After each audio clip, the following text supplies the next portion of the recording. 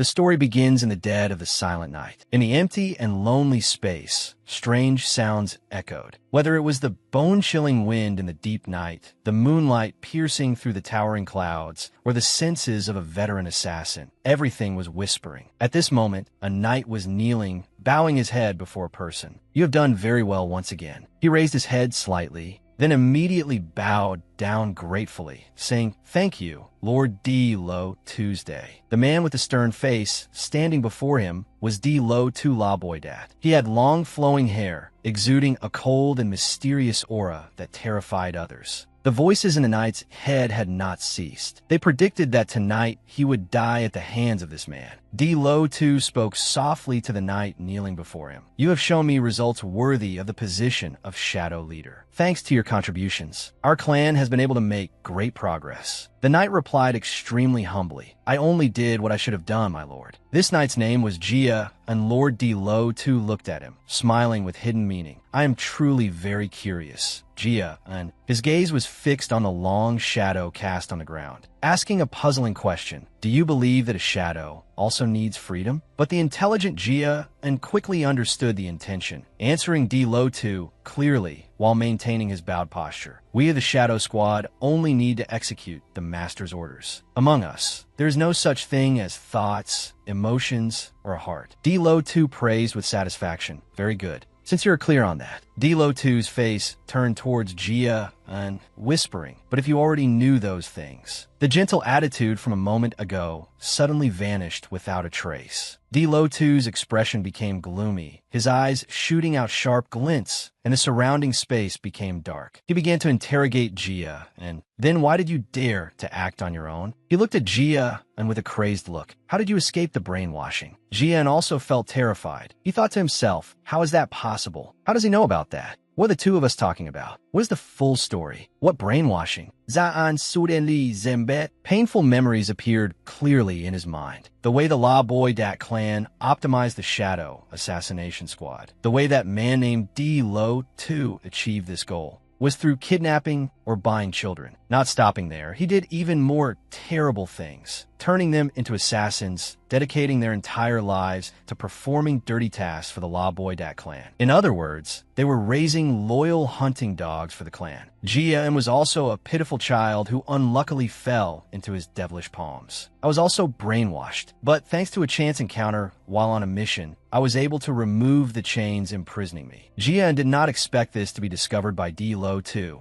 A thought flashed by, but how does he know I am no longer controlled by the brainwashing? He stopped guessing and asked directly, "How did you know, my lord?" D. Lo Tu slowly explained, two fingers unconsciously rubbing against each other. "In all assassins, including you, there are two chains locking your throats. The first is brainwashing. I don't know what method you used to escape it." Then he snapped his fingers, his tone decisive, "And this is the second chain." Suddenly, he attacked Jia and directly, raising his voice, "It is this." Fresh blood immediately sprayed out. Jia An's eyes widened, so shocked that he could not react. A few seconds later, he screamed in pain, huff. Jia An's hands clutched his chest tightly. What kind of pain is this? It feels like my heart is being sawed apart." In contrast to Jia and struggling in pain, Dilotu smiled with satisfaction. He spoke leisurely, ignoring the writhing Jia, and he called it the wrathworm. D. Lo Tu explained extremely slowly, "An insect planted in the body. It still obeys my orders and is gradually gnawing at your heart." Jia was horrified by this cruel act of D. Lo Tuesday. This most evil dark art could actually read the emotions of a slave. He gritted his teeth, trying to force out words. "Was brainwashing alone not enough for you? You still had to force me to swallow a wrathworm? You clearly did such a thing, yet you pretend to be noble and pure. You are truly a despicable villain." Dilotu remained extremely calm. He said arrogantly, "This is called caution, not being despicable. Don't forget you are the one who managed to escape brainwashing." He stood high above, declaring his life credo. "The world often says everyone wears a mask. It's just that my mask is a bit thicker, a bit more special than others." But Jia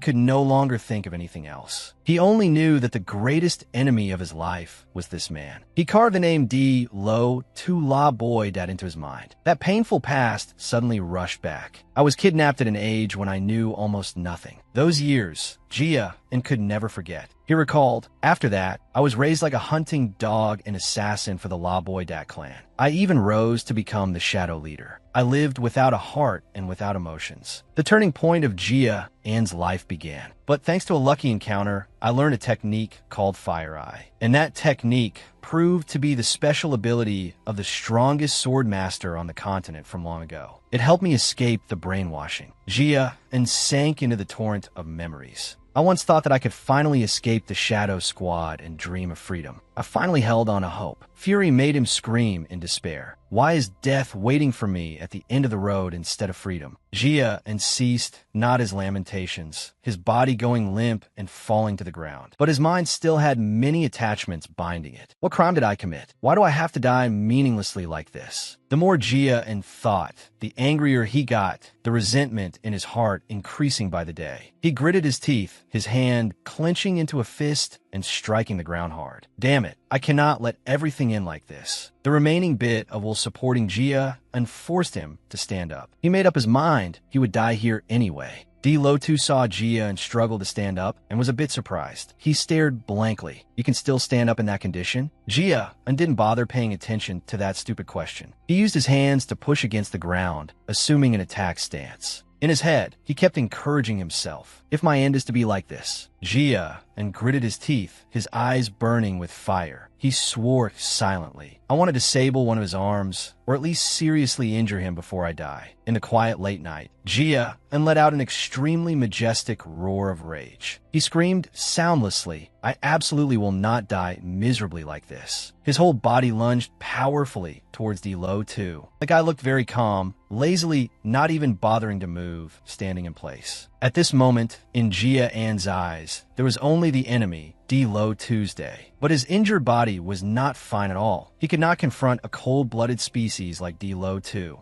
He swung his sword decisively, and fresh blood sprayed out again. Jia and once again fell onto the cold ground. His eyes stared wide open, dying with grievances unresolved. D. Lo Tu stood watching him, gasping for his last breath. But the look in D. Lo Tu's eyes looking at Jia and was also a bit different. He felt surprised, although I blocked that blow. D. Lo Tu turned to leave, but his mind had not stopped thinking about Jia.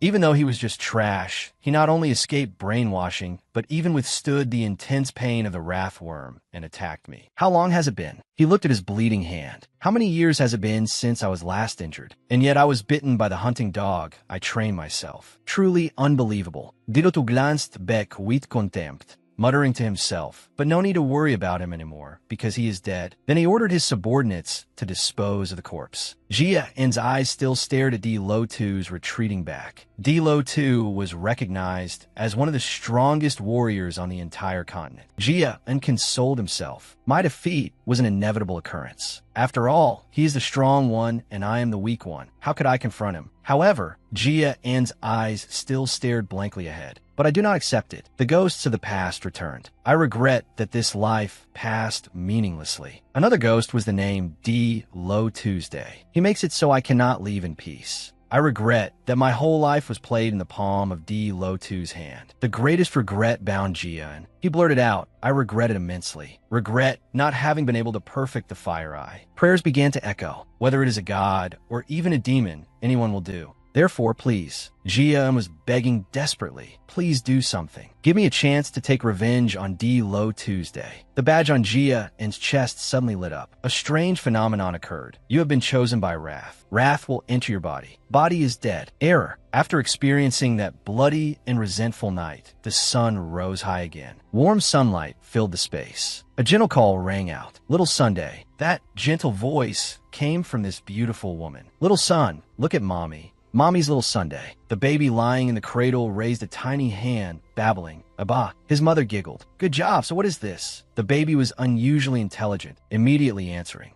Boo. The mother hugged the child tightly, her face radiant, her eyes full of happiness. Oh my, mommy's lovely little Sunday. Who do you take after to be this cute? I, Boo. But this child seemed to not simply be a normal baby. The boy looked at his mother, pondering like an adult. I still can't get used to this thing. The woman holding me is Te Duwei. Tae-Due gently lifted the baby up again. The boy thought to himself, I still can't believe it. She still smiled radiantly, saying, call mommy, come on, call mommy. The baby looked intently at his mother. There is no doubt about it. Jia and is existing in this body. I have reincarnated as this woman's child. Hey, Jia recalled, although he still kept the memories of his past life as an assassin. When he opened his eyes, Jia, and at that time, was extremely panicked. At first, I thought this was a dream. I even slept for 100 days. Why haven't I woken up yet? However, no matter how long he slept, he finally accepted the truth. I have been reborn. Tae-Due held Jia in her arms, admiring the scenery outside. The weather is really beautiful today, isn't it, son? Tae-Due looked into the distance. I hope the Lord returns soon. She said hopefully. That way, he could give you a really good name. Jia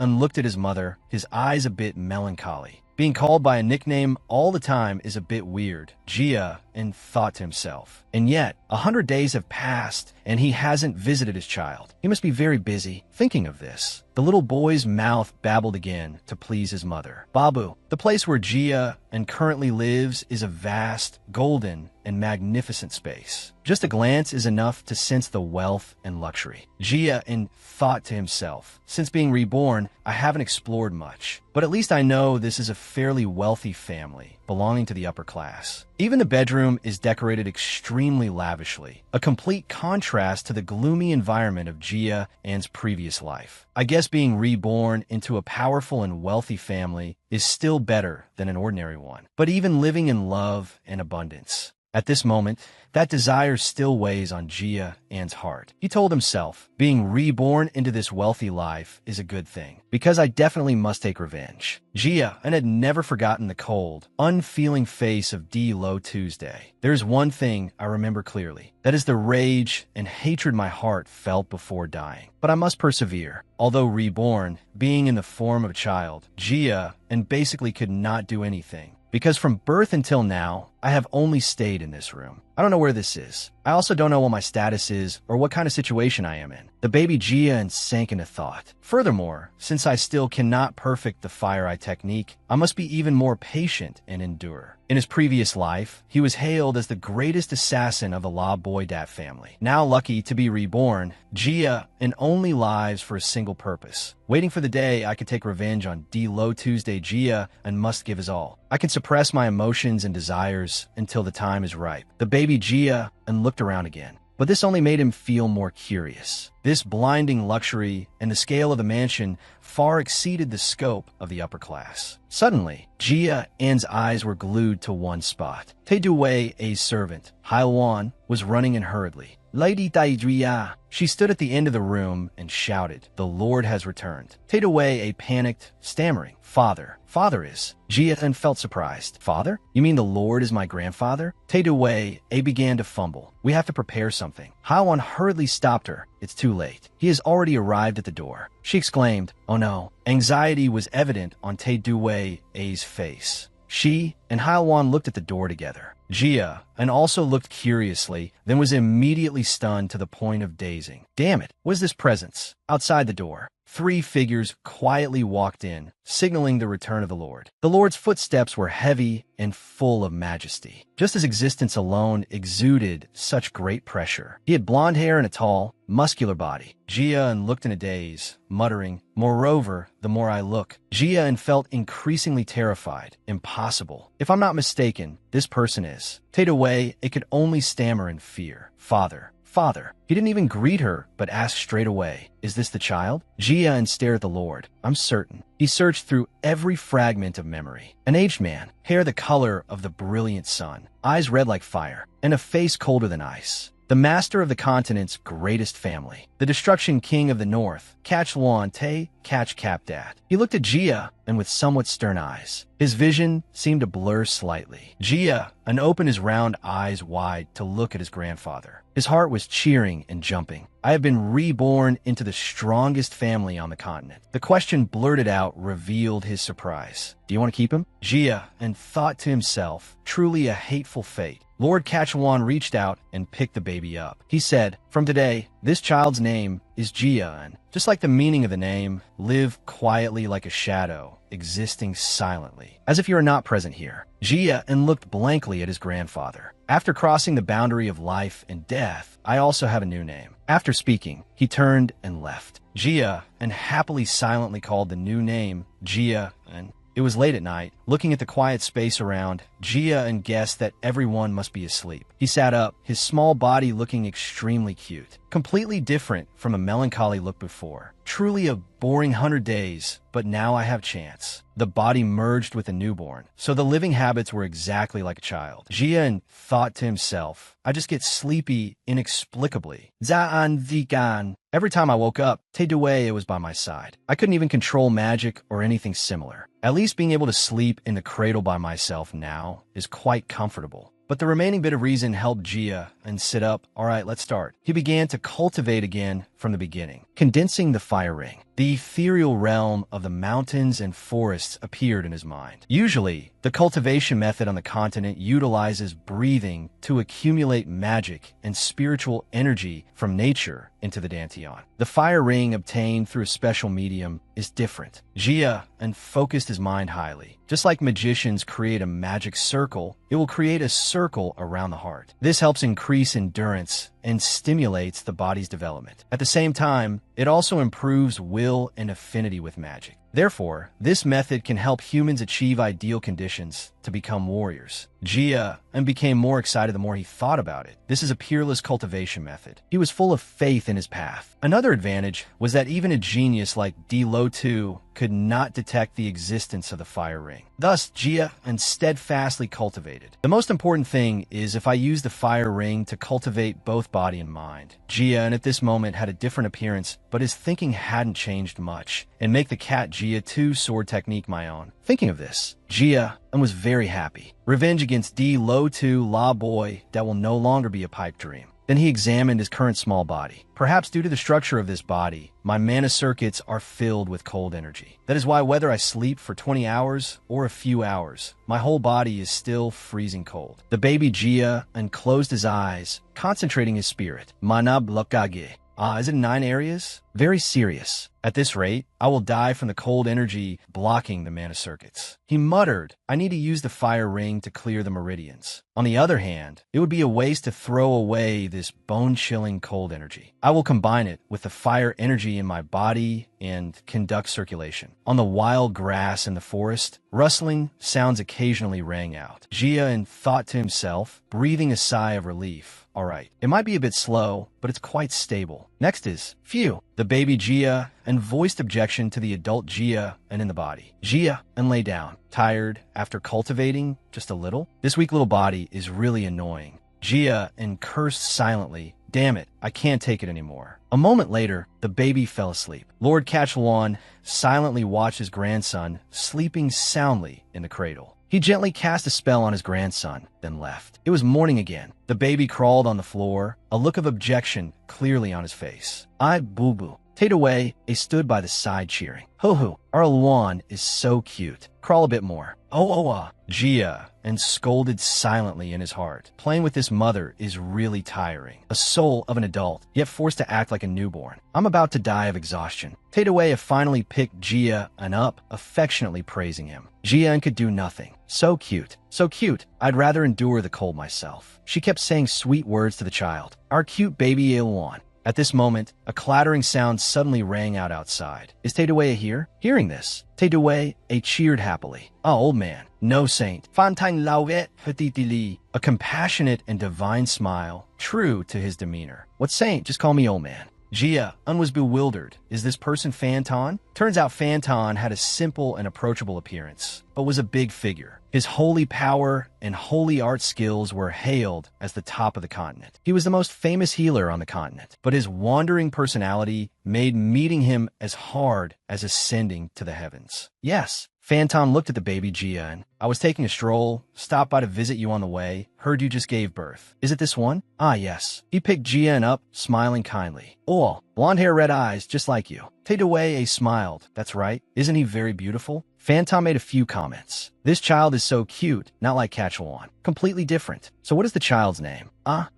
Name. Tae-do-wei. It was a bit awkward when introducing the child's name as Jia and Phantan Gelang Set Sly. Did he purposefully give a name with the meaning of Dark Knight? Tae-jia not that? Yes. Phantom looked at Jia, and when hearing this name, his expression was a bit unhappy. Naming the child Dark Knight? What is Catchwan thinking? Zaan stay at Phantan. He doesn't resemble that title at all. This must also be due to some connection between them, right? I heard the Destruction King of the North and Phantom are friends. But if that's really so, Phantom smiled gently again, whispering to Jia, and let this old man take a look at the little brat. He placed his hand on that small chest. Tae-do-wei silently observed. Phantom hummed in thought, then said, this child's condition is not very good. Tae-do-wei asked worriedly, does the child have any problem? This child has been struck by the ice curse. He returned Jia to Tae-do-wei while briefly explaining the situation to her. The child mana circuits are blocked by ice fragments. Don't even talk about it being difficult to become a swordsman later. He said a sentence that made Tae-do-wei's mood fall into the abyss. If not treated, this child will die. At this rate, the child won't live for much longer. Tae-do-wei panicked and lost her composure. You're lying. But Phantom was still extremely serious. I will give you some medicine to maintain it. Saint, forgive my intrusion. Hailwan bowed and announced, the family head is calling for you. I will lead the way. I'll go after finishing here. The family head said to bring you over immediately. Phantan sleti nanuan. This guy always picks the perfect time. So he left. I know. I'm going right now. Jia and looked at his retreating back. Now I know it's the ice curse. Haze, knowing the name won't change anything. A drop of water fell on the baby Jia Anne's face. Don't tell me it's created by the fire ring. Tae-do-wei was sobbing, her body trembling. She looked at the little child in her arms, tears rolling down her cheeks. She blurted out, as if wanting to deny all of Phantom's instructions as lies. Tae-do-wei choked with emotion. Mom cannot lose you like this. Who says you will die? Truly nonsense. She hugged Jia tightly. Mom will try her best to cure you. Your mom will do anything necessary. You must not go. Jia and don't get sick. In his previous life, Jia and was a child lacking love, trained to be a cold-blooded assassin. It had been a long time since he felt loved and embraced like this. Jia and opened his eyes wide. What was this feeling? My heart aches, my whole body is tired and in pain. A thought was deeply engraved in Jia-an's mind. I don't want to see this scene. He wanted to touch Tae-do-wei and tell her not to cry. The baby Jia and reached out his tiny hand and wiped the tears for his mother. Tae-do-wei looked in amazement at her child's sudden action. The baby Jia and still tried to reach out, just like other children stroking their mother's cheek. Jia and uttered the first word of his life. Mom. Jia and called out one more time, Mom. At this moment, Catchwan and Phantom were talking when they suddenly heard a mournful scream. Lady Tae-do-wei, you cannot stop. Please. What is that sound? Hailwan was trying to stop Tae-do-wei.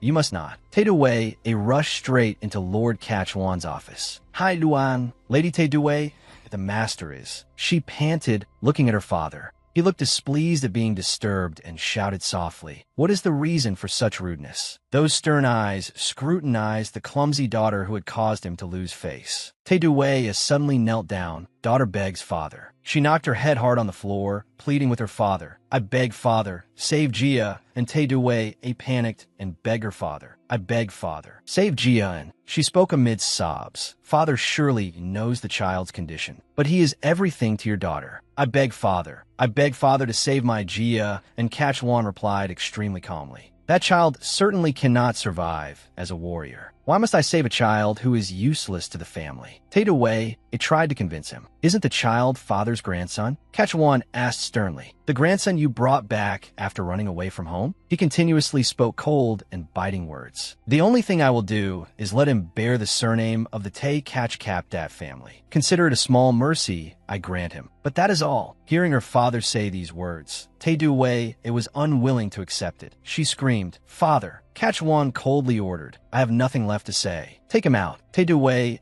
begged miserably until the very last moment. Father, I beg you, I beg you. She begged amidst sobs. I beg father to save Jia. And although rejected, as a mother, how could Catchwan's cold attitude stop Tae-do-wei from begging for her child? She repeated over and over, I beg you, Jia.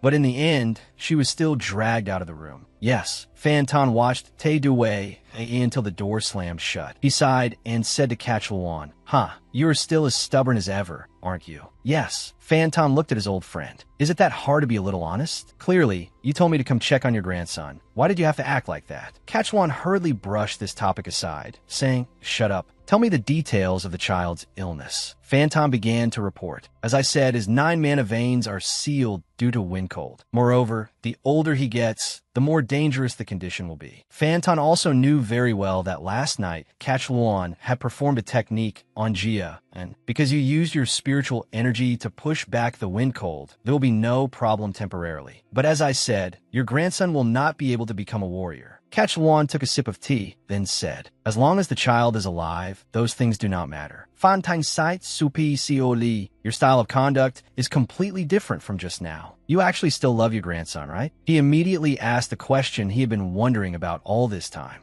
"But if you intended to do that, why? Name the grandchild Jian? There are so many good names. Why must it be that name?" Catchluan sighed softly, then explained. Jia, and does not only mean dark night. His stern and thoughtful face was reflected in the teacup. 1,000 years ago, it carried a completely opposite meaning. At Tae Due's manor. Dan. She gently fed medicine to Jia and coaxing the little boy. "Jia, and this is the elixir Fanton gave us. It's a bit bitter, but please bear with it." Not only did Jia and feel uncomfortable, but even adults like Hailuan and Tae Due wanted to vomit upon smelling it. Jia and babbled. Abiyu Bu Tae Due opened her eyes to look and found Jia and reaching out to be held.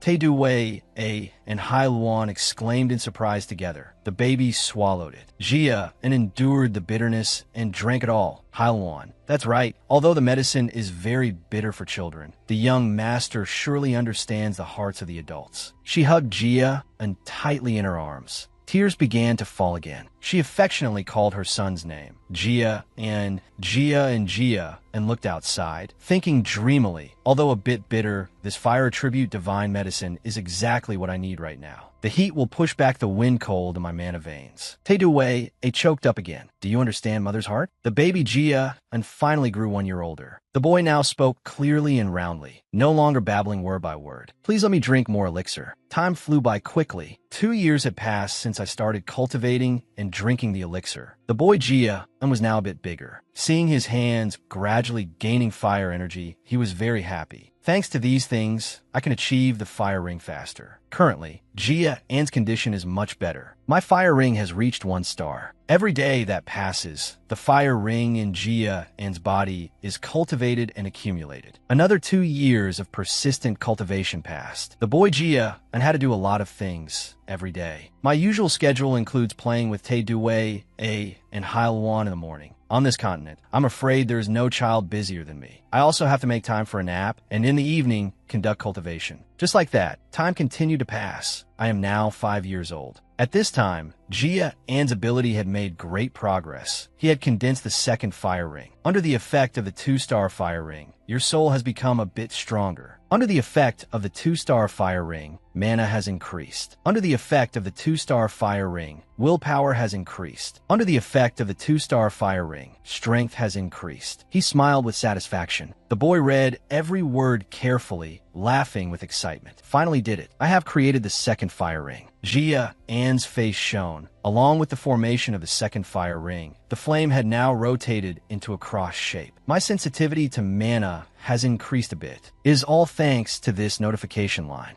Immersed in research, a call from outside the door woke him up. "Good heavens, young master." Hailuan walked into the room. "You are awake? Let me take your clothes to wash." Jia quickly replied, "Yeah, go ahead." Jia looked at Hailuan, who was diligently working, his heart in deep thought. Just as I predicted, she cannot see this information window. This window updating Jia's progress had appeared since he was first reborn. Since obtaining the fire ring, I have been able to see this window in my own status. Initially, Jia was very panicked when he was a baby. He wasn't sure what it was, but with his inherent sharp intellect, he quickly realized this was a convenient system helping him grasp his status immediately. At that time, Jia was still an infant. Seeing Hailuan suddenly enter, he was startled. But after observing her expression, he came to a conclusion. Based on Hailuan's reaction at that time, It seems she did not see these lines of information. Jian rubbed his chin, thinking endlessly. Even so, the status line about poor physical condition and the ice curse has not changed. Although I have reached 2 stars. If I didn't use fire attribute spirit medicine, it would be very hard to reach 2 stars. Just what level has it reached? He was a bit confused. Not just the spirit medicine. Jian always thought that surely Tae Duwei,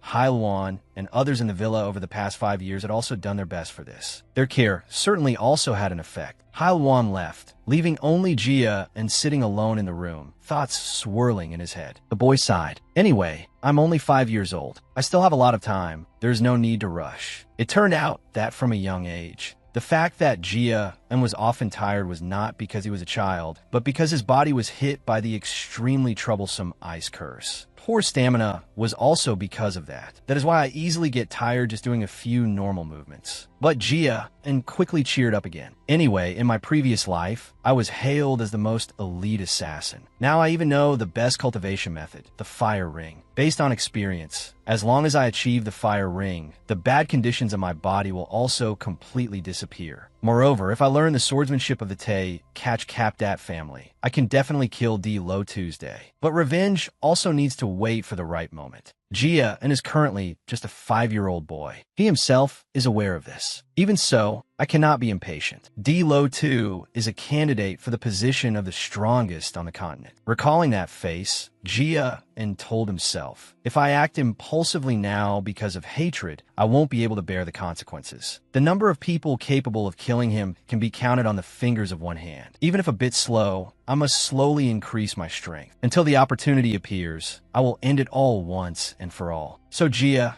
could only encourage himself. Then let me cultivate a bit more. Just then, Tae Duwei entered. You are awake. Baby Jia looked at his mother with an innocent face. Tae Duwei held the clothes prepared for Jia in her hand. She said, do you remember Mom said we would go to a place together? You change clothes and prepare a bit, then come to the main building. Jia raised his head slightly, absent-mindedly asking, is today that day? Jia sank into thought again. The 6 kings and 5 demons maintain the balance of power on the continent, and Jia was lucky to become a part of it, because the Tae Catch Capdat family that he was reborn into is one of the 6 kings. Baby Jia sat in the carriage with his mother, watching the scenery outside. The 6 kings bestow good things, while the 5 demons threaten peace. In addition, other forces also have a judgment ritual used to determine if a person is good or bad. And today is the ritual of the Tae Catch Capdat family. In a room, the banquet was packed with people, mostly upper-class nobles attending. They chatted noisily. Long time no see. This is the first time we've met since the judgment ritual last year, right? It's just because I was busy with duties abroad. Haha, is there any direct bloodline participating this year? The whispering and discussing were ceaseless. Heard it is C.A. Luan's 4th son. Haha, I also heard it is Tae Duwei.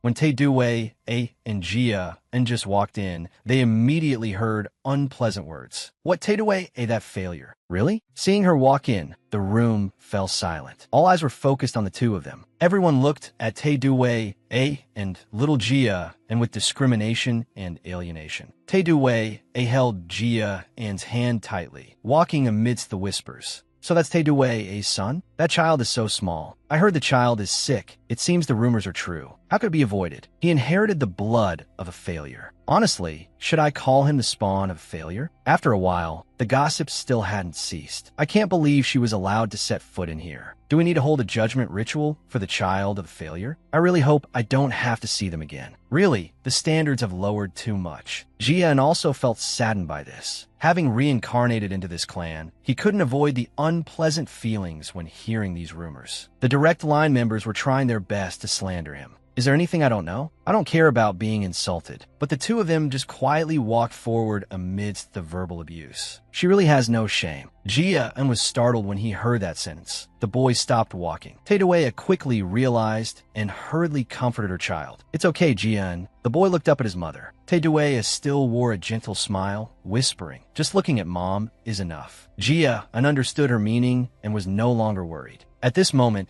the announcement of the family head's entrance rang out. Steady footsteps echoed. Jia also raised his head to gaze intently at those footsteps. Long time no see. It must have been 5 years. His grandfather, Lord Catch Luan, entered. He sat upright on the gilded chair in the main hall. He was Jia, Anne's grandfather. Kachwan Te Kach Kapdat, the most elite assassin. Kachwan spoke slowly. It seems everyone has arrived. Suddenly, he clapped his hands to signal. Immediately, a giant sword plunged straight down from above. Jia opened his eyes wide to look. Is that the judgment sword? Kachwan declared the judgment ritual to begin. Kachwan quickly signaled his subordinates. Following his signal, a sword plunged straight down. Everyone looked up, and right at that moment, Kachwan loudly declared the start of the judgment ritual. Little Jia opened his eyes wide to observe. Is that the judgment sword? If one places their hand on the sword, it can display the level of a person's magic talent. Kachwan's subordinate began reading the list. Let's begin. The first person, Badan Te Kach Kapdat. There was a child of about the same age upstairs. Badan answered firmly, yes. The boy Badan walked down, placing his hand on that sword. The top of a child's skull is not yet fully developed. When they turn 4, it begins to close, but hasn't fully fused. After that, the ability to use magic will not change anymore. As soon as Badan touched the sword, there was movement. That is why the children must be gathered to find out what level their magic talent reaches in this judgment ritual. Everyone watching applauded and praised ceaselessly. That child belongs to the wind attribute. Look, the whole sword is glowing. That child's magic quality is also superb. Truly a prodigy, worthy of being Lord C.A. Luan's son. Kachwan also nodded. This attribute isn't bad, very suitable for a swordsman. You should focus your energy on sensing the power of the wind. The next name was called. Next is Nunam to Nunam from the vassal family to Nunam. Jia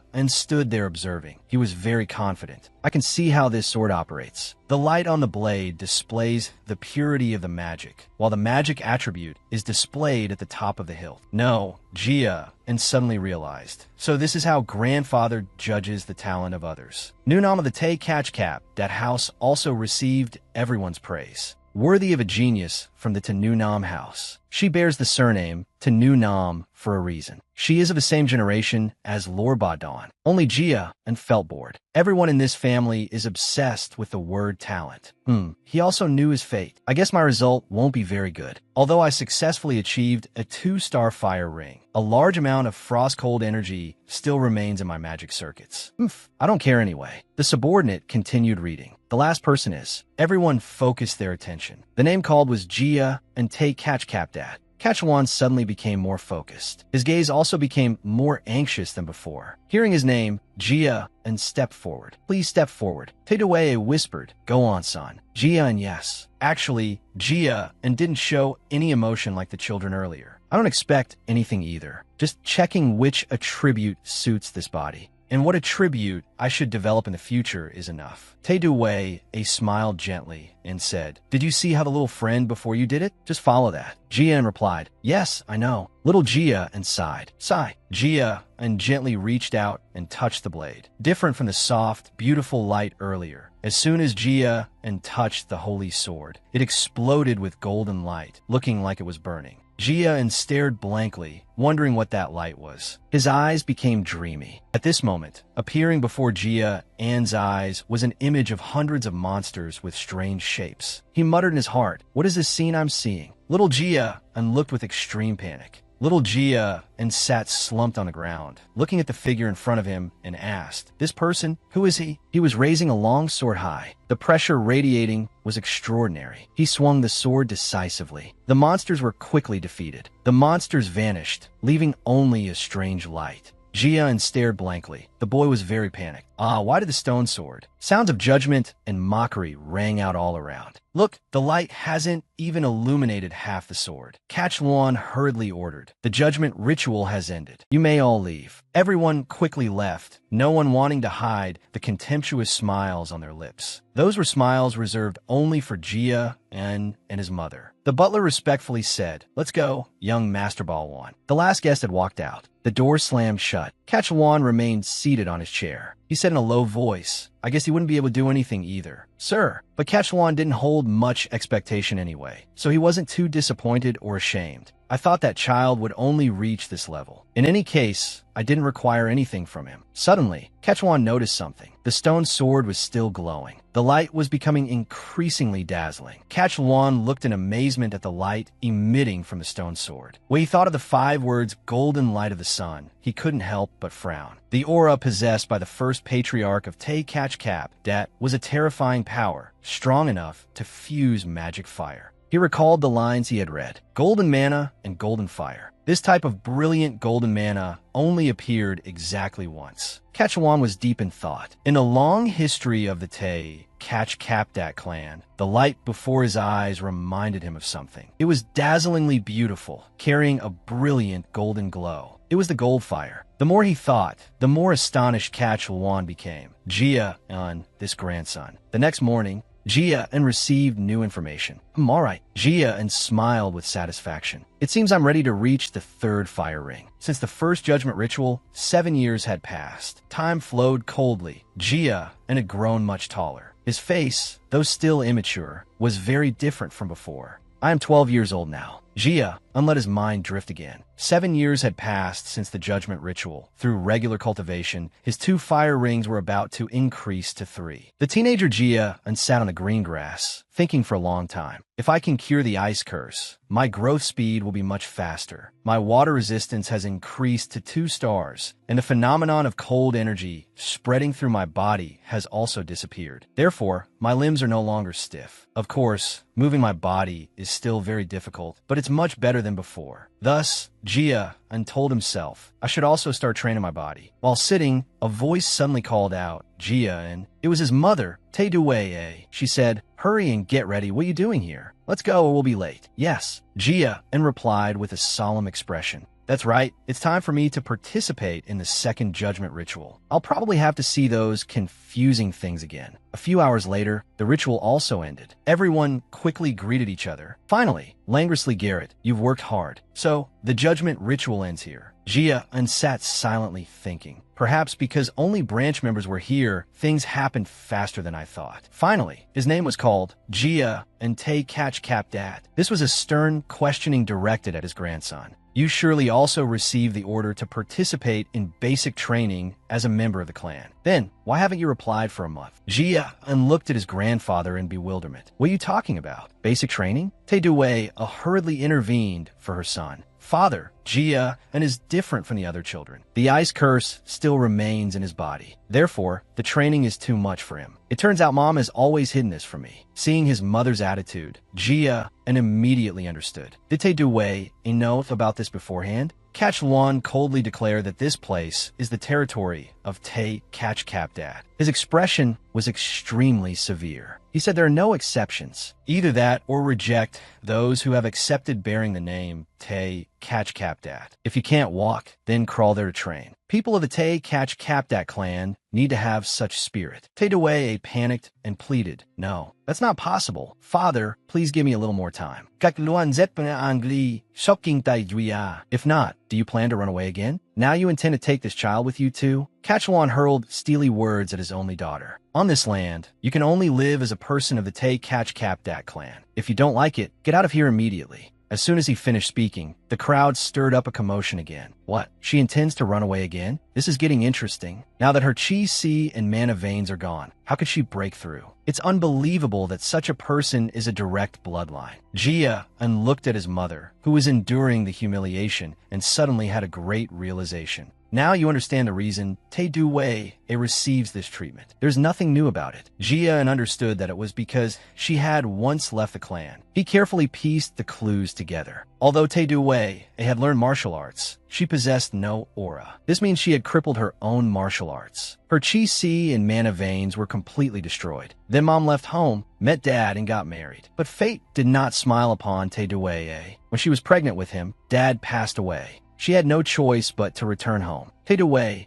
felt helpless. Knowing she couldn't persuade her stubborn father, she turned to leave. Jia looked at his mother's retreating back. Because she had once abandoned her status as a direct descendant and now returned, she was forced to accept treatment even lower than collateral members. However, that is the perspective of others and their own situation. The shadow of the assassin Jia flashed by with an oppressive aura. making Tae Wei a startle in fear. But when she looked back, she saw no assassin, only her son, Jia, and the boy, filled with pride, was stepping forward dignifiedly. Jia and thought to himself, as Tae Wei's son, he could not endure seeing his mother treated this way. Seeing Jia and stepped forward, Tae Wei exclaimed, "Jia, and what are you doing? Come back, young master. I will handle this, I beg you." Jia and reassured his mother, his eyes incredibly steadfast. "It's okay, Mom." He stepped forward, speaking clearly to Kachalwan, "As you command. I will carry out your order and participate in the training starting next month." At this moment, Dan and I Ni, who had been sitting with Kachalwan, spoke up, but he doesn't even know there is such a training. He also felt worried for Jia, and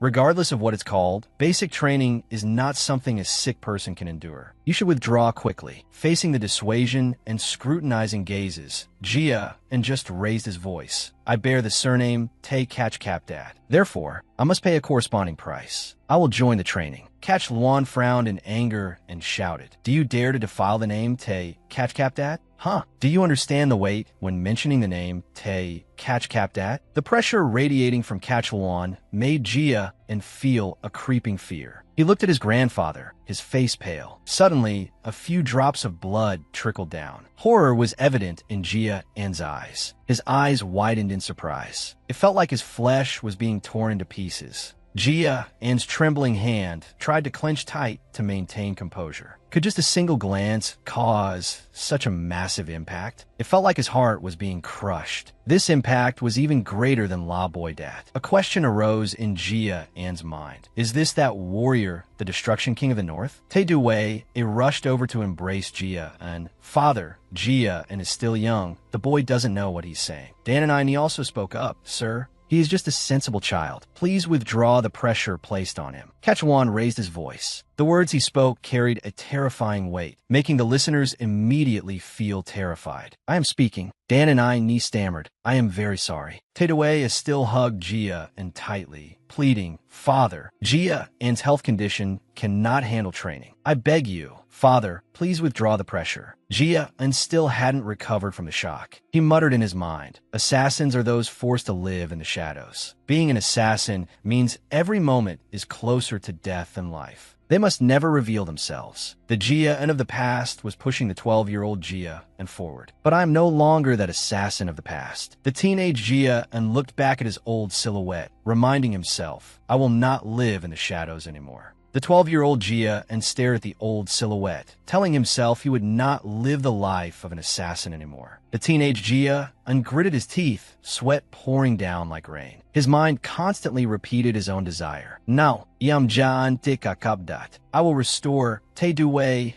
to her rightful position." The teenager raised his voice again. "No, I don't know, because I grew up in the annex, not the main house. I don't know how arrogant the name Tae Kachkapdat is. That is exactly why I want to participate in the training to witness with my own eyes what the so-called true Tae Kachkapdat is really like." The teenage Jia and has been reborn and is living a happy life. Now, every day he is personally cared for and raised by Tae Wei. As Jia, and he wanted to protect Tae Wei, to protect the happiness and smiles of those he cherished. Since his rebirth, aspiration and love had quietly revived Jia An's dry and rotten soul. This was the first time in his life he wanted to fight for someone else's life instead of taking one. For that very reason, Jia and told himself he must win back honor for his mother. "I will definitely use these hands to take back everything." Kachalwan's anger had subsided somewhat, but his attitude remained incredibly stern. "You mean to say you want to use the basic training course to evaluate the Tae Kachkapdat clan?" Jia and replied without hesitation, "Currently, that is the only path for me to learn about the Tae Kachkapdat clan." Hearing this, Kachalwan said, "Then I am forced to check everything to ensure the instructors have prepared thoroughly. I will do my best, hoping not to disappoint you." After trying so hard to hold on, Jia staggered a bit and then collapsed. "In my past life, I was a top assassin, and now I am someone who has learned the fire ring technique of the continent's legends. If I can utilize all these abilities, achieving a high status in the clan is not impossible. But even as he fell, Jia An's hand remained tightly clenched. A thought echoed in his mind. I will show you how hard the stone you despise really is. The boys in the clan were training with high spirits. C.A. Luan sat in the room, arms crossed, his expression somewhat suspicious. Isn't that child a patient who finds it difficult even to move? He is the hall master of the martial art hall. C.A. Luan Te catch capped at. The secretary beside him hurriedly reported. Yes, only a couple of maids overheard the conversation between Fan Tan and the family head. The young master is definitely very ill. C.A. Luan pondered. When I met that child before, his body was also abnormal. How could he withstand my pressure? C.A. Luan cleared his throat and said, now that I think about it, Te Dui, it was also once the most talented person. He ordered the secretary, plant someone in the annex. Yes, sir. In the garden?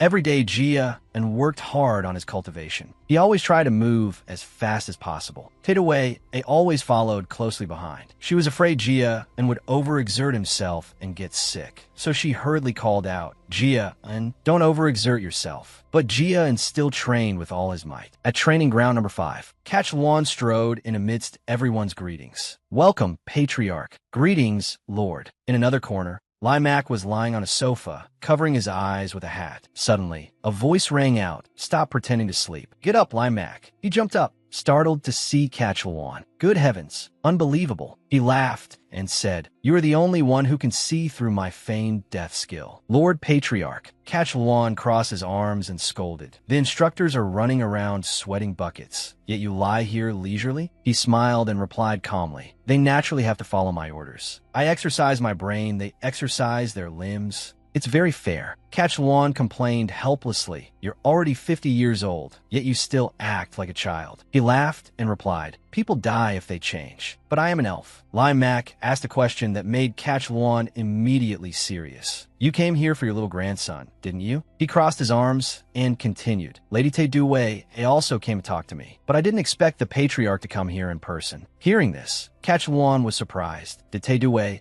come here? He answered. She asked me not to let Jia and get hurt. He put his hands on his hips and advised, if you also have that intention, then this trip of yours is probably in vain. Patriarch, you yourself once said, no one is allowed to interfere in training ground number 5, including you. Suddenly, his attitude changed, becoming completely serious. Even if you were worried about your little grandson, I will not make an exception. Yes, Catch Luan replied calmly. Naturally, he didn't expect Catch Luan to react like that, and was stunned. Catch Luan sternly reminded him again, do not reduce the training intensity. As long as you see fit, go ahead and increase it, and ruthlessly eliminate the weak. Limac seemed shocked. I will not make an exception either. Yes, Catch Luan replied calmly. Naturally, he didn't expect Catch Luan to react like that, and was stunned. Catch Luan sternly reminded him again, do not reduce the training intensity. As long as you see fit, go ahead and increase it, and ruthlessly eliminate the weak. Limac seemed shocked, blurting out, if we do that, your grandson will be kicked out, Lord Patriarch. Do you mean? He immediately switched to narcissist mode, shyly covering his face. Oh my God, you love your descendants more than I imagined. Is it because you couldn't take good care of Lady Te Dui that you are pouring all your love into that child? Catch Luan said with some irritation, if you weren't my comrade in the 5th Legion, your head would have moved house long ago. He instructed Limac not to go easy on the child, to clearly distinguish merits and faults, and only keep those who met the standards for training. Limac turned back and smiled. In that case, obedience is better than respect. Catch Luan, having achieved his purpose, turned to leave. Do whatever you want. I'm leaving. He waved and smiled to see the guest off. Yes. Take care on your way back, Lord Patriarch. He crossed his arms and looked out the window, muttering, Jia, and I am very curious to see what kind of person you are. At this moment, the system displayed a notification. Receive the 3rd fire ring. Fire ring reached 3-star level. Your body and soul have become slightly stronger. Thanks to the effect of the 3-star fire ring, the stats strength, agility, and stamina have increased. Thanks to the effect of the 3-star fire ring, mana affinity, willpower, and energy have been strengthened. Thanks to the effect of the 3-star fire ring, water resistance reached 3-star level. One of the 9 chains binding the ice curse has vanished. Jia and sat on the bed operating the system. He thought to himself that 3 stars was indeed a completely different level. The body sensitivity has been improved. His mind was also much clearer than before. He recalled the scene of Te Dui worrying about him. Why did you push yourself so hard on the very first day? He said painfully, things just happen naturally like that. Thanks to Tae Doo-Wai's prevention, his muscles and limbs began to develop without encountering too much difficulty. He felt the muscle fibers on his arm, his eyes looking out the window. This magical state was even accelerating his maturity further. Life was inherently like a game of chess. But this was just the beginning. The training of the Kachelwan family was famous for being arduous and miserable. 3 stars were just the necessary foundation to start. As a trainee of the family, one needs to build a solid foundation to erect a high-rise building, standing firm through the future years. What he expected was to stand in the ranks of the Army's best. By demonstrating superior achievements, I will silence those who once mocked me. And the primary target is La Boydat. After all, Saint Skysword dilo tu La Boydat. Ja, unponder deeply. If I don't cut his throat, I will absolutely not let it go. Suddenly, a voice called out, startling him. Gia, and it turned out to be Tae Doo-Wai. Why aren't you asleep yet? He hurriedly replied, Mom. He asked in confusion, It's so late. Why did you come here? She sat down on the edge of the bed and said, Tomorrow you will go to the training ground to start basic training, right? Mom came because I have something to say to you. She smiled gently and warmly. Do you really have to go? And she poured out her heart. Actually, I still want to stop you. No matter how painful it is, you always silently endure it. If you participate in training and get covered in injuries, I really don't know what to do. Tae Doo-Wai put her hand on Gia and shoulder, her eyes full of reluctance. It's not that Mom won't let you go, but just for 1 year. Can we postpone it for a year, son? However, his answer had long been determined, causing her heart to skip a beat. I cannot retreat. He recalled the eyes of others looking at him, then said, Every time I see relatives meeting each other, every time I see that expression as if they're looking at a weakling from them. He sadly placed his hand on his chest and said, When they look down on you, Mom, I feel extremely angry. That is why I cannot retreat. But his determination was immense. As long as I train well, they won't be able to look down on you anymore. These words completely moved Tae Doo-Wai's heart. She smiled and lowered her head, her cheeks flushing pink. She dug her fingernails slightly into her flesh, saying, You are very smart, Gia, and you must have realized the reason why I have to live alone and why the world curses me. Then, she began to tell her love story. I met your father while on a mission and fell in love with him. But because of your father's status as a knight, it was very difficult for us to be together. For love, I made a painful decision. I destroyed my own mana circuits and energy core, then left the family. Tae Doo-Wai decided to tell the secret she had kept for so long.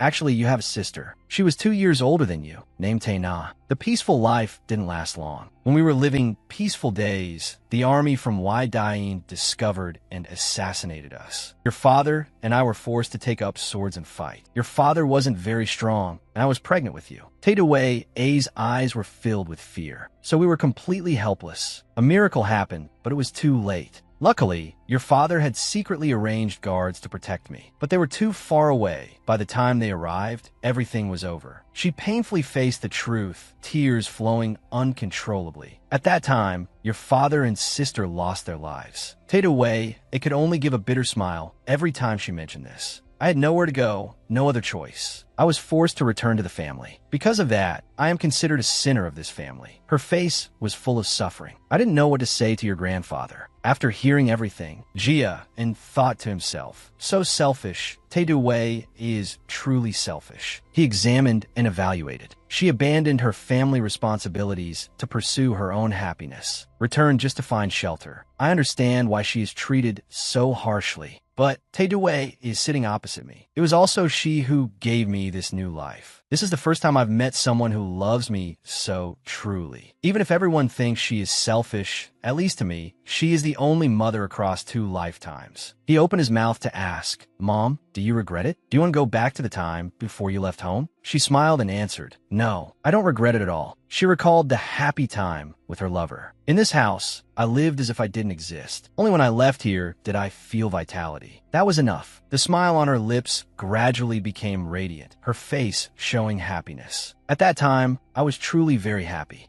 And now, because I have you in my life, I'm also very happy. Tae Doo-Wai lowered her eyes and continued, I'm sorry, Gia, I'm not a good mother. Gia and quickly comforted her, placing his hand on hers. It's okay, I'm fine, Mom, don't worry. He looked at her and thought, regardless of whether others criticize you as selfish or not, you are still my precious, irreplaceable mother. He looked at Tae Due-a's face, teary with emotion. After I help her reclaim the position of family heir, the revenge will be successful. Tears of happiness rolled down Tae Due-a's cheeks. She couldn't help but burst into tears. Jian was a bit flustered. Mom, why are you crying? It was late at night. Jian walked out of the room, sighing tiredly. It was hard to calm Mom down. He sat on the bed and told himself, check the progress of the fire ring, then go to sleep. Training will start soon. He sat cross-legged, clasping his hands. At this moment, a green aura radiated. He thought, not bad. After reaching 3 stars, the rotation speed of the fire ring has become faster. 3 stars has reached this level, so by the middle stage, how fast will the speed be? Suddenly, the small flame burned fiercely, causing him to startle slightly. A voice unexpectedly rang out, finally came. The inanimate flame grinned. Your anger has reached me. I am the great Essence Emperor. In the name of the second demon lord of the demon world Wrath, I will avenge you. Gia and didn't understand what was happening. What is this? The system suddenly popped up. It looked up to examine his body and soul.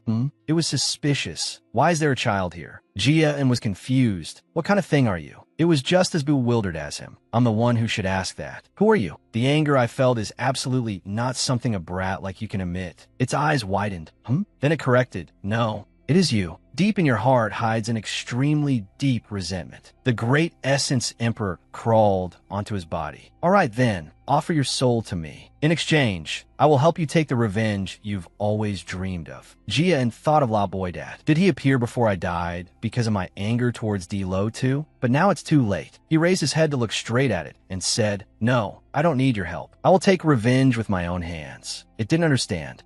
It wrapped around him. While he thought, I absolutely will not have a second chance. Cannot let others take revenge for me. Then he said, I will take D-Lo 2's head with my own hands. It opened its mouth. Seems you misunderstood something, little brat. It bared its teeth to correct. I didn't come to negotiate with you. It flared up into a large fire and said, the great Essence Emperor, have made a decision. Gia didn't understand, looking a bit worried, rubbing his shoulder and thinking, what is this? Why is this fire so cold? Could it be? The fire burned fiercely, speaking terrifyingly. You just need to sacrifice your body to me. Then it frantically lunged at him. He was extremely astonished, his whole body stiff and unable to react. The great Essence Emperor burned bigger and bigger, completely suppressing Gia, and at this moment, the glass cup on the bedside cabinet cracked slightly. He clutched his chest, his body heavy, thinking so cold. Not just the body, even my thinking feels frozen. His elemental attribute is ice, not fire. The face of the great Essence Emperor gradually appeared, emitting a hypnotic sound. Think about him. Release your anger. Even if they are gods, I, the great Essence Emperor, will finish them. He trembled all over from the cold, thinking in his heart, luckily, I have the water resistance skill, so I can endure a little longer. But this attack is not simple. It doesn't just affect the temperature. Facing this guy, he was a bit worried, an ominous premonition rising. He is constantly provoking my anger. The great Essence Emperor whispered in his ear, I will crush his head, eat his flesh, drink his blood. Hurry up and surrender and offer your body to me. He thought of his relatives. If I give this body to him, who knows what he will do to Tae Due-a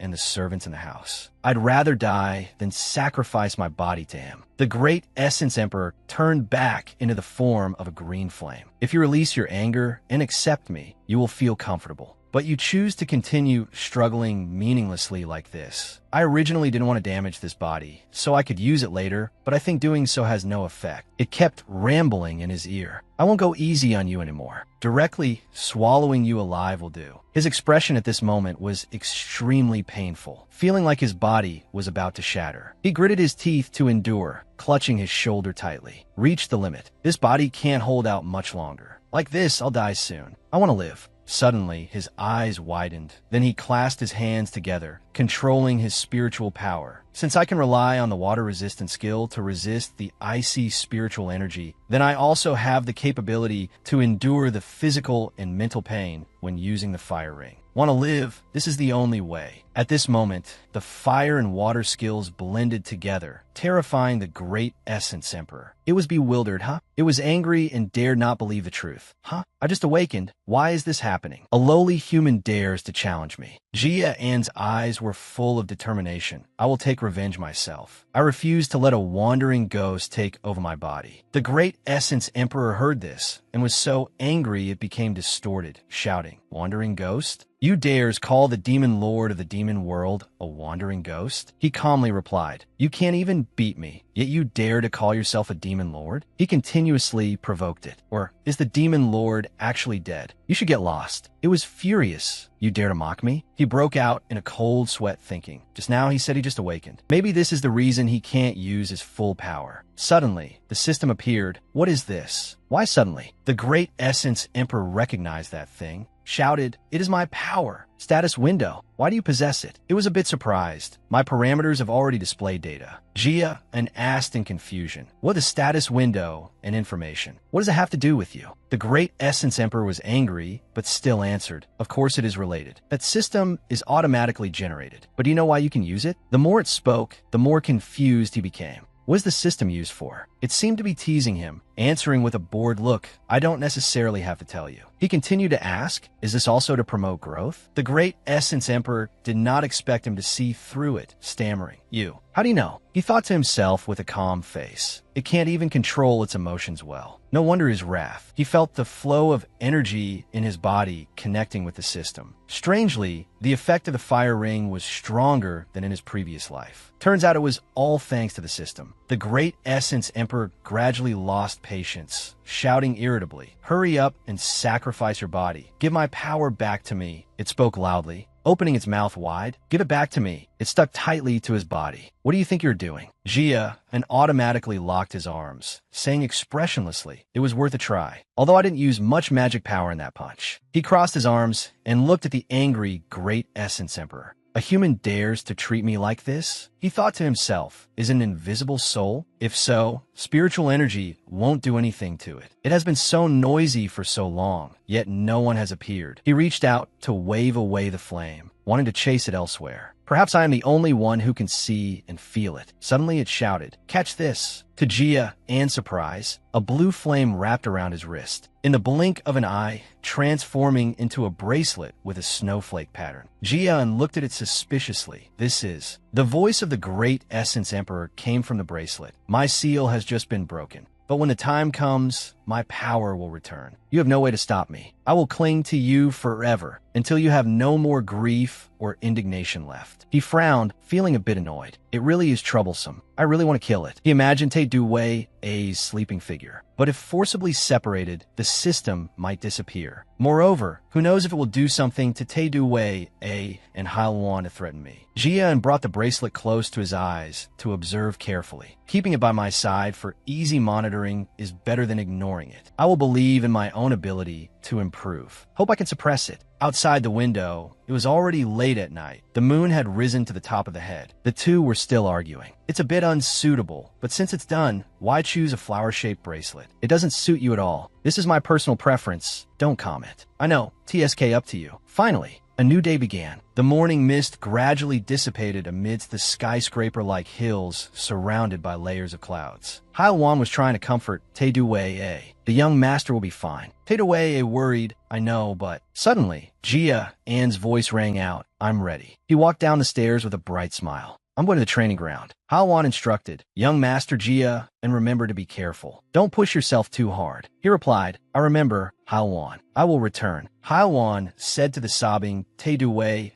"Lady Tae-Du Wei, if you send the young master off looking so unhappy, the young master will be sad." Hearing that, she squatted down, placing her hands on his shoulders. "Jia, and travel safely. Don't worry, just like Mom said, if it's too hard, then give up. Don't overdo it." Then he left, not forgetting to wave goodbye. Tae-Du Wei-A looked at her son's back and said, "Everything will be fine, right?" Hailuan comforted. "The young master has improved a lot. He will pass the training and return." Her eyes were full of sorrow. "That's right, compared to before, that child is much better. But this child," she recalled the moments from before. Hailwan was trying to persuade her. Lady Tae Due, the instructor of Tae Catch Capt at this time, is famous for having a sharp eye. With young Master Jia An's efforts, he will definitely make it. Jia An hugged her to comfort her. That's right, mother. I promised you. I won't let myself get hurt. Hearing these mature words, Tae Due shed tears of happiness, but also a bit of sorrow. Mother, don't worry. I will definitely keep my promise. Tae Due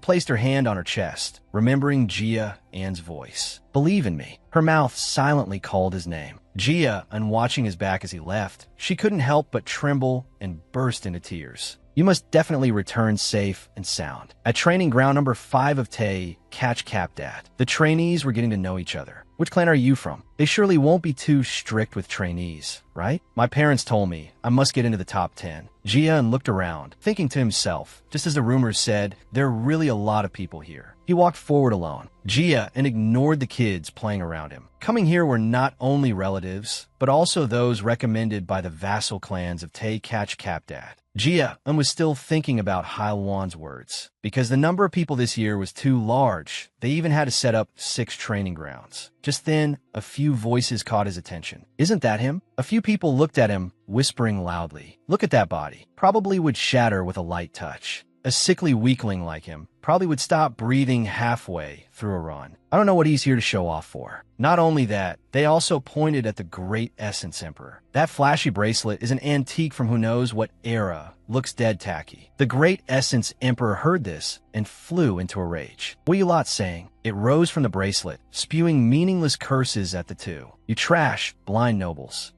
The Great Essence Emperor, will crush your bones, mince your flesh, and then gouge out your eyes. Just then, Jia An suddenly spoke up. What are you two discussing so loudly? He spoke with a calm face. Just say it straight to my face here. He looked straight at them, speaking frankly. Don't you know that talking bad behind someone's back is wrong behavior? The other two were startled hearing that. How dare you? You're clearly a rule breaker, thrown into the annex to live. Moreover, you are a side branch bearing a maternal surname, not a direct bloodline. Hearing those words, Jia An not only didn't lose his cool, but also tilted his head and asked back, since we are both side branches, what right do you have to use the word dare with me? It seemed Jia An had hit the nail on the head, making those two speechless. Isn't that word only used for those of lower status than oneself? One of them turned angry from shame, rushed over to grab his collar, and swung a fist. This kid who doesn't know the immensity of heaven and earth. In Jia An's eyes flashed a terrifying light. Suddenly, a voice rang out. Stop immediately. It turned out to be Balwan, standing behind speaking up. The training session is about to start. What are you doing? In front of outsiders, do you dare to stain the honor of the Tae Catch Capt at clan? The two saw him, scratched their heads awkwardly, and stammered. Young Master Balwan, we apologize. He walked up to Jia and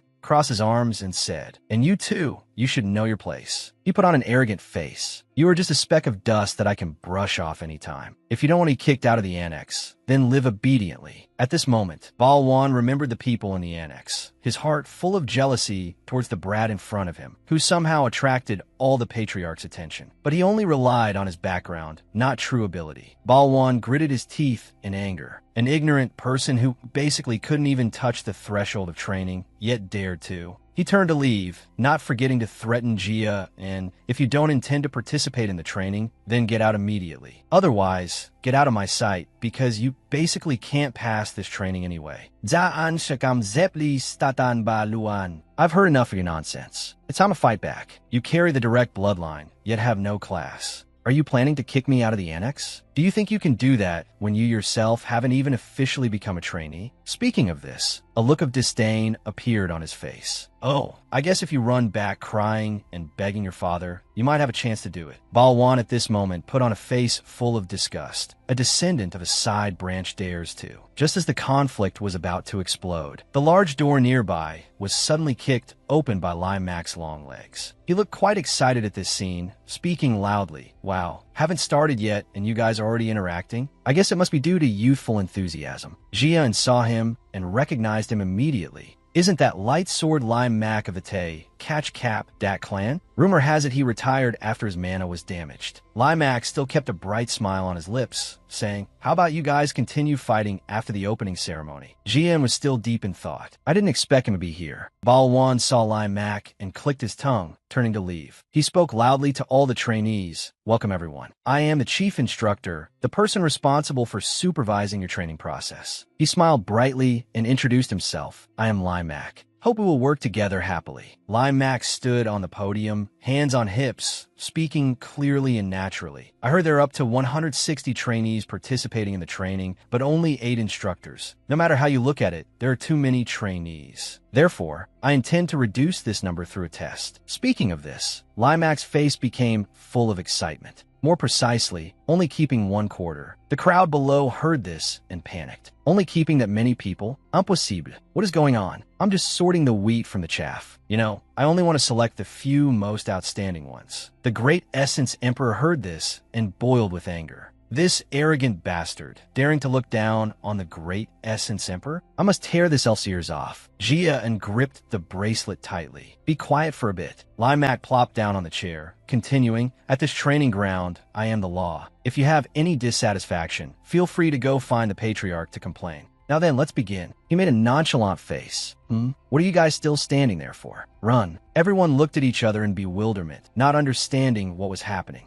Although they didn't understand anything, under his enthusiastic urging, they all started to run headlong. Endurance and will are the foundation of martial arts. Run around the training ground until I say stop. Run at full speed for me. The great Essence Emperor started nagging again. "If you're going to run, you should take the lead. Why are you trailing behind? Why suddenly make us run?" Jia and ran at a leisurely pace. "This isn't a race. There's no need to overtake others." He recalled Limac's personality, thinking he was evaluating human potential and character. Among these trainees, Limac seemed to be the most special. He wouldn't just look at superficial appearances. Jia and was drenched in sweat, his gaze determined. "Only those who know patience can pass this test. I must persist to the very end." Seeing Balwan and Nu Nam, the others began to pay attention to them. Young Master Balwan and young Lady Nu Nam are truly rare talents. They gossiped about the 2 children. Everyone was doing very well, but those 2 were still the most outstanding. This isn't even their top speed yet. At this pace, they could probably run for several more hours. Their faces were slightly flushed from fatigue. Only 12 years old and already at this level? Thinking about the future of these children gives me the chills. Finally, one of them noticed Jia and, "Is that kid the one from the rumors?" Jia An's complexion didn't look good. He clutched his chest in exhaustion. It's no surprise that kid can't keep up. He keeps falling behind. He's sick after all. Running at that speed is already impressive enough. They were so busy gossiping that they didn't realize Limac was standing right behind them. "That kid looks exhausted. He'll probably be eliminated soon." The corner of Limac's mouth quirked up, a glint of interest flashing in his eyes, thinking, truly interesting. Have I ever met a child like this before? He immediately thought of Chatchulwan. He had always believed that only those whose potential he couldn't see were the strongest, because one could not fathom their depths. Then he visualized the adult forms of Balwan and Nunam. I can see the characteristics and colors of those children, knowing what kind of people they will become in the future. Limac looked at Jia An's back, hesitating slightly. But as for Jia and this child is like a transparent object to me. I don't see any colors at all. His expression became incredibly intrigued. This means that child's potential has exceeded the scope of my perception. Then, unable to hold it back, he laughed out loud. It's truly very interesting. Some trainees, seeing Jia and failing to move up, began to mock him. See that? He acted so arrogant earlier, but the result is he's still dead last. He should count himself lucky to be in last place. He's about to be eliminated anyway. Look at that naive face. I bet he won't last more than 10 minutes. Even Jia was so surprised his eyes went wide. Impossible. He was skeptical. Is this special training really that simple? Just training? They're only making us run? He recalled the nightmarish scenes from his past life. Back then, they would release monsters that had been starved for days. He had to run for his life just to survive. Isn't this just simple jogging? Thinking of this, his complexion brightened considerably. It's too simple. All the trainees tried to accelerate towards the finish line. Jia continued to run at a moderate pace, gliding past Limac. Limac was slightly astonished. He thought, what is wrong with this kid? How is he still running? He had assumed Jia would be hiding in a corner, somewhere gasping for breath by now. his stamina should have been depleted long ago. This goes far beyond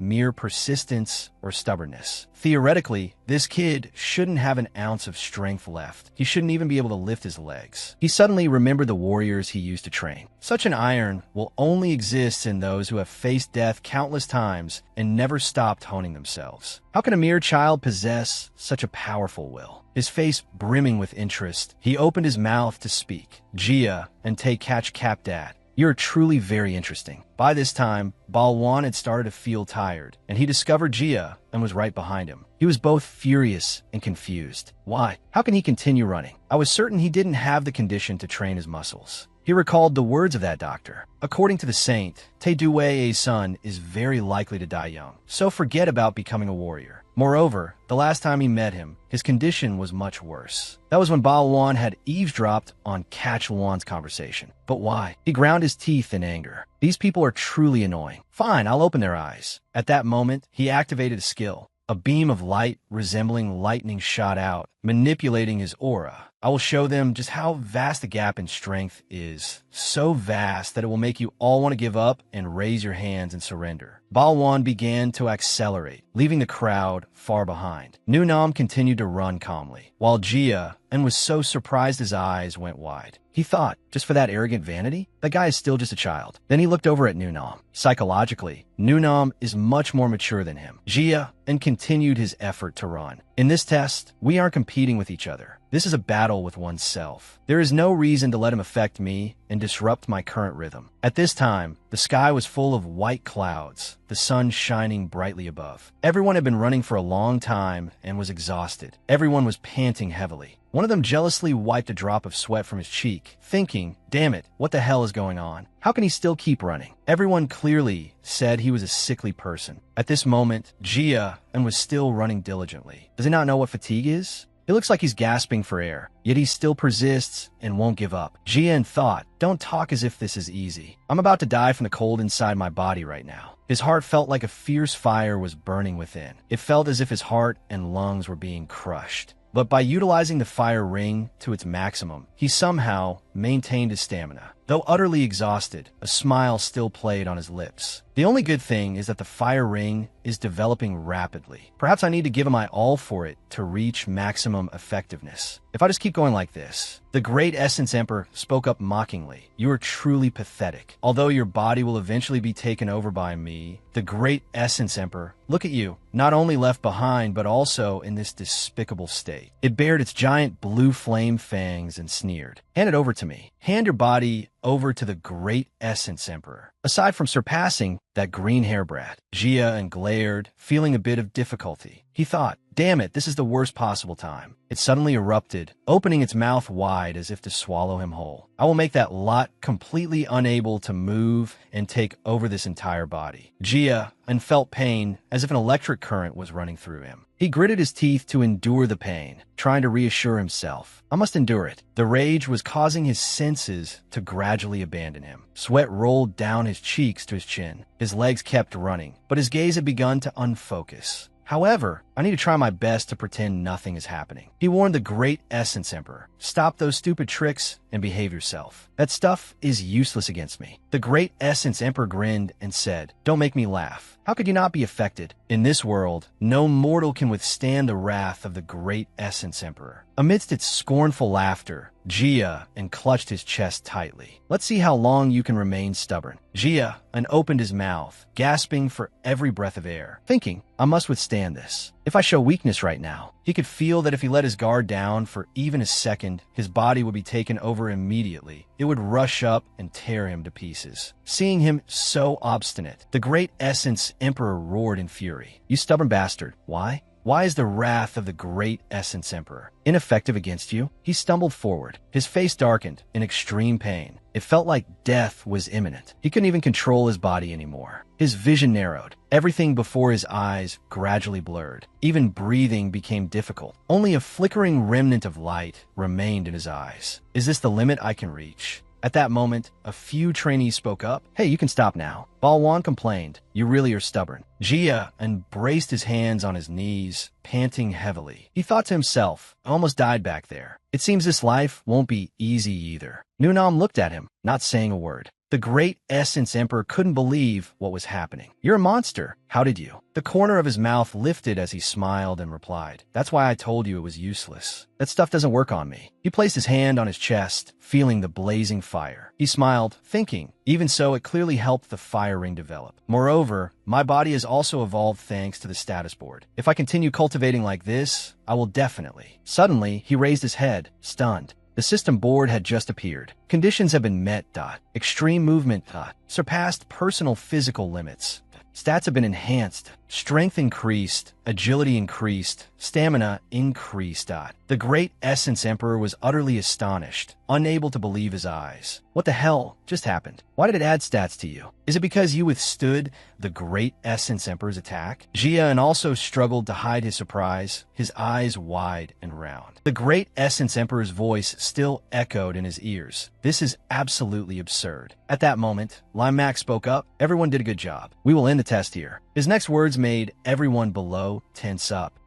About what I said before you started running." Suddenly, his attitude did a 180-degree turn. He laughed and said, "The part about eliminating everyone and keeping only a quarter? That was a lie." Everyone seemed very dissatisfied with this, and a murmur rose up everywhere. "What? I ran with all my might just because of that statement?" He calmly replied. "How could I eliminate so many trainees on the very first day? If I did that, they would never let me continue teaching. Besides, I didn't say I would eliminate you after this test." Suddenly, his gaze became sharp and cold. "But if you continue to train like you did today, in the future, then most of you will be eliminated." Hearing that, everyone was startled. Limac walked and said, "I clearly told you all to run at full speed. However, out of 160 of you, not a single one ran at full speed to the end, except for one person." Hearing this, Balwan suddenly felt guilty. Moreover, among you, there was a sly one who even used mana. He squatted down in front of Jia and, chin on hand, smiling. "Actually, what you do doesn't matter, because the ones taking the test are you, not me." He raised his fingers to make a frame. Jia's figure fit completely inside it. "However, as long as you strictly follow my instructions, you surely won't fail the test. So don't worry about that."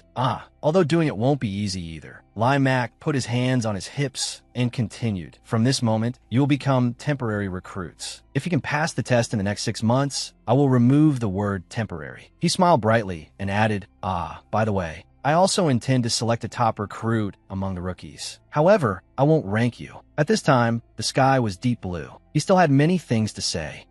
You will get to experience the most luxurious accommodation the family has prepared. On the left, there's also an indoor training ground. You can check it out too. Let's end it here for now. The forest was extremely vast, with trees towering to the sky. Limac put his hands in his pockets and walked away. Then he spoke up. "There's a guest waiting for me at Mong Thatch, right, Lord?" That person was Catuan. He asked how the situation was. Limac closed his eyes and answered, "You shouldn't ask me this. You must have seen it all. You came here yourself, after all." He spoke about Balawan and Nunam. "You know, my judgment of people is very accurate. As predicted, Balawan and Nunam's talents are the most outstanding. The other kids also have the potential to become pillars of the family in the future." He crossed his arms and spoke vaguely. Then, frankly, "But I didn't see anything in Jian." He continued, "I don't understand how that brat could continue running in the end. Theoretically, his stamina should have been depleted long ago. This is the first time I've seen such a thing since I last met you, Lord." Limac leaned back against the rock, smiling. "A day passed so boringly, since my Dantian was broken. But I have a feeling this will be interesting." Catuan flipped his cape and said, "It was you who requested to be the instructor for those recruits." He just walked away, his voice still echoing back. "Your job is not to find fun, but to train those children into warriors of the Take-Catch-Capdat family." Limac replied, "Of course, Lord." Then he spoke his thoughts. "Besides, I have a feeling that maybe I can entrust my future to one of those recruits." Catuan knew what Limac was implying. He, of course, didn't believe it. It's just a coincidence. That brat is very hard to become a warrior.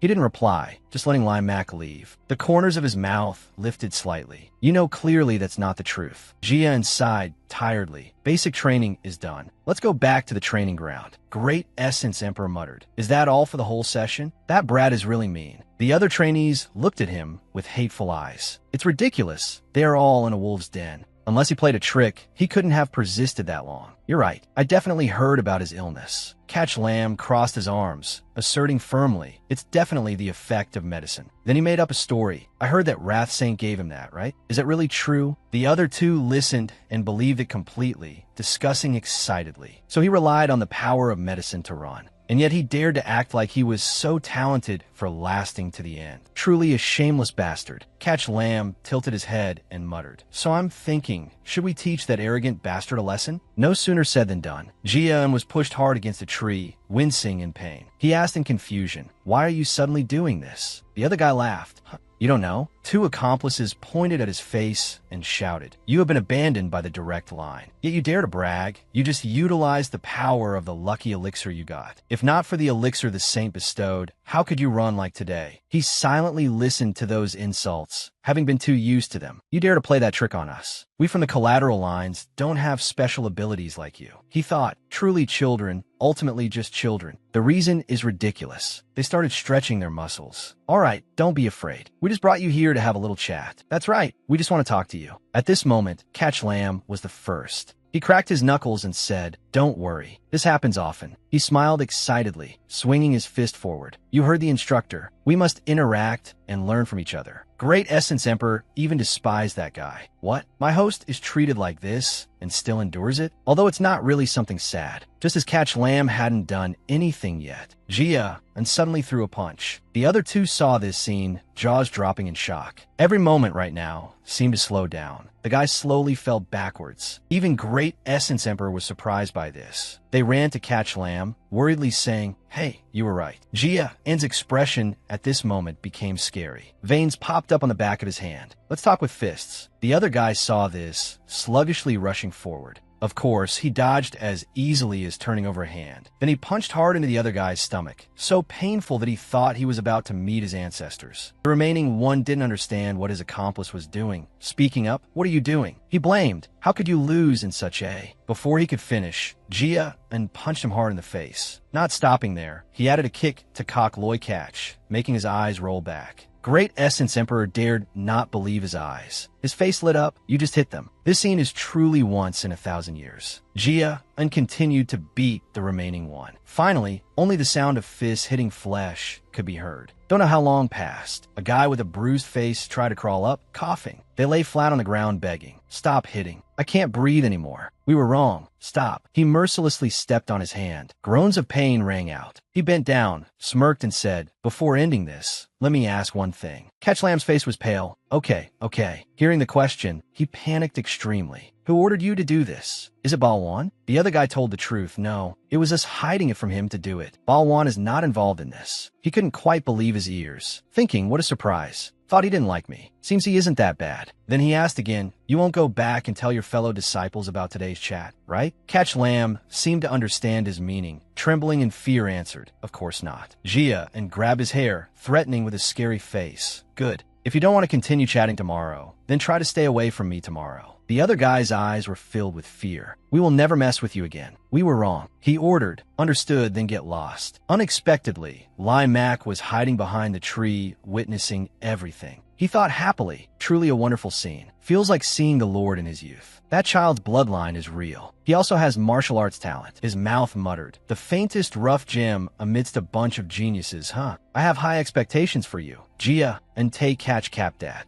It is now midnight. Moonlight and thousands of stars illuminated the night sky. Gia and was in his room. The system appeared before his eyes. Great Essence Emperor saw this and flew into a rage. What is this? You receive points for making Great Essence Emperor satisfied? Is this system broken? He calmly said, this is what you created. Why don't you know? It put its face close to him and said, of course. I have never tested this system on anyone else. This only happened because you stole it from Great Essence Emperor. His reaction was very calm. He slowly stood up. Is that so? Seeing that, it became even more annoyed. This ungrateful brat. It glared at him, a low growl emitting from its mouth, then dissatisfiedly said, I'll give you a proposal. Gia-en was confused. Proposal? Great Essence Emperor made a strange request. You make a bet with Great Essence Emperor. If you win, I will give you attribute points. But if you lose, you must endure my anger. Immediately, the system popped up, Jia, and asked, "You mean achieving first rank in the test to become an official trainee that Limac mentioned?" It replied, "Correct." He said there would be a top one. The result is already clear. He asked again, "So what does random attribute mean?" It replied, "An attribute of great essence Emperor will be granted to you. Of course, the level will be reduced to suit a mortal like you." He seems still a bit curious. So one more question. If unfortunately failing, what does generating 10 points of wrath emotion mean? Great Essence Emperor explained to him again. It means literally what it says. You will have to bear the emotion of wrath. That is what Great Essence Emperor possesses. It grinned and said, "The feeling of wrath that Great Essence Emperor transmits to you isn't anything big. But if you have to bear the rage of Great Essence Emperor, you will lose the ability to control your own emotions." The image of Jia and losing control appeared before his eyes, like turning into a different person, no matter how strong your will is. He looked at it and thought, so this is its purpose? Then he picked up the coffee cup and took a sip. Look at its look of keeping promises. I don't think it's lying. It even answered very sincerely. He thought for a long time, like tasting forbidden fruit. Compared to that reward, the risk of failure is quite small. Maybe this is the poison apple one am forced to eat. For a sickly person like me, winning the top recruit position will be very difficult. But I am a reincarnator. Jia and reached out his hand and said, "The conditions aren't bad." "Okay, I accept." Great Essence Emperor heard this, eyes lighting up. "Very good." A blue flame appeared and engulfed his hand. System notification. He silently reminded himself, if I utilize the experience from my past life, I absolutely will not lose. Outside the city, the sun was shining beautifully, warm and pleasant. A trainee lay collapsed on the ground. Sweat poured down their face like rain, utterly exhausted. They sat there complaining wearily. "My legs are about to explode. I don't have the strength to stand up anymore." Running until spitting blood in the morning, and now this. Recalling when Limac smiled and assigned the task to the trainees. "What you're doing is the horse stance. It's just a horse riding posture, but don't look down on it." The trainees were in unbearable pain, while he stood aside laughing and talking happily. "This is the basic stance of martial arts. Everyone must go through it. Hold this position until I say stop. I'm going to sleep." Then he added a few sentences. "Of course, it's not mandatory either. So I repeat, it is you who are resting, not me." On one side, someone angrily shouted, "Too hard. I'm not doing it anymore. When will we get to learn swordsmanship?" Another said helplessly, "Forget it. Just now is only running and standing stance." Balwan walked past and said, "Then stop complaining. Basic training is over. Let's go practice. Since we only learned basic exercises, your swordsmanship will get rusty." Great Essence Emperor watched them leave, feeling a bit regretful. They left. He asked, "They went to practice swordsmanship. Aren't you following?" "Za'an fodang li an suo." "There is no need for me to go right now. With these lousy skills, practicing swordsmanship would only be a waste of time." Although his body was exhausted, he continued to train his physical strength. "What I need right now is not a sword, but basic power and physical strength." He wanted to neutralize the two sources of ice and fire power in his body. "Currently, because of the ice and snow curse, my physical constitution is much weaker than others. For growth and cultivation, the foundation is still the most important." Sweat kept flowing down his chin. He was focusing all his strength to perform the plank exercise. "So now I must focus on strengthening my body more than anything else." Finally, he stood up. At this moment, there was a figure standing outside. It turned out to be Nunam. She thought to herself, that guy is Jia and Tay Catch Capdat. She looked at him and evaluated. This guy improves really fast. The weights Jia and wore were heavier than yesterday. I clearly heard he was sick. She stood there deep in thought. But day by day, the weight Jia and lifts increases. Obviously, only through bitter training can one lift heavier weights. Jia and was thinking about lifting weights at that moment. But increasing like this every day is too unreasonable. How can one increase the weight by 10 kilograms in a week? She was suspicious. Maybe it's because of the difference? Why is a sick person so persistent? Finally, Nunam chose to walk in. Her mouth muttered the name, Jia and Tay Catch Capdat. She walked up in front of Jia, and this guy definitely has some secret. He raised his head, looking at Nunam to Nunam with confusion. He asked, "Why are you here?" The two just faced each other looking for a long time. Jia thought to himself, what is with this girl's development? Nunam said nothing, just stared at Jia, and she slowly walked to his side, filling him with suspicion.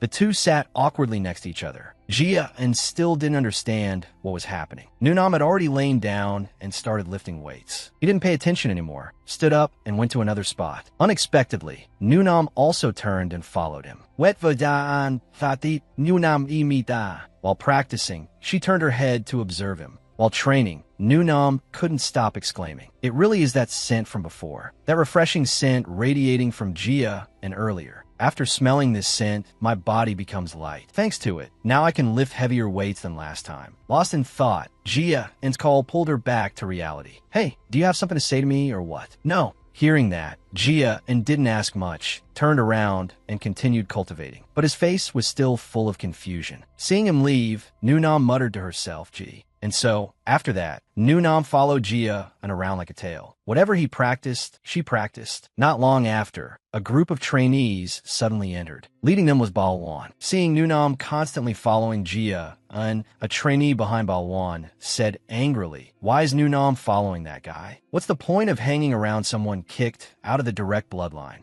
At that moment, Balwan also spoke, holding a wooden sword.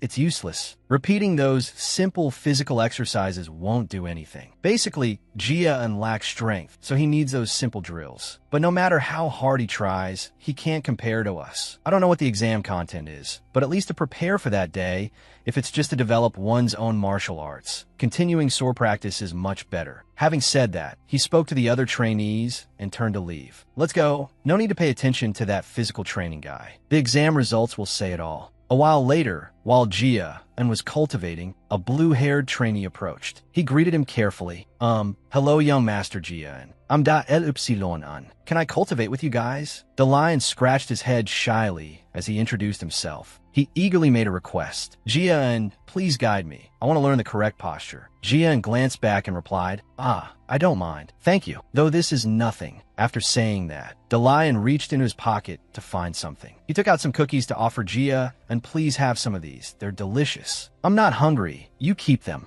Jia was about to refuse when his eyes caught something. He glanced toward Nunam and saw her face full of anticipation. She wants his cookies. It seems she really wants this cookie. Look, her eyes are sparkling. Jia was a bit speechless, so he gave the cookie to Nunam. He sighed and lamented. Now another stranger has joined us. And so, after that, the lion began cultivating with the help and guidance of Jia and Nunam. Time passed quietly. The trio of Jia continued their diligent training. 6 months had passed since they began their cultivation. While cultivating, Jia thought to himself. Every day, he held the determination to push his life to the brink of life and death. The backs of the people who blocked his path in the early days of cultivation were now nowhere to be seen. Exhaling to the very end of his lungs, he focused only on the person in front of him. Only these two people remained before his eyes. Then, time finally passed. The morning of the exam day arrived. Outside the arena, many people came to cheer for the trainees. Suddenly, a resonant voice rang out. "Thank you all for coming here. As the guardian of the candidates, this time, please move in order along the guidelines." Over here, Jia was talking to the Great Essence Emperor. I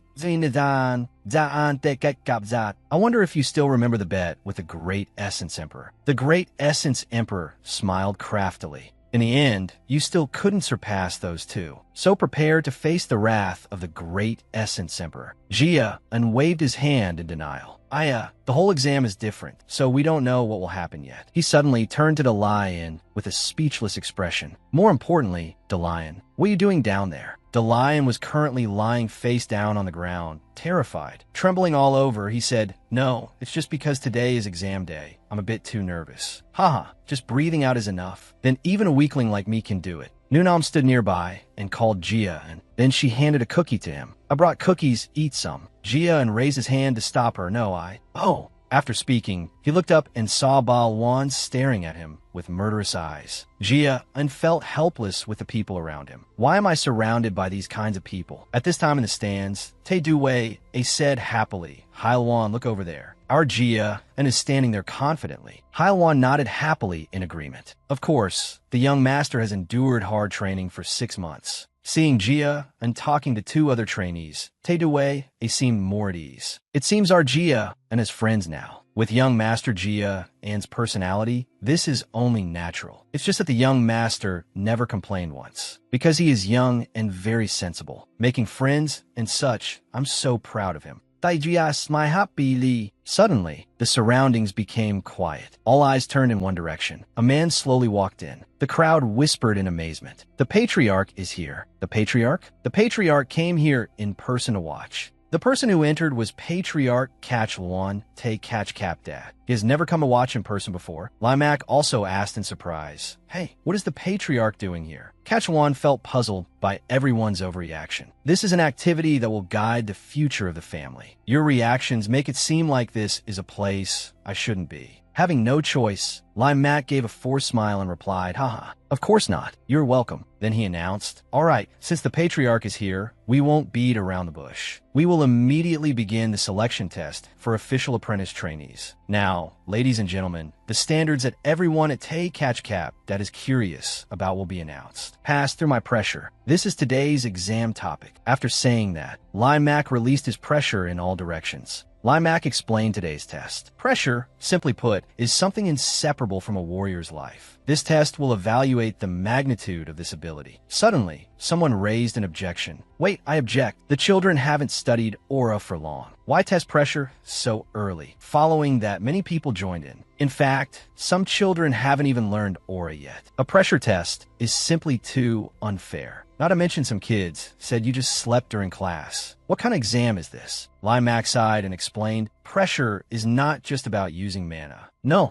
true pressure is the level of spiritual power a warrior builds through their achievements. It is the proof of a warrior, capable of showing their level without the need for aura. Some people still didn't believe it, planning to refute. "What are you talking about?" But he hadn't finished his sentence. A voice rang out. He is not wrong. The person saw the Lord speaking to him, feeling astonished. "My Lord," Kachlwan continued to speak. "A person can only truly comprehend pressure through their way of life and cultivation." Hearing this, Limak seemed very satisfied, smiling slightly. He continued, "Even a person who does not possess aura can also possess immense pressure. This depends on the difficulty and perseverance of that person's cultivation." Limak laughed happily and praised. "As expected of the Lord, you truly see through everything." He turned his head and said to everyone, "That is how it is. I believe no one here has any more opinions about the test, right? Then ignore the disturbances. Let's start the test immediately." Hearing her name, Nunam stepped forward. "Nunam, please step forward." The others stepped back. "Shaw, Nunam, to Nunam. I am preparing to release a level of pressure. If you have done your best during the training period, you will pass. If you can pass through the pressure and touch me, you pass." After speaking, the corner of Limak's mouth curled up. Then he slowly released pressure onto Nunam. The test starts now. In an instant, a sensation full of power rushed at Nunam, making her unable to hold back a cry. Limak continued to explain the test rules. "If you use aura to resist this stream of pressure, you will fail immediately. I want you to use the will that you have built during the training time to overcome this test." Nunam gritted her teeth tightly, using all her strength to step forward. Then she grabbed Limak's arm. He then patted Nunam's head, smiling and praising. "Easily passed. I can see the results of your efforts. I hope you will carry this will and continue to steadfastly move forward." Next is the lion saw himself being called, jumped, and his whole body trembled. His mouth gaped open. "Huh, me? What kind of ranking is this?" Limak said in a casual tone. "I rank however I like, so lift your butt and get over here." The lion had no choice but to slowly step up. "You saw what Nunam did before you. I want you to use the will built during training to pass through the wall of pressure created by me." The lion said worriedly, "Teacher, do you feel I can really do it? I'm famous for having no will at all." Limak immediately released his pressure.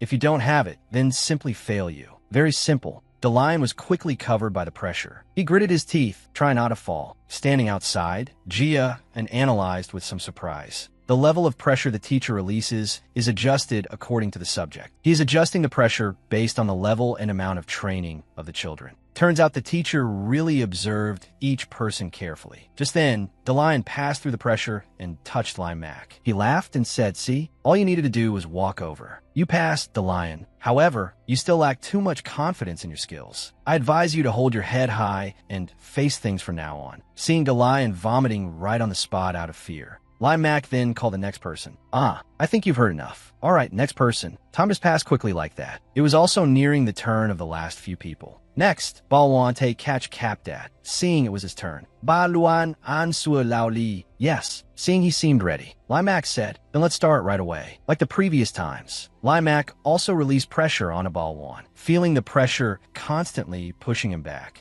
Balwan gritted his teeth and thought, teacher wants me to walk to him while having to bear this thing? This is completely different from what I observed from the outside. How on earth did Nu Nam pass this stage? Balwan's whole body trembled under the pressure, unable to advance another half step. I can't take another step. Right at that moment, Balwan's whole body collapsed. Seeing this, Lai Mak spoke up. You indeed possess excellent talent far beyond ordinary people. Among these 160 trainees, the number of people who can compare with you can be counted on one hand. However, you are just like those who obey you, all wasting your own time. When a person lacks a goal, what is the point of honing swordsmanship? What you should have done was not practice the sword, but train your body and will. Whenever you encounter difficulty, you only want to rely on aura. If you use it now, you will immediately be failed. Lai Mak's words made Balwan wake up. I cannot fail here. Balwan absolutely could not forget that moment when father refused to let his older brother enter the door. How cold those eyes were. If I don't overcome this obstacle, I will also be discarded. Thinking of this, he made up his mind, exerting all his strength to stand up, stepping towards Lai Mak. Lai Mak said with satisfaction, you have passed. Lai Mak kindly reminded Balwan, you are still just a 12-year-old child. I hope you stop trying to act like an adult and train with an intensity suitable for your age. If you only look forward, you won't notice the thorns piercing the soles of your feet. Lai Mak stopped, turning towards Jia An's direction. So the last person is Jia and Tay catch Capdat. Jia and calmly and gently step forward. Yes, I'm the last one. Are you ready? Jia An answered decisively, of course. As usual, Lai Mak said, then let's start. As soon as the words ended, pressure immediately radiated out. But this time was different from previous times. Lai Mak continuously released pressure, making it become stronger and stronger. Witnessing Jia and having to bear huge pressure,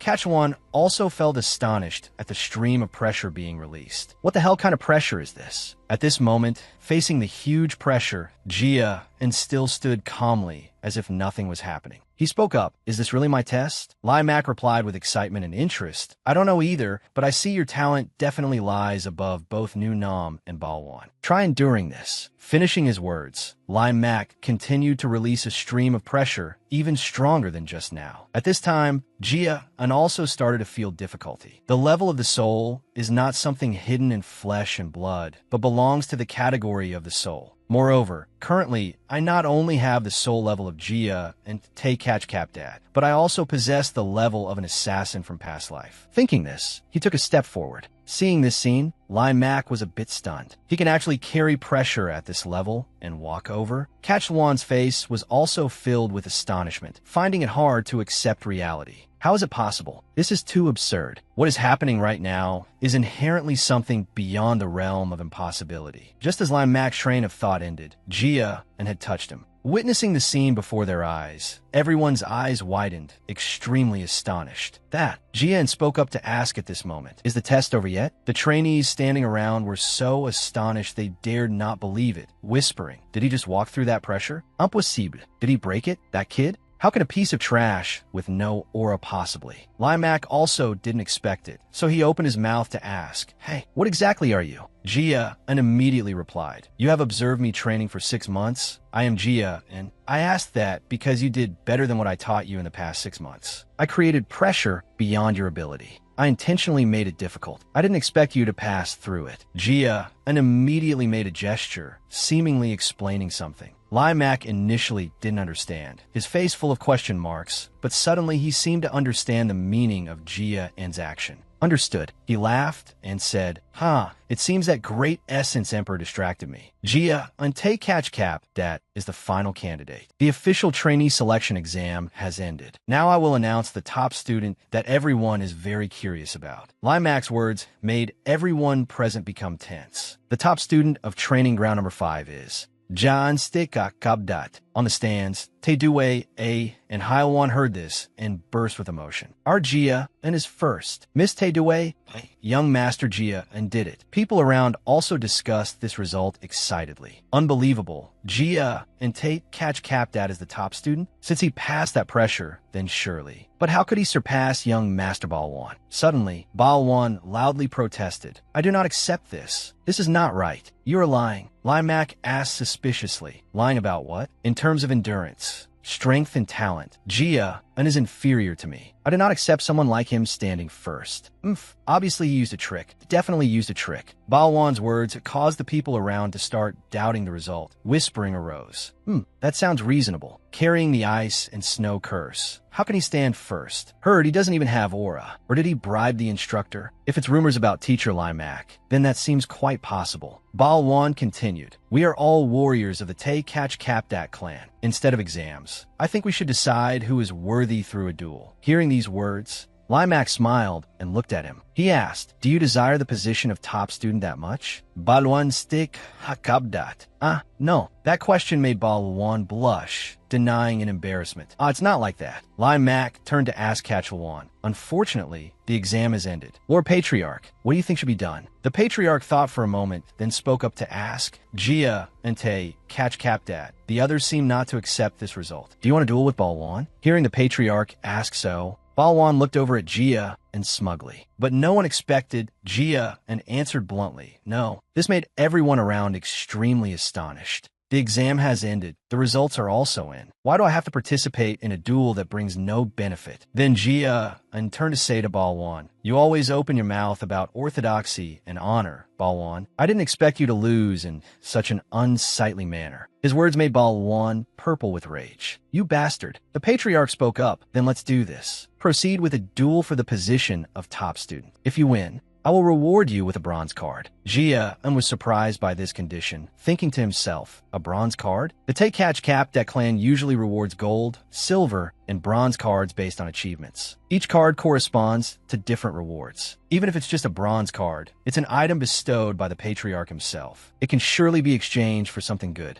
It seems he isn't too happy about me ranking first either. Thinking this, Jia accepted. I understand. Then let's begin. This time we'll decide who the truly excellent student is. This is a one-round match. Using spiritual energy or weapons results in disqualification. Only taijutsu is allowed. After hearing the rules, Jia and Balwan both got into combat stances. Alright, begin. As soon as Limac finished speaking, Balwan rushed straight at Jia and to attack. His speed was so fast it was dazzling, but Jia quickly dodged. Immediately after, Balwan unleashed a barrage of fierce attacks towards Jia and at this moment, Jia also continuously dodged those strikes. This is the missing tiger fist that father personally taught me. There are no rules prohibiting the use of fist techniques, so this doesn't count as a foul. Seeing Jia being suppressed by Balwan, the trainees couldn't stop praising. As expected of young Master Balwan, that Jia guy can't even move anymore. Balwan thought while fighting, a guy from a lesser branch line inferior to me dares to my position as top scorer? At this moment, Balwan suddenly recalled the time before. No need to worry. The Tae Catch Capdat clan does not need the weak. Don't disappoint me. Balwan Tae Catch Capdat. Father is watching me. I must prove myself. I absolutely cannot lose to someone like you here.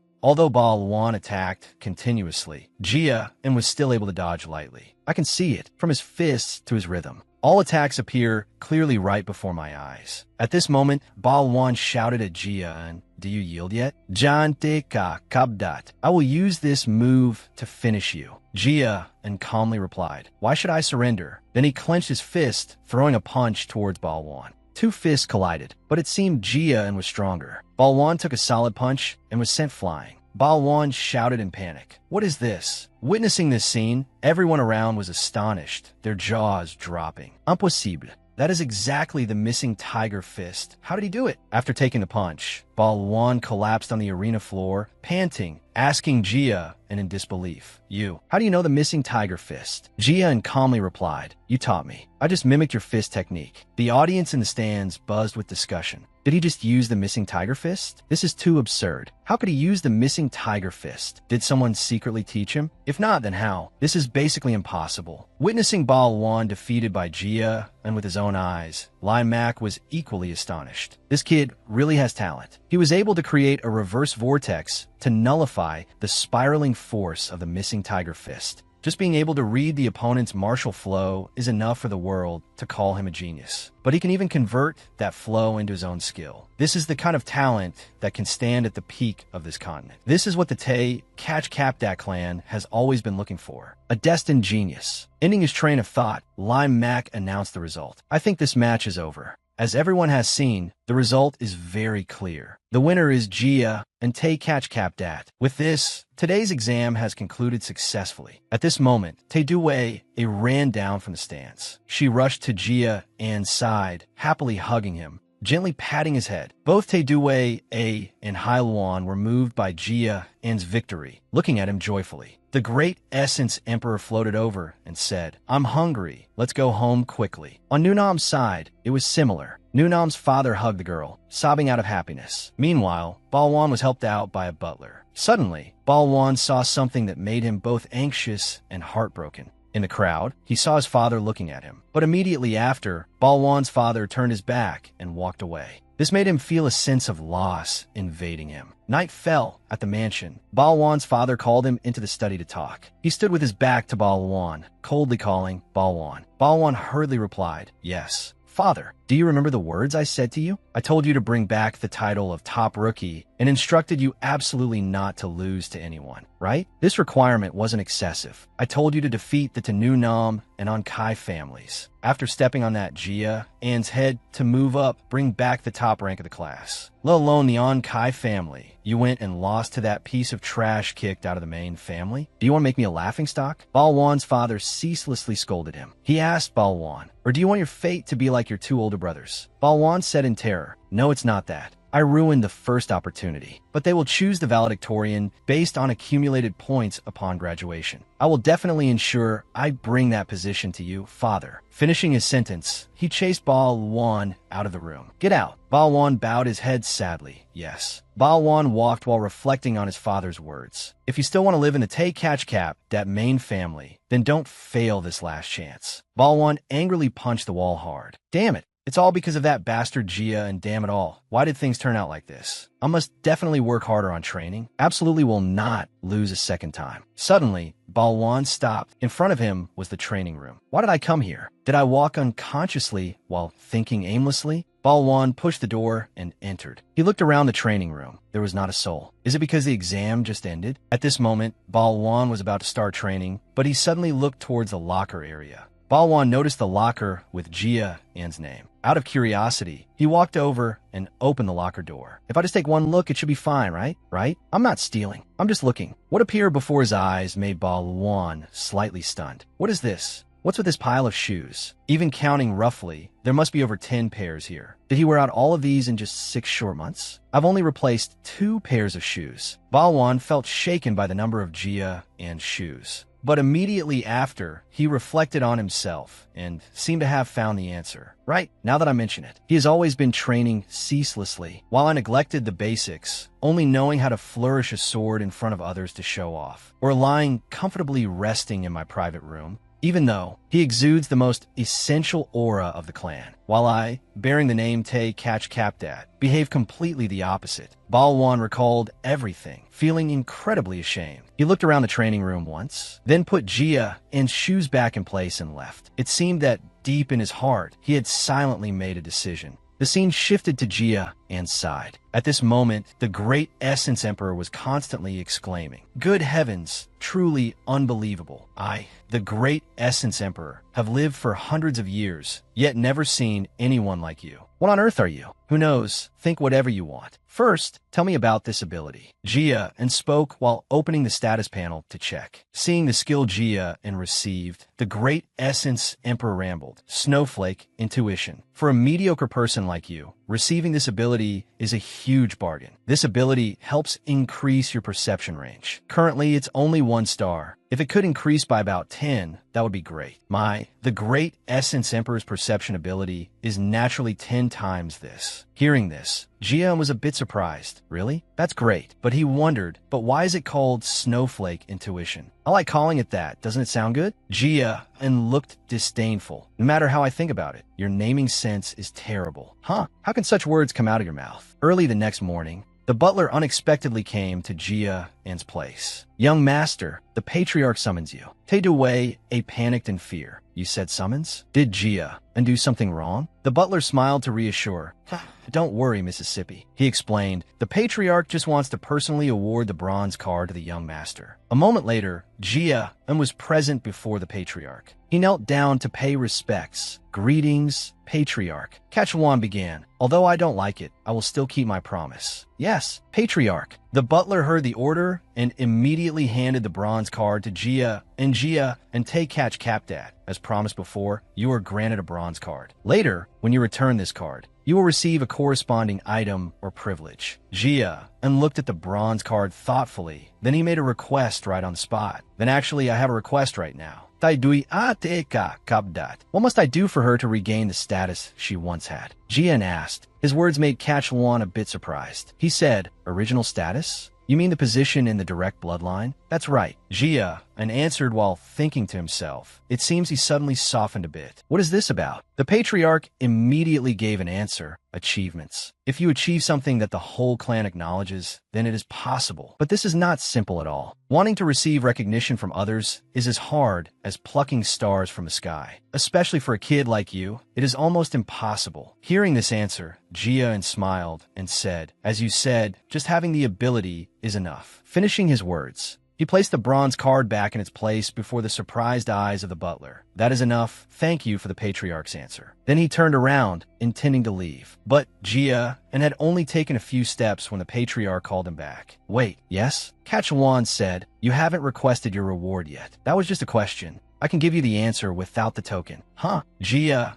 doubted his ears, not expecting to hear such words from the Destruction King of the North. Speak your wish. Jia clenched his fist, making up his mind. In that case, I do indeed have one desire. It is what I need most. Thinking this, he stated his request. I want a cultivation technique that will be taught by the instructors when you begin your basic training. I need a spiritual energy cultivation technique better than what is taught in basic training. Please grant me a technique worthy of this bronze card. The shadow mana cultivation method of my past life isn't enough to restore Tae-do-wei a status and behead Dylus. I need a stronger, more outstanding aura. Kachuan asked back, so what you want is a cultivation technique, correct? Then he snapped his fingers, seemingly understanding something. A wall beside Jia opened up, revealing bookshelves surrounding him. Looking at the scene before him, Jia was stunned. This is one of the book treasuries of the Tae Catch Cap Dat clan. If you place your hand on the central position, the book you need will immediately appear. I understand. Saying so, he pressed his hand onto the center. As long as it's better than the Shadow Mana method, it's fine. I hope something useful appears. From the bookshelf, a book left its position and flew in front of him. What is this tattered old book? Seeing the book in Jia-en's hand, both Kachuan and the butler widened their eyes in extreme astonishment. What is this? Why did you receive that book? Myriad Fire Cultivation? Jia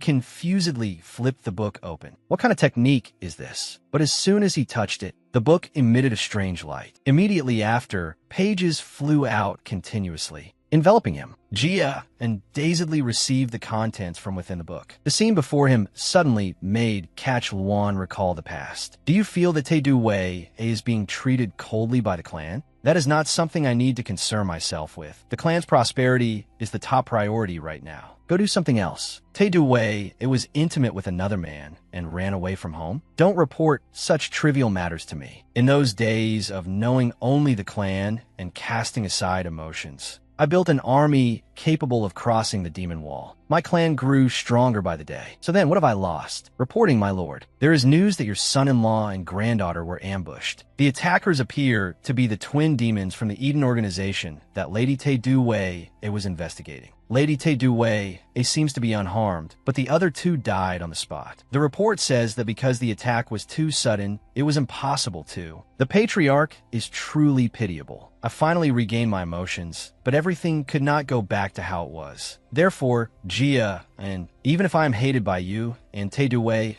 I will protect you this time. Returning to reality. Jia was currently extremely astonished by what had just happened. What is this? Both my body and mind seem to be drawn in by them. Suddenly, the patriarch's voice cut through his train of thought. Jia and Tae catch Capdat. What did you just do? Jia also replied blankly, I don't know either. I only remember that the cultivation book dissolved in my hands. What was the book's title? It was Myriad Fire Cultivation. Myriad Fire Cultivation. You must face the eternal flame. Did you memorize the entire content of Myriad Fire Cultivation? Catch Luan Tae catch Cap that stood up in shock and asked, you say you remembered all the content? Answering him was a firm affirmation from Jia, yes. Hearing this, he nodded slightly. I understand, that is fine then. His majestic voice continued to resonate. You have received the reward for the bronze card. You may withdraw now. This made Jia a bit confused, but he still calmly replied, yes. Then he took back the bronze card, leaving under the watchful gazes of Catch Luan, Tae Catch Capdat, and Butler Lawan. The two watched Jia until his figure completely disappeared behind the door. Immediately after, Lawan spoke up, voicing his speculation. The technique young Master Jia received, could it be? The other party gave an affirmative answer. Correct. Catch Luan Tae catch Cap that closed his eyes, gently leaning back in his chair, and continued in a low voice. It is the technique of the first-generation patriarch. Speaking to this point, he could not hide his shock. In the history of the Tae catch Capdat clan, no one has ever been able to take out and read that cultivation book. I didn't expect that child to learn the Myriad Fire Cultivation art. Hearing this, the butler worried if this matter leaks out, young Master Jia and then Lady Tae-Du Wei might be in danger. Catch Luan had naturally thought of this situation. He smiled decisively. You need not worry. No one knows about the existence of the Myriad Fire Cultivation art. As for Jia, and just as he stepped out of the main door, a book in the library suddenly vanished. This made Lao Luan exclaim in alarm. The technique book disappeared. What should we do now? Catch Luan just gently explained, it's fine. It has been inherited by another. Standing before hundreds of thousands of technique books, he said in a deep voice, in any case, no one can learn the Myriad Fire Cultivation art. If it isn't passed to that child, it will only remain buried. A ray of hope flashed across his face. I have a premonition. An image of Jia and cultivating appeared, while Catch Luan's majestic voice echoed. In the future, there will be a new wind. Jia and sat cross-legged in a cultivation posture on his bed. Thoughts cluttered in his mind. No matter how I think about it, this is too strange. Why did he grant me this? Don't mention a silver card. Even a gold card might not be able to exchange for this cultivation method. He closed his eyes, beginning to enter a state of cultivation. This thing is not inferior to the fire ring at all. I must study it properly. In his spiritual space, Jia and slowly walked towards the flame. He reached out his hand, intending to touch it, but just as he was about to succeed, the flame suddenly vanished rapidly. This made Jia frown, feeling disappointed. He thought dejectedly, I failed again. Jia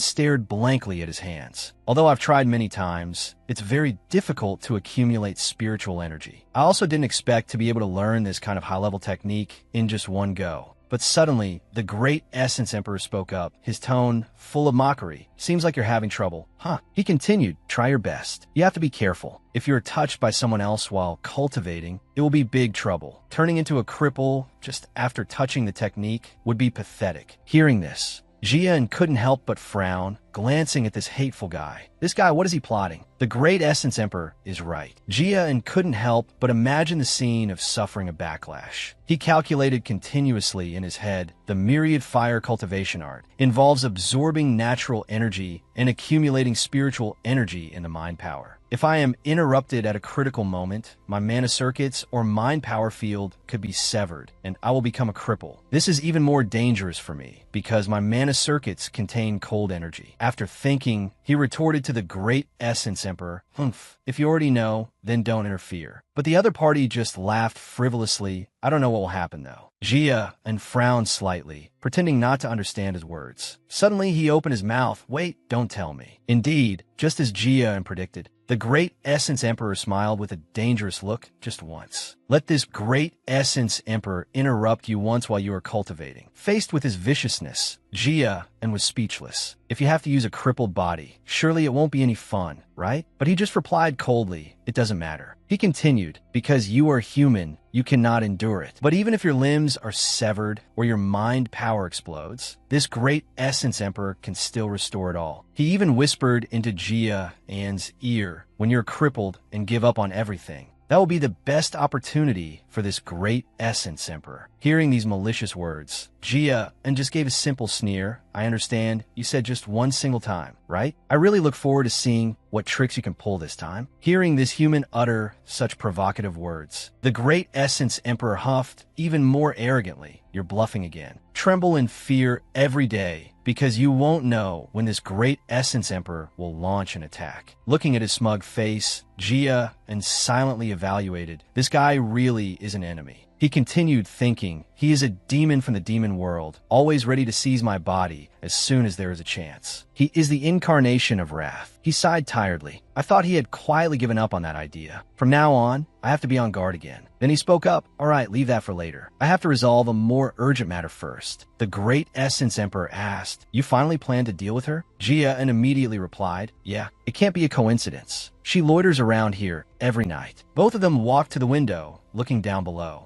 Jian said coldly, I must deal with her. It's been a long time since I returned to my old profession, he thought. At the riverbank outside the annex building, a woman dressed in a maid's outfit was sneaking around doing something in the dark. The annex building's maid, Vu Daik Ni, was intently writing a secret report on a piece of paper, muttering, I usually have nothing to report other than him often muttering to himself. However, this time I actually have something to report. Recalling what happened a few hours ago, she still couldn't help but be astonished. I didn't expect him to obtain such a high-level technique relying only on that bronze card. Vu Daik Ni remembered the scene of observing him cultivate, and that extremely intense mana flow when he circulated spiritual energy. Truly unbelievable. Her hand wrote swiftly, this is indeed important intelligence for the Central Martial Palace. Finished writing, she carefully folded the piece of paper, thinking, I only do this because it's an order. But after all, he's just a child. I don't know how much longer I can deceive him. Then, she gently dropped the secret letter into the water, watching it drift with the current. Watching the secret letter float away for a distance, Vu Daik Ni gave a soft sigh. Just as she said now, let's head back,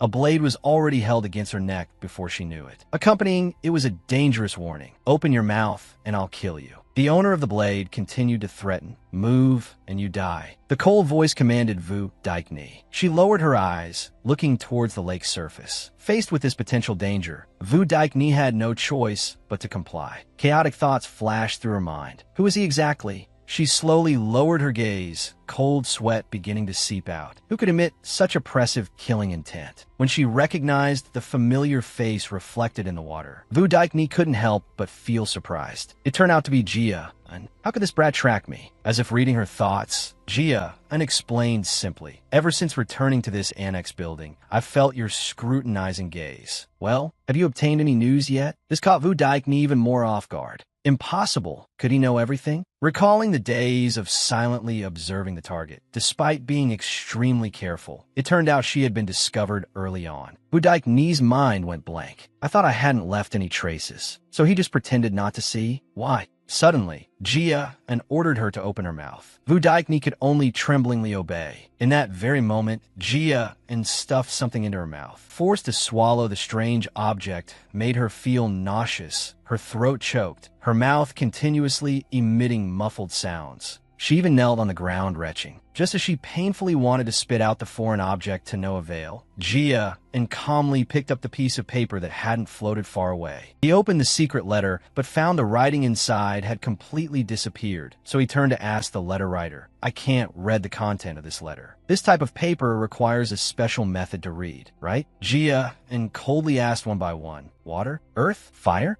Or is it sunlight? When Jia and uttered the word moonlight, the panic on Vu Daik Ni's face could no longer be concealed. She stammered, How? How do you know? Jia and answered her by slowly reading aloud the content of the secret letter. Take catch Capdat. Catch Luan take catch Capdat. Reading up to here. Jia and then affirmed. Looks like it's an order from Catch Luan take catch Capdat. This stunned Vu Daik Ni even more. Looking at Jia An's emotionless face, Vu Daik Ni couldn't think calmly. No, this is impossible. My expression clearly had no flaws. I spent years training to become a proficient spy. Just by reading my expression, this guy absolutely couldn't read that much information. Suddenly, she remembered the thing Jia and just stuffed into her mouth. Wait, no. The intense pain like overturning rivers and seas in my body. Could he also easily read my thoughts? The more she thought, the more she shuddered. There's only one explanation for all this. The thing he stuffed down my throat. An image of countless dead worms appeared, causing Vu Daik Ni to fall to the ground in terror. Could it be the frenzy worm?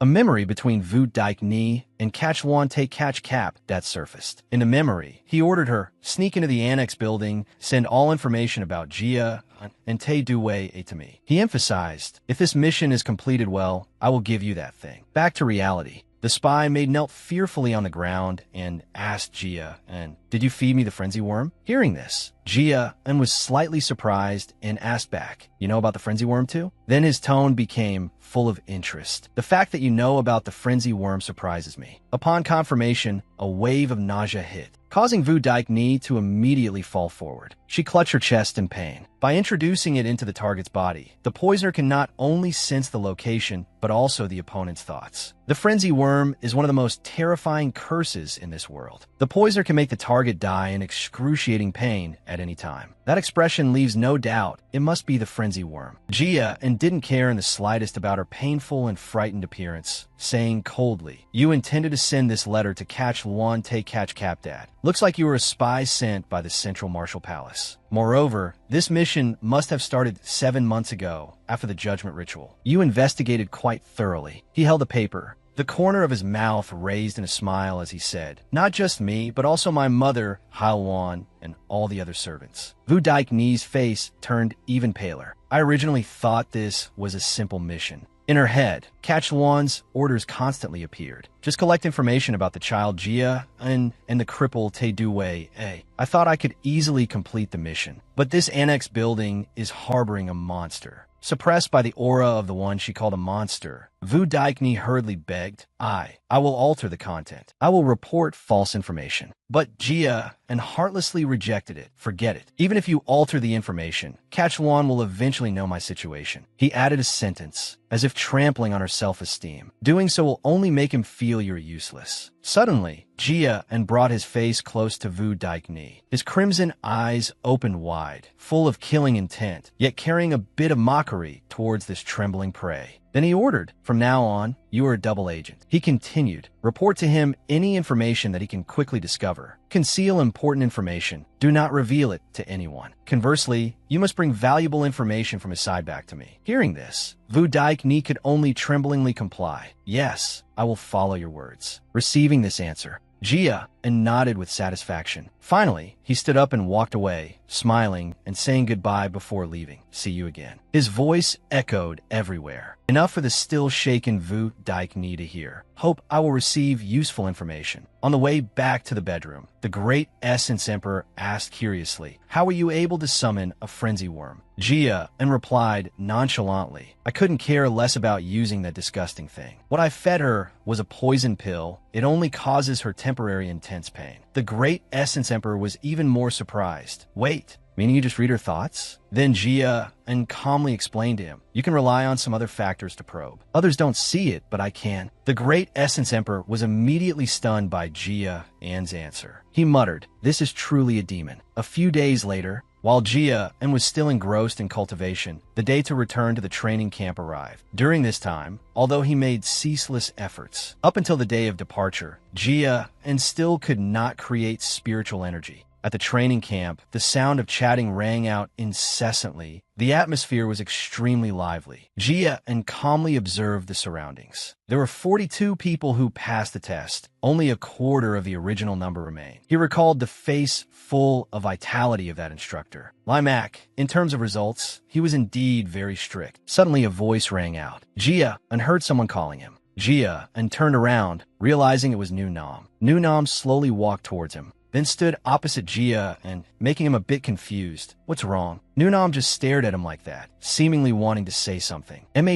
A small memory of this girl appeared. So young Master Jia and helped our daughter cultivate? That was a memory from a few days ago. At the Julian family mansion, when Nu Nam was engrossed in eating sweets, her mother asked, "Is that so?" So the girl simply answered, "Imachem." Mother asked again, "Did you say hello and say thank you?" Nu Nam replied, "When he gave the snacks to that thug, I said it." Mother continued asking, "What about when he helped you cultivate?" Hearing this, Nu Nam pondered for a while, then said innocently, "Haven't said it." This made the mother a bit curious. "Why?" "Imachem." Nu Nam replied extremely obediently. "Father told me not to take the initiative to talk to boys." The mother's expression immediately sank. "Ah, Mom understands." Then the mother seriously retaught etiquette to her daughter, Nu Nam. When expressing gratitude, gender doesn't matter. She continued, "Having received help, you must always respect and be grateful to the other party. That is basic courtesy." Hearing this, Nu Nam's face turned unusually red. Mother reminded, "Remember? Don't forget." Back to reality. Nu Nam summoned all her courage to say to Jia and "Thank you." This made him unusually awkward. The great Essence Emperor also wondered the same. He asked, "Why say thank you all of a sudden?" But Jia and himself didn't know either, replying confusedly, "I don't know, how would I know?" Nu Nam, after successfully saying thank you, extremely proudly gave herself a thumbs up in her heart. At the same time, an excited voice rang out, "Young Master Jia," and the lion ran over panting, mouth still chattering despite being out of breath. "Young Master, how have you been?" "I feel like I'm about to die. Just being a temporary trainee, I already felt like dying." Just finishing the first sentence, he started rambling again. "So, I can't imagine how arduous it will be now becoming an official trainee. I kept having nightmares, tossing and turning last night, unable to sleep, just afraid I couldn't do it." By the way, actually, this made the great Essence Emperor put on an evaluating look. This guy talks a lot. The lion still didn't stop speaking. "But I'm very happy that young Master Jia and is the top student. If it were young Master Balwan ranking first than I." The words were not yet finished when Balwan's face, as if just splashed with a bucket of cold water, but burning with momentum, appeared behind a lion. Since when? This made him scream in terror. The lion was so scared he sat flat on the ground, preparing to receive Balwan's rage. But Balwan seemed not to care too much about him.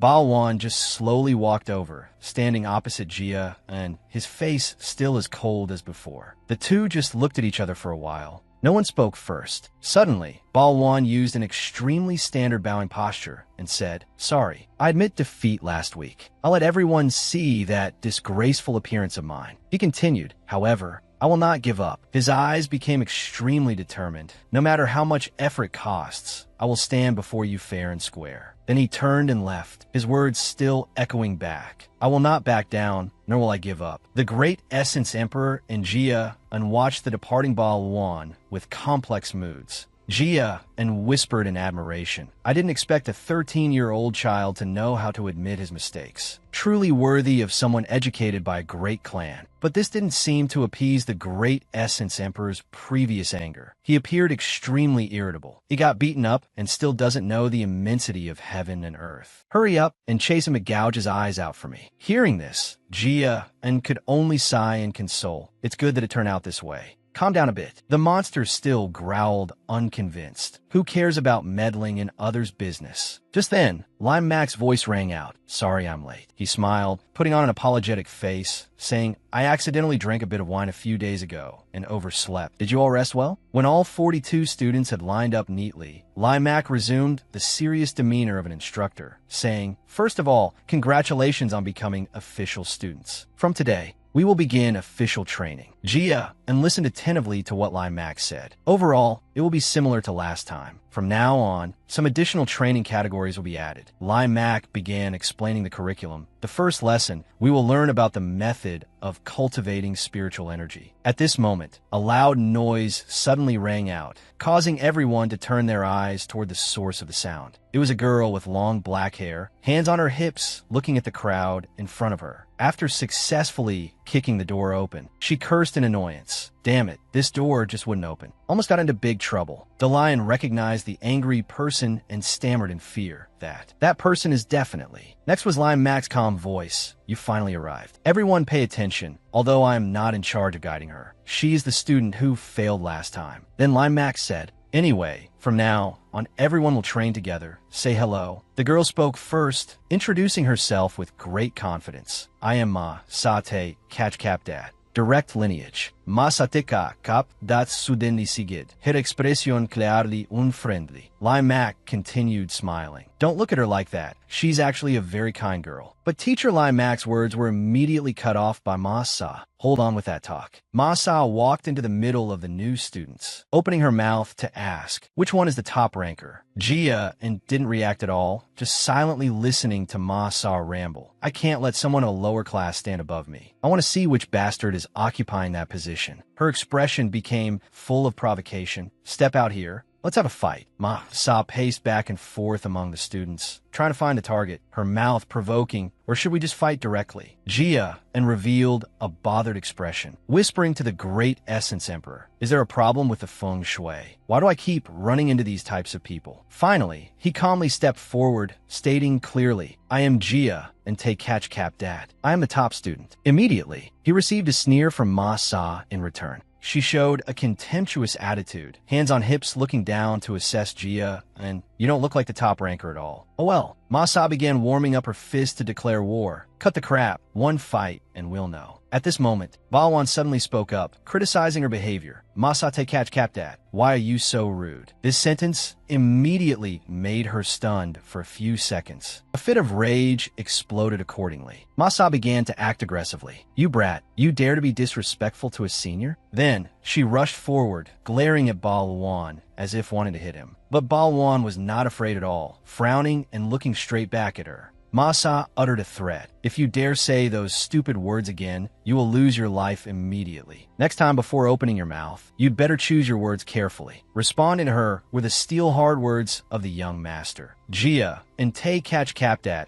is the top student recognized by the family head and the instructors right in front of everyone. Do you mean you are doubting their decision? Hearing this, her expression became mocking. I remember you also made a fuss because of this, right? Isn't that so? She continued. That's why I'm doing this. Balwan did not flinch, answering seriously, I don't want to see that shameful appearance of mine ever again. Listening to this conversation, Jia felt extremely surprised. Balwan had really changed. Suddenly, Nunam appeared from nowhere, blocking right in front of Jia and surprising both Jia and the great Essence Emperor. Nunam spread her arms in a posture protecting Jia and speaking up to drive her away. Stay away. Seeing Jia and being protected by these two people, Ma Sa sneered, leaning on one leg, contemptuously saying, very good, touching friendship indeed. Is this called misery loves company? Then she turned around, intending to leave. If I keep going like this, then I'll definitely be the one in the wrong, right? Since it's come to this, let me just be the villain. A mysterious smile suddenly appeared on Ma Sa's face. But actually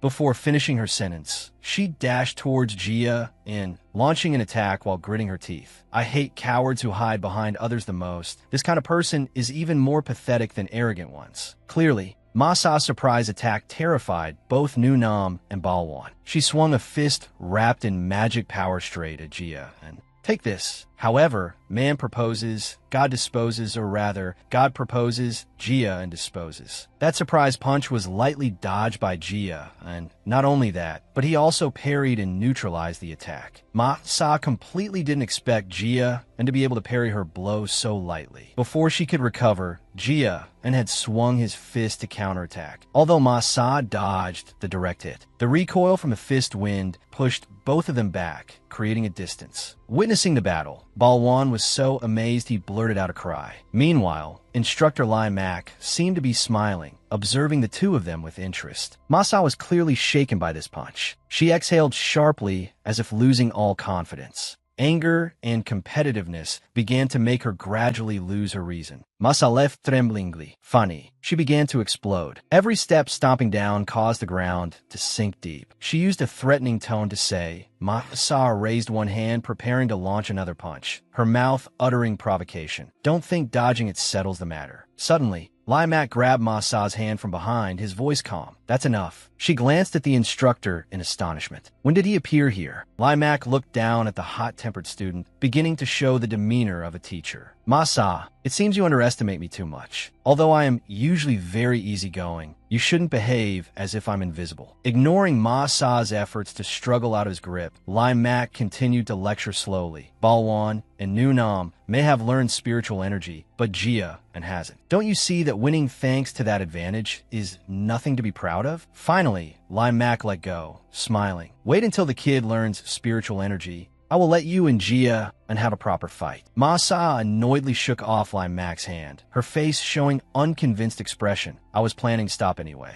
Limac seemed too used to Masa's rude style of behavior. He smiled, pointing in a direction saying, return to your position, Jia, and nodded, yes. Immediately, the great Essence Emperor roared, what are you doing? You dare let that brat attack this seat? You should tear her limbs apart, then imprison her in an ice dungeon for 10,000 years. Jia calmly replied, I did counterattack, but this made the monster even angrier. That's nothing. You must behead her. But he firmly said, no, now is not the time. The great Essence Emperor was speechless, looking at Jia An's calculating face. Compared to mere fighting, using the title of top student to provoke her, aiming to seize something from her, that is the best strategy. Then Jia An followed Limac inside the building, saying to the one clinging to him, just wait, next time I'll show you a good show. Inside the building, all 42 students were practicing enthusiastically. A while later, Limac spoke up with satisfaction to remind, all right, everyone take a 10-minute break. Balwan quickly gulped down a large amount of water. After recharging energy, he thought to himself, indeed, not wrong at all, not easy in the slightest. Since I already learned the 2-star high-level fist technique, I don't find it too hard. But reaching 3-star is extremely arduous, as it requires combining many different high-level techniques. Then Balwan cast his eyes towards Jia An, but that Jia An guy. At this time, Jia An was still persistently practicing. Balwan silently assessed. Although he only started for a month, Balwan continued thinking. Even I took a month to learn the 7 forms fist, he clearly started learning this sword technique at the same time as me. Looking at Jia An's precise movements,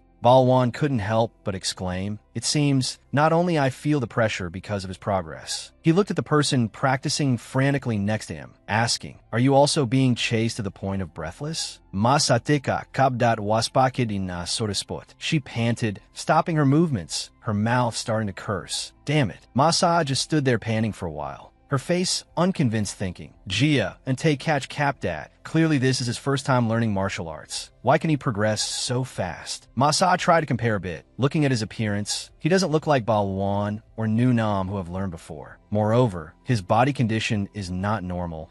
There is still residual cold energy inside him. Carrying such a body, how on earth does he manage to train all day? The more she thought, the more jealous she felt. Gritting her teeth, absolutely cannot be left behind like this. Ma-Sa recalled the praises, comforting herself. My talent is extremely terrifying. That is everyone's assessment of me. She reminisced about the past. Ever since being adopted by the Tay-Catch-Capdat clan, I have always been a hunter. I surpassed all the direct and collateral bloodlines. Those useless trash, all day showing off about being geniuses and whatnot. Masa smirked, sarcastically mocking those who fell into despair. Masa constantly affirmed to herself, I am the genius. I am the most excellent one. That is who I inherently am. However, Masa's current situation was reversing. She knew this very well in her heart. She grit her teeth thinking, but currently I am very worried. The situation is about to go out of my control. Late at night, Masa's close butler had been waiting for a long time. He bowed respectfully to her. Today the young mistress's performance was excellent, Miss Masa. However, Masa only let out a depressed Seeing his young mistress so dejected, as a butler, he began to think of ways to comfort her. Finally, he spoke up. There is no need to worry. Mississippi Masa frowned, annoyed, asking, what did you say? The butler gently replied, exactly as I said. Because he shows an elite appearance on the surface, everyone forgets. But young Master Jia and can absolutely never defeat you. Mississippi hearing this, Ma Sa frowned even tighter, retorting, he can never fight against me? Her tone was full of suspicion. On what basis do you say that? The butler smiled mysteriously, saying, because young Master Jia and has a fatal weakness, which is something he cannot overcome. At the same time, Jia and was still persisting in his training. His hands holding the sword were full of power, his posture precise. Sweat had soaked Jia An's hair. Although tired, his swordsmanship level was improving day by day. One student walked up to another student asking, I want to ask him something. But the other student immediately told him to look at Jia and study. Look at his posture. The student who wanted to ask seemed very timid, immediately refusing. No, I don't dare ask. The other student replied in surprise, but his swordsmanship is so good. Clap, clap.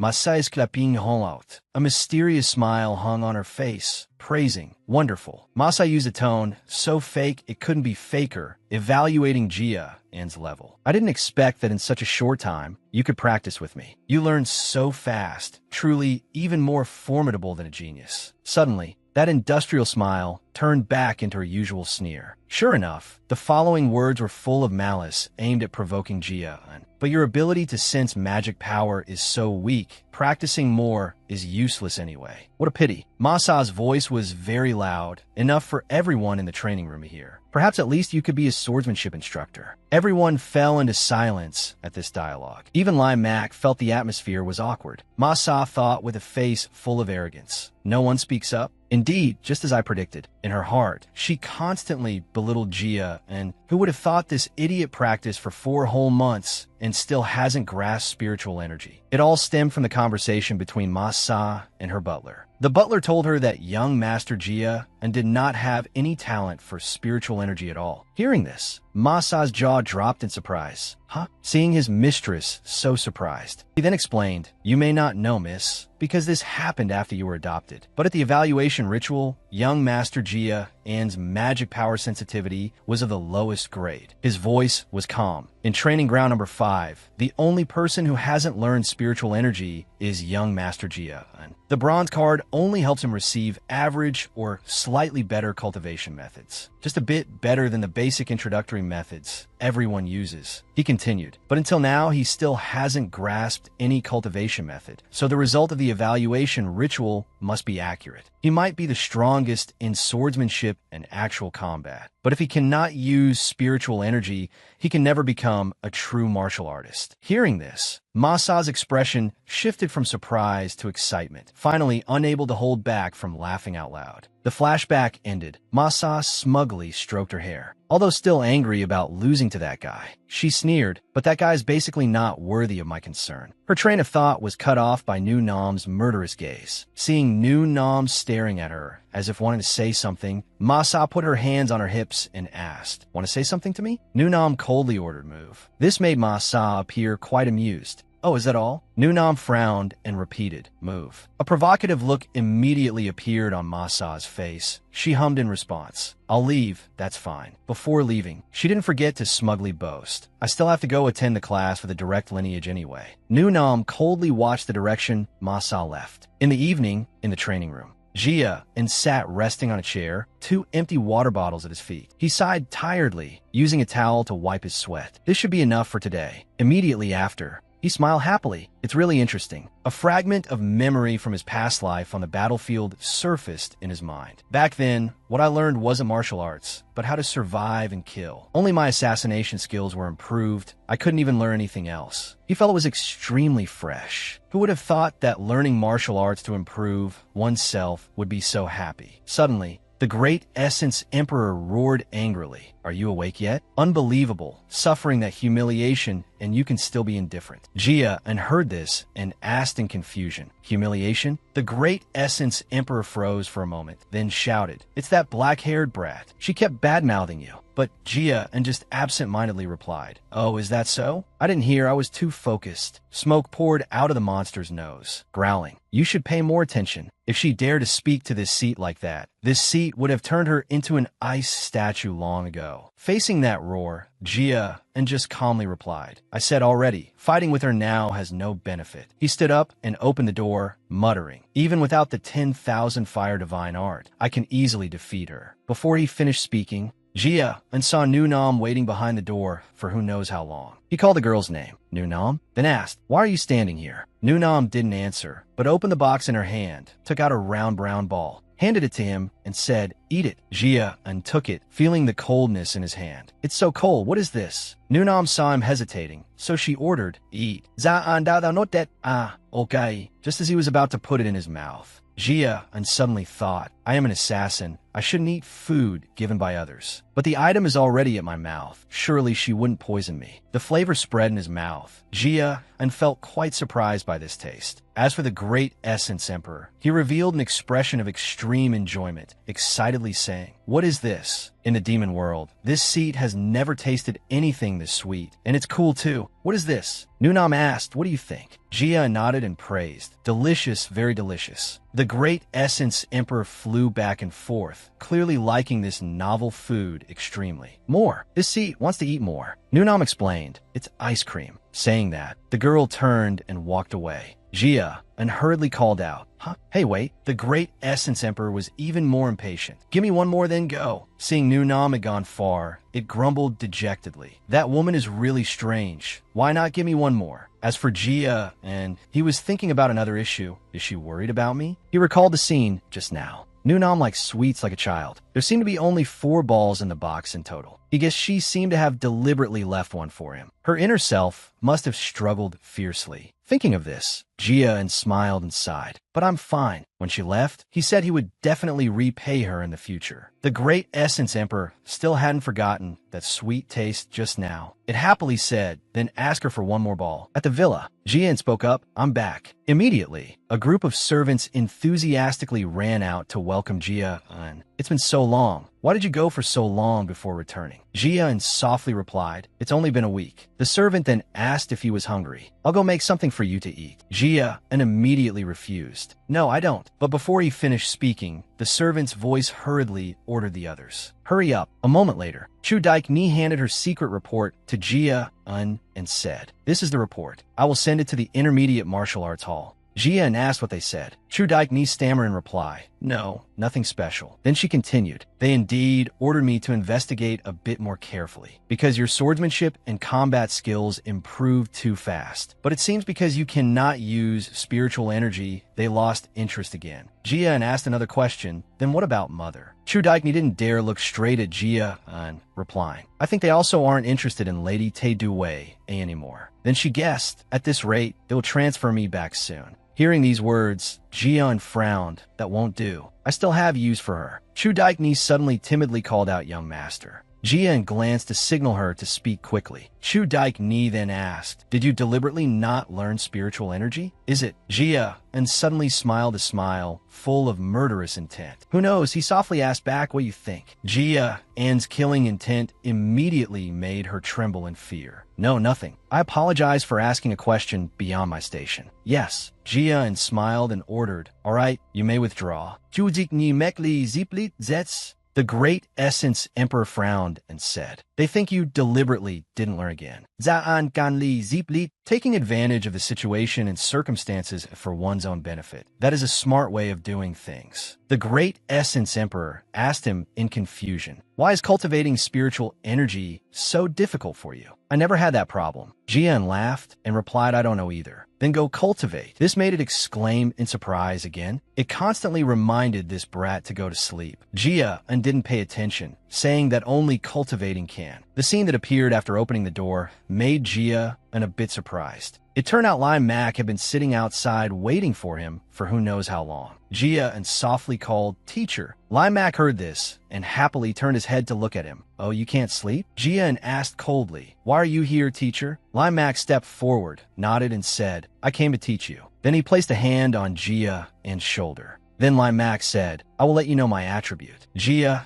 suspiciously followed Lime Mac into the forest. I thought you would teach me about attributes or something. Why are we walking like this now? Teacher Lime Mac smiled and shook his head. Don't complain anymore, just wait. Although I'm a bit lazy, I'm an elite teacher, you know. Gia and looked around curiously. You intend to teach me magic power attributes in a place like this? Lime Mac just smiled and looked at him once. He recalled his impression of Gia, and I still cannot forget the first time seeing that child's cultivation method. Limak visu. It was like a scorching flame resembling lava. Limak e valut. Completely different from ordinary cultivation methods. Limac thought to himself, that child is trying to use fire to adapt to the cold in his body, not remove it from the magic veins. He imagined excitedly, if Gia could really master this cultivation method. The flashback ended. Limac sighed softly, then said, this should be enough. Gia stopped walking, observing where he was standing. He asked doubtfully, in the middle of the forest? Why here? Limac suddenly waved his hand. A gust of wind appeared and blew against Gia, and Limac explained, I wanted to create a wind sword to protect my liege. It is what you're seeing right now. Then he began to create a stronger wind. One could even see the color of the elements in the wind. Limac continued, that was the wind I chose. Gia widened his eyes, feeling the tactile sensation on his hand. Limac said softly, I did indeed weaken it, so you could slowly adapt. But it seems you aren't afraid at all. You really don't look like a child at all. And he put his hands on his hips. Since birth, I could sense this wind because I am an elf. But you are human. Furthermore, your mana circuits are filled with cold energy, so it will be much more difficult for you, Limac said. There are many types of wind. Warm, cold, or sharp. Then he reached his hand toward the sky and said, I wanted a wind sword that could pierce through everything. Finally, he said proudly, and I obtained it. Then he told Gia, you must find something that belongs to you alone. Go imagine the flame you want to have. Gia suddenly spoke up, this is the north. Unless I set fire to this forest, I won't be able to see a decent flame. Limac smiled teasingly upon hearing this. If you do that, we'll be beheaded immediately. That's for sure. Limac looked at Gia with interest again. Then he said, but there's a place very suitable for you. A moment later, the teacher and student arrived in front of Forge. Limac greeted the person inside. Hey, old man, I'm here. The old man replied with a deep voice. I didn't know why the fire suddenly became furious. Turns out it was you. Hearing this, Limac crossed his arms and smiled awkwardly. Looks like tonight is another failure, huh? Gia asked curiously, where are we? Limac explained softly. This place possesses the hottest, brightest fire in the north. He added, a charcoal forge. The old man in the forge asked Limac, what did you bring here this time? Limac shook his head and said, hey, he is the patriarch's grandson. But the old man didn't seem to care, replying, I'm just a retired drunkard, unless the patriarch comes here personally. Gia suddenly felt surprised. What? He looked at the blazing fire in front of him and exclaimed, is this really fire? He recalled seeing countless flames in his past life. Bonfires created by his own magic, high-level flames created by mages, and so on. He looked at the fire before him again, as if looking at those flames. Gia felt the temperature and form of the fire. He began to focus his mind, imagining the image of the flame he wanted. Just as his hand was about to grasp it, the fire disappeared. Gia was secretly disappointed. He turned down the fire. The old man's hoarse voice rang out. My name is Vulcan. Old man Vulcan reminded, if you want to be polite, you can go somewhere else. Hearing the name Vulcan, Gia was extremely astonished. He looked at the thin old man, remembering a person in his head. The craftsman famous throughout the world for his skills. Is it really Vulcan? Za'an Bunda. The person who forged the true heaven sword for Catch Luan Te Catch Capdat. But he disappeared 35 years ago. I didn't expect him to be here. Gia immediately bowed politely. Nice to meet you. I am Gia Te Catch Capdat. Vulcan asked quietly, did you mention me to him? Limac immediately shook his head in denial. Absolutely not. Then Limac turned to explain to Gia, that old man was the blacksmith of Te Catch Capdat. He retired.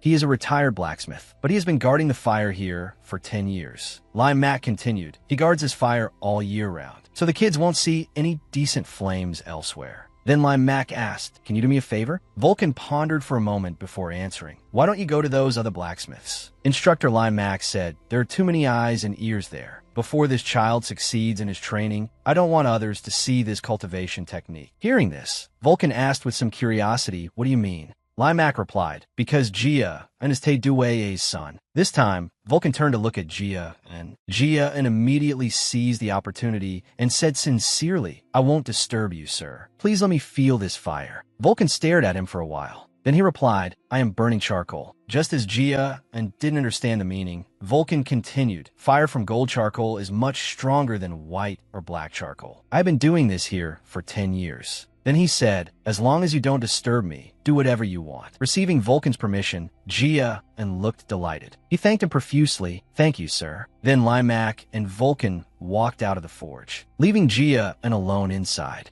Limac stood beside him and praised, you really have a good heart, although I didn't expect you to agree so easily. Then Limac affectionately put his hand on his shoulder and said, if you treat him well, I will bring you good wine. But Vulcan's answer startled Limac. Not because of you. Vulcan explained his action. When that brat walked in, the fire in the furnace flared up violently, so intensely that it shattered the charcoal underneath. He affirmed that the child possessed the ability to control fire. Then he muttered to himself, if it is him. Vulcan smiled. I think he can make my dream come true. Jia had been at the forge for 7 months, constantly thinking about the image of the flame he wanted. Jia sat quietly, his mouth constantly muttering, fire, I understand. The image of a fireball rising. Jia slowly stepped forward to touch it. His mind kept thinking. People say fire is the most terrifying and powerful element, but if one can control it, it's a different story. Tamed fire is stronger than any element. The 10,000 fire cultivation method has also awakened. He suddenly remembered Limac's teaching. Go imagine the image of the flame you want to have. So Jia muttered again, image. The image of the flame I need. He remembered his enemy, wanting Tuzlit Dilotuesitrot, helping Tae-Due win the title of direct lineage. The path to the goal is full of darkness. Can't see anything. A torch lighting the way. A flame defeating beasts. An enduring flame, radiating beautiful light ahead.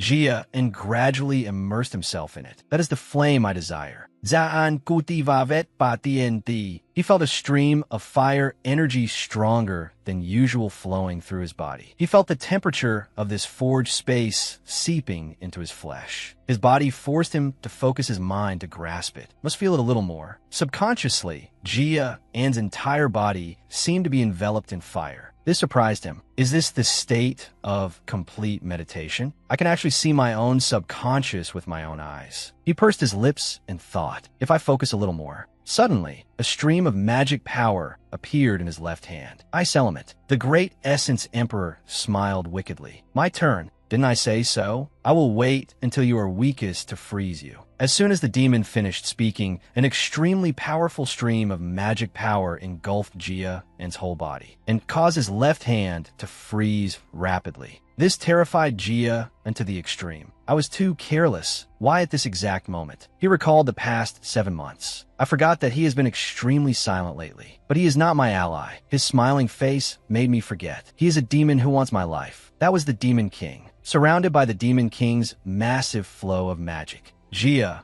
struggled in pain. Damn it. It felt like his body was about to shatter into pieces. So uncomfortable. Can't breathe. But if I move now, I'll die. But if I use the 10,000 fire cultivation method, I'll die just the same. He frantically thought of a countermeasure. Must gather my spiritual energy. Jia gasped for breath with difficulty. To survive, I must use my brain. I need to think. Ice had begun to freeze his lower body. Jia shook his head with difficulty, but my head is so dizzy. The demon looked at Jia's painful appearance with interest. He smiled cunningly and asked with a cackle, your struggle is truly exquisite. Do you think you can still withstand my power like before? Then he affirmed, useless. Jia's vision gradually became blurred. The demon's cunning voice echoed in the space. Your body and soul now belong to me. He raised his voice to pronounce the sentence. Your desperate efforts are all in vain. You and that guy toiling in the furnace are no different. But don't worry, I will definitely avenge you. Just as his reason was about to be lost, the demon gave Jia a hint for a counterattack. Forge. Thanks for your hint. Finally, Jia used all his remaining strength to start accumulating power. He gritted his teeth, determined in his heart, all or nothing. If I don't do it, I'll die. The fire in the furnace suddenly burned fiercely. Instead of absorbing natural magic warmed by the forge, I will absorb the magic directly inside the furnace. That is a stronger, hotter fire, able to swallow everything.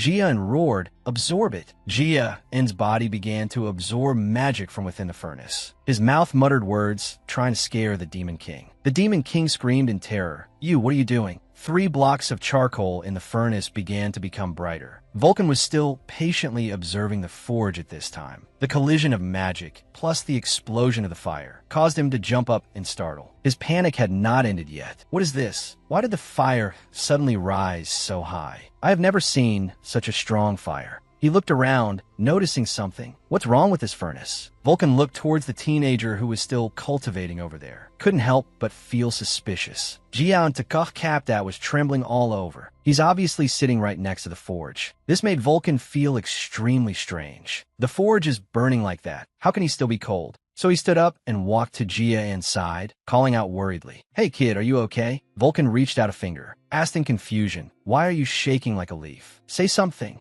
Just as Vulcan was about to touch Jia, and Lime Mac appeared out of nowhere. Lime Mac seriously stopped his action. Vulcan asked Lime Mac in surprise, but Lime Mac simply reminded him to leave him alone. "Don't touch him." The wrinkles on Vulcan's face deepened. "What are you saying? He could die." Lime Mac calmly spread his hands to explain. "Right now, he is in a completely undefined state. We can't do anything. If we touch him, he will vomit blood and die." Hearing that, Vulcan withdrew his hand. He whispered, "Is this the cold energy you mentioned? Are we helpless against it?" He received a worried nod from Limac. "It won't be too dangerous, will it?" Limac looked at Jia and silently praying, "Jia, and please don't die." At this moment, in the depths of his consciousness, a fierce battle was still taking place. Seeing the fire shattering his ice and gradually swallowing the space, the Demon King roared madly, "Stop it right now. You can't do anything." Of course, someone with a strong will and intense desire to live like Jia and would absolutely not listen to the devil who always wanted to take his life. He gritted his teeth in determination. "Nonsense. I already died once." Jia's eyes became sharper than ever. "My previous life was completely meaningless. Until the end, I died with my eyes open. I will absolutely not follow that same path again." Jia moved closer to the desired flame.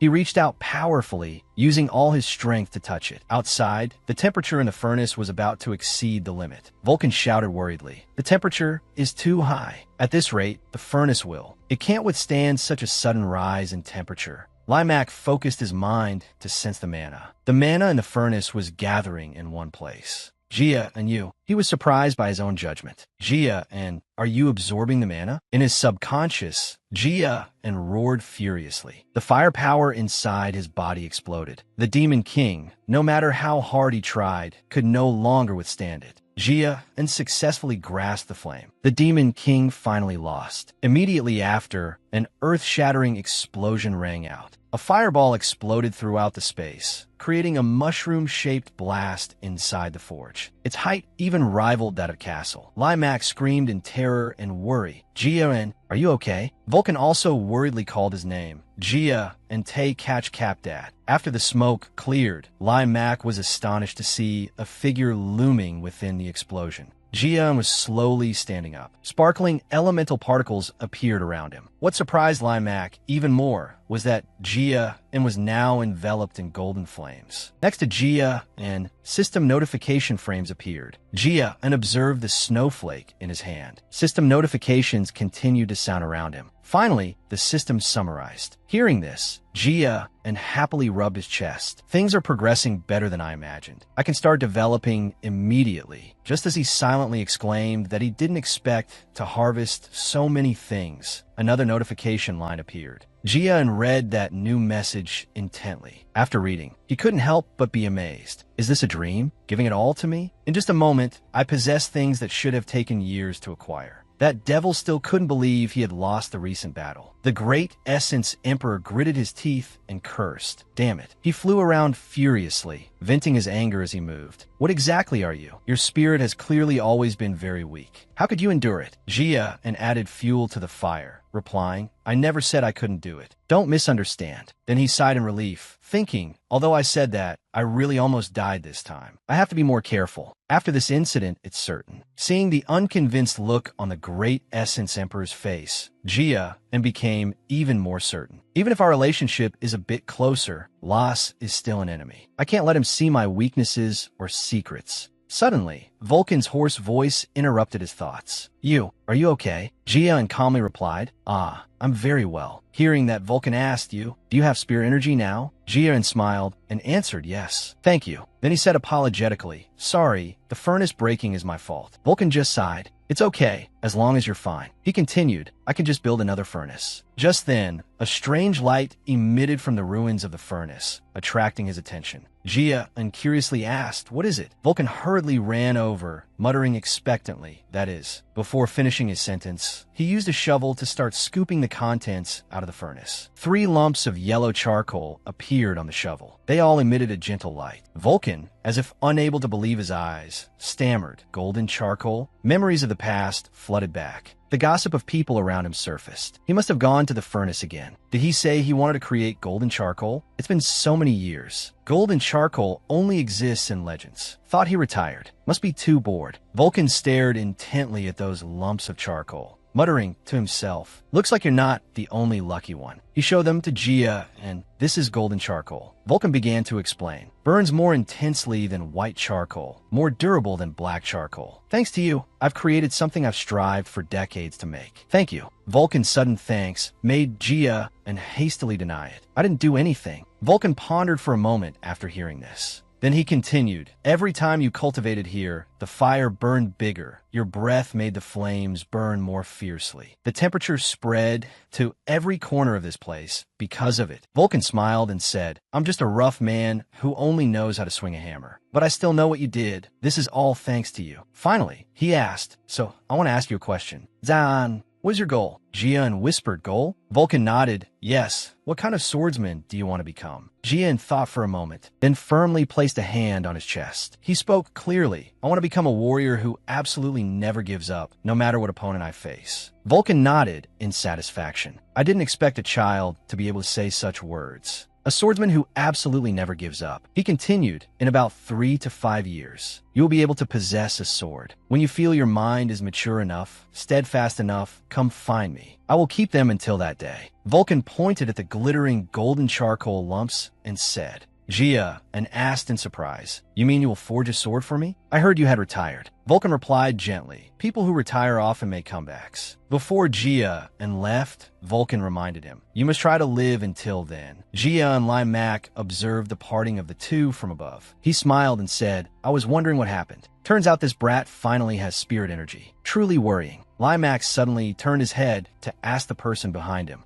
am I right? The person observing with Lai Mak was the patriarch, Kachluan Te Kach Kapdat. Lai Mak grinned and said, you come here every day because you're worried about him, right? You must be relieved now. His response was a denial from Kachluan. I didn't come here out of worry. Lai Mak laughed while praising Jia, and perhaps due to the temperature of the furnace. The quantity and purity of the spirit energy are extremely high. This brat has stabilized his spirit energy. Truly a genius. Suddenly Kachluan said seriously, not ordinary. This made Lai Mak turn to look at him in suspicion. The patriarch gently explained his words. He has turned his defect into an advantage. At training room number 5, Nunam was still holding the box of ice cream cake. Her expectant eyes looked out at the main door. She thought to herself, Jia, when will you come back? She recalled the unkind words of other students about Jia, for example, heard about Jia? He still hasn't cultivated spirit energy. It's been 7 months. Maybe he isn't as formidable as the rumors say. Young Master Ball Wan or Miss Ma Sa should replace his position. He surely has no capability anyway. Nunam gripped the cake box tighter.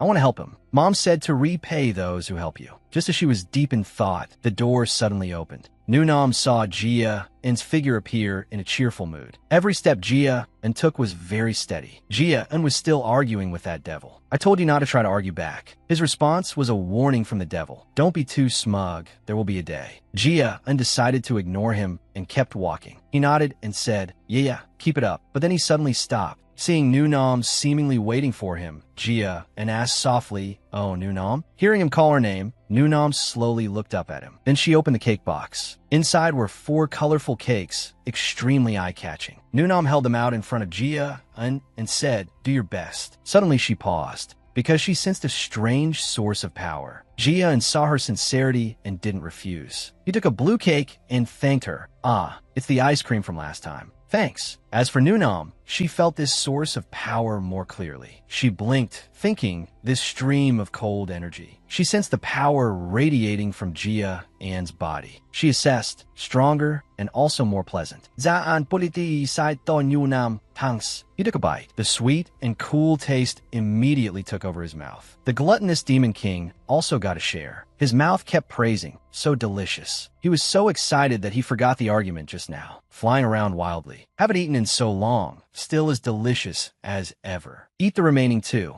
Jia had to remind him, you should know this is her food. Don't be so greedy. Mind your image a bit. Then he helped her close the cake box, not forgetting to thank her again. Very delicious. Thank you. Nunam asked blankly, you're not eating anymore? Jia replied gently, one is enough for me. Thank you. Nunam asked again, do you feel better? Jia was slightly stunned. Then he sighed involuntarily, yeah, I'm much better. Hearing that, Nunam smiled with satisfaction. Good. Finally, the little girl left with the box of cake in a happy mood. Jia also smiled, watching her joyful demeanor. He murmured softly, truly a strange girl. A moment later, it was training time. Limac stepped onto the podium and announced loudly, it's too boring for you guys to just train like this all day. So this month, I have prepared something more special. He reminded the trainees, you have practiced the basics and cultivated for exactly 7 months. It is time for you to utilize your energy. This announcement made the trainees curious. One trainee whispered to the person next to him, why is the teacher acting like this all of a sudden? The other person didn't know either, just shook his head and said, I'm wondering the same thing. Murmurs erupted. What is the teacher planning to do? In return, Lime Mac gave a mysterious smile. Then he revealed the content. You will conduct combat sparring for 1 month. Clearly, this made Ma Sa extremely excited. He continued, the results of the sparring will affect your graduation rankings. Lai Mac continued to advise the trainees. I advise you to prepare carefully for the upcoming month. As he was speaking, suddenly an arm went up, accompanied by Ma Sa's rude voice. Wait, she spoke with hidden meaning. What about the laggards, who haven't cultivated spirit energy yet? Her words immediately made the atmosphere heavy. Every eye seemed to turn toward Jia, and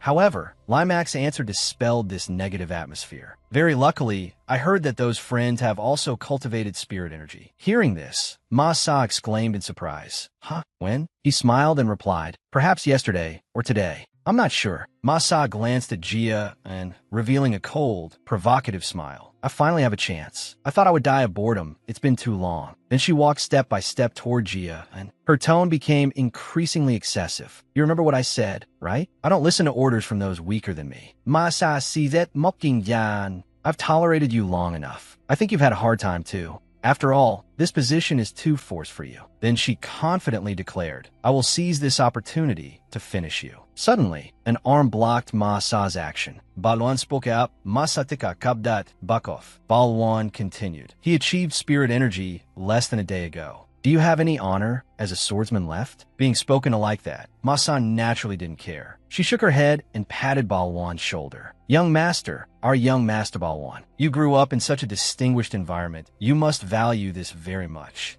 Honor is reserved for those who deserve it. Balwan reminded Ma Sa in a low voice, but he was interrupted by her. Those idiots over there learned spirit energy in 1 month, but our top student took exactly 6 months. Seeing Balwan and the other trainees silent, she pushed further, her words becoming even more harsh. Even for high-rank cultivation methods, the average is only about 7 months. This means this idiot is extremely useless. You two participated in the evaluation together. You should know. Masa Sneret, a swordsman who cannot learn spirit energy can never become famous. No matter how high the talent in swordsmanship is, without using spirit energy, one is trash. Then she turned her head to ask Limac. Teacher came up with this dual idea to seek change too, right? Isn't he the valedictorian? Naturally, Limac just shrugged in response. Who knows if I know or not? Masa didn't bother to care. She called Jia An's name directly. Jia and Tay catch Capdat. She warned, you've occupied the #1 spot for too long. It's time to abdicate. Seeing Jia and remained silent, Masa put her hands on her hips and provoked. So as I said, let's duel to choose who is #1. Finally, Jia and opened his mouth. He answered extremely decisively. No. He said calmly, how can we bet without money? If you want to bet on my valedictorian position, you must also offer something of equivalent value. Hearing this, Masa sneered at him. Do you not understand your situation yet?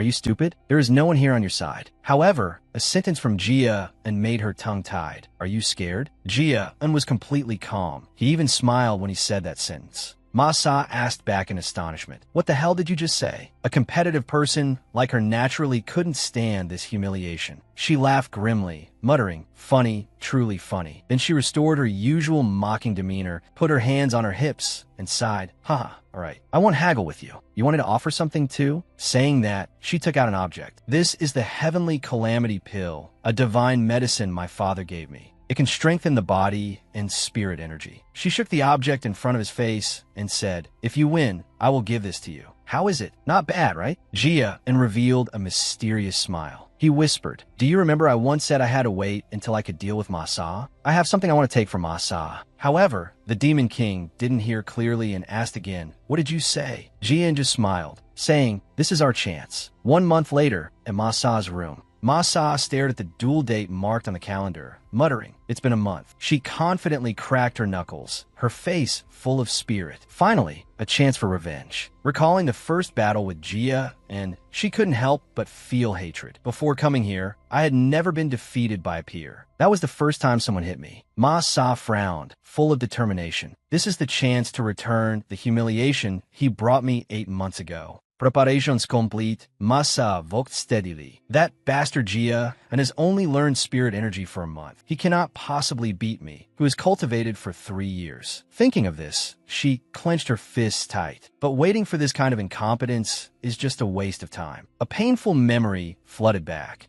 Masapurset helipstai. I must become strong quickly, because I need to go save someone. She declared aggressively, this is your doomsday. Jia and Tay catch Capdat. Training ground number 5. The duel is about to begin. Limac assumed the posture of an elite instructor and shouted, attention everyone. After all official trainees had gathered fully, Limac began to give some advice. The effect of observing a match is just like participating in a real combat exercise. You should observe other trainees' matches carefully and predict your own moves. He encouraged gently, don't be nervous, just give it your all. Then he began to announce the duel list. The first match is Balwan Tay Catch Capdat versus the Lion. Balwan immediately shouted, here. As for the Lion, the situation seemed not very optimistic. That kid raised his hand, trembling, and said, teacher. Limac nodded and asked, what is it? Da el upsilon an stam eret isarenda. His answer stunned both of them. Limac blinked and said, I haven't even shouted start yet. So the Lion made an excuse. I don't feel well. I caught a cold yesterday now. I still have chills, my whole body aches. Plus, I didn't sleep well last night. It's true, teacher. The Demon King was annoyed by the scene before his eyes and roared angrily. If he were my subordinate, I would have beheaded him right on the spot. Jia, and had already guessed a lion would do this, and just said coldly, I saw that he would do that. Limac helplessly encouraged the Lion. You should try fighting Balwan. Even if you lose, you will definitely learn something. Seeing the teacher say so, the Lion reluctantly complied. Yes, I understand. A few minutes later, the Lion was quickly knocked down by Balwan. The Lion rolled his eyes back and muttered, I surrender. Limac frowned and said, young Master Balwan. Balwan, you still haven't controlled your emotions well. If you fought properly, you could have defeated him within 5 moves. Balwan replied with a bit of frustration. I couldn't help getting angry at his attitude. Then Limac turned to comment on the Lion, who was still lying paralyzed on the ground. The Lion, why do you always avoid things? I said you could do it. If you fought back, you could have held out longer. Hearing this, the Lion replied sheepishly, sorry, but it was too scary. Li mak sai, anzai. Next pair, the duel list was immediately announced. Nunam versus Kaklam. Limac shouted, start. Catch Lam immediately launched the first wave of attacks toward Nunam. The sword tip closing in on Nunam's face extremely fast. Right after that, the little girl swung her sword. Catch Lam's attack was quickly countered by Nunam. His sword immediately slipped from his hand and flew away. At this moment, Catch Lam was extremely astonished that his attack was deflected like that. The expression on his face looked as if to say it's over. Catch Lam's sword was knocked away by Nu Nam and fell to the ground. Limac clapped his hands to signal that was enough. He began to give comments to each person. Catch Lam, you were too tense. When holding the sword, you need to relax. And Nu Nam, very beautiful counterattack, but the spirit energy was not maintained until the end. Limac read the list of participating trainees again. Next is the best show. The trainees attentively evaluated the final match. Since they were the last ones to take the field, their fighting will was very high. The final match was the confrontation between Ma Sa and Jia, and Ma Sa swung a blow, her face revealing extreme excitement. Jia immediately parried, his face extremely serious. The battle took place extremely intensely. Ma Sa continuously launched fierce attacks toward Jia, and a moment later, Jia began to counterattack. Ma Sa revealed a look of surprise when she was countered.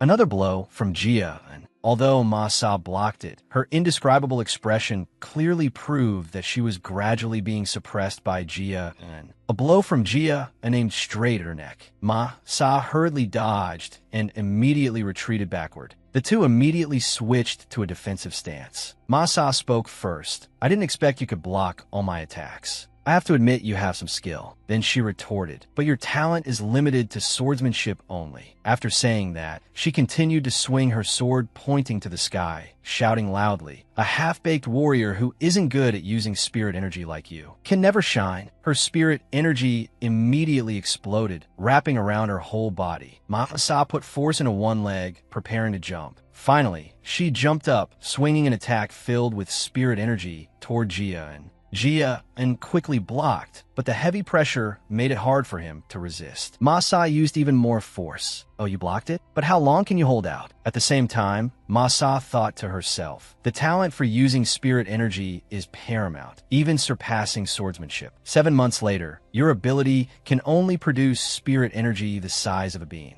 At this rate, you won't have a chance to become a swordsman." Ma Sa thought. Getting more aggressive, she viciously threatened, "If you don't surrender yet, my next move will break your bones." But before she could finish, she was caught off guard by Jia's counterattack. She quickly blocked that counterattack, but was pushed back. Jia calmly said, "You always have the word talent on your lips. Your family values talent way too much." Ma Sa laughed and replied, "You must find it very annoying, because you basically have no talent. That's why I want to show you even more what a true genius can do." Jia coldly replied, "In that case, I will show you the opposite situation." Saying that, Jia immediately released a stream of fire spirit energy. He wanted to prove that talent isn't the most important thing. Ma Sa was stunned by the scene before her eyes. Jia began to execute the ultimate skill he was gifted, 10,000 fire method, first fire. Ma Sa stared at it, muttering, "What is that flame?" Intuition told her this thing was very dangerous. Definitely not a normal flame. Behind that firelight, something was hidden. She silently exclaimed, "Why is it beautiful enough to make people shudder?" Ma Sa swallowed slightly, then gripped the sword hilt tightly. She coldly said, "Looks like I have to get serious too." Saying that,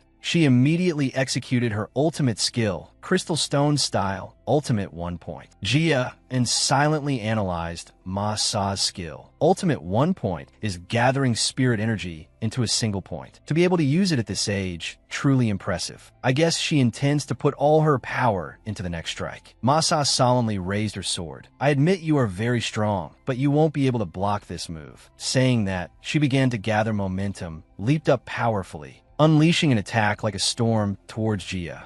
The collision of their spirit energy immediately created aftershocks. The ground was gradually torn apart. The trainees exclaimed warily. The ground cracked. "Wah, what happened?" The battle before them made the atmosphere extremely tense. Dust filled the air. A sword broke in two. Ma Sa fell to the ground unconscious, her hands still tightly grasping the broken sword. As for Jian, he looked at her calmly, unharmed. The trainees discussed in astonishment. Jian won? Impossible. Ma Sa lost again? What was that spirit energy of his? Jian remained extremely calm, rubbing his wrist. Observing for a while, he quietly evaluated his opponent. "I see that even when unconscious, you still hold your fist tight. You possess something even more wonderful than skills or talent." Jia unconcluded, "That is your mental strength." In the main building, Kachluan nodded and said, "So Jia has defeated Ma Sa." Limac immediately replied, "Yes, he defeated Ma Sa completely, even though Ma Sa had cultivated spirit energy for 4 years prior. It's unbelievable. Catch-Wan gently commented, "The fire I saw that day was truly beautiful, like a flower made of fire. Its power far exceeds its size. I think everyone in the clan already knows about this. Go guide that child. Don't let him become complacent." Lime Mac nodded happily. "Of course." Then Catch-Wan asked, "But how's Masa?" Lime Mac answered honestly. "She seems a bit shocked, but the injuries are easy to treat." Masa was currently sitting pensively on her bed. Lime Mac continued, "The biggest problem is psychological trauma. He sincerely hope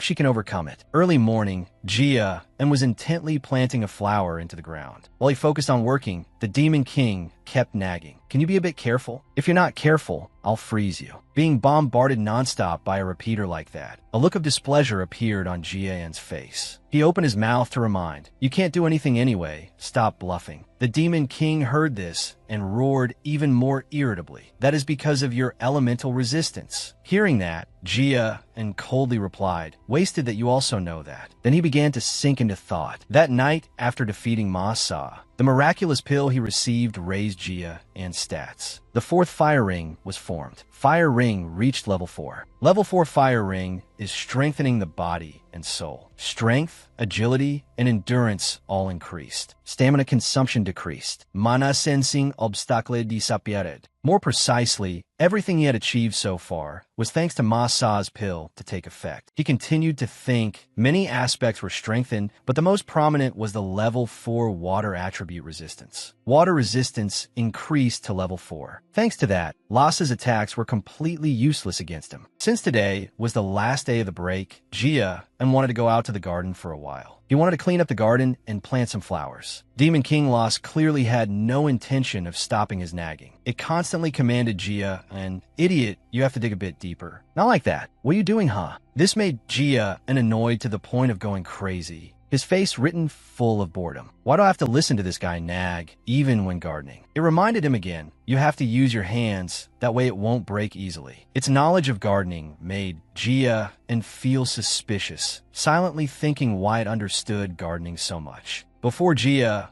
could open his mouth to ask, it quickly answered the question for Gia and its tone full of pride. "When I was in the demon world, I always planted the garden full of ice flowers. Those demons looked at the garden and respected me." Thinking about how to deal with this chatty demon, Gia and discovered a familiar figure appearing at the door. It was Ma Sa, wearing casual clothes, looking melancholy. Ma Sa appearing here was truly unexpected. Gia and coldly asked, "You're surely not here to cause trouble, are you? What are you here for?" But Ma Sa didn't seem to want to answer immediately. Gia and constantly speculated, "What is she thinking? I thought she was very mature. Now it seems she is very childish." Then he shook his head. "No, that's not important right now." Immediately after, Ma Sa opened her mouth, her tone still as stiff as usual. "I want to fight you one more time." Gia and Tay catch capped at. Hearing this, Gia and helplessly said, "You are truly pitiful. You still haven't accepted defeat?" Ma Sa immediately retorted, I didn't say I don't accept defeat. It's just that I don't understand why. So I came here to clarify." "Huh?" Gia and coldly asked, "What will I get?" Ma Sa blurted out, "Huh?" Gia and said, "A loser coming to challenge the winner. That at least bring some gift." This sentence made her stunned. "What nonsense are you saying? Why pay a fee for fighting?" Jian replied as a matter of course. "But for me, it is necessary." Ma Sa could only grit her teeth and look at him. Looking at his appearance, he didn't seem to want to fight at all. "What should I do?" Her eyes stopped on the beautiful flower clusters. A malicious thought arose. Should I trample these flowers? But her mouth said, "You must like flowers a lot." Truly unexpected. But Gia Ann's answer stunned her. "Not really," Jian explained. "I don't like flowers. I also don't understand why people like flowers. I only take care of this garden for my mother." Hearing this, Ma Sa was a bit annoyed. She clicked her tongue, deciding to discard the boring thoughts in her head. Then she turned to leave. "Never mind, I'm going back." Suddenly, Tae Du-wei walked out of the house. She called her son, "Jian, you're here." Jian saw her, calling out somewhat unnaturally, "Mom." She happily said, "I was wondering where you went. Is it your friend? A new training partner?" The person she asked about was Ma Sa. Hearing this, she turned her head to look at the woman, calculating in her heart. "That is Tae Du-wei, a Tae catch capped at. The woman who abandoned the clan for a man, then returned to save her son. The person who bravely acted for her children." Tae Du-wei assessed Ma Sa, saying gently, black eyes and black hair. You must be Ma Sa. Nice to meet you. Jia and noticed the atmosphere wasn't right, hurriedly said, "She's not my friend. Let me handle things here." But she simply said to him, "Mom just wants to chat with your friend." Then she stepped forward, taking Ma Sa's hand. "I heard you fought with Jia and you're not injured, are you?" Ma Sa stiffened and replied, "I'm fine." Hearing that, Tae Du Wei said softly, "Really? I was very worried." She gently stroked Ma Sa's cheek, making her suddenly blush. "I heard Dan and I brought back a very talented child. And you are so beautiful too. How lucky, both talented and beautiful." And she happily asked, "But why did you come here?" Ma Sa had to answer half-truthfully. "I just wanted to say a few words to Jia, and I'm done speaking. I ask your permission to leave." But Tae Du Wei, perhaps because she rarely had guests, appeared extremely enthusiastic, inviting her to stay. "You should stay and eat with me." And Jia and Ma Sa asked again in surprise. "Huh? What?" Tae Du Wei continued, "I can't let Jia and's friend go home on an empty stomach." Being held by the hand by such a beautiful woman, Ma Sa felt a bit shy, stammering, This. A moment later, in the dining room, Jia and Ma Sa sat opposite each other, enjoying the dishes served by Tae Du Wei.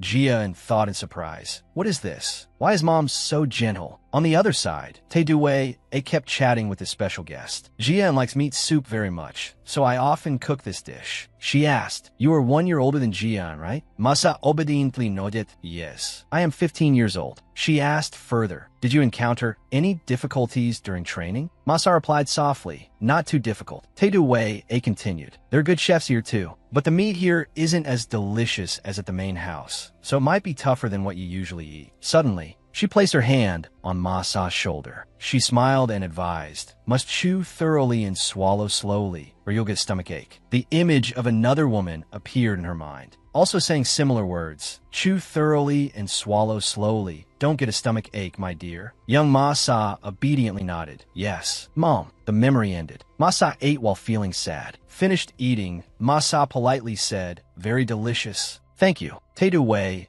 said goodbye to her. "Remember to take care of Jia for me." On this side, Jia whispered to the great Essence Emperor, "What is this? Clearly she came to fight. Did she take the wrong medicine?" The great Essence Emperor also didn't understand, just answering perfunctorily, "Maybe so." On the way back, Masa also couldn't stop thinking, "Jia definitely thinks I'm crazy. Masa zembetai Jia again." But that look was too much like my mother. I absolutely couldn't refuse her. Tae Du Wei's figure appeared. Ma Sa quietly felt it. Her face, hair, and voice are all very different. But in that moment, I felt like I was with my mother. Thinking of the dark past, Ma Sa ground her teeth. Ever since Mother was kidnapped by that damned white blood cult, and I was adopted by Daniel, I decided I would never admit defeat until I found her. Up until now, I have kept that promise. But today I lost to Jian. Ma Sa fearfully thought of a problem. The Taekatch Kapdat family adopted me because of my talent. If I just lose like this, I might be kicked out. She anxiously thought, Father is a gentle person. But what if that is just a pretense? Then I will have no hope of finding Mother. She trembled, thinking I shouldn't have lost. The butler's voice rang out. "Miss Ma Sa, you have returned. You are later than I thought." Ma Sa asked, "Were you waiting for me?" The person said, "I was waiting to give you a letter from Lord Daniel." Ma Sa surprisingly took the letter. "Father wrote to me?" He immediately nodded. "Yes, the letter was written after the match." The content of the letter read, "Ma Sa, congratulations on accepting your first defeat. A loss does not turn you into a failure. Don't be too sad. Think about why you lost. That will help you improve. Father intended to personally come comfort you, but the mission took longer than expected. Father apologizes for not being able to be by your side right now." At the end of the letter, he also wrote, "Father is still looking for your mother. Father has not given up yet, so you shouldn't give up either." Ma Sa clutched the letter tightly, instructing the butler, "Tell Father, I will etch this in my heart. I am very grateful to him." He immediately bowed respectfully. "Yes, Miss." Closing the door, Ma Sa sank into contemplation. "I lost so miserably." She grasped the hilt of her blade. "It wasn't because I underestimated the enemy or anything else. I simply lost." Then she lifted her hair, preparing to cut it down. She seemed to have made up her mind. Now I must accept defeat, then continue to move forward. I cannot let Father be ashamed. Ma Sa's long hair fell lock by lock, along with the thoughts from the bottom of her heart. If I pretend like that never happened, I won't learn anything, and I will be too ashamed to face Father. Cutting off off her long hair, Ma-sa put down the knife, grasping the sword hilt. Let's start over. I will use all my strength to move forward. I will throw away this foolish and tragic past. Looking at herself with burning will in the mirror, Ma-sa told herself, I will become stronger. The next day, Ma-sa's strange change astonished some trainees. What is this? What's wrong with Miss Ma-sa? Ma-sa stood with hands on hips in front of Jia and, calling his name, Jia,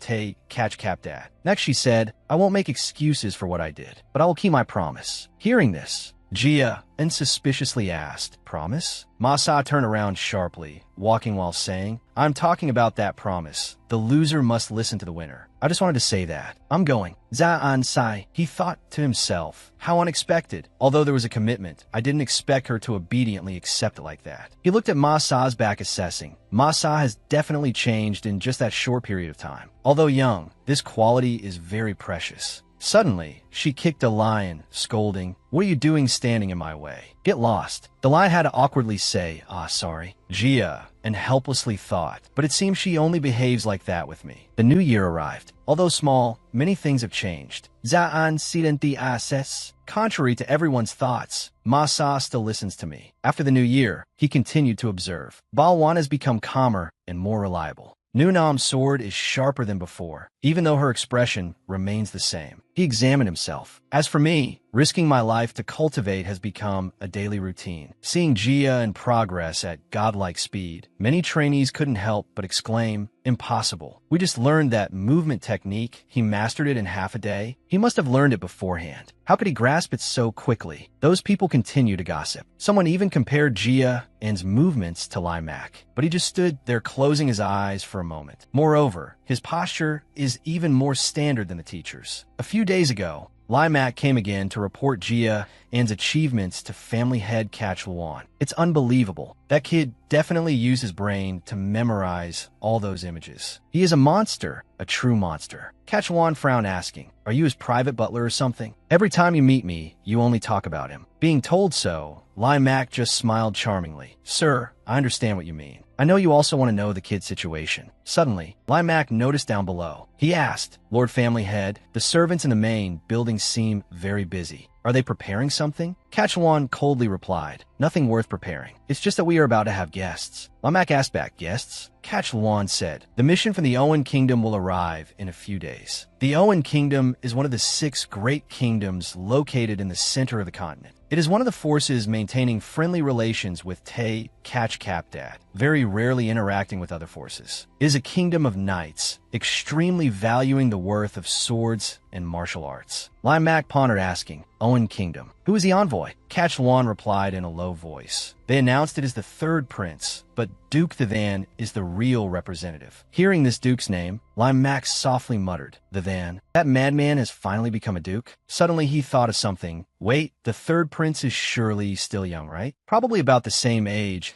as Jia and Balwan. Catchwan just replied, I don't know. I haven't investigated him. Then he reminded, You should also instruct the trainees to behave properly. Limak heard this and was a bit surprised. Huh? Even training ground number 5 has to do that? Catchwan gently explained. Apprentice knights will escort the 3rd prince. They said they also want to observe how swordsmen and knights train. We cannot let them see the bad side of Te Catch Capdad. Limak put his hand on his chin, thinking. The 3rd prince of the Owen Kingdom and apprentice knights, and about the same age as Jia. And then he smiled. This might be interesting. Standing next to him, Catchwan couldn't help but remark, You look like you were plotting something. Back to the present. After Limak announced shocking news, the majority of trainees showed extreme astonishment. Huh? We have to fight the apprentice knights of the Owen Kingdom? Limak smiled, saying, You guys probably heard the news of their mission visiting. The 3rd prince also came. He said he wanted to spar with you guys a bit. A trainee stammered, asking, But why so suddenly? Limak raised his eyebrows, asking, What, are you scared? I already said, a swordsman must always be ready to draw their sword, even when sleeping. Some other trainees discussed noisily. Heard that he originally intended to visit training ground number 6, not our place. Why did he suddenly change his mind? Of course, all this is related to the respected teacher Lai Mak. Before that, Lai Mak went to the third prince's residence, respectfully saying, "Your Highness, I heard you went to visit training ground number 6. Looking at your expression, surely they must have disappointed you." He continued, "If you have time, please come visit training ground number 5. Lai Mak especially emphasized, "I will make you impressed." Back to reality, Lai Mak showed no remorse, saying, "It's normal for you to feel surprised. After all, I announced it too suddenly. Just meet them first, then conclude." Then he said loudly, "The door is open. Everyone can come in." A group of people walked in, led by an extremely prominent blonde teenager. Lai Mak introduced. They're the pride of the Owen Kingdom, the Apprentice Knight Squad. The blonde teenager clearly introduced. "Nice to meet everyone. I'm Tai Dac Jia Trake Ovan." Jia and observed intently. That is the third prince of the Owen Kingdom. Although young, but extremely excellent. He assessed. One look,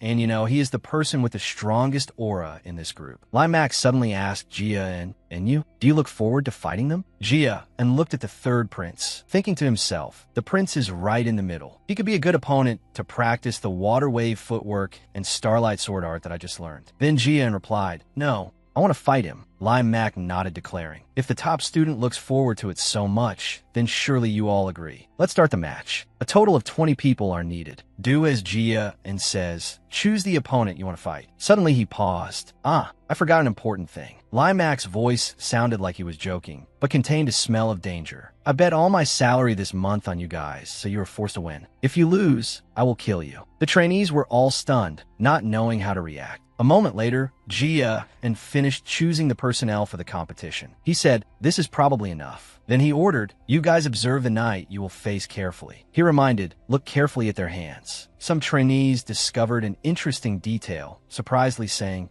"They are trembling." Jia explained, "On the outside they look very confident, but actually they are just like us. They are just apprentice soldiers about our age. Facing combat, they will also be nervous." He loudly affirmed, regarding effort, "We absolutely do not lose to any other kingdom. Your sweat and tears will be exchanged for a worthy reward. Za'an Zhongli and Gao. Don't worry, give it your all. Show them how strong we are, okay? Za'an Xiaodet." All participating members shouted in unison, "Clear." Then he said, "I will decide the order of entering the field." He analyzed thoroughly. The first match is extremely important because it can raise everyone's morale. That is why I must send someone sure to win. Jia pointed at a person saying, "Masa, you fight the first match." Jia asked, "Can you do it?" Masa immediately waved her hand saying, "All right, I will end it quickly." Lai Mak's voice rang out, "If preparation is done, then enter the field." The trainees saw Masa's opponent and couldn't help but be startled. Wait a minute. Is he really the same age as us?" The trainees screamed, "Why is he so muscular? Looks just like a regular knight." The other side spoke up to introduce first. "I am a gladiator of the Owen Kingdom. Although young, his physical condition is extremely good. I think we will have a great match." The sound of trainees buzzing in discussion. The physical difference is too big. Even if it's Miss Masa, I'm afraid she will struggle a lot. But clearly, Masa's state is extremely good, seeming completely unaffected by the difference in physique. She confidently flipped her hair back and said, "I will win." "Stop talking nonsense, come on." The third prince was immediately attracted by the first battle. He assessed, she is overwhelming her opponent. The swordsman of training ground number 2 is indeed very strong. He remarked that they live up to the name Te Catch Capdat. Technically, they are perfectly capable of matching the kingdom's knights. But he felt quite disappointed about the next place. He assessed, however, training ground number 6 is truly disappointing. Even though they have been trained, they aren't even equal to the clan's apprentices. Back to reality, Tai Dac was extremely astonished by the match before his eyes. He assessed, "It seems this training ground also has very talented trainees." Duke then spoke softly. "Yesterday you suddenly appeared and invited me to come to training ground number 5. Was it because of this?" Lai Mak shrugged and replied, "To spar with one of the Empire's 6 great knight orders is a rare opportunity. I think this will be a good lesson for the children." They then huffed. It's hard to believe these words came from the mouth of someone who once claimed to be a sword genius. Lai Mak looked at the Then and said, "So should I return to my normal demeanor? Want to make a bet with me?" The Then muttered, shaking his head, still can't kick the gambling habit. Huh. What do you want to bet? Limac immediately replied, there are 20 sparring matches in total. Moreover, there are rewards for the winners. If we don't just watch, but also bet something, wouldn't it be more interesting? The then probed, they have all been formally trained at Owen. Do you think your kids can win? Limac shrugged slightly and answered, it seems you really trust your students. Then, he looked towards his trainees and said, but I also have my own faith. On the arena, Ma Sa was frantically overwhelming her opponent. One of her attacks immediately broke the opponent's longsword, causing him to exclaim in astonishment. How could she be so strong? Ma Sa was still full of vitality. She used the hilt of her sword to thrust hard into the opponent's stomach. The fighter screamed in pain, then clutched his stomach and collapsed. Limac's voice rang out. The winner is Ma Sa.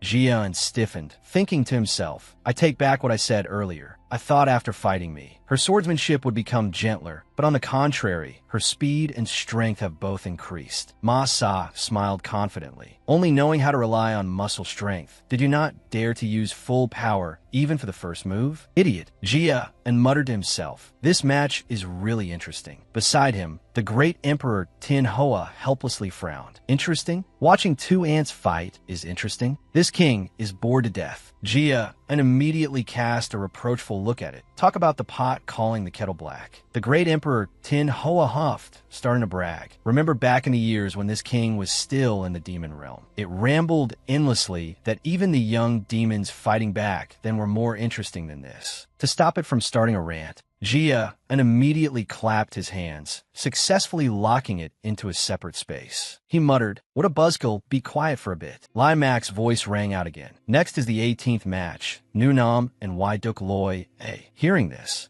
Jia signaled slightly. It's your turn. Two opponents, one white-haired and one red-haired, stepped onto the arena together. Wai Duk Loi A spoke first. You're a Nu Nam, right? Those absent-minded eyes, I really don't like them at all. Saying that, she began to radiate fire attribute aura. Nu Nam frowned upon seeing this. I don't like fire. Finishing her words, Nu Nam immediately exploded with ice attribute aura. One ice and one fire rushed into each other to fight. When the two opposing auras collided, it immediately caused evaporation, creating a screen of mist, which was extremely beneficial for Nu Nam's skills. Wai Duk Loi vigilantly gripped her sword, observing the surroundings. Nu Nam's figure appeared behind her. Wai Duk Loi immediately realized it, swung her sword and shouted, there! But Nu Nam's figure suddenly disappeared. Y Duk Loi froned, en illusion, the moment she let down her guard. Nu Nam successfully held her blade against the opponent's neck. Limac raised his voice. The 18th match, Nu Nam wins. Wai Duk Loi looked at Nu Nam, who was preparing to leave, and hurriedly called out, I lost, but that match was great. But Nu Nam did not pay attention to her, only running to Jia and asking, Jia, and did you watch the match? Of course, Jia and observed very carefully. He assessed, your footwork has improved a lot. Well done. Nu Nam sat down on the ground with satisfaction and said, thank you. Limac cheerfully encouraged. Whether winning or losing, they were all wonderful matches. The atmosphere is heating up. Let's continue with the 19th match. He said, Balwan and Takalwan, step up together. The two opponents met face to face. The Owen side introduced first, I am Takalwan, an apprentice knight. In response, Balwan also introduced himself elegantly. I am Balwan Sika Kabdat Atraine. Below the stand, Jia and silently assessed. That guy Takalwan is very strong. Except for the third prince, he is the strongest among the rest. Limac shouted, start. Balwan immediately assumed a fighting stance. Both rushed towards each other, neither yielding, launching moves, and blocking each other's decisive strikes. Realizing the opponent was evenly matched with him, Balwan calculated. Both our techniques are equivalent, so if I am negligent for even a second, it's enough to be defeated. He certainly has similar thoughts. Then, both used all their strength to rush at each other again. The two fought so intensely that the swords of both sides broke. The trainees outside the arena discussed excitedly. Both swords are broken, so then. Limac smiled and announced the final result. The result of the 19th match is a draw. Jia and said to Balwan, who was walking over, well done. Balwan, that apprentice knight, is the strongest on their side. But Balwan seemed not very satisfied with this result. He frowned and muttered, then what is the point? Having fought for the honor of Tay Catch Capdat, no matter the cost. I must win. Jia and gently patted his shoulder. Don't worry. Jia An's eyes became sharp. I will win the final match, bringing glory back to the Tay-Catch-Cap-Dat family. The third prince looked at his opponent, a bit disappointed, thinking to himself, do I have to fight this kid? He silently assessed Jia, and the martial power I sense from him is too ordinary. Then he opened his mouth to ask, are you a direct descendant of Tay-Catch-Cap-Dat? Completely outside his expectations, Jia and calmly replied, no. This made Tai Dac frown in thought. How troublesome. I didn't expect to have to fight such a meaningless match. He looked at Ma Sa, Nu Nam, and Balwan, hoping to duel with one of the three of them. Thinking his doing, Tai Dac asked, Teacher Limac, I have a proposal. Limac nodded and asked, what proposal? He pointed at Ma Sa and Nu Nam, saying, I don't think those two are tired yet. Wait until I finish defeating this kid. Can I fight them? Limac smiled and replied, I have no problem with it, but you must win first. Tai Dac smiled disdainfully, waving his hand to tell them to go warm up. The match will end soon. He prepared to draw his sword, thinking confidently, to save stamina, I won't use aura. Up high, Duke then had realized something from Jia, and he immediately asked Limac, what is that monster, Limac? I almost didn't recognize it, because he is too faint. Limac laughed and said, you aren't blind either. Since you knew, why didn't you warn the third prince? The third prince seems to be underestimating Jia and a bit. He continued, His Highness will soon become the future of the Owen Kingdom, but he has never tasted failure. Teaching him a bit of the philosophy of failure here is also a good idea. They then frowned, but the third prince is very strong. Even a sword genius cannot easily win. But Limac just calmly crossed his arms and replied, it is indeed not easy. Saying that, Limac proposed a new bet. Should we make a bet? They then glanced over. Again, you really like betting. Limac smiled and said, just a simple game. Bet a round of drinks. They then resignedly agreed. Fine. But on what? Limac held up 5 fingers, then confidently said, Jia and will defeat the prince within 5 moves. Below the stand, Jia had begun to release aura, assuming an attack stance, clearly not expecting things to develop this way, but then was equally astonished. Jia quickly defeated Tai Dac. That prince spat out a mouthful of fresh blood and collapsed. Jia unsheathed his sword and said, I guess it's over, right? Limac smiled with his eyes narrowing. Oh my god, it wasn't even 5 moves. Tai Dac gradually recovered his strength. He still hadn't recovered from his shock. I misjudged. I thought he was ranked last for some reason. Seeing Jia standing there leisurely looking at him, Tai Dac concluded it was because the opponent was too strong, but then asked unconvinced, is that really a trainee? His movement and swordsmanship are completely mature. Limac, hearing his old friend say, so, bragged even more happily. That's why I said Jia would win. Limac started mentioning the bet. I will book a really luxurious place. Tai Dac used all his strength to sit up. He hurriedly called Jia and, you stop. I haven't lost yet. Limac's voice rang out. Your Highness, the match has. But Tai Dac immediately interrupted. I haven't shown you my true strength yet. If I had used my full power from the start. Before he finished speaking, Ma Sa jumped out from somewhere. Oh my, what dog barking sound is so pleasant to the ears. She added, why can't a prince accept the truth that he has lost? So annoying. Ma Sa turned on a mocking mode, just like someone I know. Tai Dac glared at Ma Sa. You are. Ma Sa interrupted him again, speaking rudely. Hey prince, I try to be polite to you. Then she glared threateningly. Get lost. You lost. Tai Dac clearly couldn't take it anymore. He roared, shut up. You are speaking to His Royal Highness the Prince. But Ma Sa just laughed provocatively. He is royalty, but I am also of direct lineage. What is there to be servile about? Limac saw the atmosphere becoming tense, so he clapped his hands to calm it down. Enough. Let's hear Jia's opinion. He asked Jia, you can choose what you want. Jia replied, you already made a bet. The match is over. There is no reason to continue fighting. But the third prince was determined not to accept it. He roared, I admit I lost. He said sincerely, I misjudged you.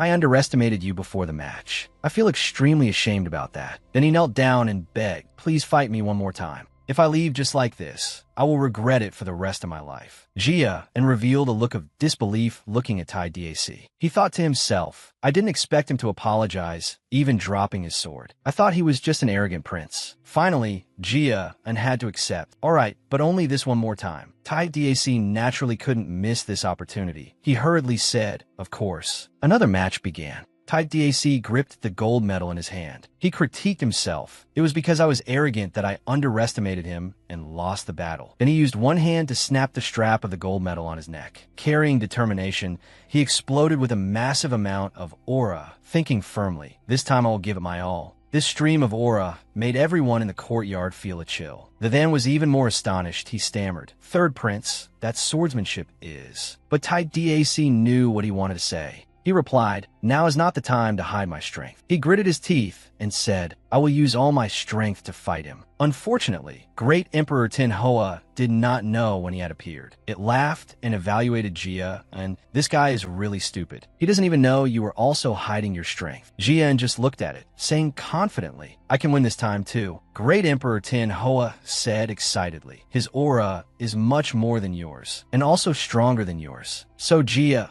suggested, "Do you want to bet?" Great Emperor Manhwa immediately agreed. Of course. A system notification popped up. Jia began to declare war. "Then let's start." Tai Dac immediately stomped on the ground to borrow force, then exerted force to attack Jia quickly blocked this blow. The collision of aura created an extremely magnificent aftershock. The two continued to rush at each other, slashing and killing. Tai Dac frowned and thought, "I have used all my strength, but he hasn't stepped back at all." He looked at Jia's extremely serious expression and couldn't help but exclaim in his heart, "Jia take catch Capdad. Is he a genius? It would be more accurate to say he's a monster." Finally, he sighed, seeming to have made a decision. He was determined to risk his life with Jia on. The aura magic on Tai Dac's body was ceaselessly displayed, and the aura was once again accumulated in a leap. Jia observed from afar. That must be Perez swordsmanship, only passed down to the heir of the Owen kingdom. Looking at the amount of magic he gathered in this sword move, the next blow will definitely drain all his strength. After that, Jia also began to display his skill. He exploded with a large amount of aura, assuming a stance ready to fight. "Fine, come on." Tai Dac emphasized, "This is all my power. Take it."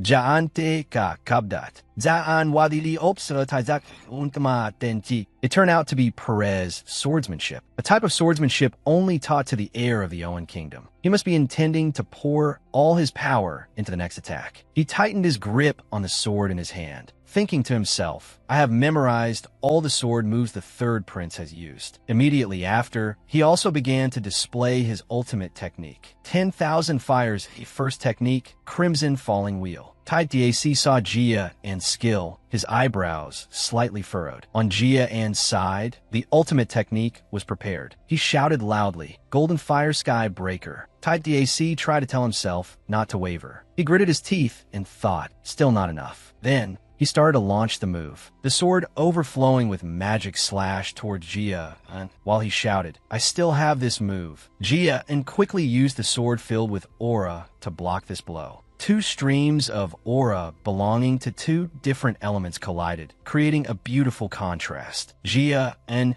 Tai Dac continuously launched moves of varying strengths, both intending to defeat the opponent. One move, two moves. Immediately after, Tai Dac pushed Jia back. Tai Dac happily pursed his lips tightly. "I have repelled his sword skill. I am gaining the upper hand." But Tai Dac could not rejoice for long. Jia launched a move, slashing Tai Dac's sword into two segments. The third prince looked in astonishment at his sword, which only had half remaining. He uttered a sound, gritting his teeth tightly. "My light sword revealed a flaw." Jia quickly launched a move to knock Tai Dac down. He laughed softly to himself. "Did you intend to neutralize my attack angle this time too?" Tai Dac quickly fell down. Limax's voice rang out again. "The winner is Jia Tay catch Capdat." As for that prince, he sadly knelt on the ground, maintaining the posture of being defeated. He picked up his light sword and thought, "My speed and power were clearly superior to his." Taizak Lauet Sopti. Did he use the base of the sword to counterattack my light sword? Then he adjusted his mood, walked towards Jia and said, "The world is indeed vast." He bravely cast aside the feeling of defeat, happily accepted it, and reached out his hand towards Jia. "Thank you. Through this match I have learned a lot. I admit I have lost." Jia also smiled and took his hand. "I also learned a lot." So the two shook hands. Tai Dac spoke first. Sorry for looking down on you earlier. Just consider it as me having eyes, but not seeing Mount Tai. Hearing this, Jia and replied politely, "It's nothing." Then the prince asked, "May I ask your age?" Jia and honestly answered, "I'm 14 years old this year." Hearing this, Tai Dac shook his head in depression. "I actually lost in both swordsmanship and character to a swordsman younger than me." Then he handed Jia an object and said, "Take it." This made Jia unable to help being curious. "What is this?" Jia and received the gold token that was originally worn on Tai Dac's neck. So that he wouldn't have to continue being curious, he calmly explained, "This is proof that the third prince of Oan, Tai Dac Jia Trake Oan, is willing to accept any request of yours in the future." This made Jia extremely astonished. "Why did you give me such a precious item?" Tai Dac said refreshingly, "I lost. But you really woke me up. I feel like I have just had a sudden enlightenment about many things. I feel very lucky to have lost to someone like you."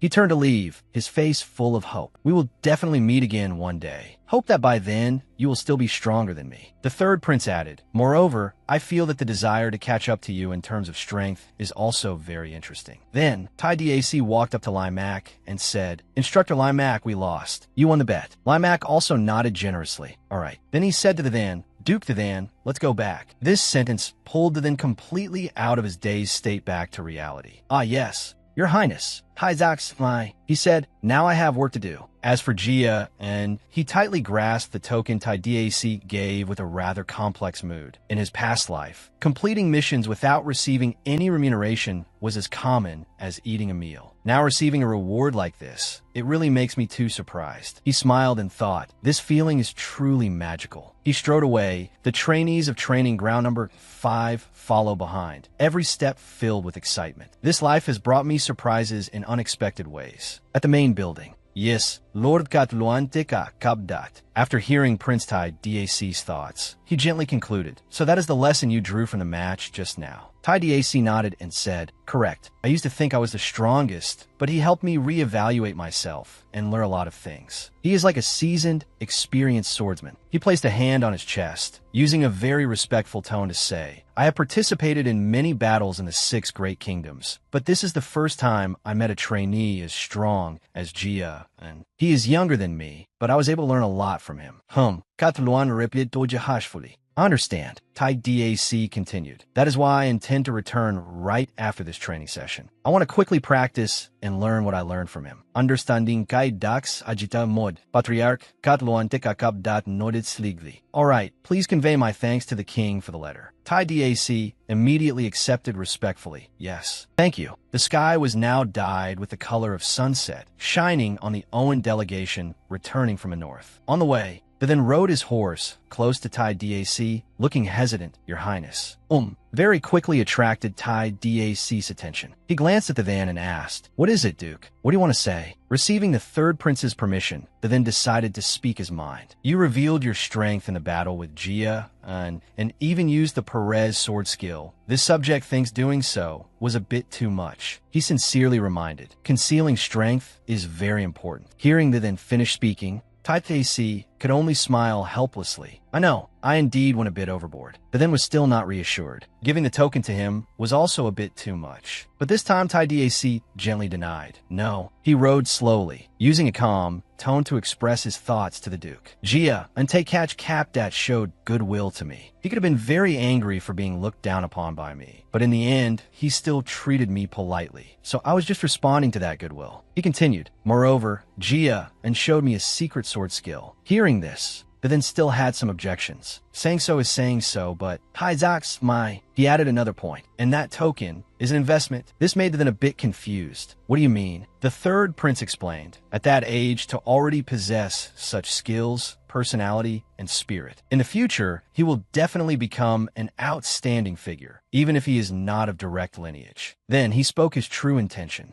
"If I am close to such a person, would it be disadvantageous to me?" Hearing this, Duke then also could not help but admire the foresight of his country's third prince. You really think far ahead. Being praised, Tai Dac just smiled simply. I grew up in the royal family. If I couldn't even do this level of thinking, then I'd rather die. The conversation ended. Tai Dac silently thought about the person who left an indelible impression in his heart. He recalled Jia An's awkward appearance when surrounded and praised by everyone, his heart full of expectation. I am very curious. The next time we meet, how strong will you be? At the same time, at the main building of the Tay Catch Kapdat clan, Butler Lack can maintain a standard posture, chatting with his master. Seeing your grandson recognized by a prince of another country, you must be very happy, right? Hearing this, Patriarch Cat 1 asked back in confusion, "What are you saying?" Lack immediately answered. He pointed out an aspect that Cat 1 completely did not realize. "It has been a long time since I saw you smile so warmly." Cat 1 reflexively raised his hand to touch his face. Mumbling, "Smile?" Butler Lack can immediately replied, "Yes." When the prince mentioned young Master Jia An's name, you smiled. At this moment, Cat 1 denied in disbelief. "Lack Can, you are old. You definitely saw wrong." As for the butler, he just smiled, seeming to be too used to the cold outside, warm inside personality of his master. Then he changed the subject. "Patriarch, I'm a bit worried about what Duke then said. What do you intend to do?" Mentioning this issue, Cat 1 fell into deep thought for a moment. He recalled the conversation from a few hours ago. The then had said to him, "Besides the prince's letter, I have one more thing to tell you." "Oh." With Cat 1's permission, the then seriously conveyed, "I accepted the commission of the king of the Owen Kingdom and St. Cross II,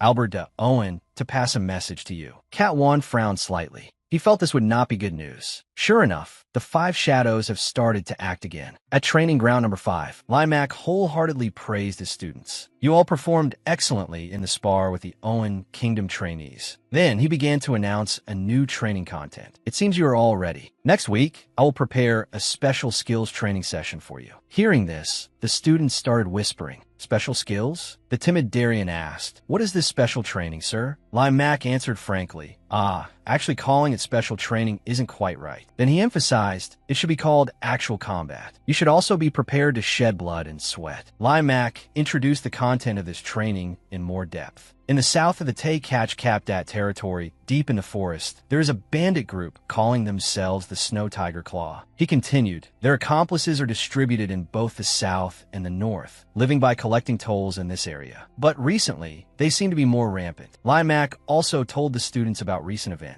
They kill and rob merchants more frequently. Hearing this, some students, although feeling completely unfamiliar with this mission, still gathered the courage to ask, "So our mission is to destroy them?" Limac pondered for a moment before answering, "It used to be like that." Another student immediately asked, "What do you mean by used to be?" Another person asked, "Has the mission changed? Why don't we ambush?" Before he could finish, Limac immediately interrupted this student. "We cannot," he said coldly. "They ambushed and slaughtered a village in the south, then burned everything down." Clearly, the horror and danger level of this mission made most students tremble with fear. Limac observed for a while, then put his hands on his hips and said, "That is why the mission has been changed to tracking them first, then destroying them. Although they are just a bandit group, they are all unknowns who can use aura, so you absolutely must not be negligent." Finally, Limac finalized the start time of the mission. "We will set off tomorrow evening. Get ready." A leaf was quickly sliced by a sharp blade. The person possessing this skill was none other than Nunam.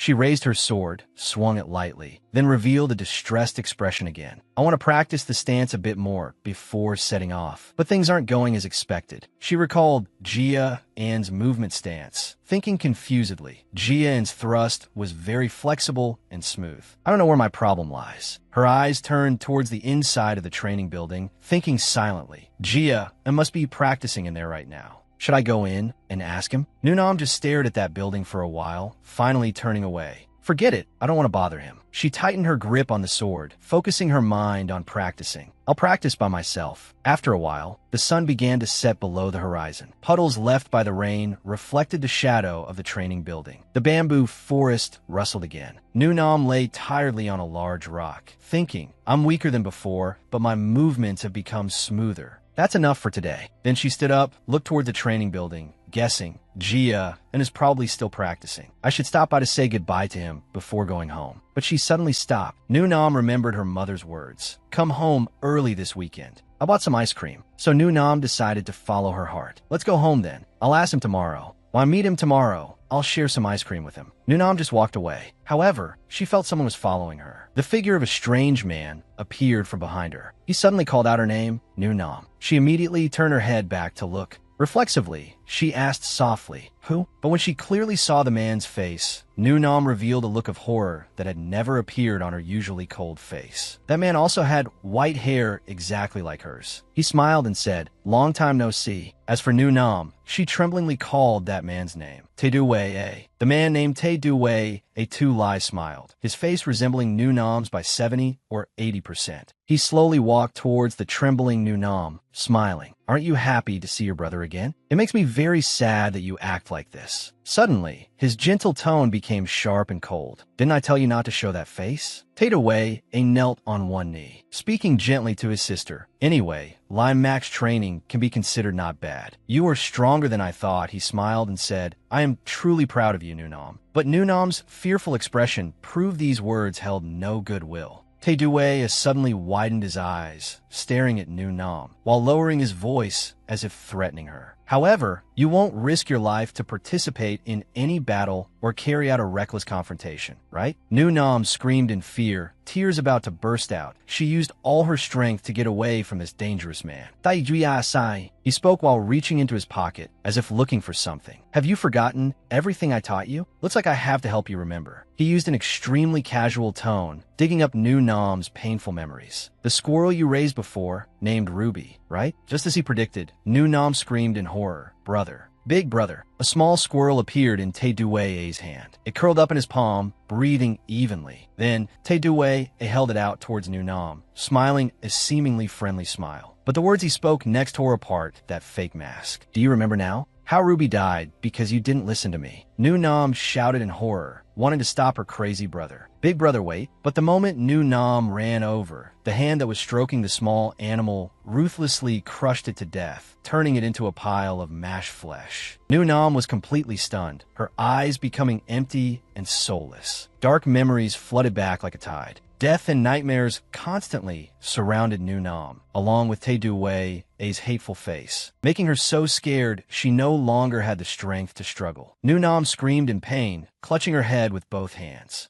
That persistent nightmare was now deeply engraved in the mind of a child only 14 years old. Nu Nam gasped in pain, her screams echoing everywhere, as if wanting to use this scream to save herself. Seeing his sister seemed more obedient. The brother Tae Du Wei slowly whispered into Nu Nam's ear, every word imprinting deep into her immature mind. "Nu Nam, Zembemba Ga Fao. You belong to me." Tae Du Wei continued speaking, his words like a demon hypnotizing a human. "Until Judgment Day comes," Tae Du Wei warned, "don't do anything dangerous. What you need to do is survive, until I tell you to do the opposite." Suddenly, a surprise attack rushed straight towards Tae Du Wei. It created a huge impact, knocking down a solid wall. But Tae Du Wei managed to dodge in time. He observed the person who had just sneak attacked him with an extremely cold expression. Nu Nam had not yet escaped the nightmare. She seemed unaware that an ambush had just taken place before her eyes, only knowing to tremble all over, clutching her head in pain.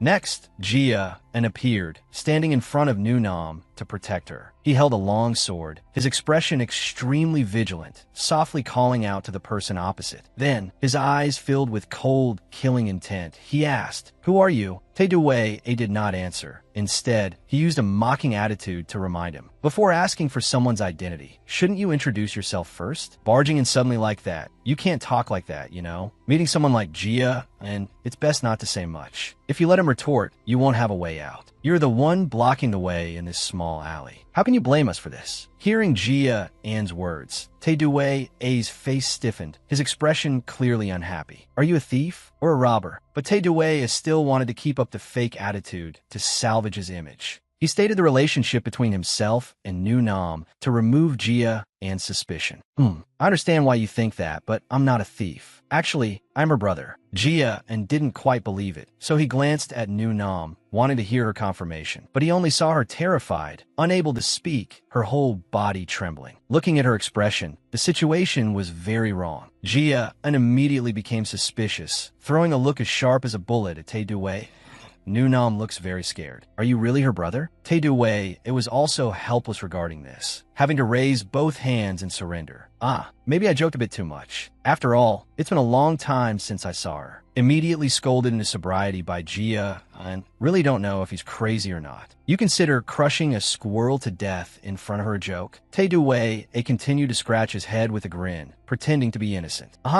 Turns out you saw it. That wasn't a real squirrel, just a toy. Seeing Jia and couldn't believe him, he opened his hand for Jia and to check. Look, there's nothing in my hand, right? This guy definitely has to win the argument to be satisfied. How would Tae-do-wei dare admit to threatening his sister? I couldn't possibly kill a real squirrel. Don't overthink it. Jia didn't listen to a single word because he had witnessed it all. He had used his aura to burn the flesh and blood of that squirrel. He was very smart to come up with a reasonable excuse. But the sword in Jia's hand remained in a combat-ready state. I just came to deliver some snacks to my sister. I have to go on a rather long mission soon, so I came to see her once. Tae-do-wei stared at her, using a tone full of implication. Nam, seems like you made a good friend. You two be good friends. Rambling for a while, he finally left. This farewell, she really didn't dare to accept. Sorry for the excessive joke. Live well. See you again. Only until this moment. Jia suddenly realized who he was. I know that man. He looks quite handsome, but his interior is extremely toxic. Jia knows everything about Tae-do-wei. He is the sword genius of the Julian family. Also one of the 12 monsters praised to become the next generation heavenly sword of the continent. His signature symbol of power, blue sword, Tae-do-wei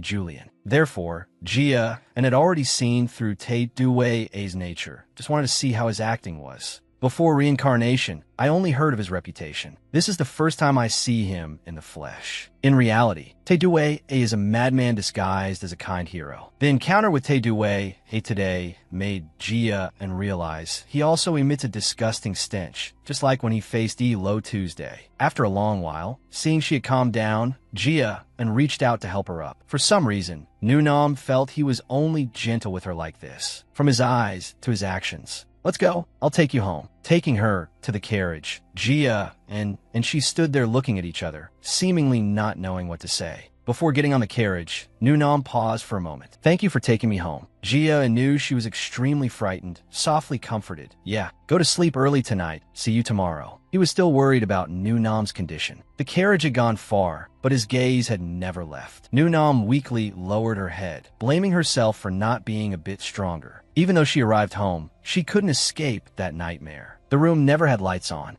The box Tae-do-wei brought had been opened, but Nam didn't care much, just left it on the table. She was still immersed in the past, burying her face in her arms, afraid she would burst into tears. He came again. Just like before, he hasn't changed at all, remembering the old days. She was once scratched on the hand by Ruby. Although she tried to explain to her brother, Nam hugged the pet and told Tae-do-wei, Ruby is just a bit sensitive because of pregnancy. I'm Fine. It doesn't hurt. Who would have thought he was cruel enough to make Ruby never wake up again? Things didn't stop there. Tae-do-wei's personality is a bit abnormal, not knowing what he was thinking to say. You are mine. You're not allowed to be hurt. Also not allowed to be hurt in the future. You just need to breathe well. Surviving is enough. All the threats he said to her made Nam's spirit increasingly collapse. If you tell parents, I will kill the whole family. Even if it's your family, I will destroy everything. Except for you, I will burn everyone to death. Because of this, she became a timid person. If I mention anyone, that person will be hurt. It's best I should live in silence. Just because she was afraid Tae-do-wei would put them in danger, she isolated herself. As long as I don't open my mouth, everything will be fine. Later, Nam's attention shifted to another person. I thought I was the only one lonely, the only one enduring suffering. She felt a bit of comfort. The fear seemed to gradually fade. But now, there is someone who can share the pain with me. The moment having him by the side, Nam was even more steadfast and confident in the path she chose. When meeting Jia and Tae-catch capped at, I knew how good he was, how much effort he made, and how much hardship he endured. He is like a ray of light. Because of this admiration, she gained the strength to fight. Seeing him use his own efforts to change others' views, I once thought I could also do like him. I tried my best to be by his side, to make myself better. Reality, for Nu Nam, is always cruel. But it seems I still can't do it. She's always weak like that. Then we'll forever not be able to escape this nightmare. Just like the box Te Duweye brought. It's okay, as long as I can still endure. The houses here have a very distinct style. The southernmost of Te Kach Kap Dat territory, Adon Village. A group of swordsmen along with Lime Mac arrived. Before separating, the instructor didn't forget to remind. Tonight, we will stay overnight here. Hearing the instructor say so, the students seemed to be relieved of a burden. You all did very well passing through the space gate. You must all be tired. Rest well tonight, because this will be the last chance to relax before starting the mission. The owner personally came out to guide the students. Welcome, swordsman from Te Kach Kap Dat. Please go this way. I will take everyone to the restroom. Limac thanked his hospitality on behalf of everyone. The fire burning in the cold winter. Indeed, nothing is better than that. Jia, and suddenly said a sentence without head or tail, sounding meaningless. Hangju,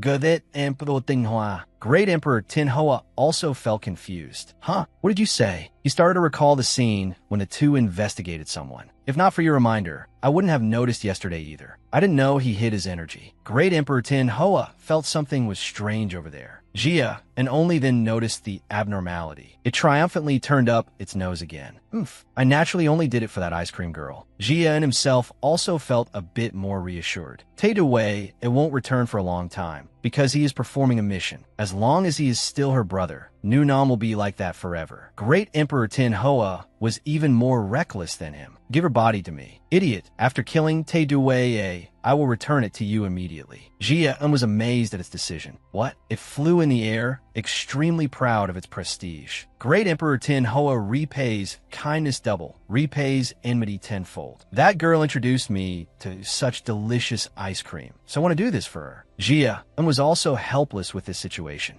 Are you kidding? I refuse. How can I do that? But it still held its view. Great Emperor Tenhoa is very serious. Jia couldn't bet everything on this stupid action. Even if you tell the truth, it's not okay. He has his own thoughts. This further shows his understanding of the trauma Nu Nam has to endure. Even if you kill Te Duwei, it won't change the things that happened to her. Great Emperor Tin Hoa heard that and also pondered. Turns out fate started early. Her image is still imprinted deep in his mind. Nu Nam, she was the first person to care about me, whether in the previous life or this life. I, Jia, and engrave this in my heart. Will definitely strive to protect Nu Nam. If anything happens to her, I will kill the one responsible. All students were in a tired state. Everyone seemed to be carsick. 2 days after leaving Te Kach Kap Dat territory, we arrived at the village destroyed by snow tigers. Suddenly someone screamed because of seeing a pair of charred blacklegs. What is this? The swordsman couldn't understand. That is exactly a person burned. Why do they do that? The students arriving at this village were all terrified. Not only one, but there were also many others in similar condition. Too cruel. Balwan was also stunned for 5 seconds when seeing that charred corpse. Fellow humans, Jia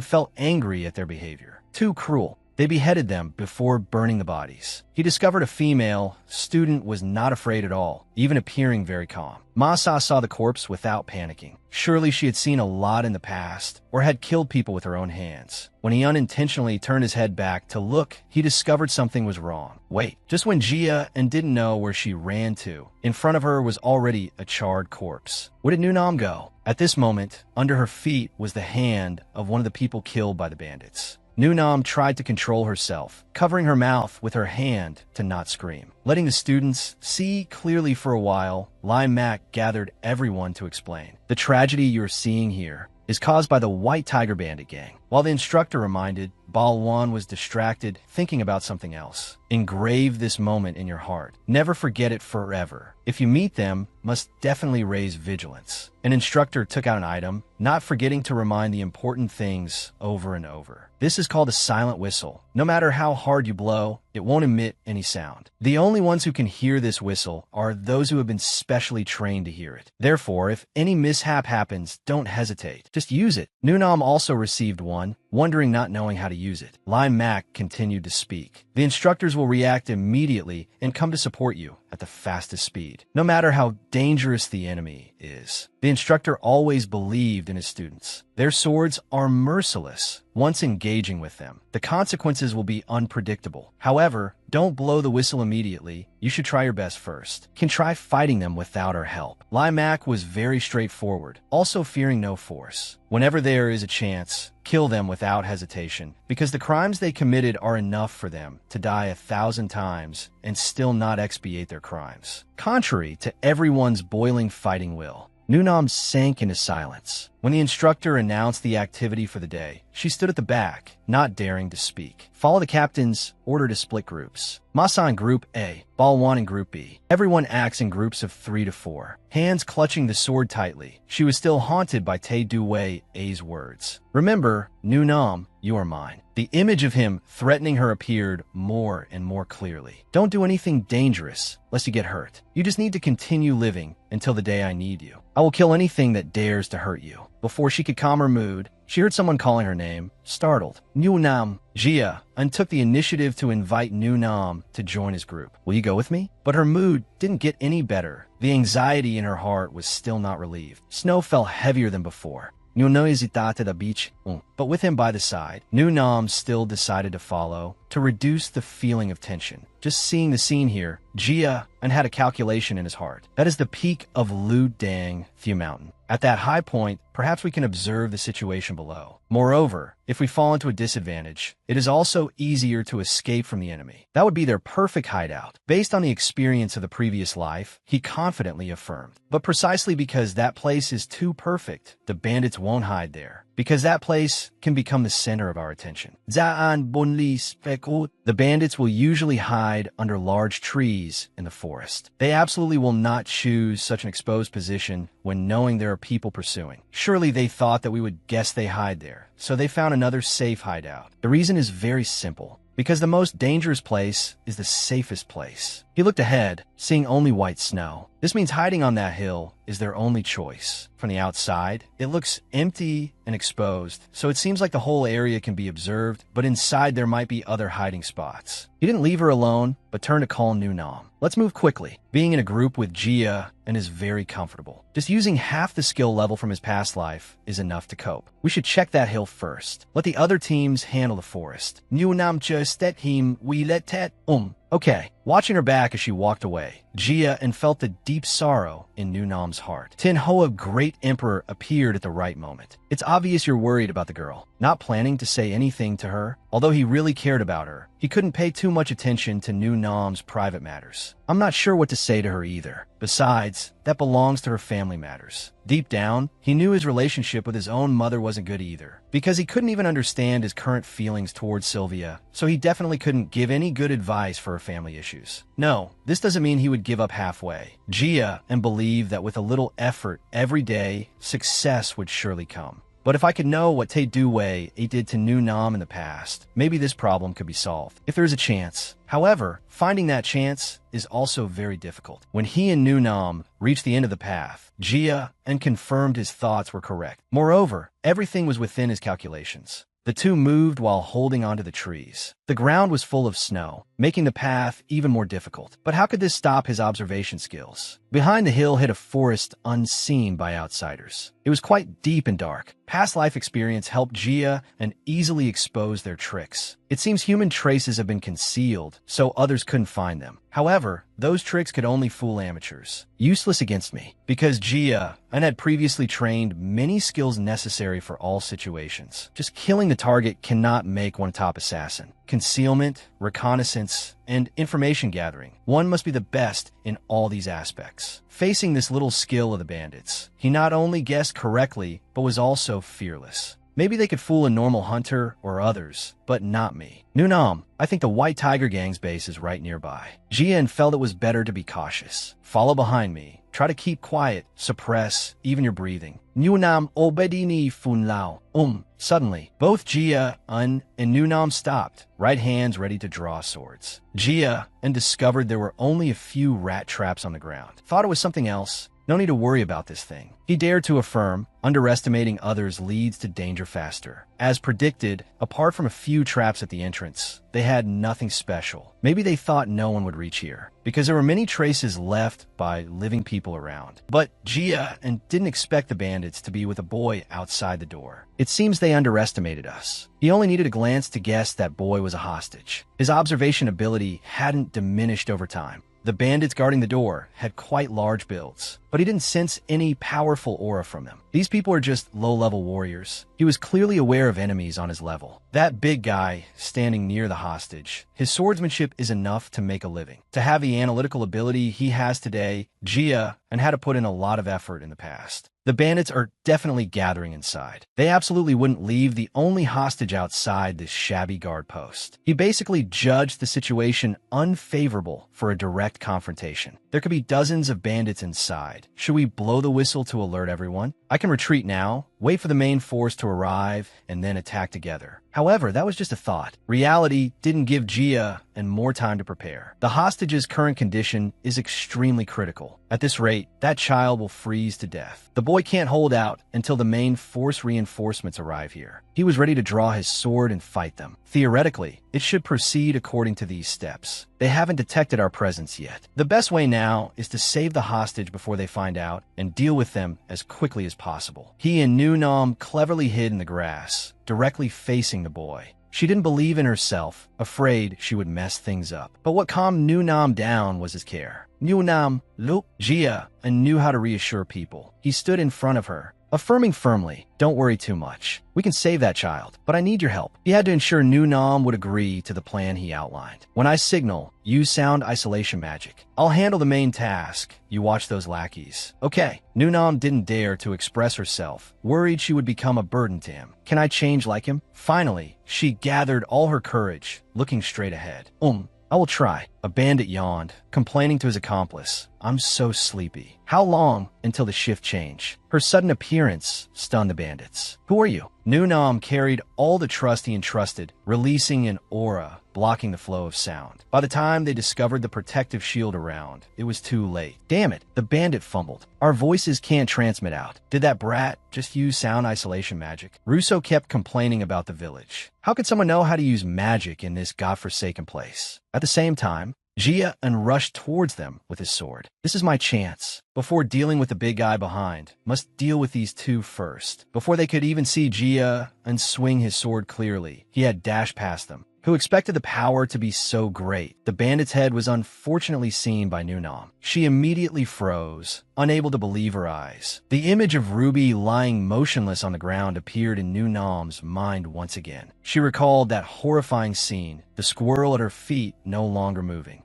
Nunam's scream caused the shield to vanish. A problem occurred right at the critical moment again. Jia's expression changed. Damn it. The sound isolation magic barrier is broken. Now he realized his actions had unintentionally affected Nunam. Did her psychological trauma relapse? Because of that scene, Nunam slumped to the ground. Huff, huff. Gia suddenly felt worried. At this rate, the bandits will discover us. Just as a bandit intended to harm Nunam, Gia quickly rushed over. Touching him might be overlooked, but daring to touch a single hair of hers is seeking one's own death. Nunam was still in a state of panic, not realizing the danger she was facing. Luckily, he subdued that guy to the ground in time, sword tip at his chin warning. Gia has always walked the talk. This isn't an empty threat. Be smart and don't scream. I haven't allowed you to speak. If you dare make a sound, you're dead. You must answer my questions. If you don't obey, I will dislocate your joints. The bandit was 3 parts helpless, 7 parts scared, having to comply with him. Okay, even though Gia is rough with others, she is always the exception. He always kept an eye on Nunam. If he didn't care, how could he know she was scared just by her breathing?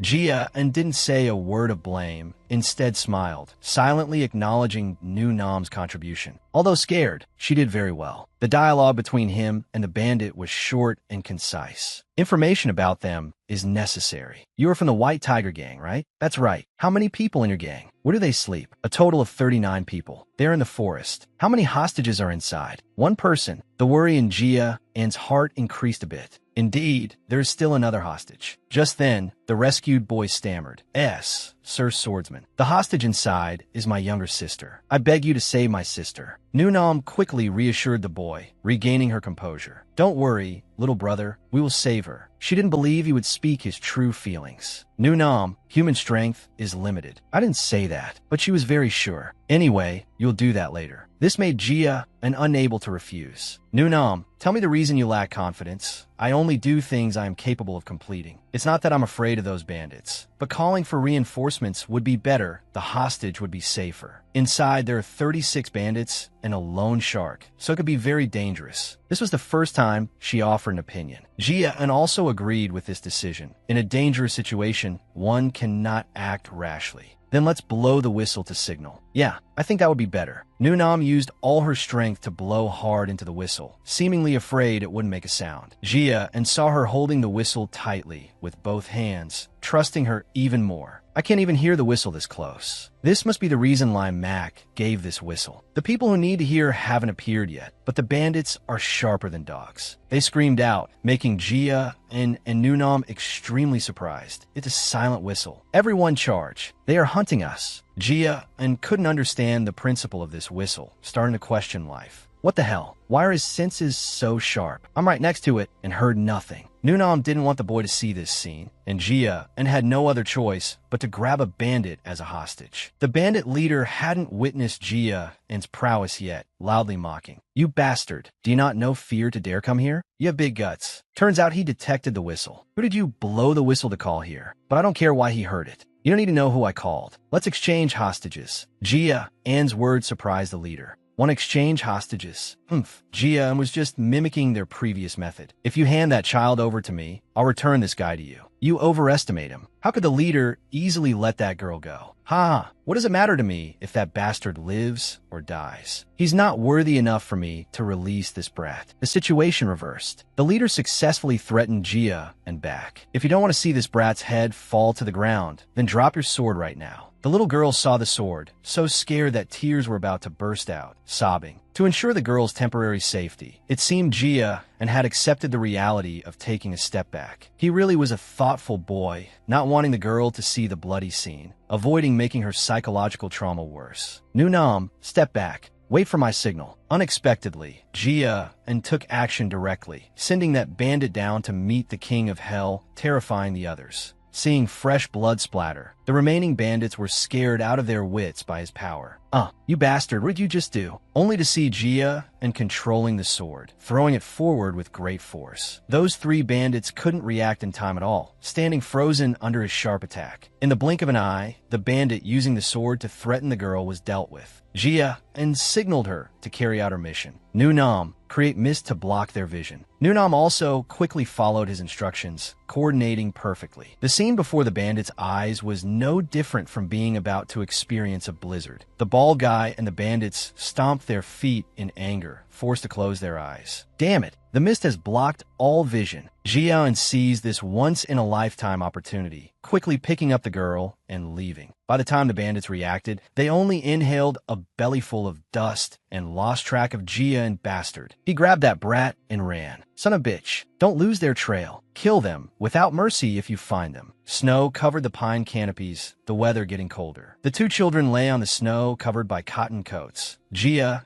still didn't forget to explain to her. I think the kids fainted from the cold, so it's very hard to escape. Absolutely cannot let these bandits off. If we leave them be, who knows what heinous crimes they will commit against the village. Although they have many people, I must wipe them all out right now. He thought she shouldn't follow because it would be very dangerous. Nunam, you stay here and watch over the kids. But she only looked at Jia's wound. Jia, your arm is bleeding. To not make her worry for even a second, Jia comforted Nunam. It's okay. I'll be back right away after dealing with the bandits. But he didn't know she was also worried about him. Nunam pulled the hem of his shirt. At this moment, her eyes were filled only with his image. Jia, don't go. You're injured. Fighting is very dangerous. Nunam really didn't want to let Jia go fight the bandits alone. The instructors will arrive soon. Wait for everyone to come help, okay? Her worry made him reluctant to leave. Nam, Jian sat down, looking at this little girl. He knew Nam had experienced too much fear to be like this. When talking to her, he was especially gentle, his volume always just right, completely different from when talking to others. That's right, any battle is scary, whether it's a seasoned swordsman or a trainee like us. We will all have that feeling. He gently changed the subject. Jia, Anne's eyes sparkling. But do you know what the scariest thing is? Nam was stunned because he mentioned something she never thought would change. That is sitting and waiting for death, doing nothing. Looking at the current state of the village, Jia and couldn't suppress the anger in his heart. The bandits' behavior was extremely cruel, hard to forgive. Someone sacrificed themselves to protect the village, and someone fought to protect their loved ones. We cannot turn a blind eye to their sacrifice. He looked straight into her eyes, affirming once more, "We are swordsmen." These words seemed to infuse an undying source of energy. Jian was like a psychologist, so we must carry out our mission until the very last moment. We must follow in the footsteps of those who came before, protecting those who remain. Jian's action of standing up showed his determination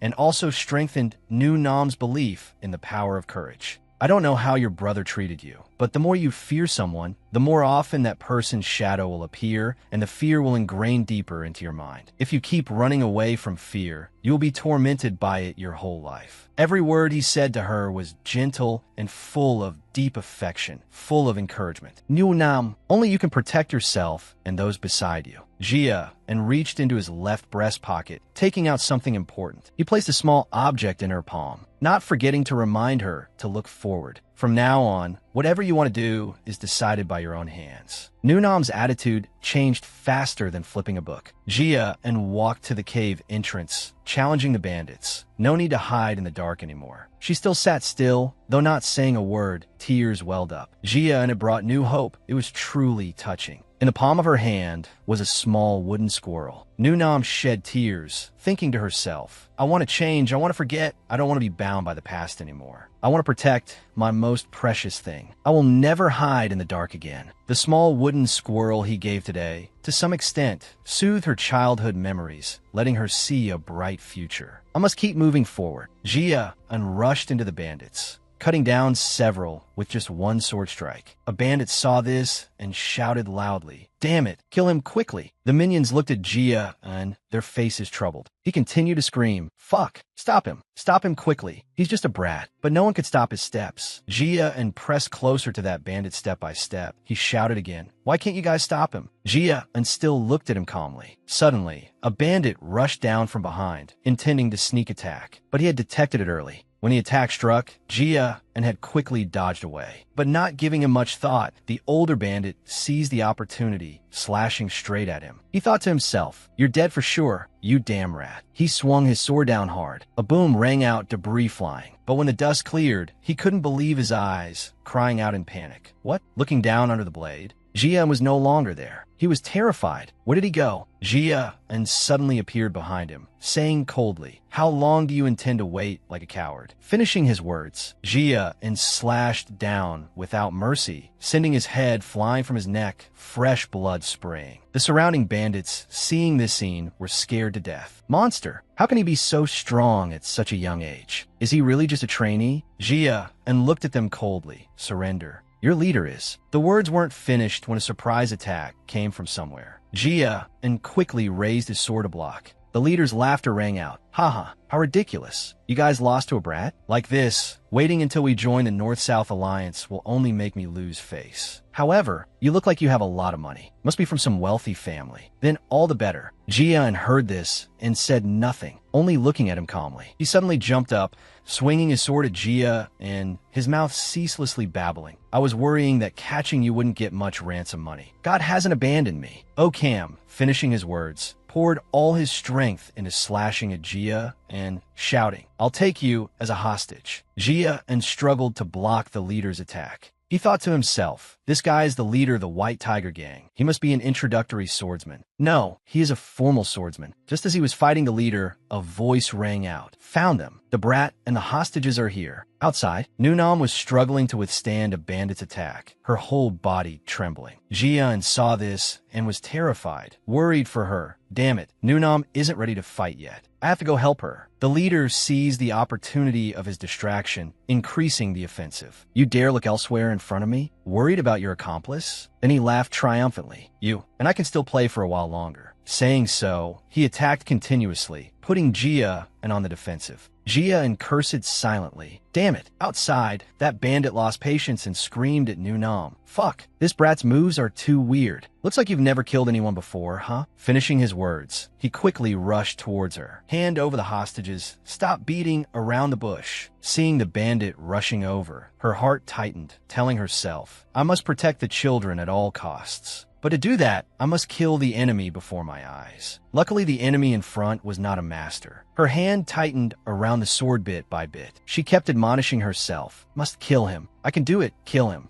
Don't forget the words Jia said. She saw Tae-Du-Wei appear again. Nunam stared blankly at Tae-Du-Wei blocking her sword with his hand. Her inner mind was chaotic, screaming inside. She seemed to fall into a quagmire of thoughts. No, I see him again. I must drive him away. But I can't forget the fear of that day. Can I protect something like Jia does? In this situation, I can't even swing my sword properly. I am afraid. Have I never protected anything? Just as she was struggling in her thoughts, she heard Jia's call. Nunam. Hearing this voice, she woke up from her stream of thoughts. Jia smiled to comfort her. It's okay. You can do it. Nunam looked towards Jia with teary eyes. She felt Jia reaching out his hand to her. Don't worry. Come here with me. It was like Jia was pulling her out of that terrifying darkness. She was tearful, thinking to herself, I must thank him. She swung her sword with force, because he had given her courage. She faced Tae-Du-Wei, no longer having any hesitation. With just one sword strike, she seemed to have cut through the darkness in her heart. She continued to think, because he helped me move forward, because he believed in me. She dashed past the bandit, drawing a sword line across his chest, causing him to fall backward. Then, she regained her calm look, her eyes determined. The leader saw this scene, looking very annoyed. Those guys lost to these brats again? A bunch of trash. Hearing him say that, Jia interjected. She is not just a kid. She is a child who can rely on herself to overcome the past. Furthermore, she has a kind heart. Saying this, he tightened his grip on the sword, his whole body erupting in flames. Jia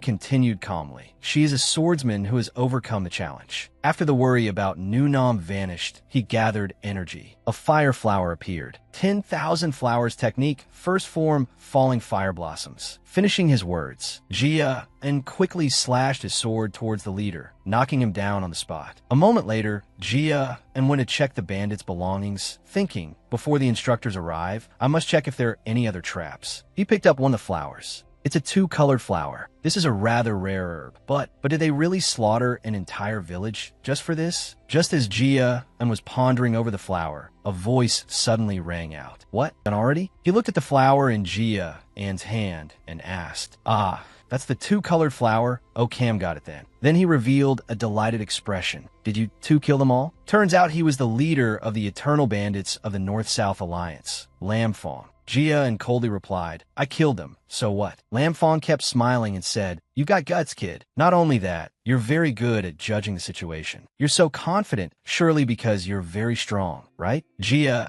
didn't listen to him further and asked, You belong to the North-South Alliance? Hearing this, Lam Fong was a bit surprised, then introduced himself. That's right. My name is Lam Fong. Jia heard this and thought, so he is Lam Fong. I've heard this name before. A sword genius who joined the North-South Alliance with just a sword, and within 15 years became the leader of a massive bandit gang. The White Tiger Gang stands no chance against him. He is a truly powerful swordsman. Not letting him think much, Lam Fong spoke up. A child from a prestigious family, a direct descendant of the Tae-Catch-Kapdak clan, right? Your sword skills aren't amazing, so you must still be just a trainee. What should I do now? Saying this, his voice became low and full of menace. Should I kill you two? As soon as this sentence ended, the atmosphere between the two immediately became tense, neither saying another word. Jia looked at Lam Fong and thought, his killing intent is too obvious. He immediately took the initiative to grip his sword tightly. For someone who lived an entire past life as an assassin like me, this is absolutely no problem. Suddenly, Lam Fong but o lao ging. Oh, you can actually withstand this kind of pressure? Indeed, not an ordinary child. Jia and remained calm, his expression unchanging. He assumed a combat stance, calculating in his head. If I sneak attack from behind, I can definitely kill him. But if I attack head-on right now, I absolutely cannot win. But for some reason, I don't want to back down. Jia and slowly drew his sword. He didn't choose to sneak attack, but challenged him fair and square. Draw your sword, fight me. Lam Fong felt a bit surprised by his decision. If I do that, you'll die, kid. Jia, and didn't care at all, calmly saying, the weak falling to the strong is natural. Lam Fong paused for a moment. It's rare for a kid your age to say that. Then he returned to his cheerful look. Understanding what kind of person you are, I don't want to fight anymore. Killing you here would be a waste. Jia, and still coldly replied, a warrior cannot choose their place of death. Hearing this, Lam Fong exclaimed, wow, truly a madman. Are you sure you're not a child? Or do you have an anthology of life philosophy quotes? Next, he turned his head to look elsewhere. There's another reason I don't want to kill you. AC Fong has been watching us for a while now. Hearing this, Jia and looked slightly confused. Having said that, Lam Fong jumped up to the cliff beside them, saying to Jia, and if you were a member of the North-South Alliance, it would be interesting. He looked down from above and asked for his name. So, what is your name? Zaan Slao Ziplit, mi name es Yan. Zaan Tekek Kapzat. At this moment, his whole body seemed to be glowing. Lam Fong smiled upon hearing this. Take catch cap dat. I see. Immediately after, he leaped away, leaving one last sentence. Hope that one day, I can hear your reputation from the other side of Mount Trucon and the Vibo River. Seeing this, Jia and said to Nu Nam, he's gone. He turned to her.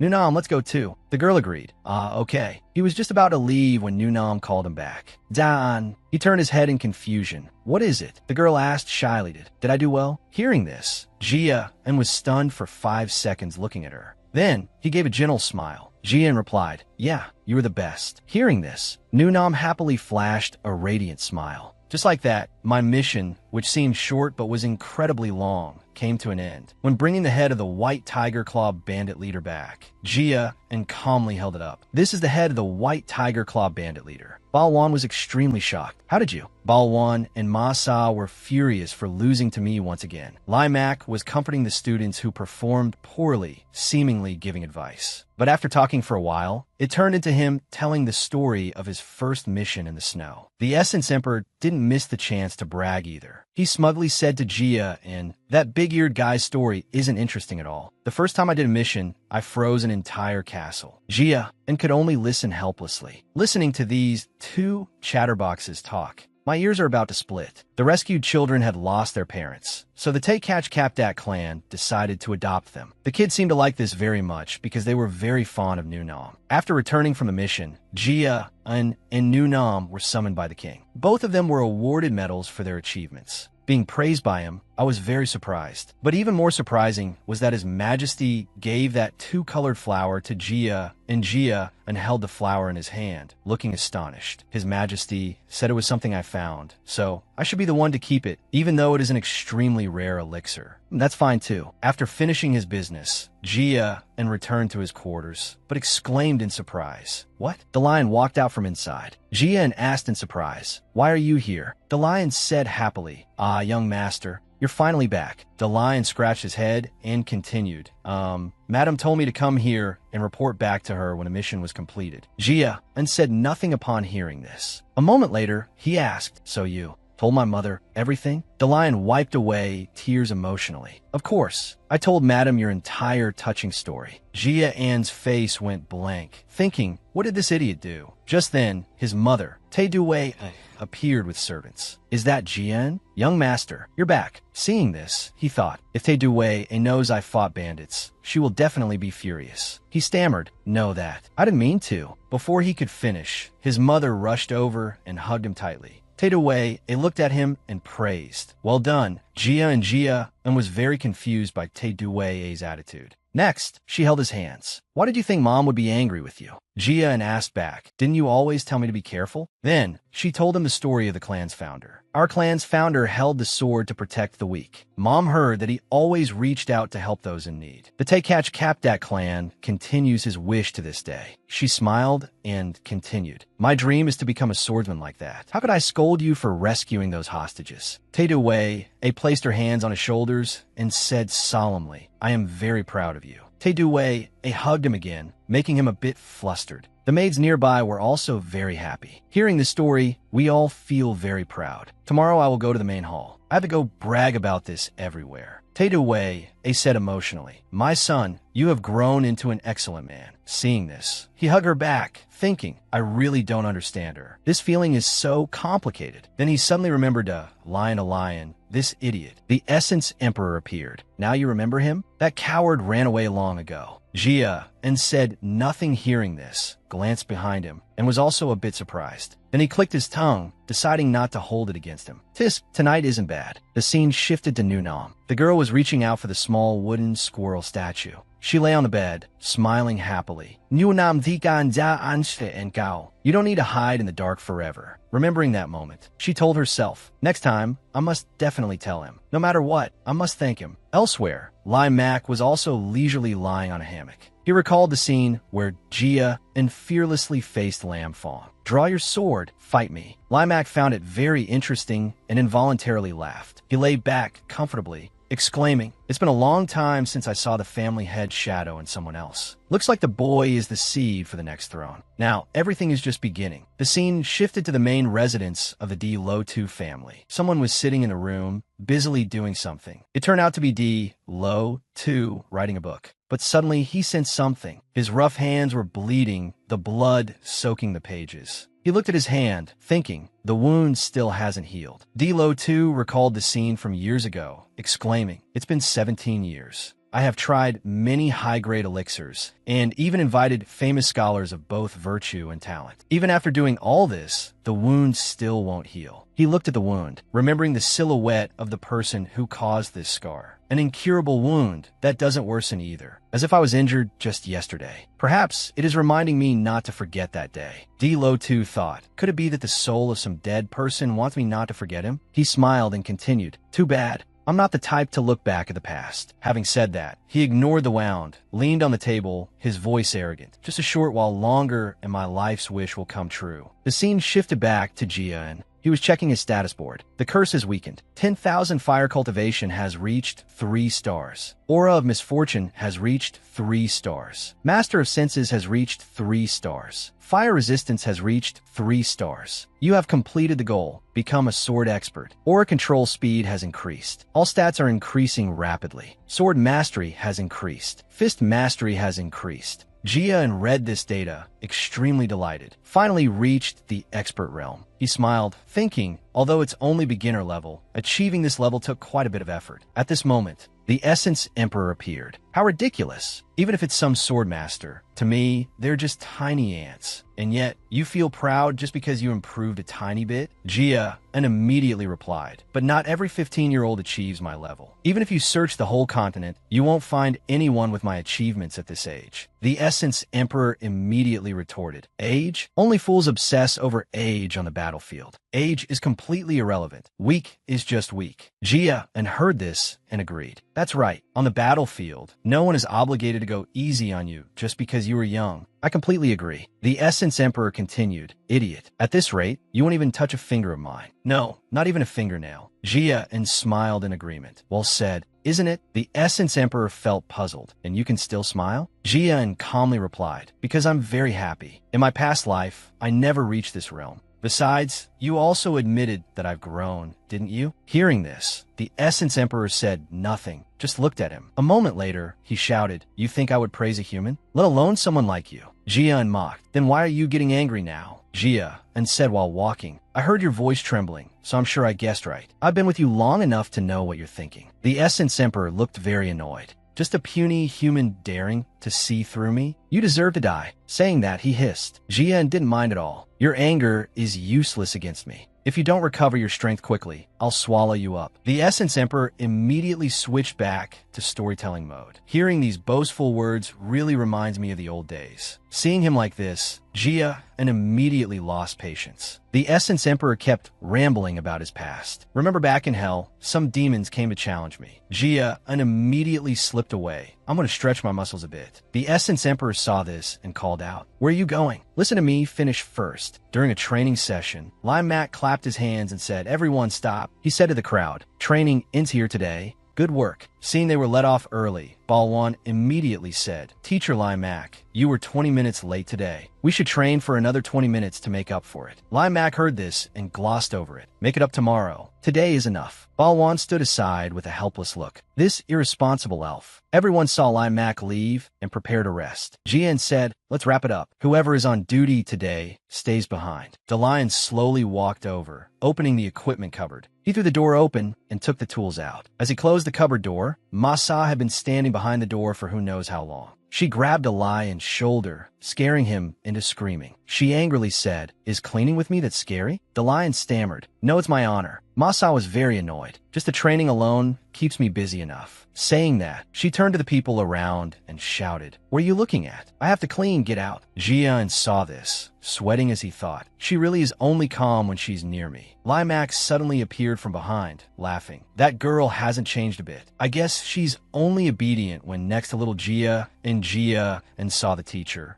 Turned his head and called, "Teacher Lai Mak, I thought you ran off." Li Mak zipli, I forgot something, so I came back." Hearing this, everyone thought, what did he forget anyway? Then, Lai Mak stood on the podium and called everyone over. "Attention everyone, I have an announcement. Very important." Someone impatiently said, "What time is it now?" Li Mak lauget hak wadi li. Then continued, "It's about everyone's second mission." Hearing that, everyone stared intently at Lai Mak, wanting to hear what Teacher Lai Mak would say next. Lai Mak scratched his head shyly. Sorry. Seeing him like that, everyone was dumbfounded. Could he really have forgotten such an important thing? Jia stood by, deep in thought upon hearing about the mission. It's been almost half a year since the first mission. The gap to the second mission is longer than I thought. Seems the Tay Catch Cap, that clan's workflow, differs a bit from my past life's experience. At this moment, Lai Mak also remembered and started explaining. In the Lai Tra Duk region in the south of the territory, half-elves suddenly appeared and started invading. Your mission this time is to destroy the half-elves threatening the villagers, protecting the people and the village. In other words, your mission is to protect the village and hunt monsters. The students below heard this and became excited. It's hunting half-elves. Evelione chatted noisily.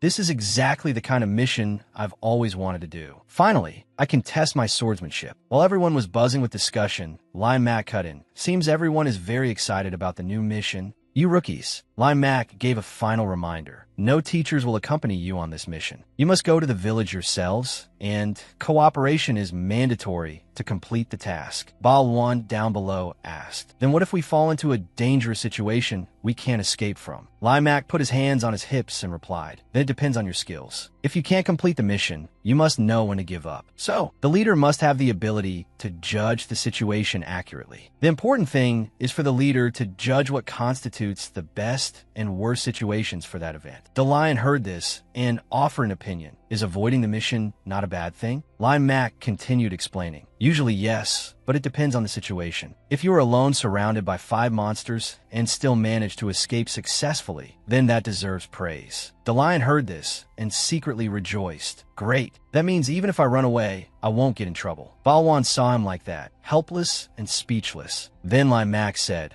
you will depart the morning after tomorrow. This sentence stunned everyone, and they asked in unison, "Only 2 days?" Hearing this, everyone was worried. Why is the time so short? This is too rushed. It's already dark. We only have 1 day left. Lai Mak advised the students. Compared to defense or dungeon exploration, monster subjugation requires more preparation. Then he laughed and continued, "If preparation is inadequate, you'll make a mess of everything. So be careful." Balwan immediately shouted, "We will prepare even better than what you say." Lai Mak ended his speech. That's it for today. Balwan looked towards Jia, seeing Jia and reassuring everyone. Professor Lai Mak always taught that we never know when a mission will come or in what manner. Now is not the time to panic. We should start preparing. The more you complain, the less time we have. Hearing this, everyone calmed down. Yeah, that's true. No one guarantees that we'll be ready when a mission starts. Let's act. Lai Mak saw he could calm the crowd and couldn't help smiling. Then Lai Mak turned back to tell everyone. Also, half-elves are aggressive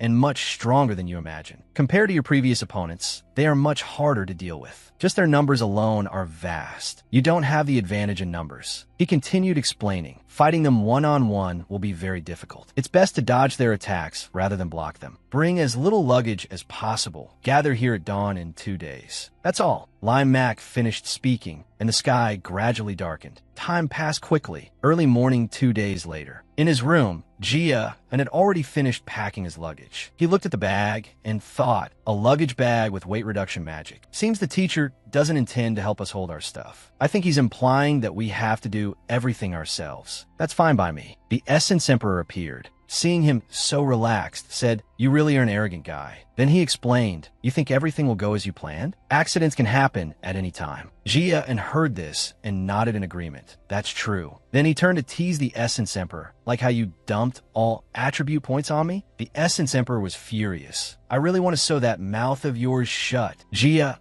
continued teasing him. "You can't do it." They were talking when there was a noise outside. Jia puzzledly went to open the door. Who would come looking for me at this hour? He opened the door and asked, "Who is it?" When Jia saw the person standing outside, he was so surprised he stammered and couldn't speak. After a while, he managed to utter one word, "Mom." His mother scolded, "Jia, you have a mission. You should have told me." Jia wondered, "Mom, how did you know?" "Did a lion tell you?" His mother replied, "Lai Mak told me." Zaan silenti kuset limak. That elf. Then he turned around, looked at his mother gently and apologized. "I'm sorry, Mom." His mother sighed, her tone softening. She held his arms and said, "Jia and Teduwei admonished. Becoming class monitor, you're not just the leader of other students, you also have the responsibility to lead them on a better path. You shouldn't solve the mission alone, but should assign tasks appropriately to teammates to minimize losses and lead everyone to success. The lives of your friends depend on your decisions." Jia heard these words and thought, "I thought Mom came to scold me. I didn't expect she came to give me advice." Then she placed her hand on his chest and said, "The monster subjugation mission looks easy at a glance, but is actually extremely difficult. You must ensure every single monster is destroyed to guarantee the safety of the villagers." Teduwei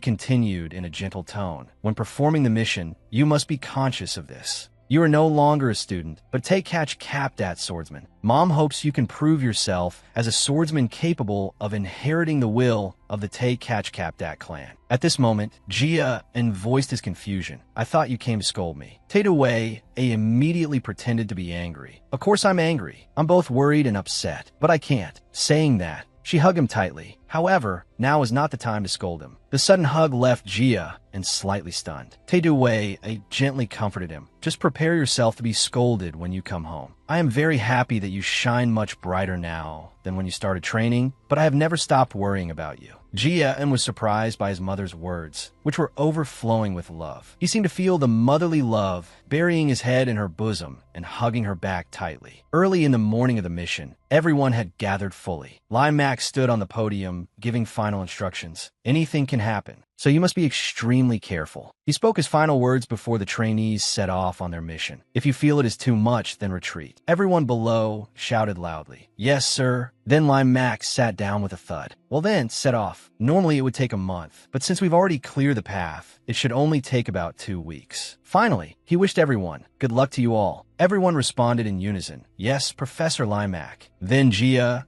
turned to command everyone. "Now divide into 4 rows. We will advance according to the formation agreed upon earlier." Seeing Jia like this, Lai Mak felt somewhat reassured. "I believe they will be fine." Jia not only had a talent for combat and spiritual energy, but was also excellent at devising tactics. Jia was commanding, "Everyone, remember your positions in combat situations." Lai Mak looked at Jia and exclaimed, "I firmly believe he will complete the mission and return. He is only 15 years old." Jia directed the personnel to do a final check before departure. Delayan and Kok Loy Catch double-check all items and the condition of the members. After the check was complete, everyone began to move out. Limac stood behind watching Gia and thought, I'm really looking forward to seeing how he performs. An assistant instructor worriedly said to Limac, should we follow to keep watch? At this distance, the kids won't realize we've left. Limac immediately disagreed. Not yet. There is one among them who is extremely sharp. Then he yawned lazily and walked away. I'm going to take a nap and we'll follow later. The assistant instructors nearby were speechless seeing this. They turned to each other. Is this really okay? Should we go? Seeing this, Limac interjected. You guys should be more worried about those half-goblins. In a desolate forest, human skulls were piled up like a mountain. A figure in a black cloak said, are you sure about that intelligence? Another replied respectfully, yes. We have confirmed it is right at that village. He ordered, good, let's go then. You may kill anyone who stands in the way. The hooded leader,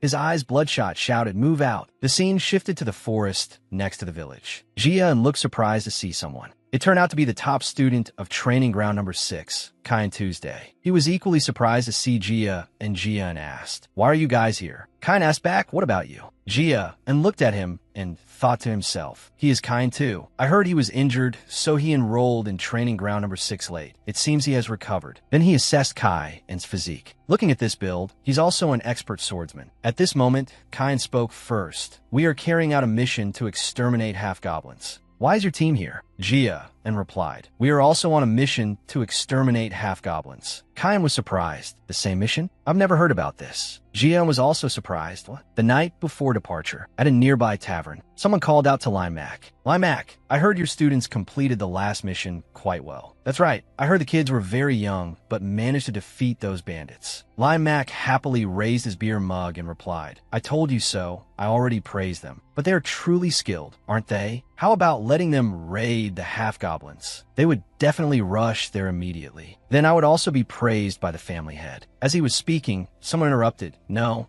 training ground number 6 will take this mission. The person walked up to Limac and said, for a raid mission, teamwork is more important than individual ability, unlike training ground number 5, which focuses on individuals. Training ground number 6 is more suitable for this mission. Recently, training ground number 6 passed Hell Week without any obstacles, so we will take this mission. It was the instructor of training ground number 6, Ma Don. Limac showed no weakness and retorted, what? Just because my kids are getting attention? Why not let both sides go? Ma Don was puzzled. You want to send both training grounds on the same mission? Limac smiled, turned to look at him, and replied, we have to round up the half-goblins anyway, so why not let both teams go? With the two sides competing, the speed will be faster. What do you think? Ma Don immediately agreed. Fine, then I will go ask for the family head's instructions. Limac thought happily. I'm really looking forward to the result. Back in the forest, near the village, Balwan spoke up. There must be a mistake somewhere. You guys can go back first. Then he concluded with a sentence. We can handle it. This statement made Kyan very annoyed. He immediately retorted, I can't pretend I didn't hear what you just said. Balwan, how long have you been in training ground number 5 to have caught this arrogant habit? This mission requires teamwork skills. Clearly, Team 6 is more suitable than Team 5. Team 5 lacks team experience, so you will definitely face difficulties. Balwan showed no weakness and shot back at Kyan. I know your level of strength, but don't look down on Team 5. Gia stood aside, lost in thought. Limac. He knew this beforehand, but why didn't he announce it earlier? He closed his eyes to think carefully about the reason.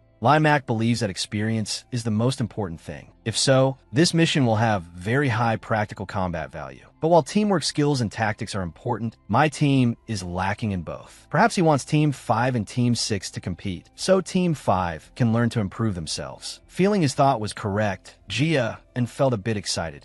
Makes sense. That cunning goblin. Then let's treat this as a good opportunity for the others to learn as well. Moreover, before leaving, Mom also instructed me. Gia recalled what his mother had said. I hope to see you become a swordsman who knows how to protect others. He told himself, I can't ignore those words. Having thought it through, he stepped up to intervene between the other two. You two calm down. Are you planning to waste time arguing here? Gia approached to advise them. This won't solve the problem either. Why don't we make a bet first? Balwan asked in confusion. What do you mean by a bet? The situation isn't clear yet. Why waste energy? Gia immediately turned around and answered frankly. They don't want to give up the mission, and neither do you. Then he turned to address everyone. This mission will involve a lot of half-goblins, and it's a raid, so we will definitely face tough opponents. Next, he pointed his finger at the sky and continued. Therefore, Let's bet on who commands this mission. He continued to persuade Kai-In and Balwan. Taking out the leader creates chaos, and the rest will be easy to deal with, right? If the main team faces difficulties, that will be the opportunity for the other team. Hearing him speak, the two remained silent. Then he turned to Kai-In. Does that sound okay? Kai-In agreed. Fine, let's do it that way. Jia-Un looked toward the distant mountain and said, starting from that mountain, next. Everyone changed uniforms and ran toward the mountain. Ma-Sa laughed confidently with interest. The conditions are very simple. Destroy or steal the opponent's flag first to win. Much simpler than fighting one by one. Hearing her say that, Jia-Un asked, then let's make a plan. Ma-Sa said confidently, why do we need to do that? They're just a bunch of failures anyway. I'll round them all up. You guys just wait. Saying that, she rushed toward Team 6. Ma-Sa shouted happily, found you. The people of Team 6 saw her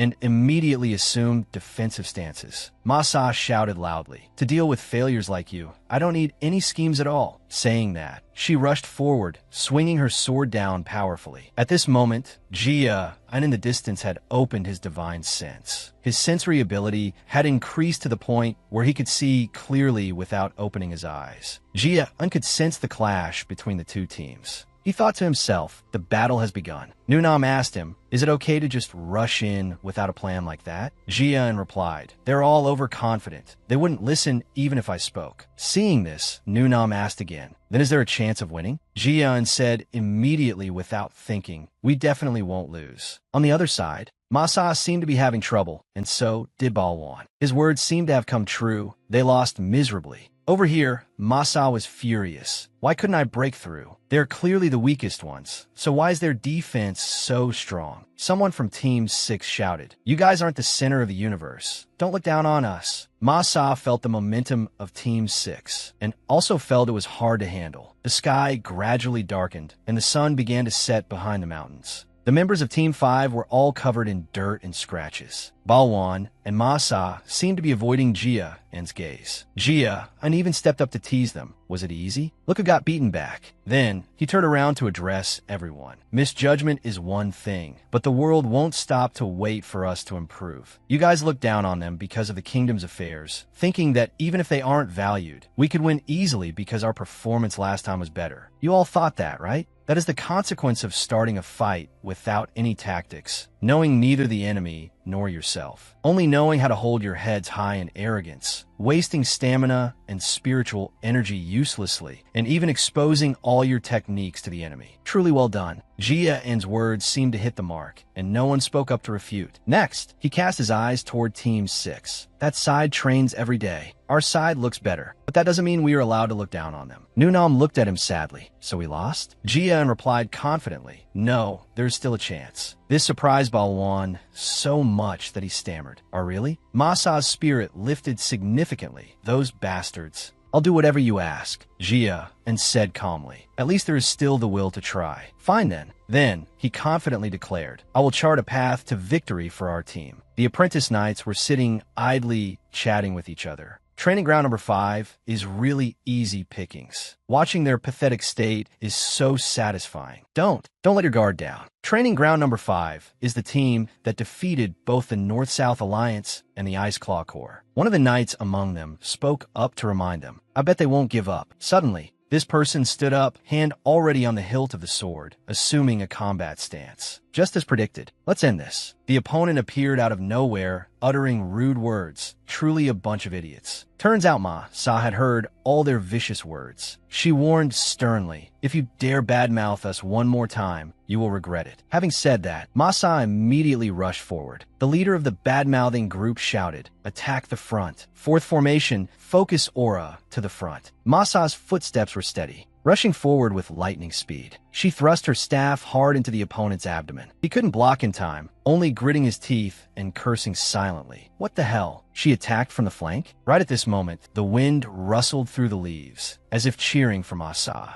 Balwan also joined the battle. He raised his wooden sword high. That was his prepared stance. A brown-haired knight with a ponytail shouted, counterattack as we prepared. But Balwan glided past like lightning, not giving the opponent a chance to touch him. Balwan's face was expressionless, but inside he silently cursed idiot. Then he swept through the opponents like the wind. Balwan's movement speed astonished everyone. Opponents fell one by one. Only the brown-haired knight from before had slightly better skills and was still standing. But he couldn't help being amazed. What? How did he change his movements so fast? Their eyes were glued to Balwan, only one guess appearing in their minds. They changed their fighting style. Those who had looked disdainful just a moment ago now only had one expression left: shock and fear. What exactly happened to make them change their fighting style like that? On another side, Masa was also fighting 1 against 3, but her aura completely overwhelmed the opponents. Masa fought while laughing excitedly. He was right. At that time,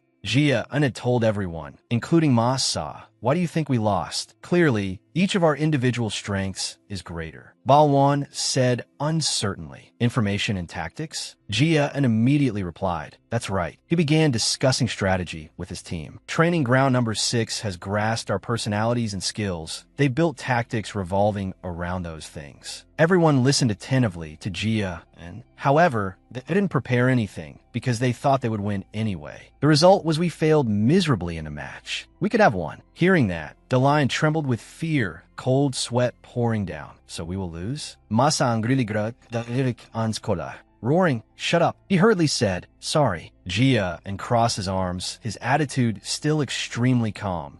Even if we don't consider a complete defeat, we have consumed a lot of stamina and aura. We are truly at a disadvantage." Jia said a sentence that made all members stare at him in unison. But the problem doesn't just lie in information and tactics. Balwan hesitantly asked his friend, "Do you have any ideas?" Jia pointed out the opponent's strengths one by one. Kyan, the top student of training ground number 6, possesses extremely sharp eyes and intuition. Zan analit ganli. Because of that, he can detect others from afar and send students capable of countering you to engage. Masa impatinti kuset kayan. Next, Jia immediately related this to his team member situation to find a chance for victory. Masa's strengths are power and endurance, but her attacks are too predictable. So he sent swordsmen capable of blocking to drain her aura. Balwan is very agile, but his technique is quite simple. So he sent swordsmen with good adaptability. But Jia continued to present at a leisurely pace, his demeanor extremely relaxed. So how to win? The simplest way is to change the order of engagement. Then Jia quickly negated this idea. But I think you guys won't want that. Masa immediately reacted, "I don't like that. I must win." "Sorry, I think so too." Jia calmly advised the members, "In that case, you are forced to fight in a different way." Different? Jia sincerely pointed out the flaws in each member's fighting style. "Your fighting styles are too rigid and full of openings. Since they aren't good at manipulating aura around their bodies, find the openings and attack there." Starting with Balwan. Jia said, "Balwan, you are at a disadvantage when facing those who rely on instinct to fight. But those types are often very easy to deceive. You must abandon your usual fighting style. Deceive them." Masa spoke up impatiently again. "Sounds good. But haven't you been here from start to finish? It sounds like you were just standing there watching us fight." Jia remained calm and confident in his deduction. "That's right. Kyan's senses are very sharp, stronger than the average student." But Jia used a confident yet not arrogant attitude, declaring decisively, "But my senses are even sharper." Jia carefully observed each member fighting. They're doing very well. It seems New Nam won't lose. Quiet footsteps approached from behind Jia, and that person spoke slowly. At this moment, even without turning his head, Jia knew who was looking for him. He said calmly, "We should get started too, shouldn't we?" The arrival was Kyan, the very opponent with sharp observation skills that Jia had just mentioned. Jia remained sitting still on the chair, thinking for a few minutes. Since the situation was different from before, Kyan had no other choice but to come find the flag. Although Kyan was the strongest of the opposing team, unlike his members, he did not look arrogant or conceited at all. His attitude when speaking to Jia also held no intention of provocation. "I was wondering why my team was losing. Turns out you told them to fight differently. Rumors say you aren't acknowledged by other students. Seems that's wrong." Facing these words, Jia remained silent, too lazy to argue. Kyan declared coldly, his attitude extremely confident, "But this battle ends here." Kyan's hand gripped the sword tightly. "Jia, I heard your aura is of the fire attribute." And so was he. The light radiating from Kai was exactly like Jia An's. If so, the two could be officially considered fated rivals, competing fairly. Jia was a bit surprised. Kain also has fire attribute aura? Kain's serious expression didn't change at all, saying, "Unfortunate for you. I possess the highest level fire attribute aura, and my amount of aura is also greater than most official knights. Theoretically, you cannot beat me." Jia opened his mouth, his words carrying distinct contempt and sharpness. "Why do you guys talk so much nonsense before fighting?" The essence Great Emperor also began to awaken within Jia's body. His eyes were no longer relaxed, but stared intently at the opponent. Both gripped their wooden swords tightly. "Let's start." Everyone craved victory, Jia declared. "I will show you. My fire is enough to overwhelm you." Without waiting for the opponent to react, Jia moved at dizzying speed, disappearing in the blink of an eye. Kain panicked slightly. He seemed a bit terrified. Too fast, and those flames too. But Kain quickly calmed down and began to move. "I heard he not only defeated Ma Sa, but also Prince Owen. His aura isn't as strong as mine, but I'm certain he is very strong." At this moment, Jia also appeared in front of Kain. The two naturally rushed at each other very quickly. Kain regained his confidence, thinking, however, in the blazing flames of war. He encouraged himself, "I'm stronger." The two collided. Wooden swords clashed, emitting dull sounds. The more they fought, the more Jia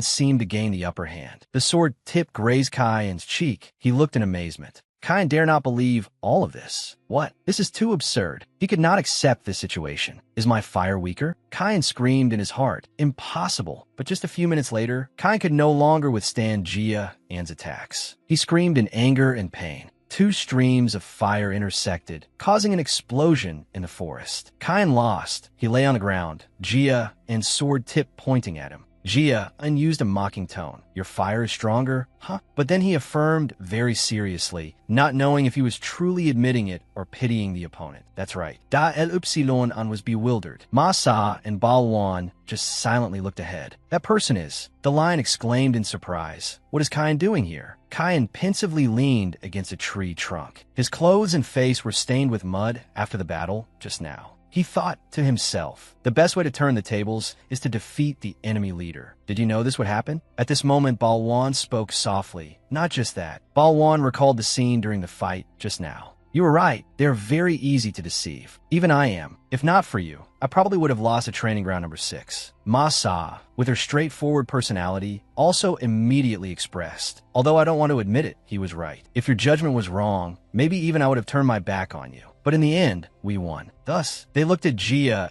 sincerely saying, "We also understood your talent and effort. From now on, we will listen to you, without any more complaints." Jia smiled, his cheerful attitude clearly visible. Seems like through this, they have matured quite a bit. That's really good. He secretly felt proud in his heart. "This is the training ground number 5, I know." Jia stood among the apprentice knights, speaking clearly. Everyone did very well. Surely everyone has understood by now. Everyone listened to Jia's words, no longer having an attitude of disdain or mockery. The consequences of indulging in victory and stagnating, as well as acting without thinking. If this were a real battle, you would all be dead. Don't forget what you learned today. Kain still quietly leaned against the tree, watching Jia's back. He silently recited that name in his heart, Jia and Zighart. Jia didn't notice Kain looking at him. He instructed the knights, "The sun is about to set. Today we will camp here. Split into a few groups, go find some firewood." Then chose people to take turns keeping watch. And Kain finally silently admitted, "He is more formidable than I imagined. He is good at fighting and also knows how to lead." A smile of admiration appeared on Kain's face, his goodwill towards Jia increasing. "I thought training ground number 5 was full of arrogant and conceited people. Turns out I was the most arrogant one." Kain approached Jia with a friendly and open attitude, reached out his hand and said, "I have learned a lot from you." Jia and Kain sincerely praised Jia ceaselessly. "You taught me to never let my guard down, and when the previous plan fails, to prepare a backup plan." Kain also admitted his previous mistake. "I thought I was sure to win because I thought I understood you guys very well." He frankly admitted that mistake, "But I not only lost the team battle, but also lost to you in the duel." Kain said with an extremely friendly attitude, "What I called confidence turned out to be arrogance. Now I understand how small I am." In the twilight, Kain said warmly, "Thank you." Hearing these words, Jia immediately smiled, a happy and relieved smile. He is much more sincere than the direct lineage bunch. The two shook hands. Jia modestly said, "It's nothing. As said before, we will give our all for you." 2 weeks later, it was now winter. Snow fell heavily, dyeing the whole forest white. When the trainee knights stopped on a cliff, Jia and looked down at the village below, declaring, "We've arrived." Jia and analyzed the mission carefully once more. A small village with nothing special, just a place where people live and farm for a living. This mission is also not a special one, just dealing with a few monsters that occasionally appear and cause destruction. But a feeling of unease suddenly rose in Jia An's heart. Jia and kept feeling a chill down his spine. He asked himself, "Why do I keep feeling like someone is watching me?" Jia and thoughtfully looked around. It's impossible for an examiner to be following me. Moreover, that person's aura also conceals killing intent. Jia and had to find a temporary way to cope. It's best to determine his location first. Jia spoke up, "Balwan, I have a favor to ask you." "What is it?" Jia suddenly handed over the captain's responsibility to Balwan. It seems that killing intent really bothered Jia, and he said to Balwan, "This mission, you'll command everyone." Jia An's sudden proposal made Balwan bewildered. Balwan asked why. Jia and calmly analyzed for everyone. In the first mission, only Nunam and I could deal with the Snow Tiger Claws pack. Therefore, perhaps it would be better for Balwan to take command. Didn't you once say you wanted to become like me? Jia An's attitude towards Balwan was full of trust. In that case, use what you have learned to prove yourself. All right, I'll show you. Balwan quickly understood and accepted. Balwan placed his hand on his chest, pledging to the members, "I will become a good commander." Jia and declared again to the members, "Did everyone hear that clearly? From now on, we will follow Balwan's instructions." "Understood." Next, Jia and turned to the only girl in the team, Masa. "I'll explain to you later. Just act as usual." Masa replied coldly, then turned away. "No need for you to remind me. I will listen to all your arrangements. Besides, I'm always normal." Jia and looked at the members, smiling gently. Then he whispered to the Essence Emperor, "Hey, you also feel someone is watching us, right?" It glanced at him. "Oh, you already knew." The Essence Emperor sighed, flying around in circles. "It's about time. After all, you have inherited my power." Jian just wanted to find those emitting that ominous aura. He asked, "Where are they? How many of them?" The Essence Emperor replied with a slightly teasing tone, "If I tell you his direction, would you be able to guess?" But Jia quickly interrupted, "Only one." Seeing him react so quickly, the Essence Emperor felt a bit embarrassed. "Huh?" Jia calmly explained, "Because you said him, not them." Being mocked like that, the Essence Emperor angrily gritted his teeth and scolded, "This brat." It growled behind Jia, but he didn't care much. Since realizing the killing intent, his mind had never relaxed. His heart was still full of doubt, unable to be sure that there was really only one enemy. Jia raised his vigilance. Even if there is only one tail, it is very likely that his accomplices are nearby. He himself was not allowed to be negligent. Thinking too much made Jia feel a headache and tired. He sighed deeply, staring blankly at the white forest before his eyes. Jia lamented silently. This mission probably won't go smoothly. Deep in the forest, a fierce-looking person was interrogating. Where did they come from? The subordinate opposite reported, "Most of them come from the Sieghart family. One of the 6 great powers? Nothing special." The subordinate judged, "As I see it, they're just a bunch of rookies. I also don't see any instructor following them. So this is most likely their second mission. Were you discovered?" Before the leader's question, the subordinate respectfully replied, "Of course not. I dare say that even if I got closer, they wouldn't necessarily discover me." The leader also smiled with satisfaction. "Yeah, I also don't think a bunch of ordinary rookies could discover you." The subordinate curiously asked about another matter, "But we have already controlled the beastmen. What are these rookies doing here?" His leader calmly said, "Perhaps the villagers noticed the increase in monsters, so they requested aid. But our progress in searching for the magic stone is too slow. It's because I was a bit too confident." But the subordinate said, "We have turned this place upside down, but still haven't found it. Perhaps it is in that village." He bowed his head and asked further, "Shall we attack right now?" The leader waved his hand to stop him. "No, wait." The subordinate persisted, "But now is the best time to destroy those rookies." The leader had a plan in mind. He said, "Killing a few rookies is easy, but the matter of the magic stone will be exposed because of that, so it does more harm than good. He precisely wants to use these trainee knights to help him deal with the monsters. He said, just let them defeat the monsters, then return as if they had completed the mission. After that, he gently put on the mask, his voice becoming low and husky. The moment he put on the mask, the leader's form suddenly changed. Sharp fangs protruded, his bright yellow eyes looked extremely scary. His hands also became larger, his previously fair skin turned dark blue, his body also became much more muscular. He ordered the subordinate, wait for them to leave, we will attack the village. His current appearance no longer had the majestic look as before, but looked like a monster with bronze skin and iron bones, harboring a sinister plot, ready to destroy every obstacle. Night fell on the village. The knights were enjoying dinner prepared by the villagers. But Jia and somehow kept staring at Balwan, silently chanting the name Balwan in his heart. He looked at Balwan for a long time, thinking to himself, at first I was a bit worried about him, but he has done much better than I expected. Zan observe Balwan Kulosi. He did not rely on the reputation of the Sieghart family to be arrogant and complacent, but put the mission first, reassuring the village chief and villagers. He felt that handing over command of the night squad to Balwan was a right decision. I can see he is striving to do even better. Jia thought while eating, however, maybe I don't need to worry about Balwan anymore. Even if I'm not present, Balwan and the other trainees can handle those monsters. Jia involuntarily turned to look out the window. The one who followed us at the outskirts of the village is the problem. I'm not very sure, but I felt that when we entered the village, they disappeared towards the mountain. Countless vague thoughts appeared in Jia's mind. Is the Sieghart family testing us? Or is it someone else entirely? Too many uneasy thoughts forced Jia and to reassure himself. Tomorrow we will probably find the answer. At this moment,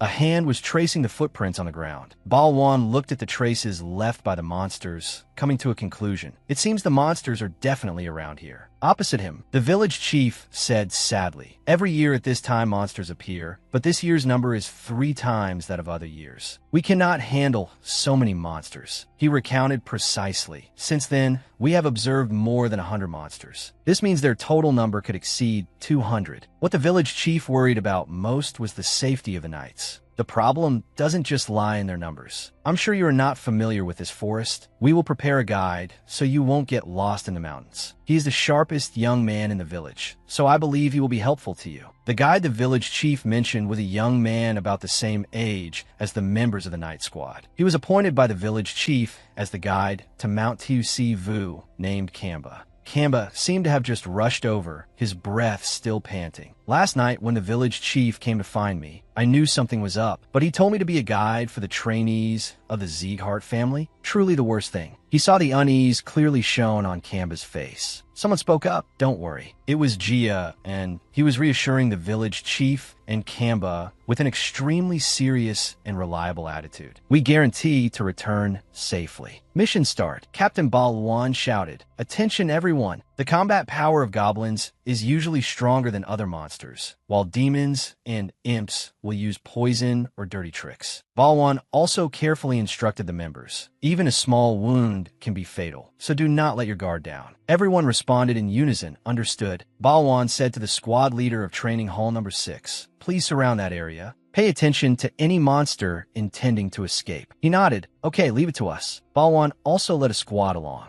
He encouraged the whole team's spirit. "Then, let's start the raid. Destroy the monsters threatening this land." Balwan declared loudly to the knights, "Let the monsters broaden their horizons," witnessing the power of the Sieghart family. Thus, the knights with sky-high morale charged forward in unison. "Let's go." The Essence Emperor hid in a corner, observing their fighting style, and grumbled angrily. "These idiots, what are they doing?" They clearly prepared for an ambush all this time, then suddenly started screaming, revealing their position. How is this even called an ambush? Jia heard this and explained to the Essence Emperor. They only shouted to overcome their tension. This kind of mistake is understandable since this is their first raid mission. The Essence Emperor fell silent.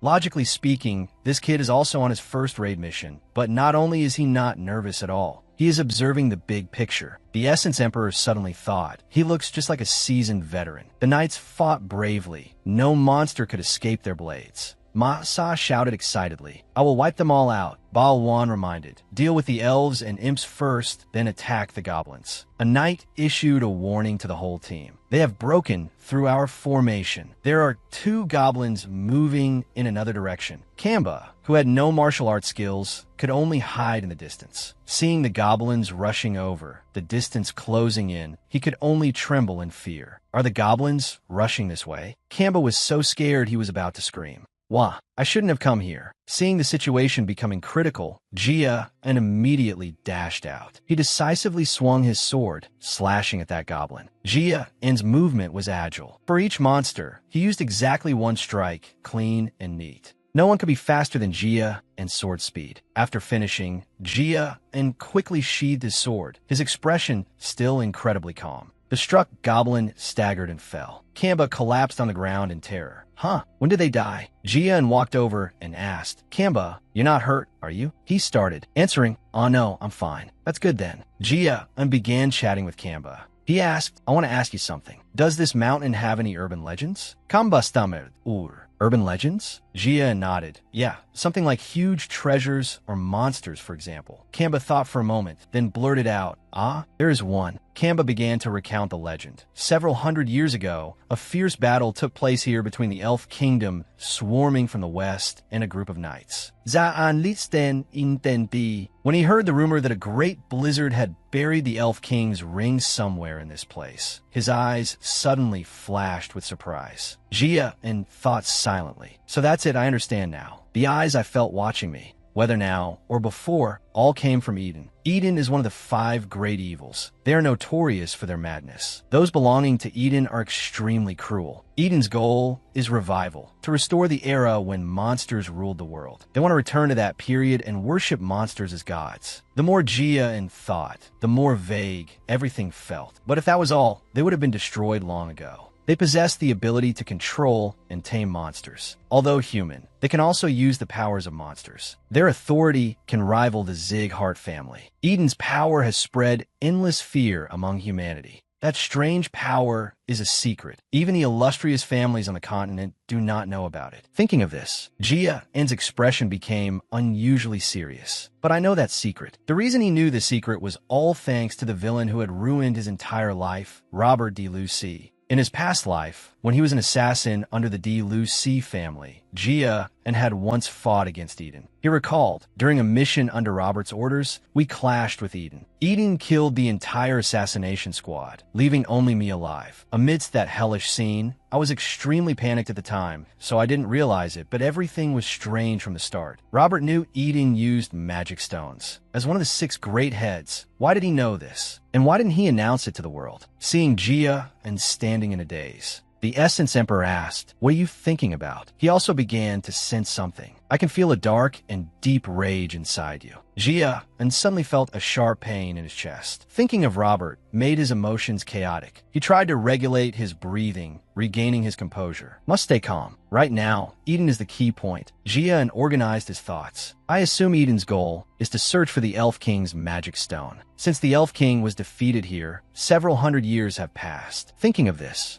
Jia came to a conclusion. I am certain that an extremely powerful magic stone is buried somewhere. He stood alone, staring blankly around. So, their plan is definitely to make us think we have completed the mission, so they could be free to find that magic stone. Let's go. Balwan was also fighting hard at this moment. He shouted loudly, in that case, that leader over there. I will end it all with an ultimate strike. Snowflakes danced. Suddenly, the snowflakes scattered, blocking Balwan's path. When the snow gradually cleared, Balwan lowered his hand. It turned out Ma Sa had snatched that giant demon. She smiled brightly and said, it's mine. Ba Luan Sai. Scolding, really no class at all. Then, he ordered the knights again. The leader is dead. Now we just need to deal with the rest. Jian still had some doubts. Brother Kamba, about that story of the Elf King. Since then, has anyone found any treasure or jewelry in the mountain? Kamba hesitated. Actually, when I was small, he continued. The village chief once went up the mountain, and when he returned, he brought a red ornament found on the mountain peak. Where is that ornament now? As Kamba spoke, Jia was stunned. Most people didn't notice, but the village chief buried it under his house. Honestly, I don't know why,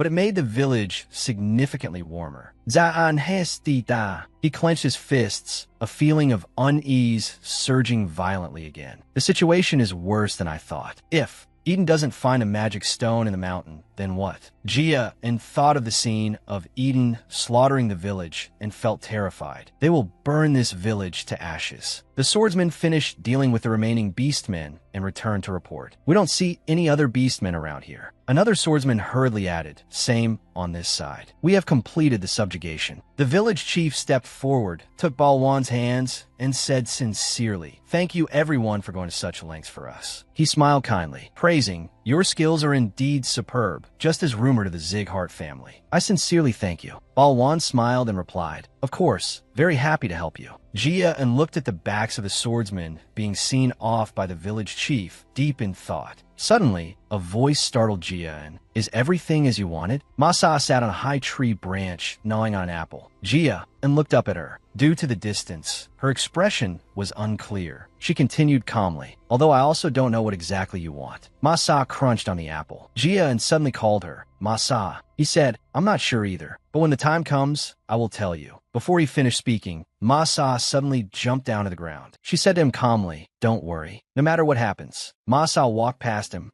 continuing, until the mission ends, I will obey your orders. Jian was stunned to hear that. A moment later, Nunam walked over, looked at Jia and asked, Jia, what are you doing here? Jia clenched his hands, his long hair covering his eyes, making it impossible to see what he was thinking. Nunam asked with concern, are you worried about something? You don't look very happy. Jia looked at him and replied, I'm fine, no problem. The village chief said he would hold a party. Let's go quickly. After speaking, he looked into the distance, thinking silently. Before we leave, Eden won't come near. The next day, at the outskirts of Tuc Vu village, blue sky and white clouds, a gentle breeze blowing. The weather was rarely this beautiful. Balwan led the team of swordsmen away from the village. He relaxed his guard, thinking silently. Perfect. He looked at Kai-In and the other swordsmen walking behind, feeling even more joyful. We exterminated all the monsters on Mount Tuc Vu and ended with almost no casualties. Even though it was the first mission, we completed it excellently. Balwan glanced towards Jia and able to sense his presence. He thought, maybe this is the reason Jia didn't demand to lead anymore. Jia was still looking around vigilantly at this time. Balwan knew nothing, immersed in his own thoughts. There were no flaws in his leadership style. I don't understand why he handed the command authority to me. Balwan placed his hand on his chest, feeling happy and proud, but I hope he realizes my leadership ability is comparable to his. Thinking of this, he happily ordered the whole team. Let's leave here quickly. They walked a long distance until the sky gradually darkened. Walking at the very back, Jia suddenly stopped. He ordered, everyone stop. Everyone turned back to look at him, starting to whisper, what's wrong? Someone couldn't help but ask, can't we continue? Another added, it's a bit early to set up camp, isn't it? Jia, with a serious expression, looked straight at everyone and said, now, the mission truly begins. Kain asked in confusion, Jia, what do you mean? Jia calmly replied, like I said, the mission isn't over yet. Balwan faced Jia asking with some agitation, what are you saying? Balwan changed his phrasing. We have exterminated all the beastmen, even cleaned them up completely. So what do you mean by saying that? Long hair covered Jia eyes. No one knew what he was thinking. He spoke calmly. Our mission is to exterminate monsters and protect the village. Balwan still didn't understand, asking further. So what is the problem? Jian replied, just now, someone was watching us. Balwan was stunned, a bit in disbelief. What? Jia recounted his feeling when leaving the village. There was a mysterious figure watching them. They started watching us about an hour ago, then disappeared. You could say it was the guide, but I sensed killing intent too intense, it couldn't be the guide. Jia continued seriously. I sensed those prying eyes, even before we arrived at the village. When we had gone far enough from the village, I felt them disappear. Balwan asked in disbelief, are you serious? Masa stood behind Jia and couldn't help asking, wait, before we even arrived? Jia turned back and replied, to be more precise, starting from the moment we stepped onto the foot of the mountain of the village. Masa was stunned for a moment, seeming to realize something. So the reason you handed command to Balwan was? Jia and calmly admitted, correct. I hid my presence so I could sense the enemy more clearly. Looking at the astonished expressions of Ma, Sa, and Cayenne, Balwan couldn't help thinking. I bet he also sensed it during that bet. But his tactical intuition and senses are much stronger than other instructors. I didn't even know someone was watching. At this moment, Balwan finally understood. He stammered, Is this why you gave command to me? Jia and calmly replied, That's right. I thought if you were in command, you would take better care of the trainees. Recalling what happened after arriving at the village, Jia and rarely praised, You did very well too. I'm sure the enemy thought you were the leader of the trainees. Thanks to you, they didn't pay attention to me. Jia and stepped up, patted Balwan's shoulder, and said, You are a true member of Sieghart. When we return, I will nominate you as the second-ranked trainee. Balwan bowed his head, feeling a bit ashamed. Damn it, I thought I could sit on equal footing with Jia and already. But he was actually just learning more about the enemy while no one was noticing. I didn't even know about this. And I was even happy to be fighting alongside him. Thinking of the monsters they had to face, Jia and said, From the start, monsters are a species that cannot communicate with other creatures. But in this mission, orcs and elves acted together. This means the enemy used some kind of magic to control these monsters. In that seemingly peaceful village, there's always been a pair of eyes watching closely. Our top priority is to protect the village. Our mission is not over, because there is still a potential threat menacing the village. Saying that, Jia and turned and ordered, We will return to TUC Vu Village. But we must be very secretive. We cannot let the enemy detect that we are returning. Speaking of this, he felt a bit regretful. If only we had suitable equipment for this operation. It's a pity we don't. The lion heard him say that and hurriedly spoke up. He laid out a pile of equipment on the ground, then smiled happily and asked, Jia, is this equipment secretive enough? Jia looked at the pile of equipment spread on the ground and couldn't help asking curiously, Where did you get these things? The lion cheerfully replied, I brought them just in case. Jia looked at him in surprise. You brought 40 sets just in case? The lion gave him a thumbs up, smiling radiantly. Better safe than sorry. Although a bit surprised, Jia still didn't spare his praise. Well done. He turned to everyone and said, Then we will act as we did during stealth training. Catch Lamb, go notify a nearby Sieghart branch. Report our current situation, because you're the fastest among us. Catch Lamb was called out, slightly stunned, but reacted quickly, immediately shouting, Yes, sir. Catch Lamb received the order and left immediately. Jia placed his hand on his sword hilt, turned to everyone and said, From now on, everyone must obey my orders at all costs. Having said that, his tone became stricter. I will not tolerate any insubordination. 5 hours later, at Eden's temporary base near Mount TUC Vu, a figure in a black cloak bowed respectfully to someone. He quickly reported to the other person, They have finally all left. We subordinates have checked the other side to be sure. There are no problems. The other person opened their mouth to reply. Then, let's start the plan. The eyes of the orc leader flashed with blue light. It moved, then emitted a human voice. Recover. Immediately after, it took steps forward, its massive body full of power, making the ground and rocks beneath its feet seem to crumble. It carried a long blade on its shoulder, roaring loudly. Next, it stomped its foot heavily. The surrounding ground seemed to shake. A crowd of orcs holding weapons appeared in every corner of the mountain. The orc leader stood on the cliff. It loudly ordered the orcs below, Kill them all. The orcs received the order and rushed up in unison. The orc leader said with vicious eyes, Do not spare anyone. In another development, under Jia's leadership, the swordsmen were on their way back to the village. They arrived at a small hill nearby. Balwan was still unsure, confirming with Jia again, Are there really still orcs? Speaking of this, Balwan immediately revealed a determined look, shouting loudly, This time we must definitely wipe them all out. Jia looked at Balwan, calmly said, No, not yet. I thought I told you there was an enemy watching us. Balwan was stunned to hear that. He didn't understand Jia's meaning. But Jia continued, That was not the gaze of a monster. It was a human. We still haven't determined the enemy's identity. Balwan just felt confused. He immediately shouted at Jia But look at how many orcs are there. The village absolutely cannot stop that many orcs. But Jia still calmly said, But if we intervene now and fail, everyone will die. Balwan didn't think so. He spoke his mind. If we still want to save the village, it's best to intervene right now. Jia looked straight at Balwan and asked, Do you not remember the instructor saying that understanding the mission is the most important thing? It's not time yet. Jia An's voice rang out, so everyone could hear. Moreover, we must be even more careful because the enemy is from Eden. This statement terrified everyone. Kain couldn't help asking, "Wait, Eden?" Masa also whipped around, stammering, "You mean Eden, one of the 5 great demons?" Balwan was silent, but clearly he thought the same as everyone else. Jia and calmly replied, "They could be Eden, or they could be a Lord-class monster. Therefore we must be careful." Balwan broke out in a cold sweat. He bowed his head slightly, hesitated a moment, then opened his mouth. "I understand how strong Eden is, you're right." Balwan raised his head, looking straight into Jia An's eyes. "But if we don't act now, half the people in the village will lose their lives. Are we just going to wait here, watching helplessly as the enemy slaughters the villagers?" Speaking of this,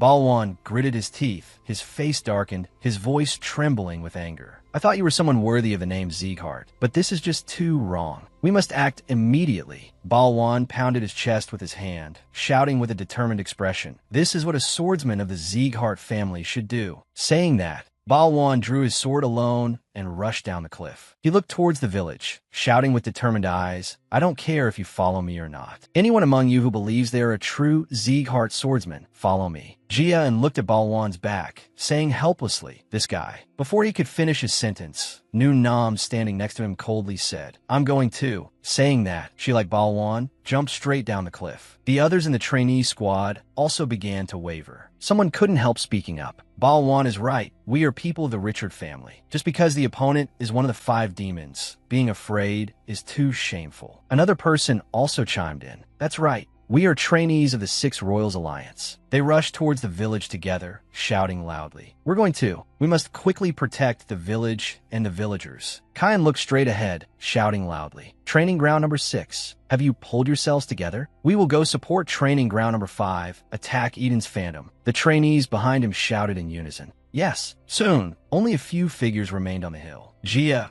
thought to himself, "Everything is going exactly as I predicted." He glanced at the remaining people. According to my observation, with the personalities of Balwan and those trainees, they cannot tolerate injustice, so they will definitely rush up to stop Eden and the monsters. Jia recalled the events of the afternoon. That's why I sent a spiritual message to Nu Nam, telling her to follow them first. With Balwan, Nu Nam, and Kain going together, even Eden would find it hard to withstand. If anything goes wrong, he turned to look at Ma Sa, who was leisurely leaning against a nearby tree, and couldn't help asking curiously, "Ma Sa, why didn't you go? I thought you would be the first to rush out." Ma Sa crossed her arms, calmly replying, "I told you, I will follow your orders to the end." The corners of Jia An's mouth lifted slightly. He smiled gently, then exhaled. Jia and the remaining people stood by the cliff, looking down below. He spoke up. "All right, in that case, we will also go to that village like them. But when moving, try to hide your presence as much as possible. Eden's reinforcements are definitely hiding somewhere, not on the front lines." Jia looked towards the bald mountain in the distance, thinking, "I can feel an extremely strong killing intent emitting from that mountain, not from the village. The people from training ground number 5 and number 6 can handle the remaining enemies, but if they face that guy head-on, it will be very dangerous." Jia An's face became solemn, his deep eyes looking into the distance. But that isn't the case. They confront him head-on. As for assassinating him, that is another matter. In the village, everyone was trying to destroy the orcs. Balwan's voice echoed everywhere. "Don't block the attacks of those ogres directly. Fall back, then counterattack. There are 2 trainees combining forces to attack an orc. If fighting one-on-one is too difficult, form small groups. Remember, if we don't stop them here, the village will be in danger."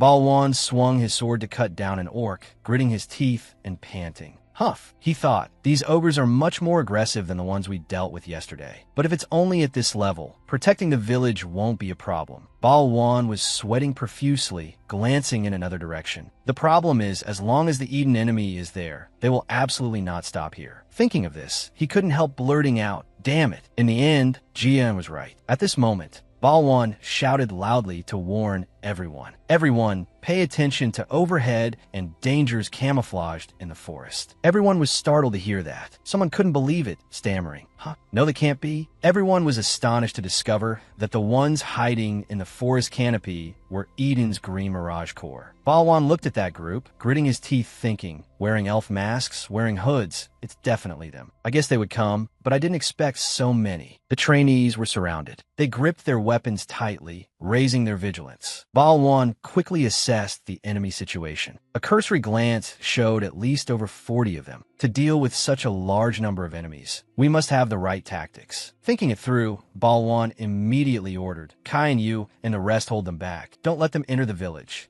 Nunam used frost to freeze the legs of the trolls and the Green Mirage Corps. He tensed his whole body and shouted, I will take the lead. Nunam ziplit under stol. Finishing her words, she swung her sword without hesitation, her whole body seeming to be covered by a layer of frost. Nunam shouted, I will freeze them all. Saying that, she immediately slashed out a sword path. Countless ice blocks shot out from the tip of the sword, rushing towards the orcs, directly turning them into ice pillars. The frozen orc, its body covered in a thin layer of ice, growled, ugh. Not understanding what just happened, Balwan seized this opportunity to swing his sword. He executed the continuous flow, sword-style, autumn wind sword, kneeling on one knee to accumulate power. Immediately after, he stomped hard on the ground, rushing forward. Balwan's speed was so fast that the orcs couldn't react in time. He rushed into their midst, swinging his sword, instantly dealing with one in a single strike. He repeated this movement until not a single one was left before stopping. After dealing with all the orcs, Balwan panted heavily, soaked in sweat. A member of the Green Mirage Corps, sitting on a nearby tree branch, suddenly brought a type of hidden weapon to his mouth, aiming at Balwan below, preparing to attack. Sensing the killing intent, Balwan shuddered. The other person immediately blew the hidden weapon from above, attacking Balwan. Thanks to being prepared beforehand, Balwan quickly dodged the attack, but he still couldn't help but let out a cry of surprise. After reacting, Balwan immediately shouted, reminding everyone to raise their vigilance. Poison needles from the sky. Use aura to block, or use footwork to dodge. Everyone hurriedly looked up at the sky, quickly following Balwan's words. Suddenly, a noise rang out nearby. A large bag exploded, and an unusual black gas rose up. Everyone quickly covered their noses. Brother Balwan, they threw poison gas bags down. Balwan also noticed it, thinking to himself, damn it, this type of poison is much stronger than monster poison. He immediately shouted loudly to remind everyone cover your mouths. Just a moment later, the trainees who inhaled the poison gas felt their bodies go limp, unable to hold on anymore, and collapsed to the ground. Ugh, ugh. One of them trembled and said, don't talk about aura. I can't even lift my sword anymore. Balwan gritted his teeth tightly. His hand holding the sword also started to tremble. In that moment, not only the other members, but he himself had also inhaled the poison gas. His body was no longer listening to his control. Looking at Nunam's pale face in front of him, Balwan thought, Nunam's complexion has also gotten worse. But the trolls in the Green Mirage Corps are completely fine. Balwan gritted his teeth, cold sweat streaming down. He thought unwillingly. At this rate, Balwan had begun to despair. We will all be captured by them. Just then, someone suddenly attacked. A sword path slashed down in front of Balwan, kicking up dust. Balwan stood dazed on the spot, saying in astonishment, this energy source, this destructive power, he exclaimed, Monantai Esa. Masa appeared just in time. She held her sword, her eyes looking coldly towards the Green Mirage Corps.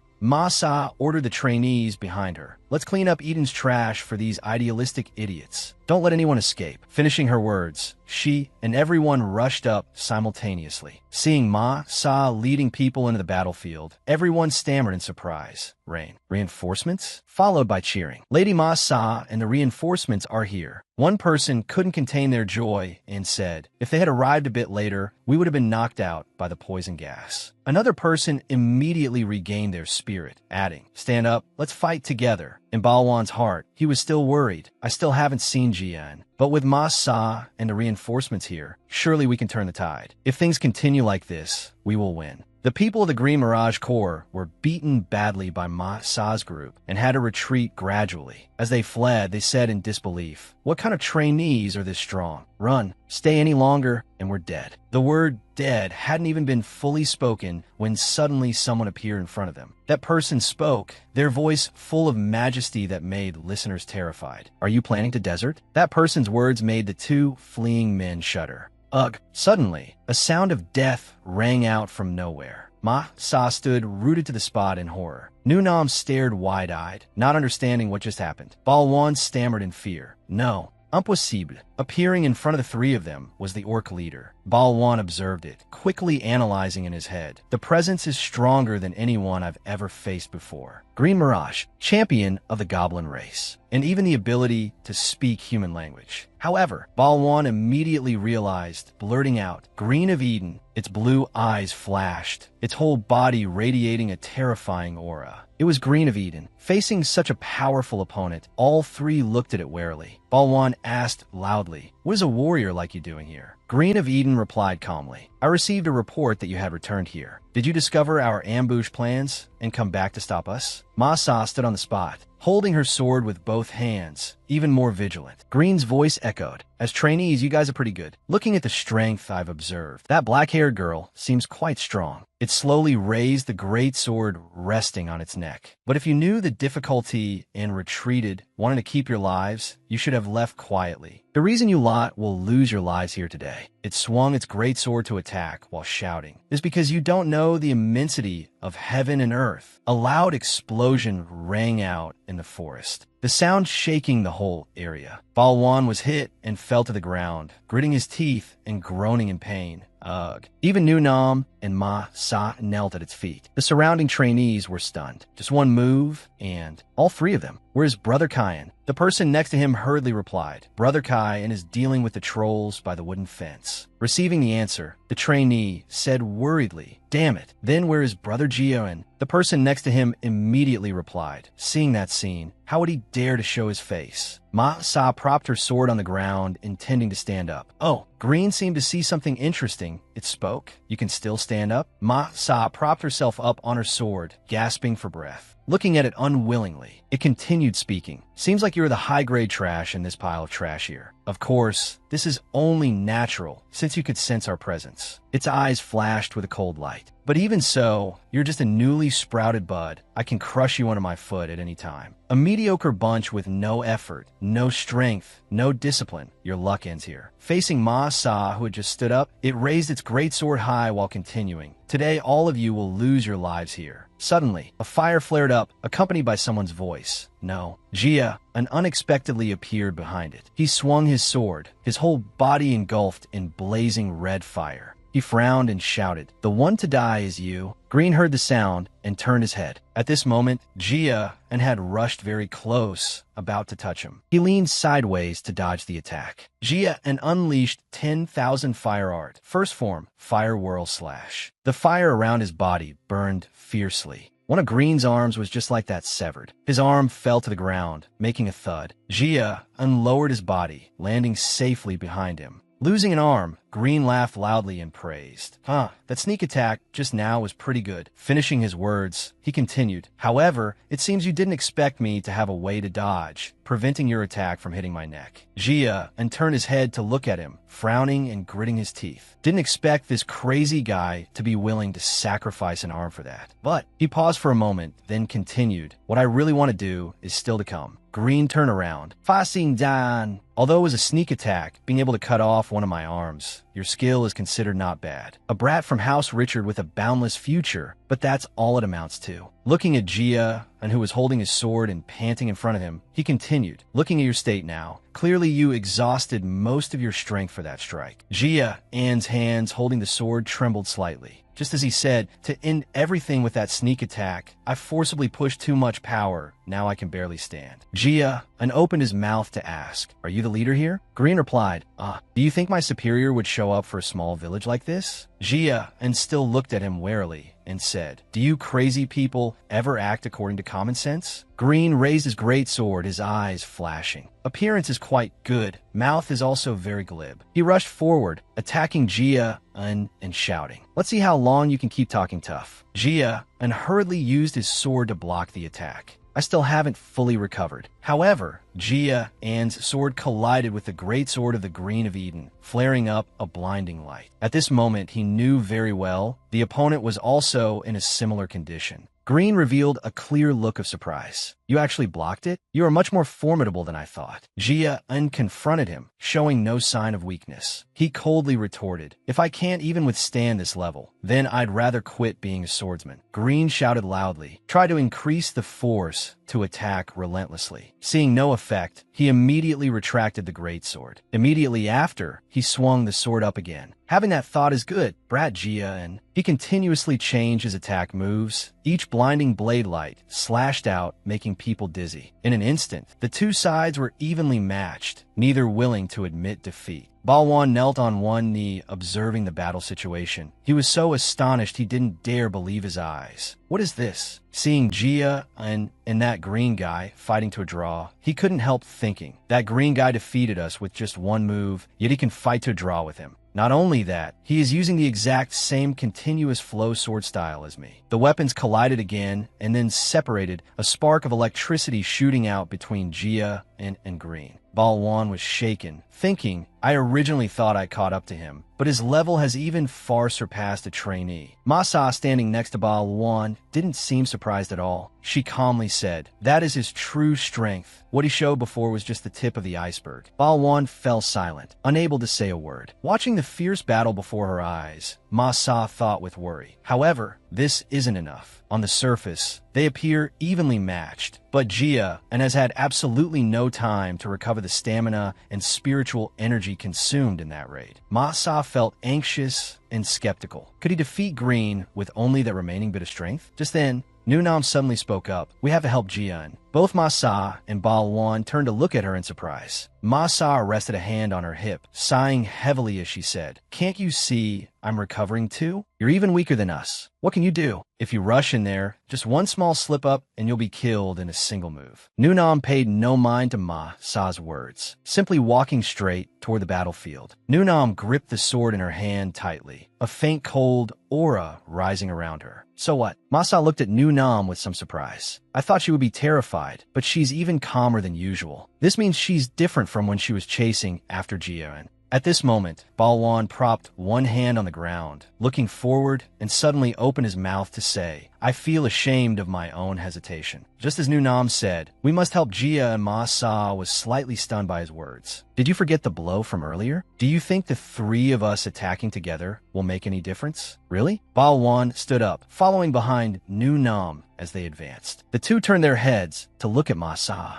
Balwan spoke, "Even so, I cannot turn a blind eye when a teammate is fighting alone. We are swordsmen of a Sieghart family." Masa rested one hand on her hip, ruffling her hair with the other. It seemed she had given in. She half closed her eyes and stepped forward. "Suit yourselves. If something bad happens, you guys have to take responsibility." Masa gripped her sword tightly, following behind the two of them. Risking death for a fight, then, Green faced Jia, and his entire body emitting a gloomy, dark aura. He suddenly opened his mouth and said, "For a rookie to be able to hold out in front of me for this long, it is truly astonishing. Your talent makes me want to recruit you into Eden." He asked curiously, "What is your name?" Jian gripped the sword in his hand tightly, standing in place panting as he replied, "Jia and Sieghart." Hearing this answer, a green light flashed in Green's eyes. Not entirely certain, he pressed on, "Wait, could it be you are a direct descendant of Sieghart? Looking at your hair color and eyes, I felt there was a resemblance." Jian stood still and did not answer. Green saw the shadow of the boy's ancestor flickering within his form. "It seems the blood of the Northern Destruction King runs deep in your veins." Green's entire body radiated a terrifying aura. He opened his mouth and said, I retract the recruitment offer I just made. Since it is so, I will spare no cost, using every means. He exploded the power within his body, shouting loudly, to eliminate you. The dark aura on his body became denser, and his breathing became heavier. He rushed forward violently to attack. This time, both his strength and speed skyrocketed, shocking Jia. And seeing the great blade getting closer, Jia An's eyes widened, unable to suppress the thought. This madman. The great blade aimed straight for Jia An's head. Jia An quickly leaned back to dodge. He's faster. Jia and gradually fell into a disadvantage, thinking with some difficulty. Is he burning his own life force to force out more power? I barely managed to use Fire Ring to defend, but I haven't fully recovered yet. Just then, Ma Sa unexpectedly leaped high into the air, swooping down from behind to attack Green. Jian saw her and couldn't help but feel surprised, the name immediately flashing in his mind. Ma Sa. Ma Sa gripped her sword tightly with both hands, her expression determined as she slashed down, striking precisely into the middle of Green's back. Injured by her, Green was furious and almost turned his head immediately. Small fry like you dare to. Before he could react, the arm holding the great blade was suddenly covered by a layer of frost. He looked down at his arm in astonishment. Nunam appeared in front of Jia, and it turned out she was the one who had just acted. Jia and looked at her back, slightly stunned. Nunam pointed her sword at Green. She urged her ice, spiritual energy, and frost began to appear around her. She aimed at Green, using Breath of Winter to launch an attack. A slash rang out, temporarily pinning Green down for a moment. Nunam shouted loudly, "Now is the time." Balwan understood the signal and rushed forward in a hurry. He swung his sword toward Green, shouting loudly. Balwan used continuous flow, sword style, a starlight consecutive flash to attack him, unleashing countless sword strikes all over his body. Green suddenly grabbed Balwan. He squeezed with force, making it feel as if the boy's internal organs were being crushed. Balwan screamed miserably, spitting out a mouthful of blood. Green hoisted Balwan high up. His entire body was controlled by Green, stiff and unable to move. He said ferociously, "You think these cheap tricks can defeat me? It seems you have underestimated me too much." His voice echoed all around. "If you haven't reached the minimum level of that blonde brat, you basically can't touch me." Balwan suffered heavy injuries, but still tried to maintain consciousness. His voice was trembling slightly as he admitted, "I have to admit, just as you said, relying on our attack just now makes it very difficult to defeat you."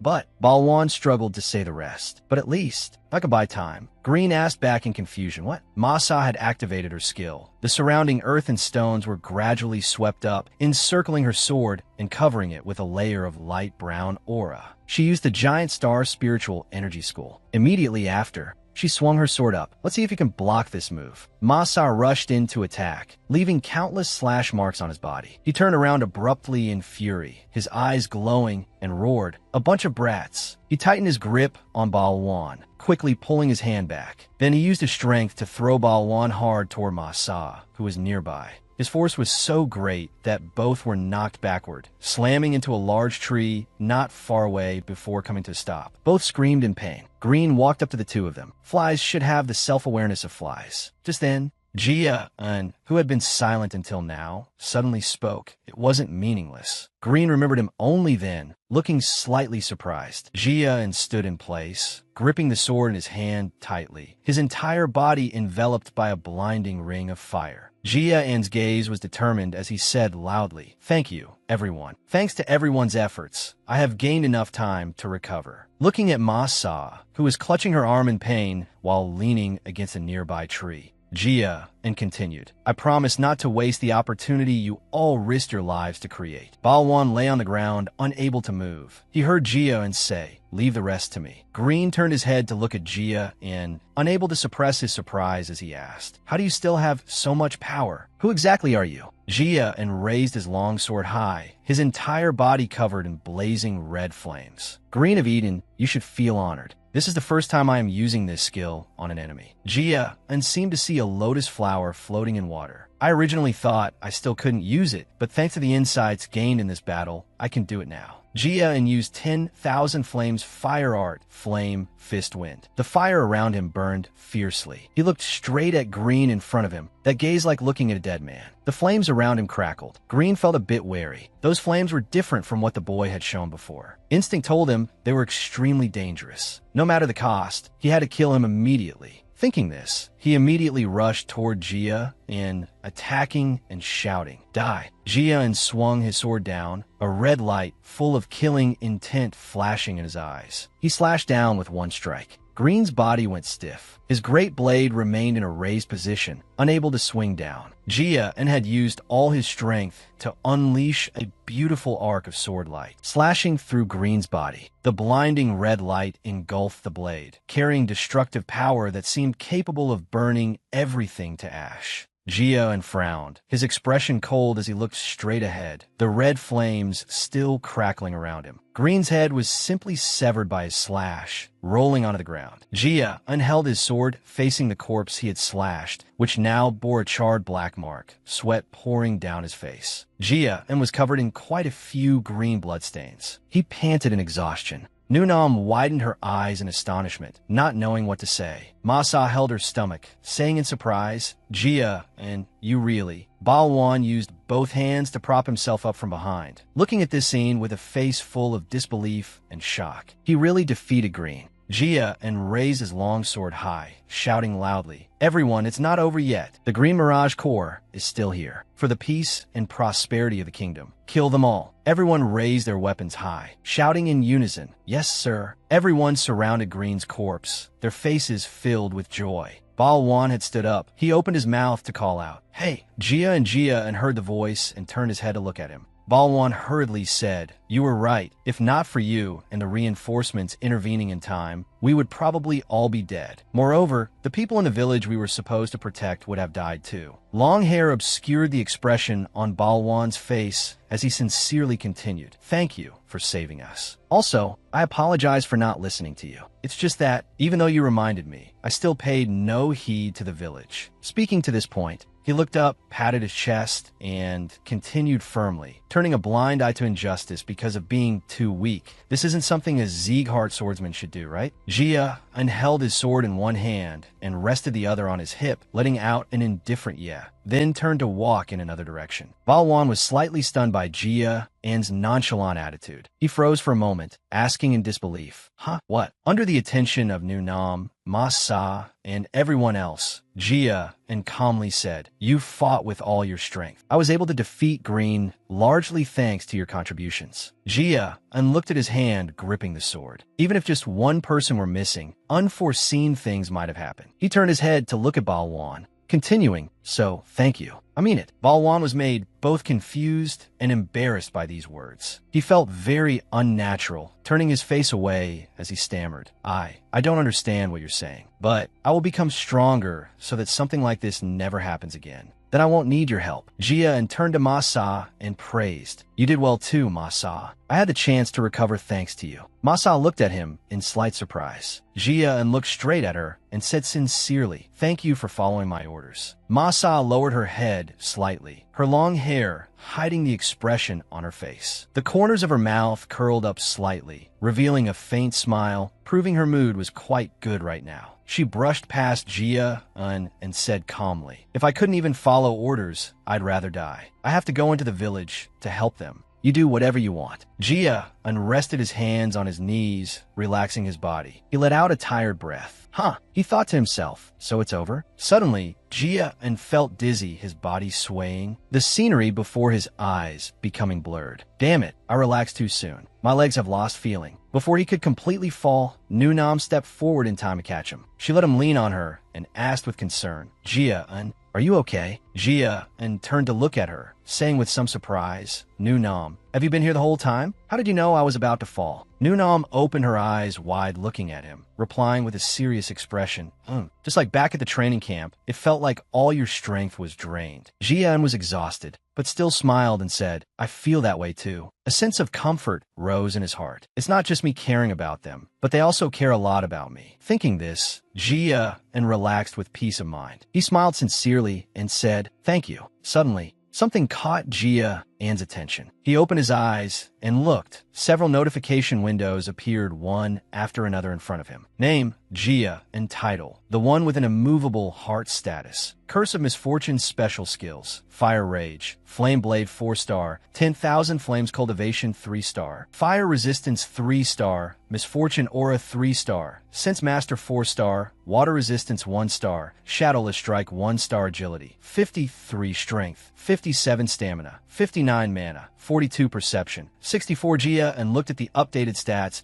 and couldn't help but think in surprise. Killing that green guy. The harvest is quite good. All stats increased, and I even got a new skill and title. Jia and immediately stood up. I'll check it carefully later. He turned to Nunam and said, Nunam, I feel much better. You go back to the village and help them. I'll go check around here to see if there are any dangers left. A while later, Jian sat on a rock. He stared at the information on the system, thinking, this title, the one with an immovable heart, is more useful than I thought. He read the explanation displayed on the system. Effect, when fighting a stronger opponent, all your stats will increase by 3. Jian thought, 3 looks low, but as long as I get stronger, the added points will be significant. From now on, I will have to face enemies much stronger than me, so this will be extremely useful. Additionally, the system also provided an explanation for Shadowless Strike. Jian stared at it and thought, Shadowless Strike seems to be a special skill of the assassin class. If I had it before fighting that guy, maybe the first ambush would have killed him. At this moment,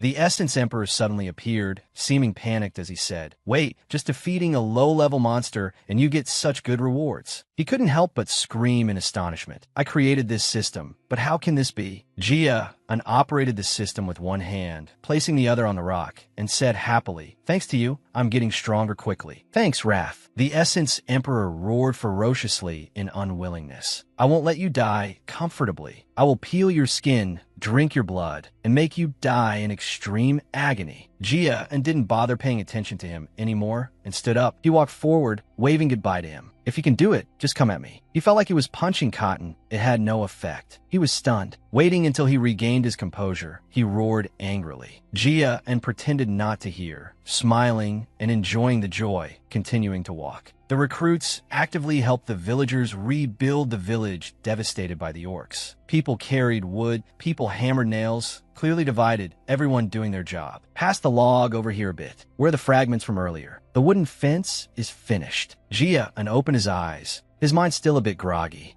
He threw off the blanket and sat up, rubbing his forehead. I only intended to rest a little. Didn't expect to oversleep. Jia opened the door and stepped outside. Outside, everyone was still working enthusiastically, looking like they were coordinating very well. Seems like while I was sleeping, they finished fixing the fence. Just then, someone called out to him. Jian, you're awake? Nunam walked over carrying a basin of water. Seeing him, she asked with concern, How do you feel? Jia turned to look at her.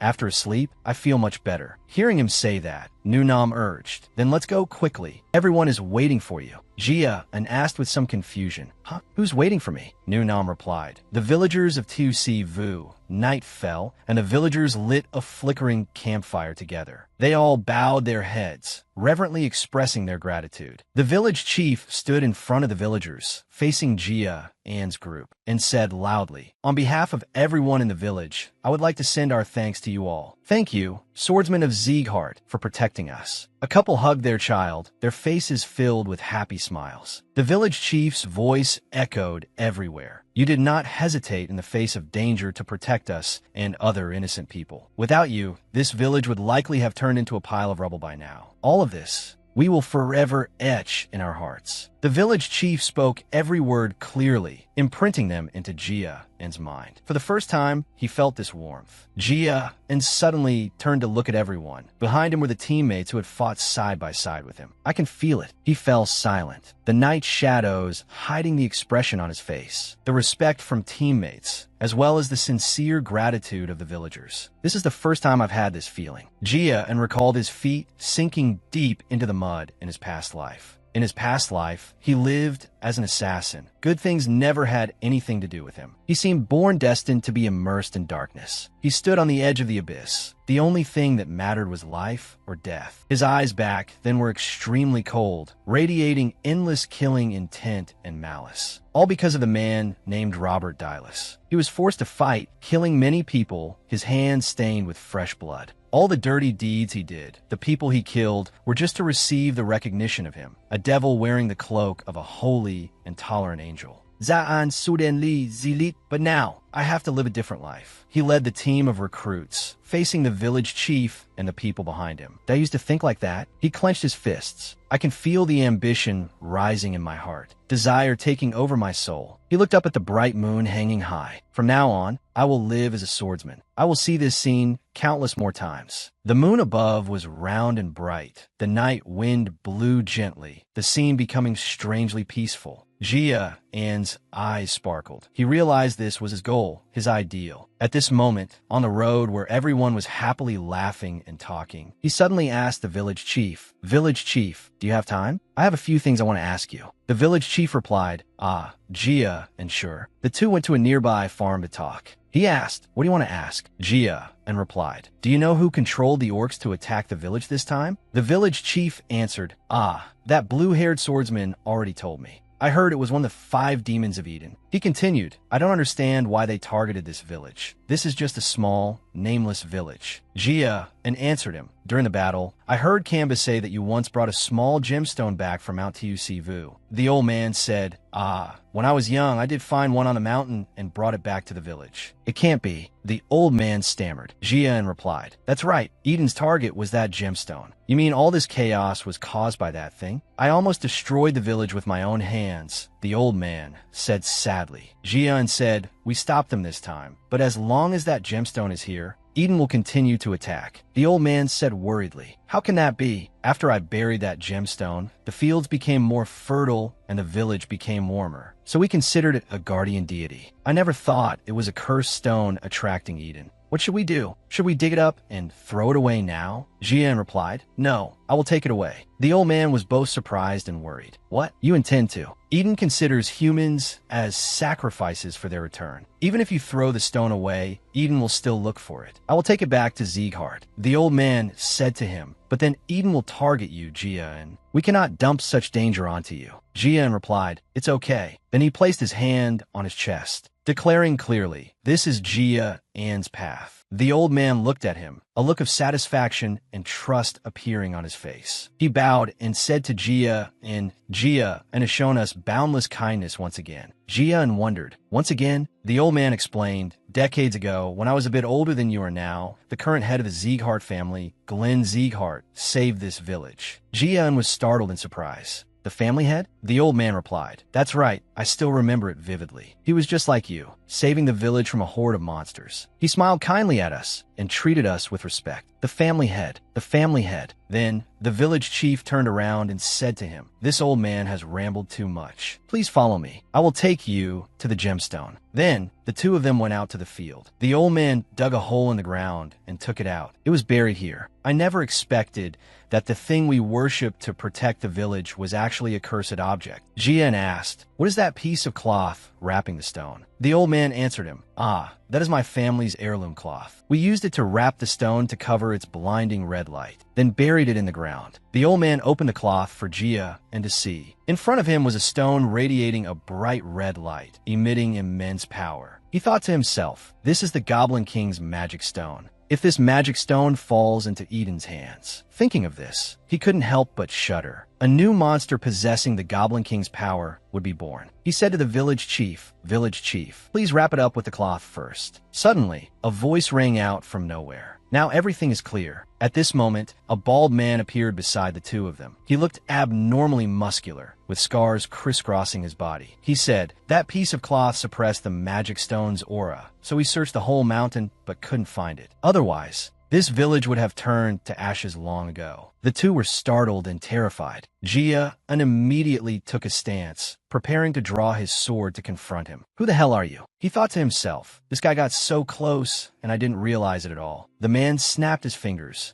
laughing loudly. Me? Who knows? Then, he took out a blue demon mask and said, "Guess who I am?" Jian looked at that mask, thinking, that mask looks like a demi-human's. It's the blood frenzy demon. He shouted in surprise. You recognize this mask? As expected of a Zeeghart cadet, your sensing ability is amazing. This man is Eden's blood frenzy demon. Then, he grimaced with excitement. Judging by that profound power, you are the swordsman who hacked that green-skinned guy to death. You are definitely the superior that the green guy mentioned. He said you wouldn't come here. Next, he put the mask on and said, Sai, I did push that mission onto the green guy. If he hadn't died, I wouldn't have had to come here. In other words, I came here for you. Jia and trembled before his killing intent. He thought, this overwhelming killing intent is paralyzing my whole body. Not just me right now, but even if all the cadets in TUC Vu Village teamed up, we couldn't beat him. At this moment, the Essence Emperor appeared and said, Jia and Zeeghart, frankly speaking, you cannot defeat him. Now you have two choices. You can resist in vain and die,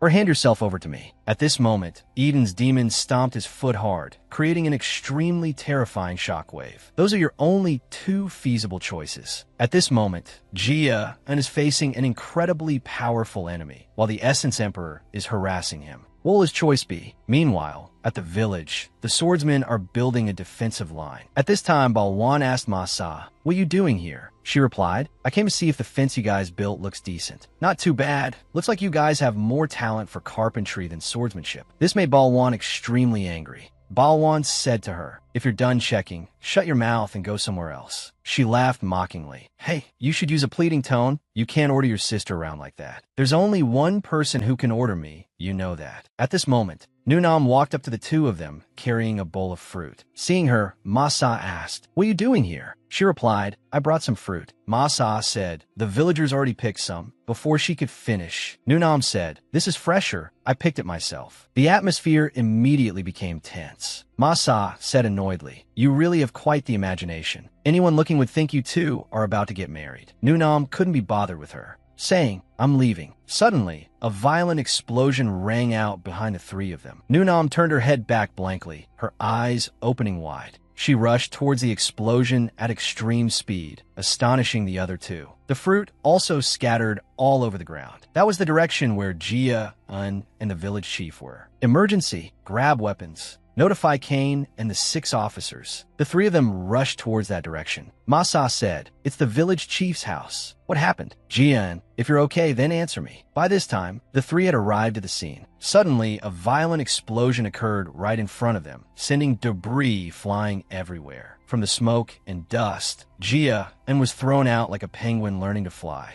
This scene made Balwan and Masa so astonished they couldn't speak. Jia struggled to stand up with the village chief on top of him. He was gasping for breath, seemingly unable to hold on much longer. He threw the village chief toward Balwan. Catch him! Balwan realized it was the village chief. Then Jia slowly stood up, shouting loudly, everyone get out of here! He glared at everyone. Take the village chief to a safe place, then leave immediately. The 3 elites said, what are you saying? But right after that, all 3 of them collapsed to the ground. I can't breathe. It feels like my lungs are being squeezed. What is this pressure? The Eden guy said, oh, turns out there's so many cute people around here. At this moment, they recognized him. They stammered, that appearance. It's the armor of Demon Hork. Is he one of Eden's leaders? You can't even withstand this little bit of pressure? How pitiful. Those who bear the name Zeeghart. The Eden guy laughed and said, right then, Jia roared, do you guys want to die? Wake up. This sentence stunned the girls. He continued, if you just stand there like idiots, we will all be wiped out. Focus your mental power to overcome the pressure. Stand up, Balwan. You split from the team. Go back to the village and evacuate the villagers. Balwan replied, I understand. I'll return immediately. Masa, Nunam, stay behind and prepare to contain him. Don't try to confront him head-on, just observe the situation. Remember what Teacher Jim always reminded us. We must overcome our own limits. Now is that time. Hearing this, the 2 girls' spirits lifted significantly. They no longer felt the pressure as before, confidently raising their swords, preparing to face the Eden guy. Jia continued, we need to overcome our limits, whether physically or mentally. The Eden demon mocked, haha, I like your spirit, but I'm very curious. Will overcoming your limits be enough? Jian thought, the cadets and villagers are all behind me. If I retreat just one step, everything will end. I must find an opening and cut off his head. He He felt like he was standing on the edge of an abyss. He couldn't convince himself that he could do it. It felt like facing an endless cliff. My past life was this hard, let alone this life. The Eden guy mocked him. You put on an act like you're about to attack immediately, but you're just going to stand there watching? Fine then, suit yourself. Saying that, he began to attack. He punched the ground hard, and the ground immediately cracked. If you won't come to me, then I'll come find you.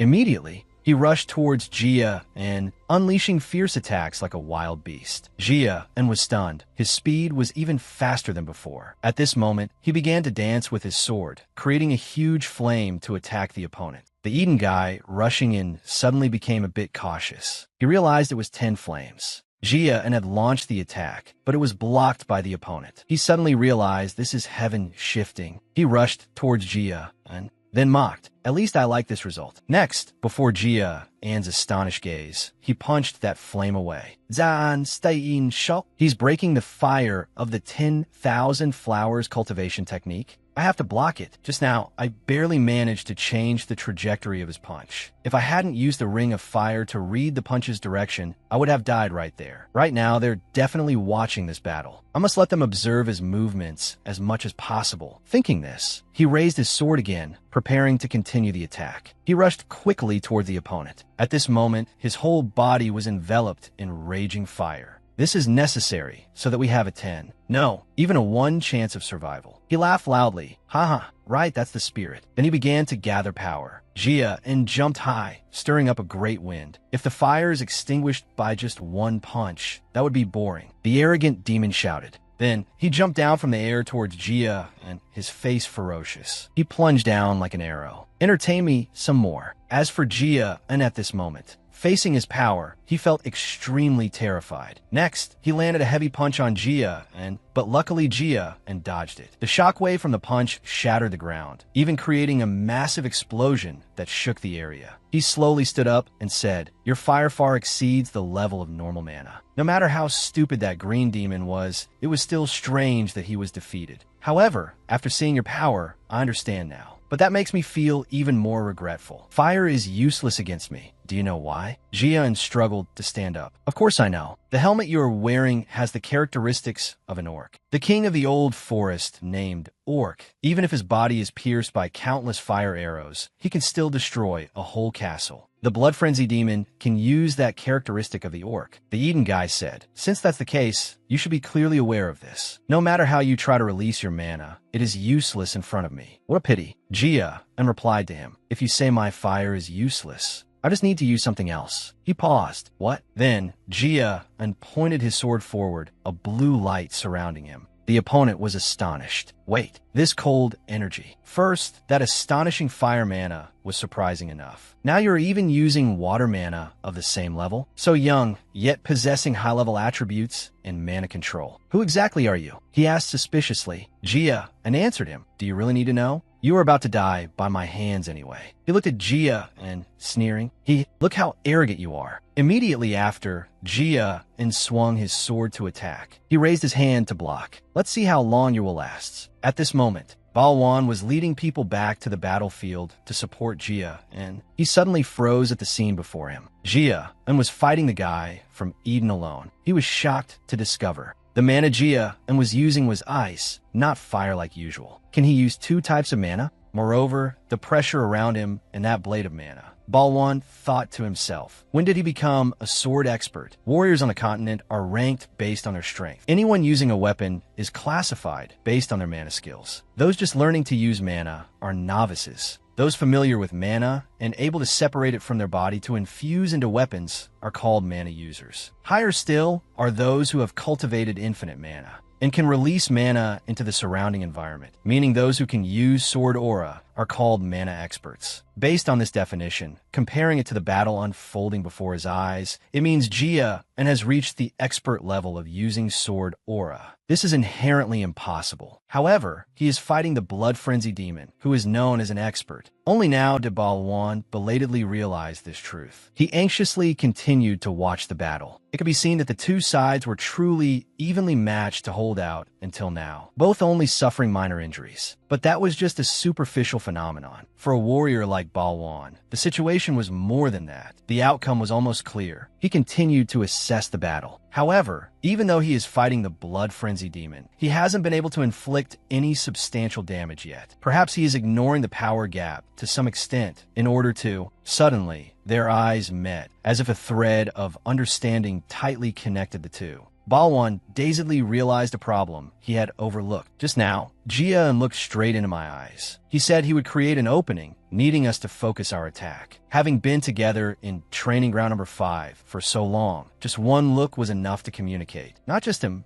Their other teammates also received the order through Jia An's eyes. Nu Nam and Ma Sa looked at each other with understanding, nodding to one another, considering the signal received. They gripped the swords in their hands tightly. That's right, we're the Sieghart family. Though 3 people, they were like a unified entity. Everyone burst with intense determination, wanting to protect this village. Moreover, they placed strong faith in the small-statured but highly skilled youth charging ahead. With Jia in here, we can do it. The moment Jia swung his sword next, hitting the monster's weak point, it groaned in pain. Jia took advantage of its brief moment of pain, turning around and shouting, "Now is the time, attack." Sure enough, the 3 immediately rushed up in unison, attacking the monster struggling with pain. At this moment, in their minds, besides attacking the monster with all their might, there was only one thought. We will win. We can win. With our combined strength. It was just that at the decisive moment mentioned, it was unknown who had fallen into whose trap. That monster was only pretending to struggle. Its eyes flared up with momentum in an instant, aiming straight at them. I was waiting for you, you ants. They had no way to retreat, and the monster also had only one strategy, which was to use its overwhelming power to win. Jia was shocked as he was blown away, astonished to recognize that stream of fighting energy. He can release fighting energy into the surroundings like an explosion. In those last few belated seconds, Jia firmly concluded, what kind of expert is this guy? He has reached the master level. The monster gloated, laughing triumphantly. I was thinking whether to hunt you down one by one. You saved me the effort. Seeing your hopeful faces fall into complete despair always makes me very happy. You thought you could repel me? Today, you all must die here because you don't know your own limits. Saying so, the monster swung its iron fist, intending to wipe them all out in one blow, so they would know what absolute power was before going to the afterlife. However, the matter had not yet reached its conclusion. Until the final minute, who was the hunter and who was the prey, and how many interlinked schemes were involved, was still unknown. Jia exploded his mana like a hurricane, swinging his sword with unprecedented intense killing intent. It's not just you who is waiting for this opportunity. The time is this very moment. If not now, then when? All the killing intent accumulated from my past life as an assassin has allowed me to fuse ice energy into the 10,000 flowers technique and focus it all on one point. Now is truly fighting with all my might. He swung his sword, infusing powerful mana into the move, using 10,000 flowers technique, final form, to strike the enemy's weak point with extreme precision, letting that arrogant, bullying monster taste the flavor of defeat. The sharp sword momentum pierced through the monster's heart, creating a massive aftershock. The monster stared blankly at the outcome, standing frozen in place. The dark clouds dispersed, sunlight shone down, and the monster crashed down with a boom. Jia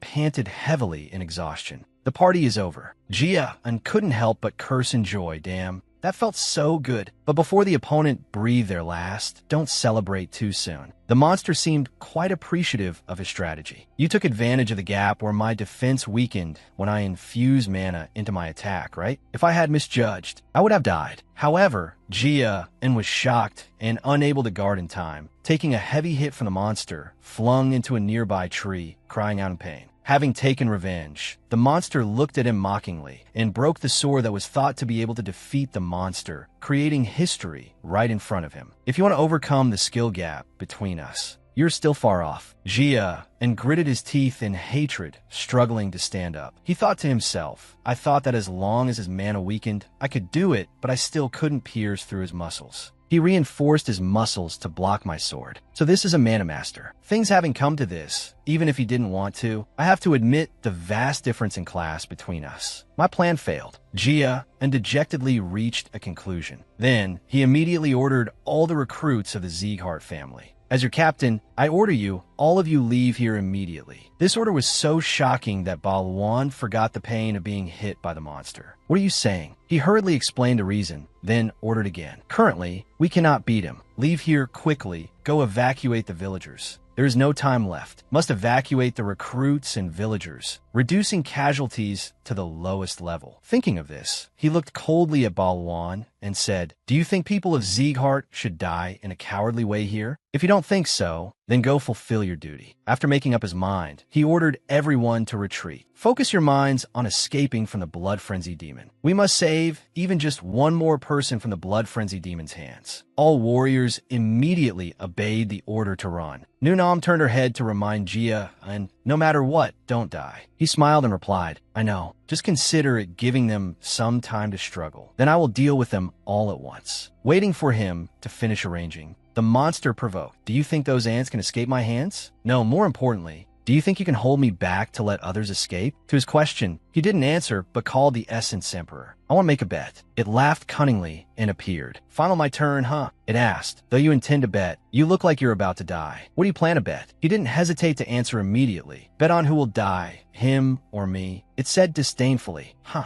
you think you can beat him?" But the truth is just so. He didn't care about face either. Frankly admitting, almost impossible. Then he bargained. Therefore, to meet the minimum condition, heal my mana and body. In exchange, I will bear your wrath. It thought for a moment, then agreed. In this situation, if you die, I won't get the body either. So I will heal you, to see how you directly bear my wrath. He painfully endured the wrath flooding into his body like a storm, his whole body feeling like it was being electrocuted and pricked by thousands of needles. Hearing the Essence Emperor's voice and their strange dialogue, the monster asked suspiciously, "What is that? You didn't drink the blood of an ogre or troll. I don't understand how you can recover so quickly. Truly absurd." He restored his state, pointing his sword at him. "I told you, you don't need to know. Come, I will entertain you until dawn." The group moved quickly in a hurry. Balwan led the way, guiding the whole team and ordering, "Now, I hope everyone acts according to orders. Help those who are injured or have difficulty walking. I know everyone is very tired, but we must move very fast. We have no time, must quickly find a safe place." Hearing Balwan urge, someone sweated nervously, asking, "What exactly happened? Will we be okay?" Another complained, "Something like this happening again. Right when we just arrived here." Masa silently walked behind those two. At this moment, she stopped, her lips moving slightly. Jia and he Masapauset boving herheat. "For all of us, he is facing that monster alone." The other person asked curiously, "Lady Masa?" Masa didn't stop, continuing to say, "Even with his arm and ribs broken, he is still fighting." Immediately after, Masa shouted angrily, "And what is with your attitude right now? You guys are good for nothing." She didn't flinch, continuing to scream at the other two, "Do you want to die stupidly here?" Balwan also shouted kingly, "Masa." Then he clenched his arm, popping with veins, affirming, "She's right. This is no time to be depressed." Then he waved his hand and shouted loudly to urge them, "Everyone, hurry up. Green has gone to the nearby branch to request backup. The clan's reinforcements are definitely on the way. While he's in command, we have to move fast." The words were barely out when a massive black shadow loomed behind him, the ground shaking violently. An ogre appeared behind Balwan, sending everyone into a panic. Isn't that an ogre? Why is it here?" Balwan broke out in a nervous sweat, thinking, why would an ogre, the king of the forest, come after us? Suddenly, a warning shout rang out. "Wait, there's another one here." The squad was surrounded by two gigantic ogres. Everyone entered a high alert combat stance, but asked anxiously, "We're surrounded by ogres. Ogres are surrounding us. How is this possible?" Masa suddenly realized the issue. Thinking worriedly, it can't be. She remembered that crown demon, Eden. Those Eden bastards can control monsters. The reason that blood frenzy demon didn't ignore Jia and to come after us is because he released the ogres. He anticipated this would happen. Two members of the team lost their will to fight, saying in despair, "We're done for. We're going to die without even fighting back." But an encouraging voice rang out, "Don't give up." Balwan faced the two huge ogres alone, fearless, without hesitation, stating firmly, "Jia and is still fighting. If we die a meaningless death here, I'll never be able to face Jia and again." who was fighting the blood-frenzied demon alone. Masa immediately stepped up to his right, praising, "You're actually right this time." Nu Nam drew her sword and stood to his right, affirming, "We have to evacuate everyone." Then quickly go help Jia, and Balwan stood between them, eyes filled with determination. "That's right. We can't die here." The three of them fearlessly fought the two huge ogres together, because they shared a single thought. This is the least we can do for Jia and who is fighting alone for our sake. Mana surged like a tornado. The three charged forward like a hurricane, using swords and mana to attack the two giant monsters. Suddenly, Balwan felt surprised. On the other side, Eden, certain of victory, commented, "This wind." Jia, and covered in blood, leaned against a rock. Eden advised, "So tenacious. Don't push yourself too hard." Jia and opened his eyes, looking at his broken arm. He thought, "My broken left arm is getting in the way. If I cut off my left arm, I can fight a little longer." Jia unlifted his bloodied face, wondering, "But why do I have to do that?" Jia and leaned motionless against the rock, asking himself a series of questions. "Every cell in my body is screaming in pain. Why must I endure this pain, which I never even experienced in my past life? To fight that monster?" He opened his eyes slightly. If it were the me from my past life, I would have run away long ago. Suddenly, a beautiful woman appeared before him. She called out in a soft voice. Jia and Sylvia embraced his wounded body, comforting and encouraging him. "Mom hopes you will become a proud warrior, an ancient Sieghart swordsman." In Sylvia's arms, his heart stirred, thinking, "That's right." Those were the words Sylvia said back then. He thought of his three companions, sinking into deep contemplation. "The memories I've shared with my teammates have bound me here." He remembered Nu Nam unhesitatingly handing him a box of cookies. She seemed indifferent to others, but was kinder than anyone. Nu Nam and Balwan, always striving with determination. His start wasn't smooth, but he's currently moving towards an admirable goal. And Lady Ma Sa, carrying a majestic longsword. She may be rough, but she has an iron will, someone I can trust. Ma Sa. Jia and ignored the bloody wounds covering his body and slowly stood up, still lost in thought. To be honest, saying they didn't move me would be a lie. I want to save them. These people who are gradually becoming Sieghart swordsmen. The Essence Emperor behind him asked, "Are you using this time to let your teammates escape my sensing range?" While enduring my wrath, Jia and fearlessly admitted, "So you figured it out." The Essence Emperor behind him was furious at this admission, scolding, "How arrogant." Jia and Sieghart, "There's a limit to looking down on me. Do you really believe that after I kill this guy and go after your teammates, you'll still be able to regain control of your body?" It angrily attacked his back, screaming, "You can't even stand properly. What do you think you can do?" He couldn't dodge the attack and could only painfully take the full brunt of it. His exhausted body collapsed before the monster. The Essence Emperor continued to taunt. "The moment you accepted my wrath, you lost. You might have withstood the invasion, but once you hand your body over to me, don't dream of getting it back." Watching Jia and trembling as he crawled on the ground, Eden finally spoke up. "It seems you finally reached your limit. I just had a great idea." Ignoring his efforts to crawl up, Eden turned to leave, dropping his sentence. "I'll save you for last, and go kill your teammates first." This sounds much more interesting. He happily voiced his thoughts. "Just imagine, when I'm right in front of you, tearing your teammates' heads off one by one, what kind of expression you'll have." Jia untremblingly raised his head, gritting his teeth, thinking no. Watching Eden's retreating back, he thought, "Rookies absolutely cannot withstand an attack from a master rank expert like the Blood Frenzy Demon. While everyone is escaping, I have to hold him back." Suddenly, he declared his name. "My name is Jia and Sieghart." This surprised Eden, causing him to turn around. Jia and stood up against all odds, stating firmly, "I am a descendant of the Northern King of Destruction, Glenn Sieghart. One day, I will become the strongest swordsman on this continent. As long as my heart beats, don't you dream of leaving this place." Ma Demoniden. He pointed his sword at Eden. Seeing this, Eden turned to face him, speaking with appreciation and respect. "At your age, this is indeed a praiseworthy spirit. The word excellent isn't enough to describe you. For a warrior like you, I must show the proper respect." He channeled mana into his palm and affirmed, "I will remember your name. Za'an Zygot." Then he threw a punch at him. He just stood there motionless holding his sword, thinking, "I don't have the strength to dodge this blow anymore." Jia and closed his eyes, seemingly accepting his fate. A gentle green wind suddenly wrapped around him, snapping him awake. Jia and opened his eyes, filled with hope. A figure with flaming red hair appeared, shielding him. That person blocked Eden's fist with a sword. Jia and smiled gently and chided, "Master, you're too late." Hearing his chiding, He immediately replied, Saw thee, li mak viplit doking li, e oversaw. Lai Mak assumed a combat stance, reminding him, Now, you can leave this to me. Eden stared at the sword in Lai Mak's hand in surprise. Sieghart's Sword of Light. Lai Mak didn't forget to say hello. Long time no see, Baldy. He narrowed his eyes at Lai Mak, asking, What are you doing here? Lai Mak immediately took a fighting stance, holding his sword in front of him, warning, How could I stand by and watch trash like you destroy a young sprout? He looked at Lai Mak with contempt. I never expected someone of your level to be sent as a supervisor for trainees.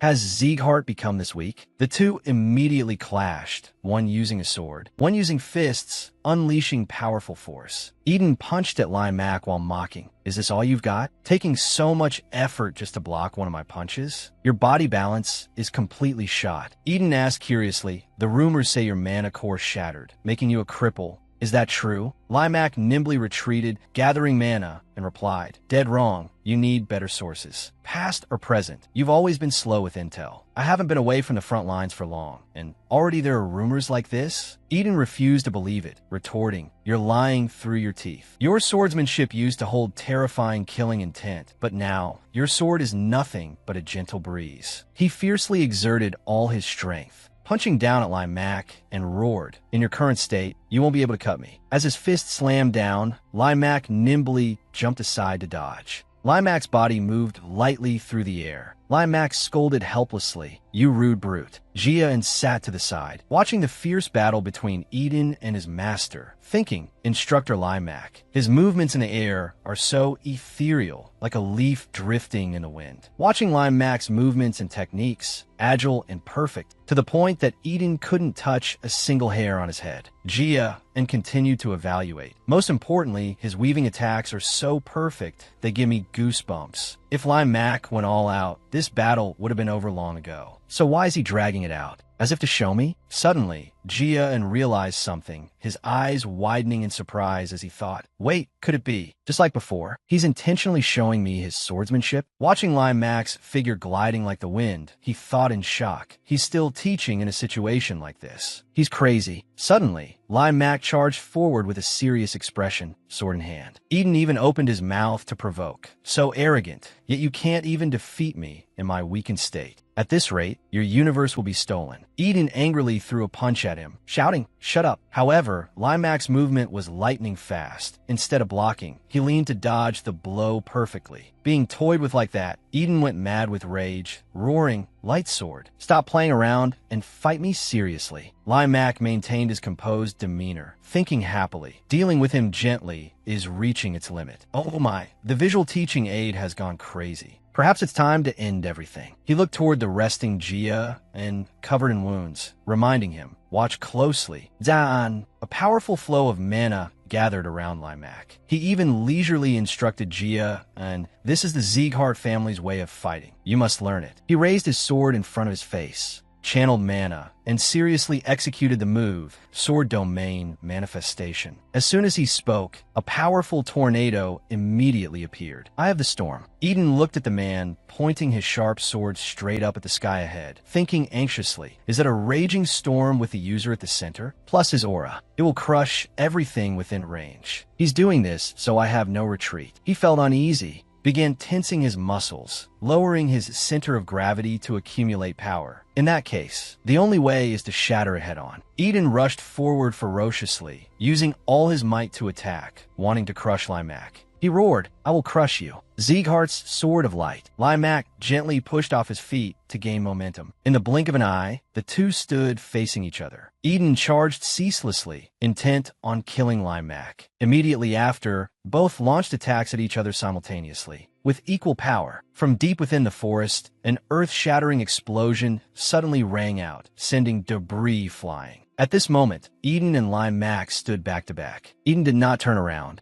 Speaking his final words, you split our physical strength and aura in two, then stored all the wind in the silent zone of your blade. Of course, a sword domain is supposed to be like that, but Eden asked curiously, how could someone not of the direct Sieghart bloodline like you create a sword domain? Lai Mak didn't hesitate to let him die with peace of mind. Actually, that wasn't a sword domain, just something similar. I borrowed the power of nature to create it. Spirits and nature are very close to each other. aren't they? Eden heavily raised his head to look at the full moon above, suddenly understanding. So that's it. A tiger, even if old or weak, is still a tiger. Only then did he turn toward Gia and saying regretfully, "If I have any regret, it's not being able to kill that brat. I really should have killed him. This will seriously affect our plans." Limac refused. "Drop it. How could we hand over our little monarch to someone like you?" Looking at the wounded Gia, and Eden couldn't help but admit, he indeed possesses the aptitude to become a king. But don't be mistaken, we also have a talent that can rival that monster. Today, Eden couldn't hold on any longer, his massive body crashing down, but he still stubbornly left one last sentence. "It is my defeat." Sieghart's sword of light. Limac didn't even bother to glance at him, turning to walk toward the resting Gia. And Limac asked, "You observed from a very close distance, didn't you?" He stood majestically before Gia and slowly summarizing his lesson. "That is the very thing you, as a member of the Sieghart family, must learn: sword domain." A smile appeared on Limac's handsome face as he explained. "It's not like the spatial domains mages create with mana, but a space constituted by a person's mental maturity and explosive spiritual power. A sword domain is built from all your experience, achievements, aura, and even your will. You are of the direct bloodline, so one day you will be able to use it too." Looking at his teacher's blood-stained body, Limac also quickly concluded, "So before that day comes, engrave as much experience into yourself as possible." Limac smiled radiantly and asked, "You all saw it too, right?" Only then did Gia and noticed behind him, seeing Balwan, Masa, and Sylvia standing there panting. "Why is everyone here?" The three ran toward him simultaneously, each scolding Gia and, "You bastard, you're still alive." Under Limac's gaze, the three surrounded Gia and asking, "Gia and Sieghart, thank goodness you're still alive. How are your wounds?" Limac didn't look too good. His whole body was stiff, thinking to himself, "Trying to act like I'm fine is really too hard." The gates of a massive palace slowly opened. Someone not of the direct Sieghart bloodline, wishing to use sword domain, must satisfy several conditions. Experience is a given, but one also needs elemental compatibility, as well as vitality surpassing physical stamina. Therefore, they are essentially consuming their own lifespan. Even so, Limac kept the smile on his lips. Plus, my energy core was already damaged, yet I still use sword domain. So just pretending to be okay is already very difficult. But immediately after, Limac affirmed to himself, "Sigh, I have nothing to regret either." Recalling the scene of Eden and Gia and earlier, Limac pondered. "During the time I was late to join the battlefield, what Gia and showed me." Looking at the wounded but unyielding Gia, and Limac was completely immersed in thought. That was the birth of a new king. Limac was shaken by Gia Ann's indomitable figure, silently making a resolve. In that moment, I made up my mind. I will serve this child as my new master. Remembering his heavily injured body in the past, he thought, with a broken energy core, I felt like a walking corpse. But his train of thought shifted, tears threatening to spill. "But thanks to these children, my life has been given meaning." He stood up firmly from behind, looking at Gia Ann's group, affirming, "So, I have gained a new life." Limac smiled, satisfied with the current result. Watching the harmonious scene before him, he thought, "Therefore, even if my lifespan is shortened, I have no regrets. Of course, before I die, I want to see with my own eyes that boy become the king of Sieghart." At the Martial Heart Hall, a hall with typical Western architectural style, outside the Martial Heart Hall, a cross was placed at the highest, most visible point. In front of the hall was a spacious courtyard planted with greenery, creating a harmonious atmosphere. Inside the hall, the Northern King of Destruction, Glenn Sieghart, was sitting majestically on the throne in the center of the great hall, his expression stern, his voice carrying a hint of surprise. "Say that again." You say Gia unconfronted the blood-frenzied demon. Eden, standing in the center of the great hall, was Limac Diaz, with waist-length red hair and cat ears that were extremely eye-catching. He narrowed his eyes, smiling with interest as he replied, "Family head, I knew you would be surprised. I rode a fast horseback specifically to see this reaction of yours. It was so worth it." Seeing his joyful appearance, like someone who had found gold, Glenn shouted, "Shut up, speak clearly." Seeing this, Limac also dropped his playful look, seriously recounting the event. "Even witnessing it with my own eyes, I didn't dare believe it. but I swear, everything I said is the truth, absolutely no falsehood. Not just me, but the trainees on missions at Training Grounds number 5 and number 6, as well as the villagers of TUC Vu, all witnessed Jia and facing the blood-frenzied demon alone. As he spoke, the scene from that time replayed in his mind. Jia and small figure standing behind the dangerous blood-frenzied demon, whose muscular physique was 5 times his size. He held a long sword, the tip pointing straight at the blood-frenzied demon, his whole body radiating killing intent, his blood boiling, without a hint of fear. Thinking of this, he couldn't help but shudder. Glenn was clad in majestic, formal outfit, his aura no less than any monarch. His hands gripped the armrests tightly. Standing beside him was the old butler, expression solemn, hands clasped behind his back, ready for orders. He voiced the doubt in his heart. The level of a blood-frenzied demon can even rival a swordmaster. If what you say is true, then what were the casualties? He answered without hesitation. Most people only suffered minor injuries. But Jia was heavily wounded after the battle with the blood-frenzied demon.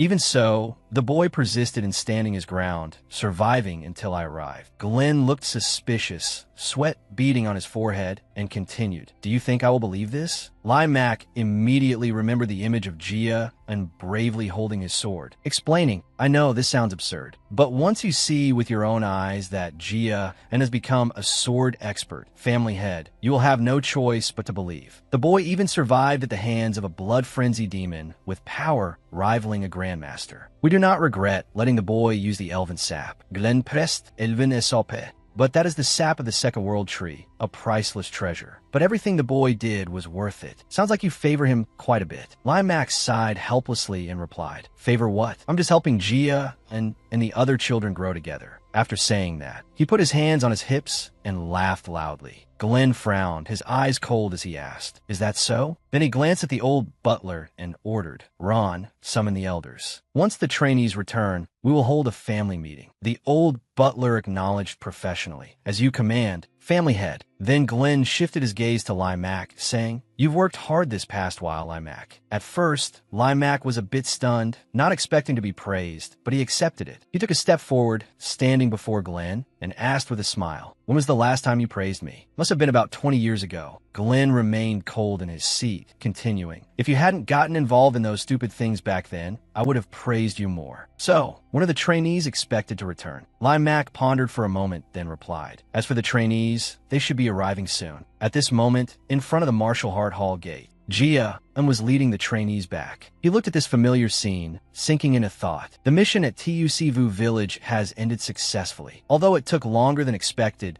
due to Eden's interference. Because the village suffered unexpected damage following the blood-frenzied demon's attack, we stayed a while longer to help rebuild the destroyed village. Thinking, he recalled taking refuge in the village when he was injured. The village had become desolate after the battle, but everyone worked happily to rebuild it. The trainees transported wood to build houses while chatting cheerfully. Moreover, the villagers were also quite friendly. He sat on the bed at the village chief's house, with Masa sitting beside him looking worried. He thought to himself, "Because of my serious injuries, I stayed at the village chief's house to focus on recovery." As soon as I opened my eyes, the Essence Emperor also appeared beside me. I checked the betting rewards with the Essence Emperor, but the Essence Emperor naturally insisted that this bet should be canceled because Lai Mak was the one who killed the blood-frenzied demon, not me. However, the number of attribute points I received from this bet wasn't bad either. But the Essence Emperor floated in midair, looking at the screen in front of him, gritting his teeth and cursing. Damn it, why is it always that? He also looked at the screen in front of him, eyes widening, his face full of doubt. What is this? A long line of text appeared on the screen, which was the betting reward. A trait for the Essence Emperor had been created as the second reward of the bet. The trait Indomitable Will has been initialized. Indomitable Will. When suffering severe physical or mental trauma, it will alleviate pain by temporarily elevating mental power. He fell into deep thought again. Indomitable Will. Unexpectedly, I received a trait. With this trait, I will be able to resist more effects than before, even when enduring the rage of an enemy. It looked at his joyful appearance, its face written with annoyance. Thoughts were in turmoil inside its head. Why did Indomitable Will fall into the hands of a brat like him? The problem lies in the fact that the system is designed too well. The Essence Emperor's system is designed to prioritize creating the abilities the user needs most. If not for that trait, I could have seized his body, right? No, I need to calm down. I still have plenty of time anyway. Looking at the current situation, the recovery speed of the Essence Emperor's abilities is increasing steadily, even if the margin is small. Moreover, I even sewed the Essence Emperor's emotions into this brat. It recalled the scene of him being ambushed, his whole body covered in injuries, flesh and blood mangled. Exclaiming in its heart, for a human, he matures very quickly. But in the end, the Essence Emperor will still win. Just you wait. Your body and soul will both belong to the Essence Emperor. The moment the Essence Emperor wins, a bastard like you will be locked beneath the eternal glacier. Then it looked at his attentive appearance, its monstrous face filled with resentment, as if wanting to devour him alive right then and there. The blue sky, white clouds drifting lazily. In front of the gate of the Marshall Hart Hall, the external head butler of the Sieghart family, Island, stepped out. He wore black from head to toe, with a cloak draped over his shoulders, exuding a noble aura. He radiated a majesty few could match, standing opposite the group of trainees. All of them wore identical black uniforms, swords hanging at their waists. There was a long scar over his right eye. He rested one hand on his hip, the other gripping the hilt of his sword, and said clearly, "Welcome back." Below, the crowd was exhausted and fell apart, clamoring with complaints. "I really want to go back and rest. I thought I was going to die. It was so arduous. We finally made it back." Looking at their tired, lifeless appearance, he added another sentence. "You all must be very tired, but you can't rest yet." This statement caused another stir among them. They couldn't believe their ears, feeling as if they were about to faint on the spot. A bold one uttered one word. "What?" Next, that person ordered them to go have an audience with the family head. Though unwilling, they still had to step into the great hall and bow in greeting. "Greetings, family head." On both sides of the great hall were the grand lords. They were dressed neatly, standing solemnly according to their rank. Sitting on the central throne was Glenn, with his old butler beside him. Whispers arose from below. "Is it the Sieghart kid?" Heard he destroyed the green demon and even blocked the attack of the blood frenzy demon. Aren't those just baseless rumors? He looks at most like he's only at the level of an upper-level swordmaster. This oppressive atmosphere made him feel very uncomfortable. He thought to himself, initially, when the family head summoned everyone, I had some doubts. But I didn't expect this to be an unforeseen opportunity. All the Sieghart executives are gathered here. He realized something. He had learned a lesson from this mission. If things continue like this in the upcoming battles, I will only be able to barely struggle to survive. Therefore, I need to become stronger and must be even faster. He recalled the scene of being injured by the demon, clutching his stomach while struggling to confront the blood frenzy demon. But currently, what he needs to face is not that,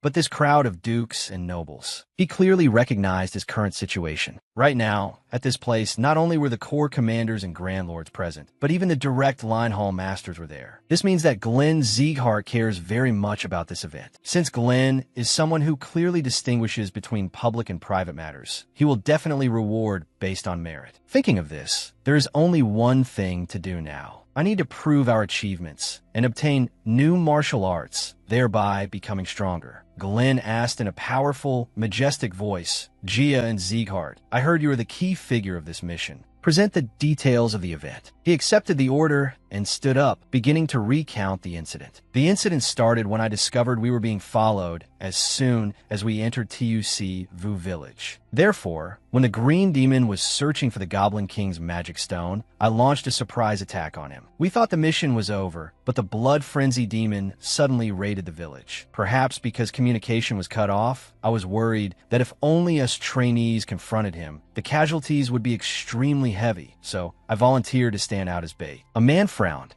gritting his teeth and shouting angrily, "Insolent! What do you think you are standing to dare speak so arrogantly? Huh?" The other corps commanders also couldn't believe their ears, clamoring noisily. "Family head, do you really believe the brat's words are the truth? Just one green demon is enough to kill several 15-year-old youths. Yet he says he held off the blood frenzy demon? This is a completely blatant lie." He remained calm, not refuting, but turned and said to another trainee, "Lion, bring those things out here." The other person nodded, "Yes." Then he immediately brought out a carefully wrapped bag. Opening it to look, inside were their skulls. A corps commander recognized those things and spoke up. "These are the heads of the green demon and the blood frenzy demon." The person beside him also chimed in. In other words, His report is true? He raised his head to look at Glenn, respectfully requesting, "Family head, forgive me, but may I draw my sword?" Glenn agreed. Permission granted to draw sword. Receiving permission, he immediately drew the sword from its sheath. The golden flames surrounding the blade made the people around exclaim in surprise. Sword aura, and the flames are also very strong. Is this really the one who, 10 years ago at the judgment ritual, didn't even reach the average mana level? So that's it. Relying on this, he indeed has the ability to destroy the green demon. He looked at that man and asked, "Is that explanation enough?" This left the man speechless. He gritted his teeth tightly, suppressing the anger in his heart, constantly cursing, "Damn half-breed." He actually reached the realm of a swordsman, and even brought back Eden's head. I can't refute it anymore. After calming down, Glenn ordered, "Listen, head trainee Gia and Sieghart, along with all trainees of Training Grounds number 5 and number 6, you have done excellently." Hearing this unexpected praise and encouragement from Glenn,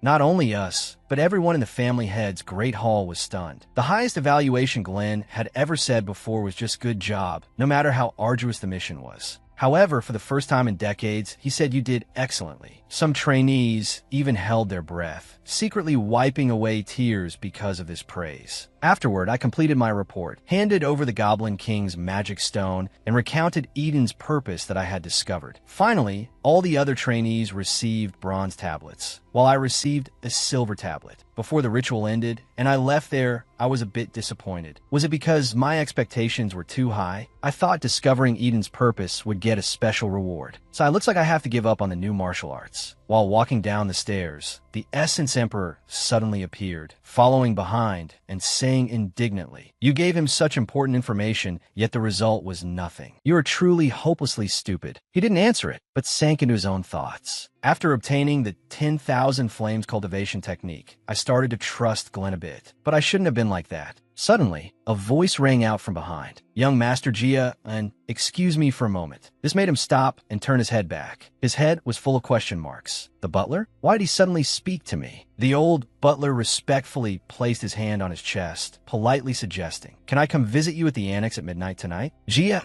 asked in confusion. "Tonight? But do you have business?" The old butler smiled kindly and explained, "The family had instructed me to take you over there. Young Master Gia, and he probably intends to grant you a second reward." Just as he returned from outside, his mother and a maid were already waiting there. Her face was written with concern and worry. She hurriedly stepped forward, placed her hands on his shoulders, caressed his face, and asked solicitously, "Mom heard you fought with Eden. Is your hand okay?" Looking at his mother's worried appearance, he felt warmth in his heart and answered sincerely to reassure her, "It's fine. It's about to heal." Hearing that, she felt a bit more at ease, hugged him tightly, her mouth constantly apologizing. "I'm sorry, Gian. Mom shouldn't have said those words. Mom shouldn't have forced you to act like a Sieghart." Mom kept worrying. It was because of the words Mom said that you had to face Eden's demon alone. He didn't blame her. On the contrary, he loved her even more, whispering in reply, "On the contrary, I have to thank you, Mom." He gently broke free from his mother's embrace and continued, "Actually, at first when facing the blood-frenzied demon, I just wanted to run away, because I felt I had absolutely no chance of winning. I even intended to use the other trainees as bait.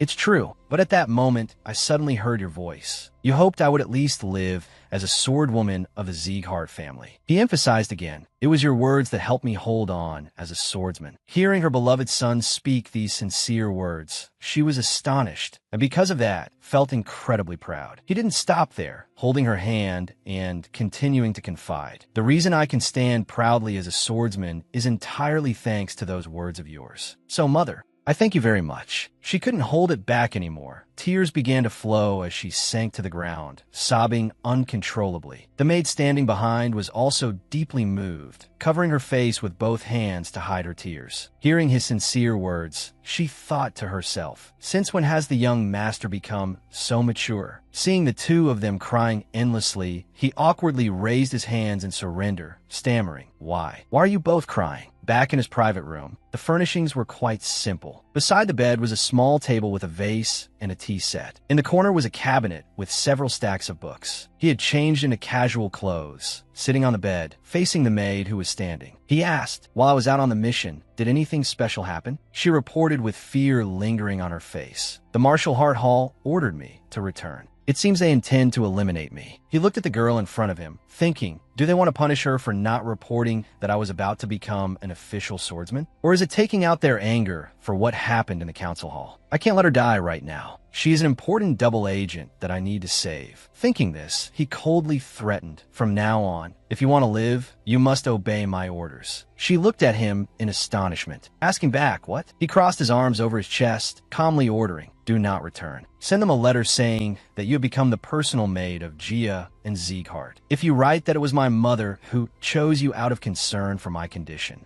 the Martial Heart Hall won't suspect a thing. On the contrary, they will think stealing information will become easier. If you feel they're starting to get suspicious, provide them with the information that I have recovered quite a bit. This news is only known by the family head and instructor Limac. This is enough to deceive them, making them believe you still have value to be used. After outlining the plan to deceive them, he concluded, if you understand, then go send the letter to the Martial Heart Hall immediately. Go now. If you don't want to be discovered, control your emotions well. Hearing this, she couldn't help but marvel at his intelligence and ability to adapt flexibly. Beads of sweat formed on her forehead as she accepted the order and left. After she left the room, the Essence Emperor appeared, coldly remarking, your words and actions are truly pitiful. What is the use of keeping such a useless spy? He calmly retorted, she is not useless. Judia will become the trap that stabs Karun Sieghart in the back. Then he fell into deep thought. I also don't want to see her used and then discarded, just like I was in the past. He turned to look out the window. Well then, the last task of the day. Night fell. Crossing a long corridor, he arrived before Glenn and knelt down to pay respects. Your child has come in response to your summons. Glenn didn't beat around the bush, going straight to the point. That's enough formalities. Gia and Sieghart, I will speak plainly. In this mission,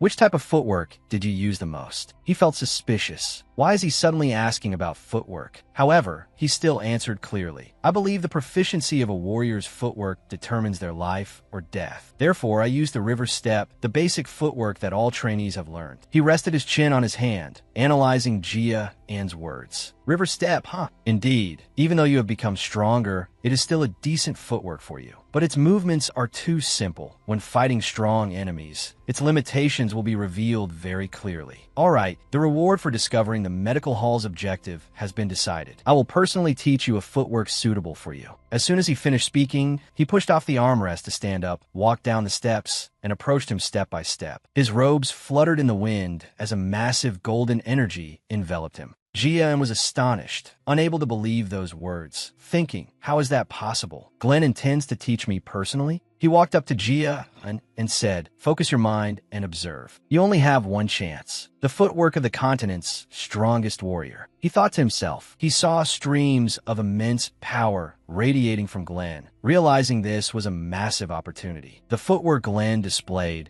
then was something Gia had never seen before. It was fast at times, slow at others, heavy at times, light at others, both unrestrained and free. It was as if he could go anywhere on the continent in the blink of an eye. That footwork was so perfect, it was mesmerizing. Even the Ring of Fire couldn't learn it. Glenn said, this footwork is called the Supreme Harmony Steps. At the same time, a system screen that only he could see appeared. After performing it once, he asked, did you see it clearly? Although he had received guidance from the system, he pretended to have dull aptitude, clenching his fists and bowing his head in apology. I apologize. With my current level, I still cannot keep up. I could barely see your first step clearly. Glenn nodded to show he understood, ordering, I understand. You may withdraw. Saying that, he coldly turned around and returned to his seat. This is the reward for you finding out the medical hall's purpose. Whether you learn it or not is up to you to decide. He simply bowed in return, his face devoid of any expression. Thank you. I asked for permission to withdraw. Saying that, he left immediately. At this moment, only the master and servant remained in the hall. The old butler spoke respectfully as always. I didn't expect you to teach the young master the Supreme Harmony Steps, but I am worried. After all, the Supreme Harmony Steps is a martial art you created yourself. I don't know if young Master Gia and can learn such profound martial arts. With an unreadable expression, he explained about Jia, and although it was only for a moment, he kept up with soaring sky. That first step of footwork is the beginning, and already contains half of the supreme harmony steps. He recalled the scene at that time, silently admitting it. He relied on instinct to recognize it. The first form is the foundation of the supreme harmony steps. He continued in a deep voice. Although he hasn't realized its importance yet, that brat will understand eventually. He needs to combine the essence within that first step. Then one day, he will definitely be able to perform the supreme harmony steps. After leaving the Great Hall, he couldn't stop thinking about what Glenn had taught him, remaining silent for a long time. Several days had passed since Glenn taught him the supreme harmony steps. He had been practicing with the system's wooden stakes, but he still hadn't fully comprehended it. Today was also a beautiful sunny day. He was working hard in the courtyard. The Essence Emperor chattered ceaselessly with a mocking look. This king already said, that is not the kind of martial art a weakling like you can learn. He didn't pay any attention, focusing on his practice, constantly comforting himself. It feels like I just need to try a little harder and I'll do it. Suddenly, his mother's worried and angry voice came from behind. Zan, what are you doing? Didn't Mom tell you to rest and recover? She rushed over the fence, her expression looking like she wanted to eat him alive, sending a chill down his spine as he thought. Who would believe her energy core is broken? Mom's speed is no less than my max. She quickly arrived in front of him, panting, one hand on her hip, shouting angrily. You clearly promised. You said you would stop training before you fully recovered. He was flustered, raising his hands in surrender. I understand. Mom, please calm down a bit. But in his heart, he thought differently. Mom is even scarier than the Demon King in the Demon Realm. In another corner of the courtyard, he was sitting on a swing, reflecting. It seems that because Sylvia keeps nagging, practicing the Supreme Harmony steps has to be postponed. Afterward, I try to practice secretly to avoid Sylvia, but the other maids also started monitoring me, so I couldn't practice at all. He immediately remembered her haunting figure, glaring with angry eyes and shouting, if I catch you again. And the maids who were always smiling but constantly watching him. Whenever they saw him start training, they would smile and say the familiar phrase, Young master, you aren't planning to train, are you? They look very happy. Sigh, resting for a while like this is also good. Suddenly, a maid's terrified scream rang out. Report, young master. Something big has happened. Hanya Sieghart is here. He visualized the opponent's aggressive appearance along with the old butler beside him, thinking, that is a son of Sieghart, Glenn's fourth son? He turned around, looking at the maid's panicked state, and asked, does he have any reason to come to the annex? Because she ran too fast. She patted her chest while panting and replied, we don't know the reason. But as soon as he arrived, he laid hands on the madam and maids. He stared wide-eyed in shock, quickly stood up, and turned to walk toward where his mother was. The sky was deep blue, in front of the annex, which was designed exquisitely and no less luxuriously.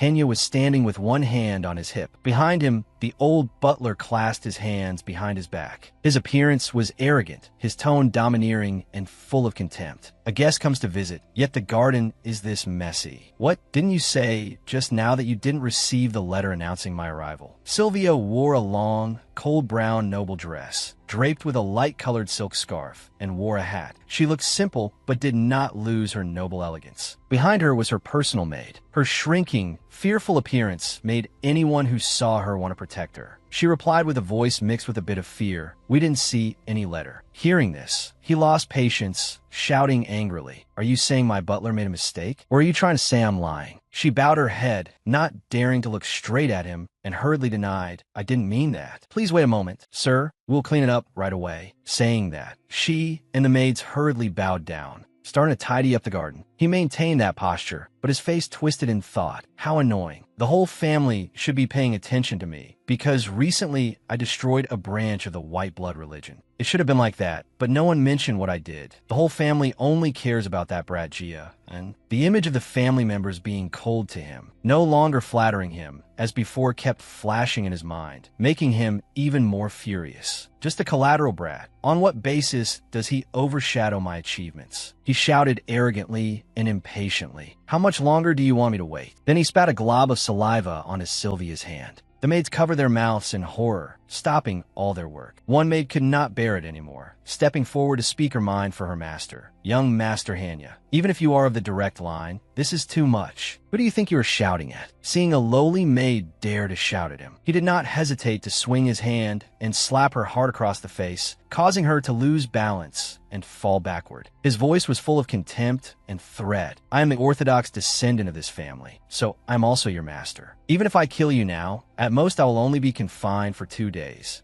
You dare raise your voice at me? She was knocked to the ground by the crisp slap, clutching her cheek, her whole body trembling uncontrollably. But he was not done yet, raising his foot intending to stomp on her. However, Sylvia spoke up to stop him. Stop! Seeing the mistress intending to intervene and likely suffer for it, another maid also angrily clenched her fists and said, Lady Sylvia, be careful. She thought to herself, I cannot let Lady Sylvia be hurt. I must stop her. Just then, Jia walked in from the backyard holding a sword. He saw Jia and confirmed, You are Jia? Just in time. I was looking for you. Seeing the sword in his hand, he curled his lips in disdain and asked, But what is that in your hand? Don't tell me you intend to point that scary thing at my face. I am of the direct line. Before you make a mess of things, obediently put it away. Saying that, he laughed triumphantly, introducing himself with a proud expression. I am Hanya Sieghart, son of the true master of the martial Heart Hall, Trinium Sieghart. Jia stood before him without a hint of fear, coldly asking, So what? Then he raised the sword in his hand, holding it to his neck. But the butler behind him acted faster, drawing his own sword to block his attack. Hanya, shielded by the butler in front of him, shouted in fright, This madman! But Jia had the upper hand, punching the butler hard in the face, causing him to spin around and fall to the ground. Seeing this, Hanya angrily clenched his fists but dared not advance, his mouth cursing incessantly. Do you know who you are attacking? Jia lowered his head, but still gripped the sword tightly in his hand, restraining himself as he replied, I know, a thief breaking into my house. Saying that, he looked up, raised his sword, his gaze directed at Hanya, making him startle in terror. Hanya was flustered, the arrogant aura from before completely vanished, his face covered in sweat, but his mouth remained stubborn. What nonsense are you spouting? I'm the legal master of this house. Jia unceremoniously kicked him in the stomach, saying, No, you are wrong. Hanya's face twisted in pain, kneeling on the ground, clutching his stomach, but still did not forget to warn, Bastard, you will pay. Jia looked at his pathetic state and denied, You look nothing like a master of ours. Moreover, the annex is not yours. He affirmed, This is my home, my family's home. Jia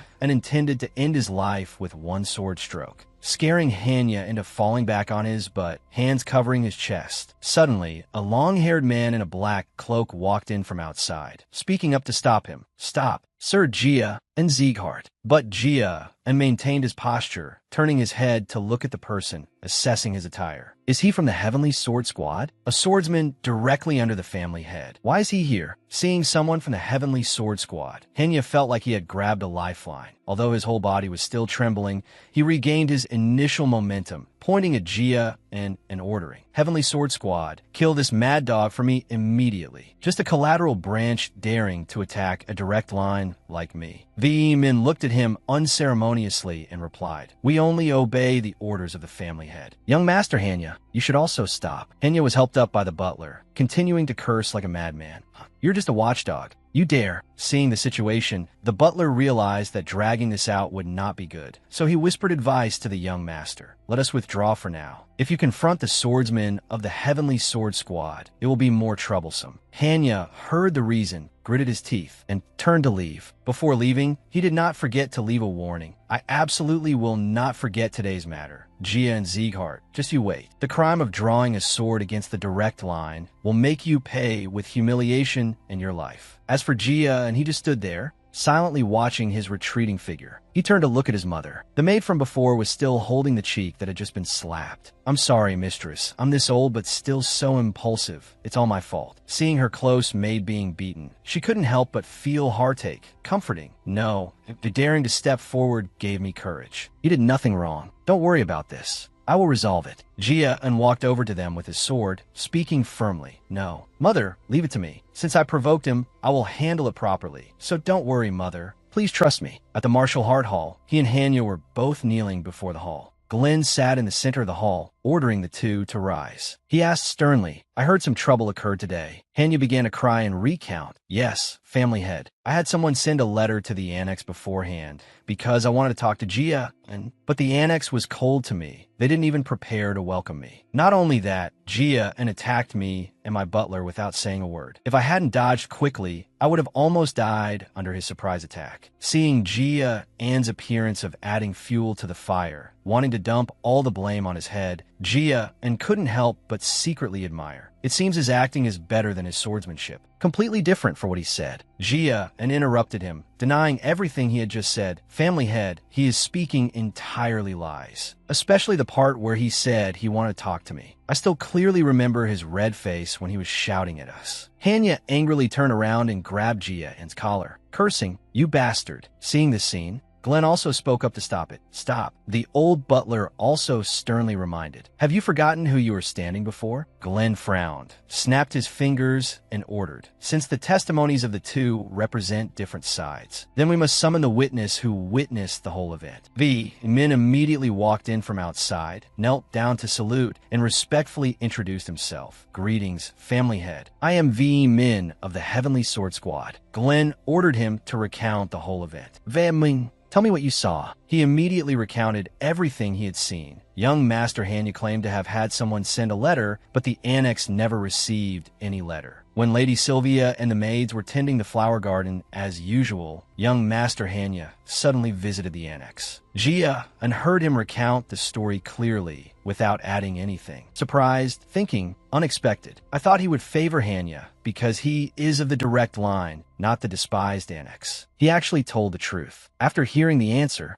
Glenn immediately called Hanya Sieghart. He was so scared that he trembled, responding in panic. Yes. Glenn looked at him coldly, shouting, "This is completely different from what you said. You dare to lie right in front of me." Hanya hurriedly interrupted, explaining, "But, family head, the main point is that a lowly collateral member dared to attack the direct bloodline. This is the problem." Glenn angrily slapped the armrest, calculating, "This matter is indeed disrupting the hierarchical order of my family. But it seems both sides are at fault in this matter. Therefore, I will punish both of you. Is that all right?" Hanya was quite shocked by this answer, asking unwillingly, "Family head, just a punishment? How can you let him off in the future?" Before he could finish speaking, Gia interjected, "Family head, I am willing to accept any punishment from you. But before that, I have one thing I must do." Glenn asked suspiciously, "A thing you must do?" Gia hurriedly replied, "Yes." Hanya Sieghart, right in front of everyone, insulted my mother, and even beat my servant for no reason. He has not yet paid the price for that. His face darkened, opening his mouth with displeasure. "I've said very clearly, both of you are at fault. You two are already noisy enough. Do you not know the immensity of heaven and earth?"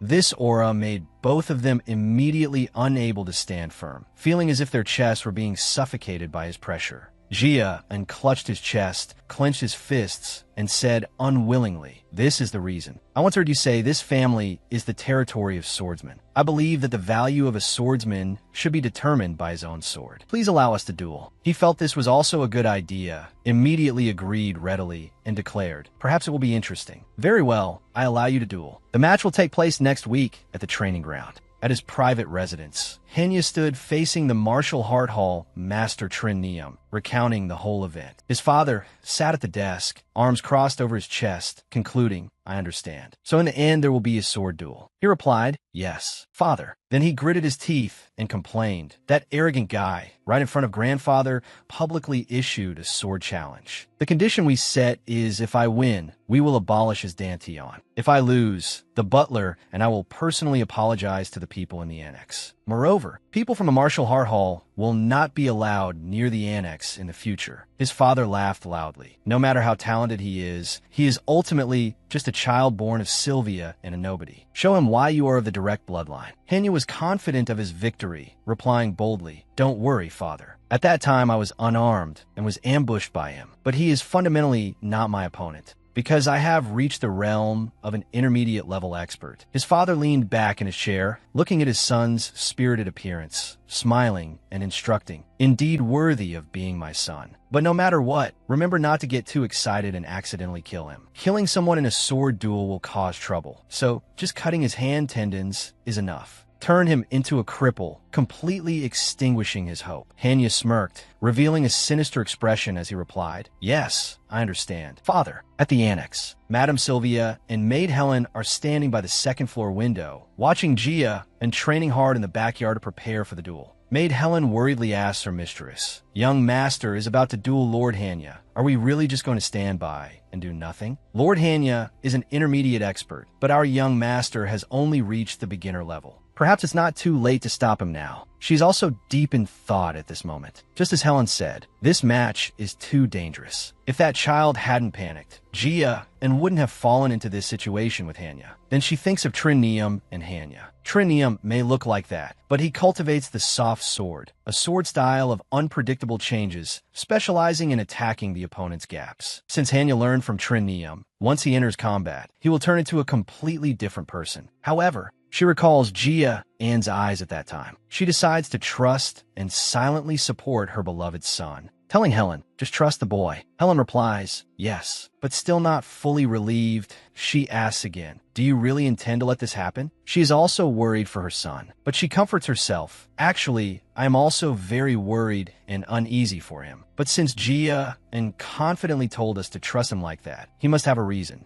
So now, let's believe in Gia and is still burying himself in hard training, not noticing it is lunchtime, until Maid Judiel brings food and speaks up, "Young master, I brought lunch." He stops training, looks at her, then walks over. She holds the food tray and explains, "Yes, I prepared a few sandwiches for your convenience. You are exercising a lot. Please eat slowly to avoid a stomachache." He also replies, "I know. Thank you." He lifts the cloth covering the food, surprised to find a notebook underneath.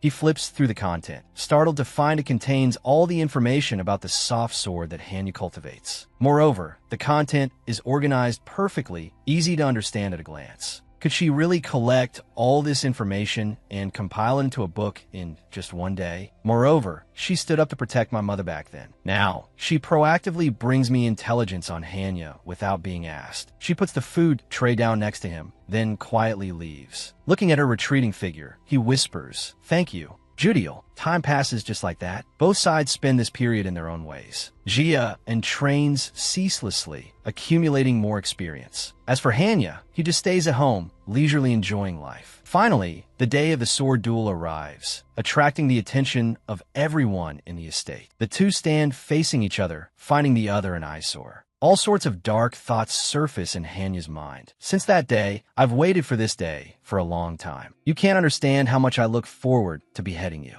I will crush your body, make you never hold a sword again. When the referee announces, "All right, both sides get ready," both immediately draw the swords in their hands. Hanya provokes Gia, and with a smug look, "I really look forward to seeing your expression after this match." Gia and retorts, not backing down, "I'm curious if you'll be able to witness that moment with your own eyes." The drum sounds, signaling the start of the match. The referee's voice also rings out. Then, let the sword duel begin. As soon as the command ends, Hanya rushes straight up without hesitation, launching a preemptive attack. He runs while shouting, "Your boasting is useless." The sword tip points straight at Gia Anne's face. But Gia Anne mysteriously vanishes from the dueling platform, making Hanya think in astonishment.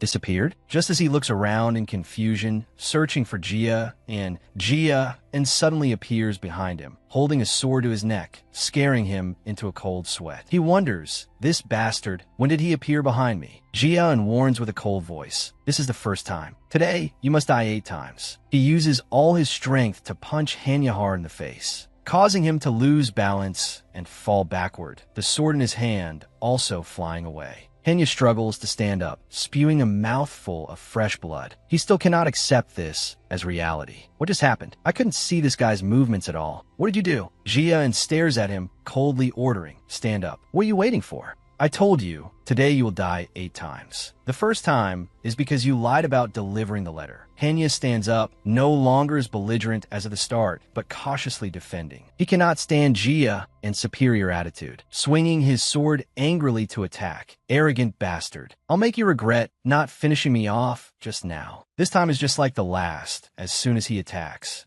Jia and hides his presence again, making him anxious, disappeared again. I thought I definitely hit him this time. Just as he is distracted by random thoughts, Jia and appears again, thrusting the sword hilt straight into his left cheek. Jia and declares, I am on your left. This is the price for spitting on the flowers my mother grew. Hanya is forced to use his sword to prop himself up on the ground to keep balance, one hand holding his beaten cheek, screaming in pain. Before he can recover, Jia and punches his other cheek with a bare hand, knocking the spit right out of him. Not only that, Jia and adds a few more punches to his face. Before each punch, Jia unstates a crime that Hanya committed against his family. This is punishment for trampling on my mother's flowers. This is punishment for hitting Helen. Only when Hanya no longer has the strength to resist does Jia and stop. Hanya lets his hands hang limp, lying on the ground. The beaten wounds on his face are swelling up. He rolls his eyes, looking at Jia and with resentment, coming up with all sorts of reasons in his head. Impossible. This can't happen. This guy only used the Star Lotus Sword and River Step. Moreover, I'm sure this guy is only a beginner expert, a lower realm than me. So why did I lose to him? Helen and Sylvia stand on the spectator stand, holding their breath, watching the match, not daring to look away. Helen notices her young master has the upper hand, but feels something is a bit off. Young Master Jia and could have totally ended the match in the first move, but he intentionally gave the opponent chances, cornering him. He's doing this not just for victory. This means he is taking revenge for the violence we had to suffer. She tears up, covering her mouth with her hand to stop herself from crying out loud, her heart filled with gratitude. Although we are just insignificant servants, not worth mentioning. Although in this family, where bloodline decides power, we aren't considered human, he is fighting a member of the direct lineage for us, even wanting to destroy him. Sylvia softly calls her son's name, Jia, and she recalls memories from the past. Because my father only pursued power, this family became colder over time. I always felt lost, even though I am of the direct bloodline. Finally, I couldn't bear it anymore and ran away from home, turning my back on reality. No matter how weak we are, we need a strong will, fighting until the very last moment, regardless of who the opponent is, so they never dare to cross the line again. He is telling us that we need to move forward, not run away. At this moment, the duel on the platform is also gradually coming to an end. Hanya can only barely block, having no strength left to resist. Finally, the referee declares the result. The sword duel has a winner. The winner of this sword duel is Jia and Sieghart. Jia and stands there, looking at the motionless figure, full of injuries and devoid of vitality on the ground. The heavy stone in his heart also lifted, his whole body feeling much lighter. After the referee announces the result, Hanya's father can no longer sit still, feeling like he is sitting on fire. He props his hands on the spectator wall, roaring loudly. Hanya, what is this ridiculous farce? On the opposite side, Limac raises his hands, cheering in excitement. I told you Jia and would win, making those around look at him awkwardly. Lion and other trainees also rejoice for him, cheering loudly. Yes, that's our young lord. Knew he would win. At the Great Hall, the old butler cannot help but exclaim after receiving the result. I have served the Sieghart family for a very long time,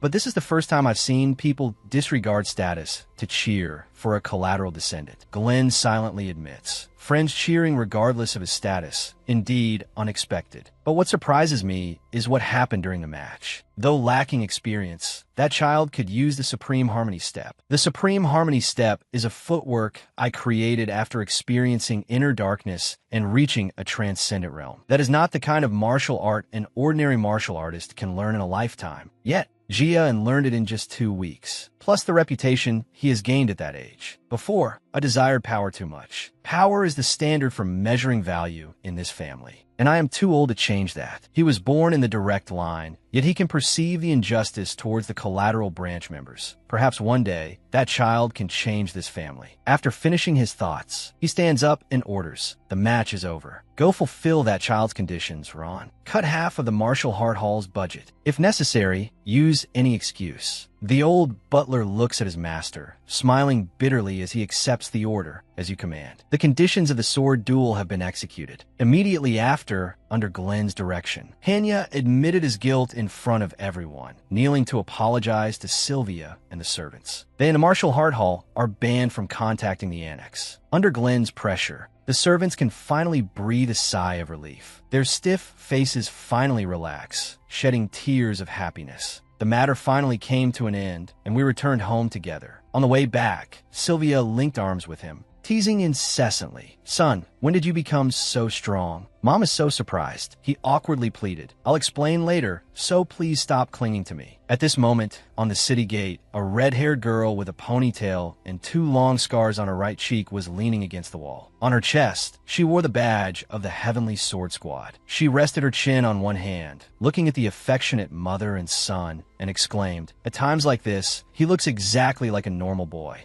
His aura is completely different from last time." Standing beside her was a young woman with long platinum hair. She crossed her arms and replied, "Looking at that level, what Lime Max said about him surviving the Blood Demon Massacre must be true." A man with bangs covering half his eyes and hair tied neatly at the back of his neck continued the conversation. "That isn't merely talent anymore." The red-haired girl spoke again. "If he joins my unit, he'll be very useful." The man teased her jokingly. "The moment he graduates, I'll take him straight to the Black Tiger Squad for grooming." She turned around angrily. "Don't even dream about it. You don't stand a chance." Seeing the two fighting over the talent, the platinum-haired girl spoke up. "Oh my, the trainees of Training Ground Number 5 are about to graduate. Once the graduation exam ends, they will have to choose their own path as swordsmen." Having said that, although Jia is the most outstanding, he isn't the only skilled one in Training Ground Number 5. Martha, Runin, and Bun, all 3 of them possess sufficient talent and strength. Wherever they go, they can reach the peak. The upcoming selection will be very interesting. Returning to his room, Judiel voiced the doubts in her heart. "Young master, when you requested the sword duel, had you already calculated all of this?" He sat properly on the edge of the bed and replied, "You could say that. I was going to win anyway." She sighed in relief. "You are truly terrifying. But you are also incredibly kind. One could even say too kind. Being praised like that." He asked in slight surprise. "Really?" Her face beamed as she smiled and spoke from the bottom of her heart. "I truly thank you for saving me from Lord Hanya's hands back then. Well, please rest well. I shall take my leave." Saying so, she turned to leave. Jia and clasped his hands together, looking out the window. Judiel's expression just now was sincere. Looking at her reaction and the way she tried to protect Sylvia, that must be genuine affection. It seems I can now tell her that the matter about the frenzy bug before was a lie. At Glenn's palace, Lai Mac,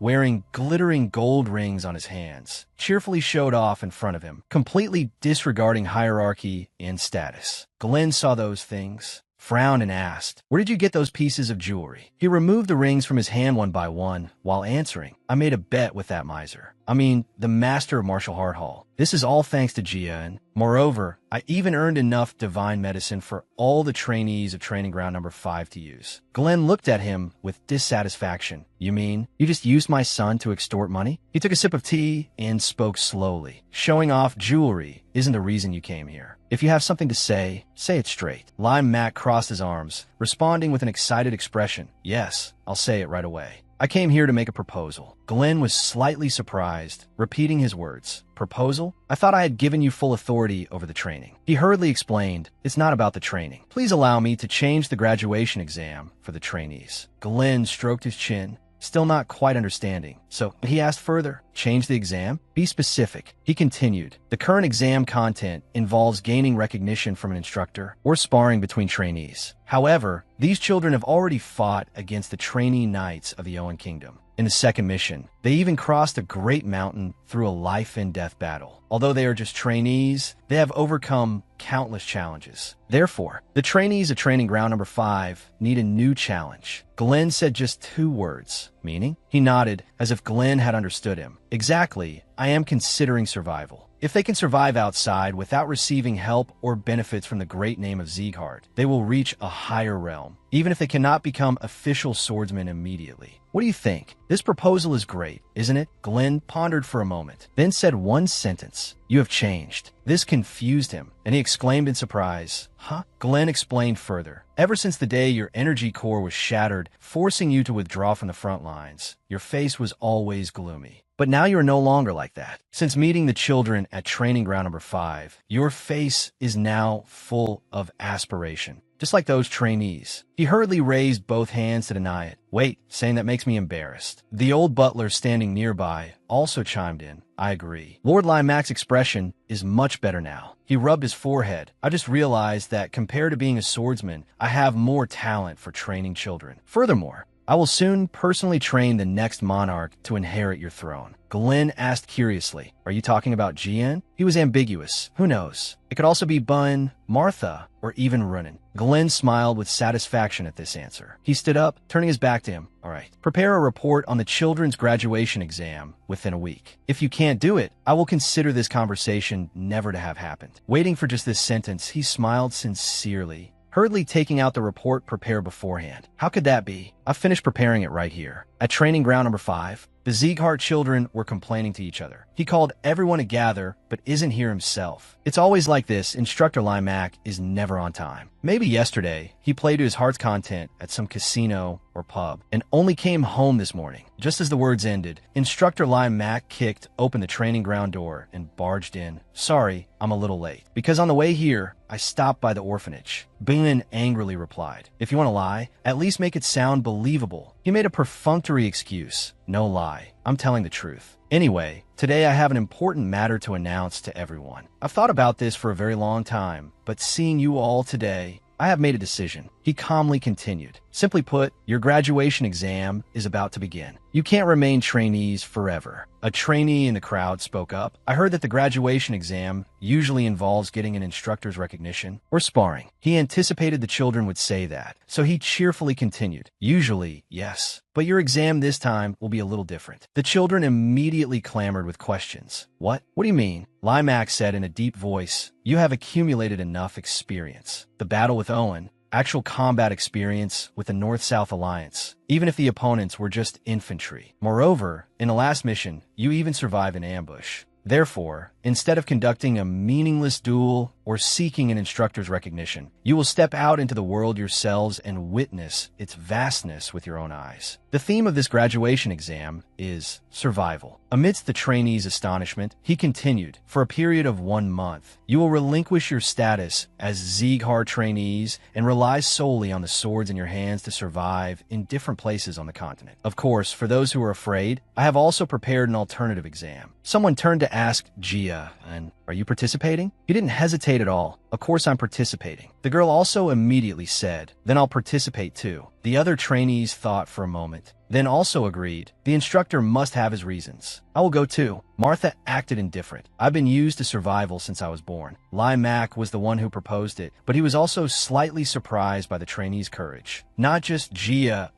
but all of you. Are you deciding too hastily? Do you know where I will send you? Especially you, Gia, and since you are the most outstanding trainee, your decision might make others blindly follow. Gia calmly said, this will surely be an arduous journey, but I fully understand that you did not make this decision carelessly. No matter what, you would absolutely not give us challenges we cannot overcome. The corners of Limack's mouth curled up slightly, showing satisfaction. You are truly praiseworthy, but I won't go easy on you because of that. Now, I will announce each person's destination. Limack picked up a piece of paper, and amidst the trainees' anticipation, he began to read. Bun goes to the Levin Desert. Runin goes to the Kadam Forest. Martha goes to Saren Canyon. Finally, Gia goes to Haben Castle in the north. He muttered the name, Haben Castle. Without waiting for him to think much, Limack began to explain. That is a battlefield where they have to fight every day against monsters appearing from the North Sea and the Stalin Mountain Range. That place is so harsh, it is called a hellish battlefield, because they don't even have time to sheathe their swords. Limack knelt on one knee, leaning close to Gia and the others too,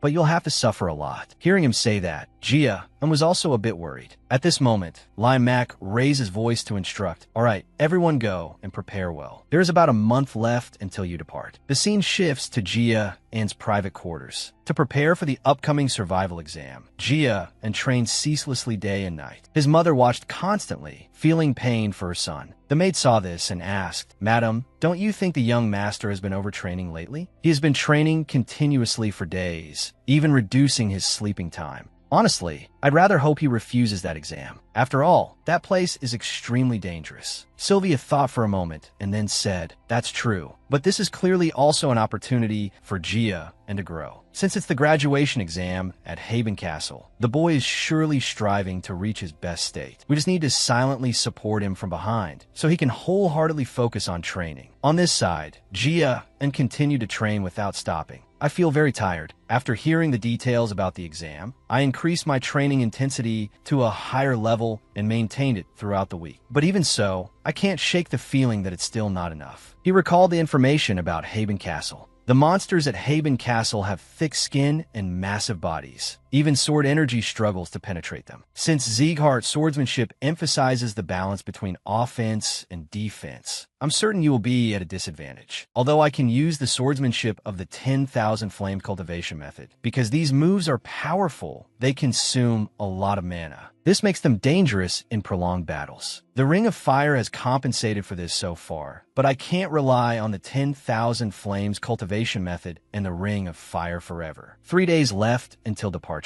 I need more information about Haven Castle, as well as a technique that can complement the 10,000 flames cultivation method. He continued to swing his sword, rest, and then swing again. To get what I need, I must invest. The scene shifts to the family head's place. Glenn asked him, "So, you want to use the silver tags to exchange for a new sword technique manual?" "Yes." Family head. Glenn asked further, "How you use the silver tags is up to you, but didn't you say before that you wanted to use them for something else?" He answered frankly, "Yes. I originally intended to use those tags to restore my mother's direct line status." Glenn asked, "Knowing that you still decided to use the silver tags?" From the mission in Cebu Village and the sword duel before that, I realized something. With my current strength, my performance in that mission was indeed excellent, but the reward received was only silver tags, not gold ones. That was when I remembered what you said, that it wouldn't be easily accomplished, because restoring my mother's direct line status requires gold tags. Instead of accumulating silver tags that don't bring much change, it's better to use the existing silver tags to make myself stronger than go collect gold tags. Patiently listening to his words, Glenn also seemed to agree. "Correct." Then he held up a sword technique manual. "If you're preparing to go to Haven Castle, this choice is reasonable." The sword technique manual slowly flew in front of Gia, and Glenn simply said, "If you don't trust me, you can choose something else." Holding the pitch-black book with a line of text written on it, he muttered the title, Fangs of Insanity. He thought to himself, at least Glenn guaranteed he would give me a worthy reward. Since he personally selected it, the effectiveness must be guaranteed. Thinking this, he knelt down to bow. "Family head, I am very pleased to accept this secret manual." Glenn was slightly happy, but only said, "I understand. Study it well." Then, I asked for permission to withdraw. Just as he was about to leave, Glenn asked him another question. "Let me ask you something. Having come here to get a manual to learn a new sword technique, you must understand what kind of place Haven Castle is. Knowing your graduation exam will take place there, aren't you afraid? Why not refuse?" He replied, "After the battle with Eden, I realized this." Glenn was very interested. "What did you realize?" "The experience from a sudden life-and-death battle helped me achieve growth equivalent to a year of training on the grounds. I realized that to become stronger, I must overcome circumstances that force me to break my limits. Moreover, Instructor Limac would absolutely not give us a challenge we cannot overcome. It is not something we cannot surmount. I am sure it will be a journey full of hardship and pain, but I believe it will help me become strong enough that later I will feel grateful for having gone through all this." On Glenn's stern face, no expression was revealed. "I understand, Jian. Before you leave, let me tell you one last thing. Swordsmanship does not have only one way of use. Expand your thinking." He left a sentence full of deep meaning. Gia and bowed to thank him for his advice. Waiting for him to leave, Instructor Limac suddenly spoke up from behind. "That is why I cannot help but appreciate Gia." And the boy completely comprehended my intentions. As an actor, nothing is more satisfying than the audience understanding one's intentions. The boy is indeed different, completely unlike that chatty Bowen or that sharp-tongued Martha. Glenn also felt helpless with Limac. What a terrible teacher, bad-mouthing students behind their backs. Limac didn't care about that remark. "By the way, I didn't expect you to give the fangs of insanity to the boy. After all, that is something worth a gold tag. The love you have for your grandson is as deep and boundless as ever, isn't it?" "Enough," Glenn interrupted Limac. "You talk too much, Lai Mac. Lai Mac happily replied. To be honest, I've been talking much less lately. However, Fangs of Insanity is quite a violent sword technique. I worry if Jia and can control it. Glenn said irresponsibly, since I gave the book to that child, my job is considered done. Whether he learns it or not depends on himself. Lai Mac teased him. You say that, but you still gave the boy an important piece of advice. That is exactly the love of a grandfather for his grandson. Being teased for a long time, Glenn finally couldn't hold back his anger. He cast a binding spell. Lai Mac, you're itching for a beating again, aren't you? To have the energy to flap your gums like this, you must have fully recovered from the after effects of the last battle. Lai Mac was terrified. Wait, please calm down, my lord. I haven't fully recovered yet. Glenn didn't care. You look like you've recovered, so I'll teach you a lesson. Saying that, he cast an attack spell to punish Lai Mac. Lai Mac could only cry out in pain and beg for mercy, but it was too late. In another development, Jia had returned to his quarters. He opened the sword manual, thinking, is this sword technique really only worth a silver tag? But this sword technique is definitely. Introduction to the sword technique Glenn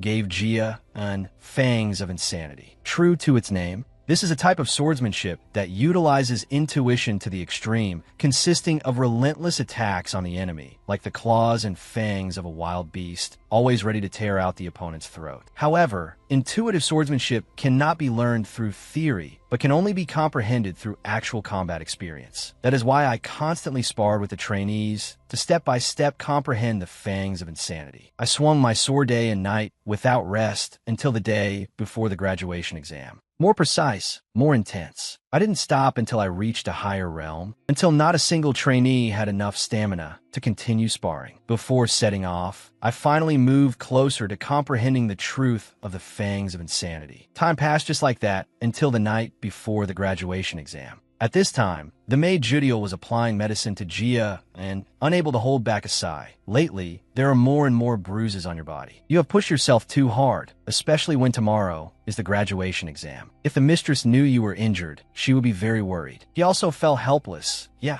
I really did push myself a lot, because I sparred every day to learn the Fangs of Insanity. That's why you need me to treat your wounds, she said while applying the medicine. He instructed her. That's right. Also, Judiel, before I leave, there's something I want to tell you. Young master, I'm listening. He continued, back then, about forcing you to swallow the frenzy worm, I lied. A moment of silence. So you knew all along. Seeing her silence, I guessed it. She still bowed her head, replying, I wasn't entirely sure, just had a slight suspicion. Jian asked back, suspicion? Judiel explained, yes. At first, I really thought it was a worm, and didn't dare to think it was just a lie. I was very scared. My mind was filled only with the desire to survive. However, gradually, I felt the warmth of everyone in the annex, and my heart also settled down. Young master treated me like a human being without demanding any repayment. You even prepared a method beforehand for me to avoid suspicion from the Martial Palace in order to save me. Then some things happened, and I realized the truth. Your expression when looking at Lady Sylvia, as well as your eyes when warning me. You were just trying to protect this annex. So I started thinking maybe you didn't use the frenzy worm at all. But I still wasn't sure, because it was ultimately just a suspicion. Why are you telling me this? He replied, because you have changed, Judiel. Just as you always observe me, I am also observing you. For a long time, you always wore a mask, but your true emotions have started to show. On the day Karun came to the annex to cause trouble, you were actually prepared to stand up and protect Mother and Helen. Moreover, the information about Haven Castle on my bed, you prepared it for me, right? Thanks to you, it was very helpful. Thank you. Judiel. Judiel's mood was very complex. She was surprised, then fell into silence. Finally, she spoke. I have a younger brother. I don't know where he is or what he's doing now. We were separated when we were sold, but because they said that one day they would let me see him again, I was forced to obey their orders. I'm sorry, young master. He suddenly said, I will save him. His words were firm, as if carrying magic.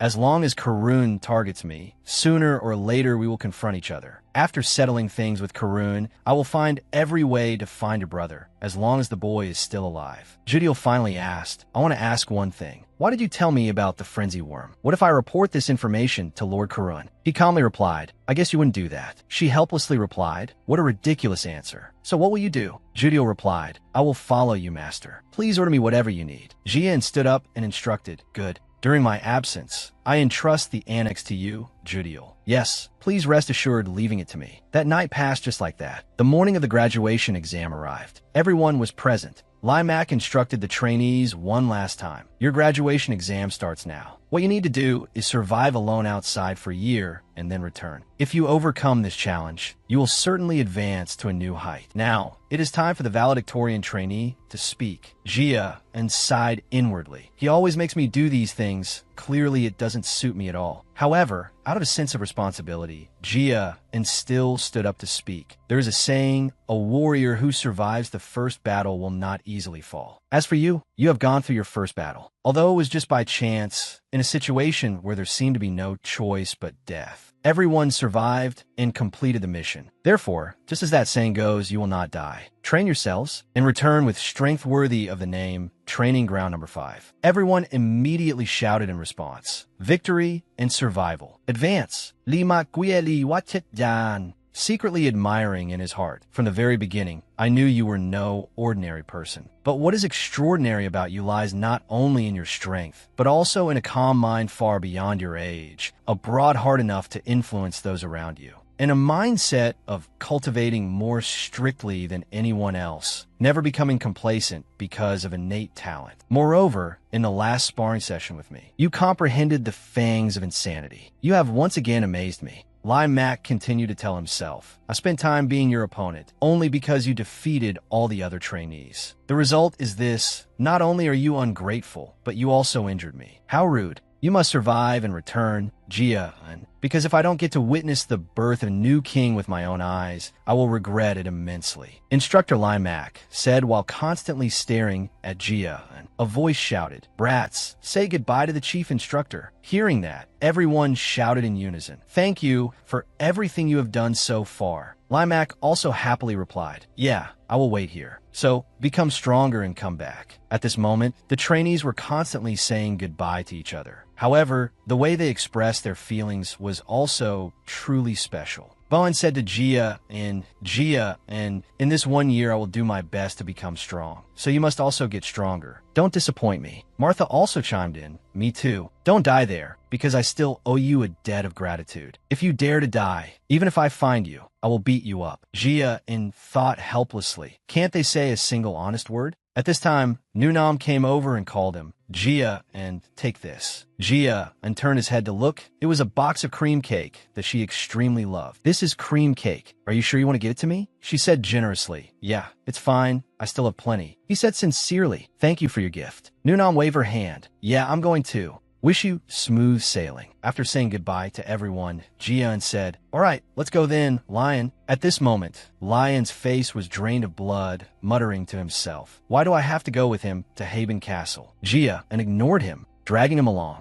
Before that, we still have to go to a place. Lion asked suspiciously, Where are we going? Cameron Trade City. Before entering the battlefield, let's prepare some good equipment first. At Cameron Trade City, Central Market, Jia and Lion dazedly walked into the bustling crowd. Jia looked around, thinking, Goods are of all shapes and sizes. Buyers and sellers are endless, but the thing I need is nowhere to be seen. It seems that real good stuff can only be found in the black market. Lion, who had been following behind, suddenly spoke up. Young master, the thing you need to find isn't here, is it? You have been searching all this time without stopping. So, do you intend to go down below? Jia turned his head and asked, Below? You know Cameron's black market? Lion immediately replied, Of course I know. Jia couldn't help but feel puzzled. Isn't this your first time here? How do you know the existence of the black market? Lion patted his chest, saying confidently, I may not look like it, but I grew up in a merchant guild. I know these things very well. Only then did Jia realize, so that's it. Everything before has been explained clearly. He smiled faintly, thinking, I also guessed part of it. Turns out he really comes from a merchant family. Since he mentioned it himself, there is no need to beat around the bush with him. Jia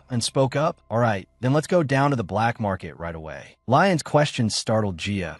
To enter the black market, one must go through a secret passage. Young master, do you know the way to the black market? Jia stammered, That. I heard instructor Limac say it. Lion realized, right, then it's easy to understand. I heard there is a casino in the black market. If so, he definitely knows the way. A person pointed to a dark room. Then go in. Jia and Lion put on black cloaks, quietly walking in. Lion lifted the curtain, bowing his head to look inside. Upon entering the underground black market of Cameron Trade City, Lion exclaimed in surprise at the scene before his eyes. The black market is huge. Lion couldn't believe his eyes. Moreover, it's even cleaner than the market on the ground. Have you found what you need to buy? Jia took out a small book. I have to check the auction catalog to know. The two sat down on chairs, starting to flip through the book. He flipped to the page with a drawing of a butterfly, then recognized it. Found it black butterfly. Sure enough, it is in the auction. The auction takes place tonight. The starting price is 10 gold coins. Lion looked at the page, asking suspiciously, "You intend to buy this? This thing is very expensive." Jia thought, that's true. I could use all my travel expenses to buy it, but that would be too risky. He calculated silently. Perhaps I should find a pawn shop or something to get some money.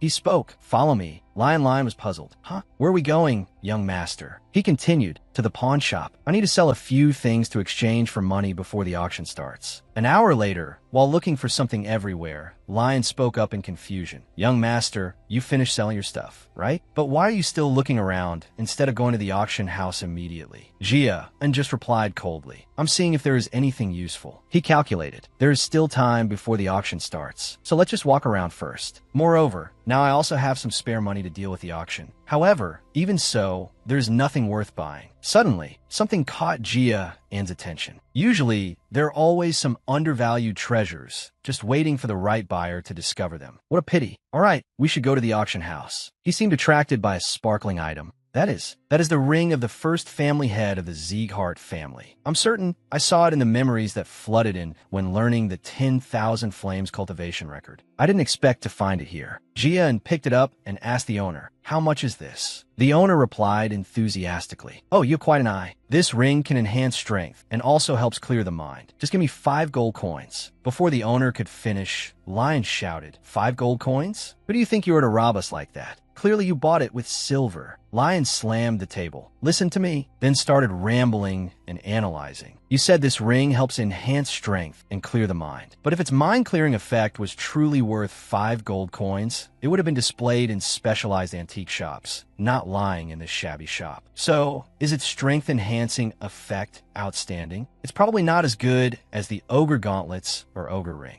Moreover, the carving on this ring is also very crude, with only a few simple patterns. The only notable point is the ring's surface, but it's neither beautiful nor cool, and it's full of cracks. Looking at it, one can't even distinguish if it's gold or brass. To be honest, even if this was thrown into the trash, no one would bother picking it up. Yet you dare to ask for 5 gold coins. Therefore, I propose a different price." He bluntly bargained 1 gold coin. The owner had no other choice, helplessly agreeing. "You can take it." Lion turned back and winked at Jian. He immediately praised, "Well done." Lion Jia and thought to himself, this ring seems to truly hide some secret. Then again, he just now seemed to turn into a different person. Zaan Samai Fosao. Lion is very good at negotiating, but it seems he still doesn't have an eye for item quality. Jia was thinking that no matter what, this was a huge bargain when suddenly someone walked up and startled him. "Wait, have you paid for that ring yet?" A girl wearing a cat mask, with the appearance of a noble lady, walked up with bodyguards. Hearing that, Jia immediately replied, "Yes, I paid." She just silently looked with a stern gaze. A moment later, she spoke, "Sell it back to me, no matter how high the price. I will pay you 10 times. Looking at your appearance, you must be an adventurer in urgent need of money. That amount of money should be enough, right?" Lion's jaw dropped in astonishment. 10 times? The shop owner jumped up. "At first, I bought it for 50 silver coins. Is it really worth that much?" Lion urged, "Young master, sell it. She wants to buy that cheap thing for 10 times the price." Jian stared at that girl. This woman.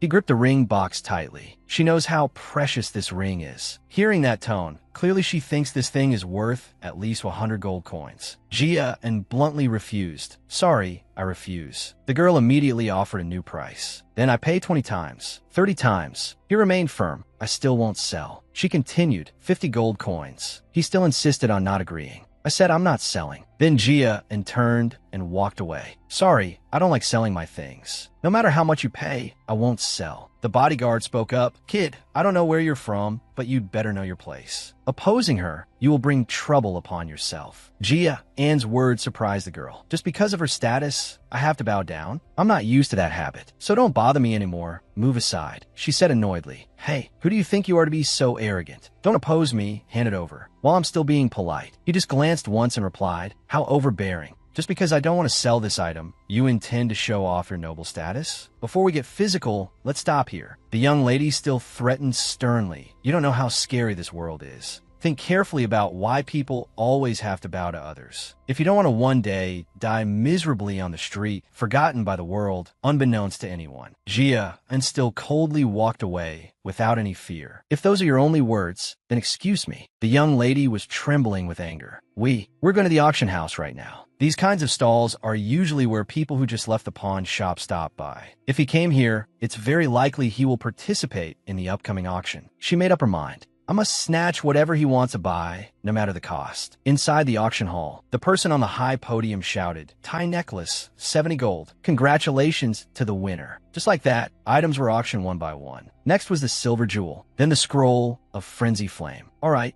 the next item is Jia and quietly sat below, observing, waiting for the opportunity. Still nothing that interests me. Has the black butterfly not appeared yet? Suddenly, the host on stage spoke up, waking him up completely. The current auction item is a noble black butterfly, a creature that lives on mana stones. He lifted the red cloth, revealing a cage. Inside was a shimmering black butterfly. Black butterfly, then introduced. It is favored for its mysterious shimmering light, often used as a decoration. Of course, its downside is its short lifespan, and since it only eats mana stones, the cost of raising it is very expensive. But its beauty is unparalleled. The host declared the start of the auction. People started bidding one by one. 2 gold, 5 gold, 7 gold. Jian also bid 13 gold. Someone below gritted their teeth, looking at him. Jian thought to himself, with such a high price, surely no one will increase it further. After all, 13 gold coins for a decorative butterfly is already too expensive. Suddenly someone shouted, 50 gold coins. The auctioneer exclaimed, 50. We have reached the highest price in history. I don't think anyone will bid higher. The bidder was that young lady from earlier. Jian was startled, recognizing her. The corner of her mouth lifted into a cold smile. Auction successful. Then she turned and went inside. Sita,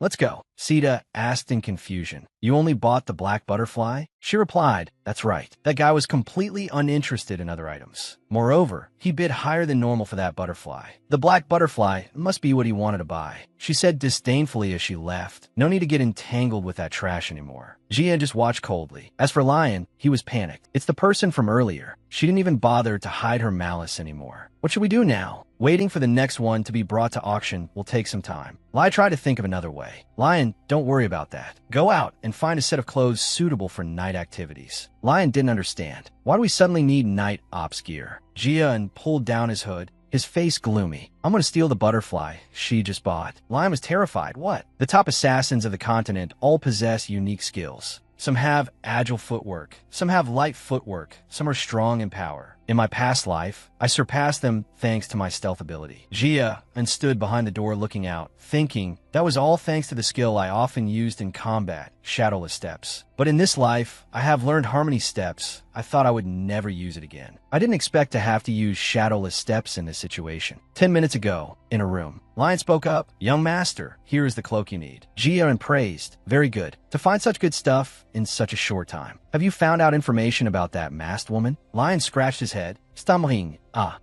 That. Jia questioned. What's with that troubled look? Lion hurriedly advised. Young master, maybe we should let go. That woman is Princess Jenna of the Bakr Kingdom. She has had excellent magical talent since childhood, but her ability to sense magical items is even more superhuman, so the King of Bakr favors her greatly. Lion said helplessly, it is indeed a pity, but perhaps we should give up and switch to searching for the next item. Jia continued, wait, is she a VIP of the black market? After realizing this, a smile of unconcealable joy appeared on his face. The auction must still be going on, so unlike normal participants, the VIP princess's items will probably be sent straight to her room. But stealing it while it's still in the black market storage warehouse is the safest, isn't it? Jia carefully instructed, Lion, I'll be right back. Then he rushed out the door, ignoring Lion's fierce prevention. Wait, young master. But he only replied, I'll be right back. Jia and hid behind the door, peeking into the room. Indeed, as expected,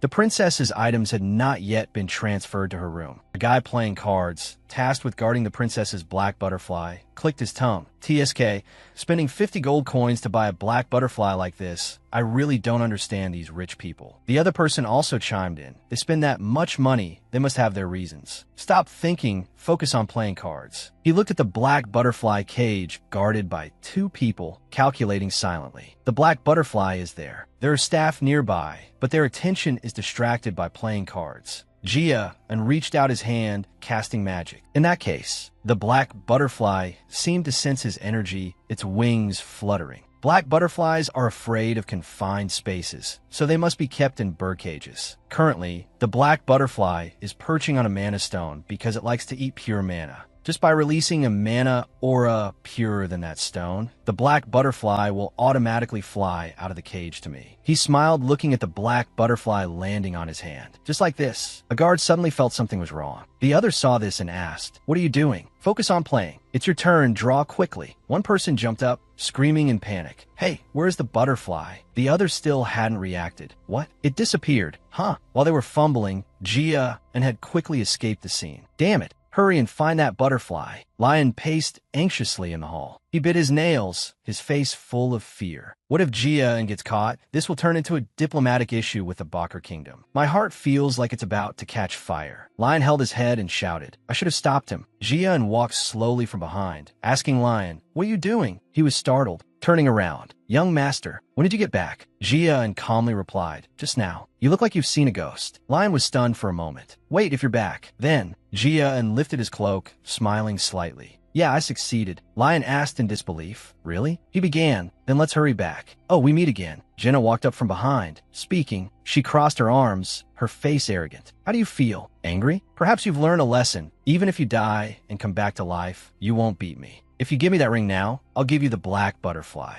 Before Jenna could finish, "This is your last chance. Think carefully." Jia immediately interrupted her. "Are you deaf? I said I'm not selling." Jenna couldn't keep calm anymore. Her eyes became sharp. "Seems like I was too merciful, so you don't understand human speech, right? If you want to leave the black market safely." Suddenly a voice echoed over. "Young miss." She turned back and shouted, "What is it? Don't you see I'm talking?" The person stammered, speechless. "Sorry that," he shouted. "The black butterfly disappeared. I think it was stolen by someone." This stunned Jenna. Jia also took the opportunity to mock. "Oh my, looks like you're in trouble." Jenna glared at him angrily. "It's this guy." Seeing Jia and smug look, she secretly speculated. Hearing that and then mocking me, that sarcastic smile seems to say I lost early on. Even though I don't know what method he used, he definitely stole the black butterfly. Jenna began to question. "I thought you still had some dignity. Didn't expect you to be just a thief. Do you know who I am?" Jia asked back disdainfully. "Is that something I'm required to know?" Jenna slowly took off her mask. Lowering her voice, "I am Princess Jenna of the Bakr Kingdom." A look of solemnity and authority appeared on Jenna's face. "And yet you still dare to be arrogant with me?" Her words carried a few hints. Her bodyguard took a step forward,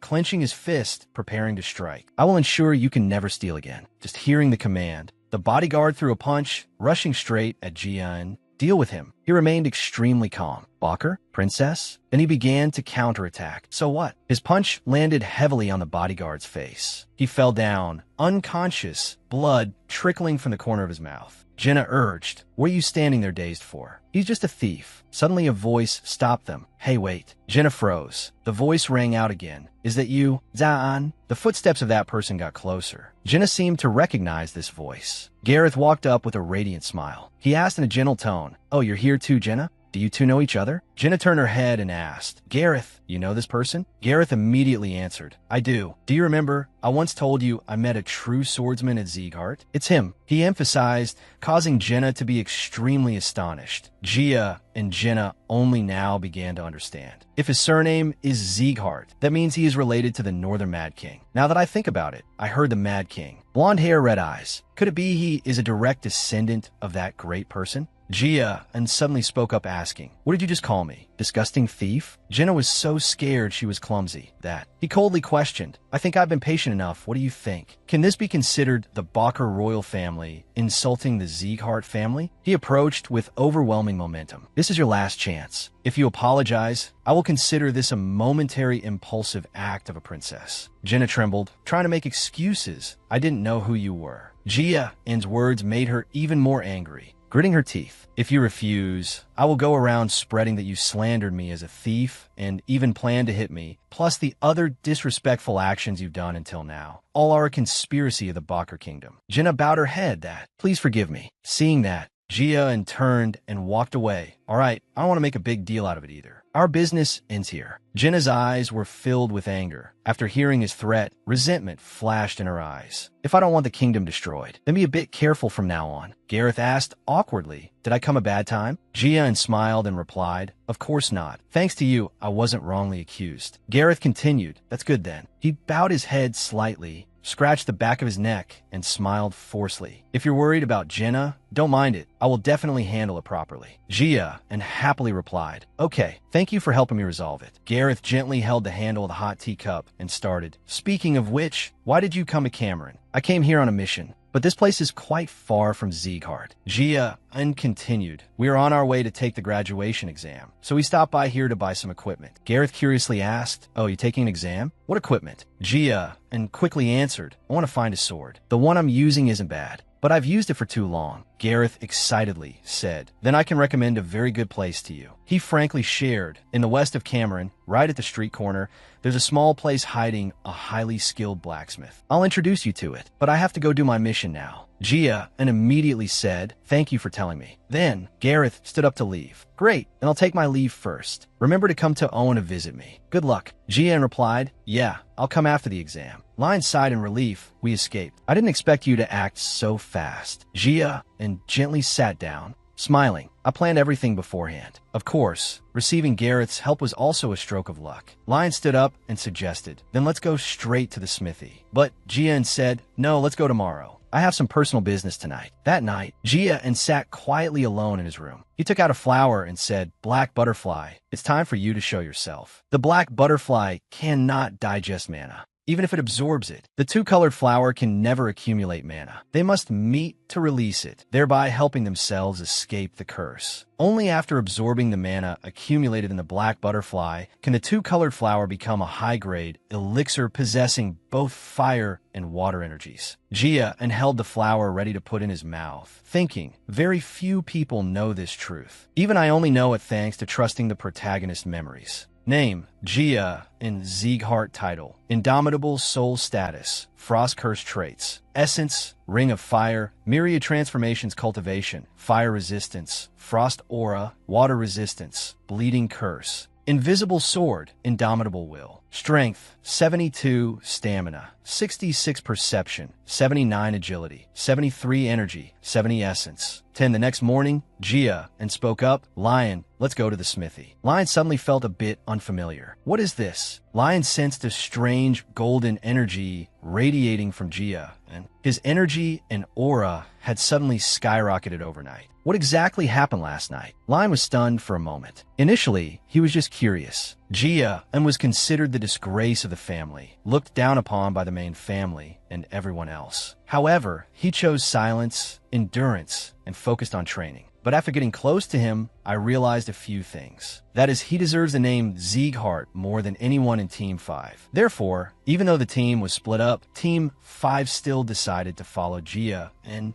he quietly watched Gia's back. If I could borrow his power, then even the problems at my home could be solved. But Lion closed his eyes, calmed his mood, and tried to dismiss that thought. That's not the reason I'm following him. Lion, wake up. Suddenly Gia's voice rang out. Lion, why are you still standing there? Gia urged, we have to hurry. Once we get the sword at the smithy, we depart immediately. Let's go fast, it's quite far. Lion smiled firmly, comforting himself. I will follow him and become stronger. He immediately strode after him. As long as I'm by Gia's side, anywhere is fine. All right, I'm coming. Gia used a scrutinizing gaze to remind him, Also, on the way to Haben Castle, I will constantly check your sword stance. I see there are still many places that need correcting. Lion smiled wryly. I'll probably be fine, right? The two arrived in front of a house. Jia and introduced, "Excuse me, I came here on Garrett's recommendation." A blacksmith was buried in his work, not even bothering to turn his head to look at them. "Gareth, the third Prince of Owen?" Jia replied, "That's right. I came here believing that the place he recommended would be reliable." The blacksmith couldn't believe his ears. That brat recommended this place? Impossible. He turned around, startled when he saw Jia and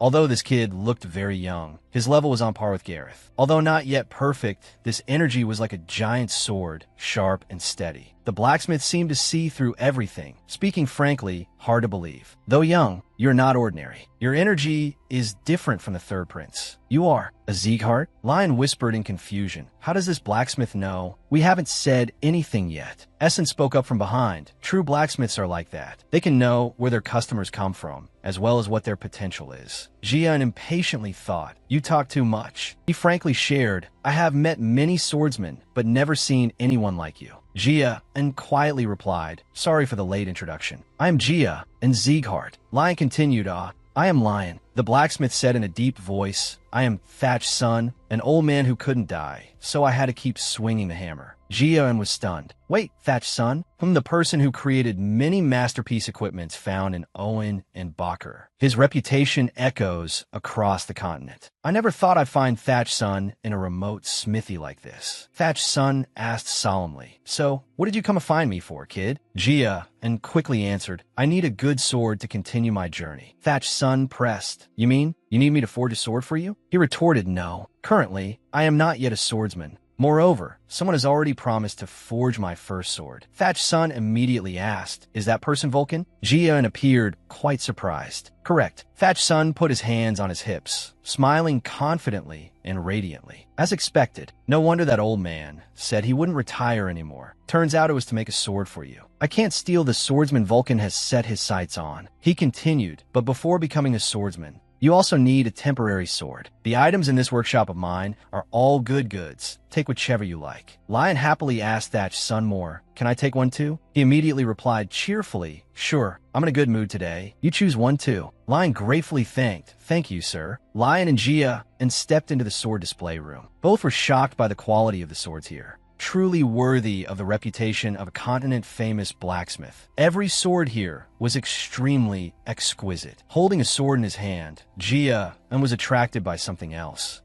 I'd be satisfied picking any random one. He saw a red sword, emitting a gloomy, dark aura. That is, Lion was dazzled by the swords here, unable to hold back from exclaiming, "The swords here are amazing. Every one is so good, I don't know which to choose." Thatch's son heard that and felt extremely proud and smug. "Of course, I made them all, kid. Just choose freely." Suddenly, Thatch's son's expression changed, becoming tense. He hesitantly looked around. Wait, this energy. It turned out Jia and was holding that red sword. Dark energy surrounded him. He seemed to be dreamily immersed in the sword's demonic chi. Thatch's son shouted in panic, "Hey, hurry and grab any random sword around there. The sword that kid is holding is a demon sword." Lion didn't understand what was happening. "Huh? What are you saying?" He turned and urged, "Kid, you must take that sword out of his hand before the demonic chi swallows him." Lion just calmly replied, I don't think that's necessary." Hearing that, Thatch's son was extremely astonished. "What are you saying?" Then he turned his head back to look. "Don't you see that energy is very dangerous?" Jia and still stood silently, staring intently at the sword. "What is this?" A terrifying demonic chi is radiating, but none of it is getting close to that kid. Essence shouted loudly, "You lowly insect! How dare you approach my vessel?" Essence gritted his teeth and threatened, "You dare to be so disrespectful? I will freeze you, then crush you into pieces." Jian did not waver, immediately interrupting. All right. Essence angrily yelled at him. "This guy dared to touch my stuff? Why should I stop? If not for me, you would have been swallowed by the demonic chi long ago." He coldly denied, "I do not belong to you. Moreover, even without you, I would not be swallowed by the demonic chi." Thatch's son walked closer and asked, "Are you okay?" Jian calmly replied, "I'm fine. Moreover, this is not a normal sword." "What is this?" Thatch's son explained with a heavy face, "I don't know if you can hear my words now, but that is a demon sword." He began to recount that story. In the south, there was a small village called Huron. The villagers believed in an ancient tree called a swerm. They relied on each other, living a peaceful life. But one day, the white blood cult attacked Huron, destroying half the village. The remaining people were all taken away, just like their usual method. In the end, no one survived there. I heard about Huron's tragedy, so I bought a branch of the swerm tree, used it to forge this sword,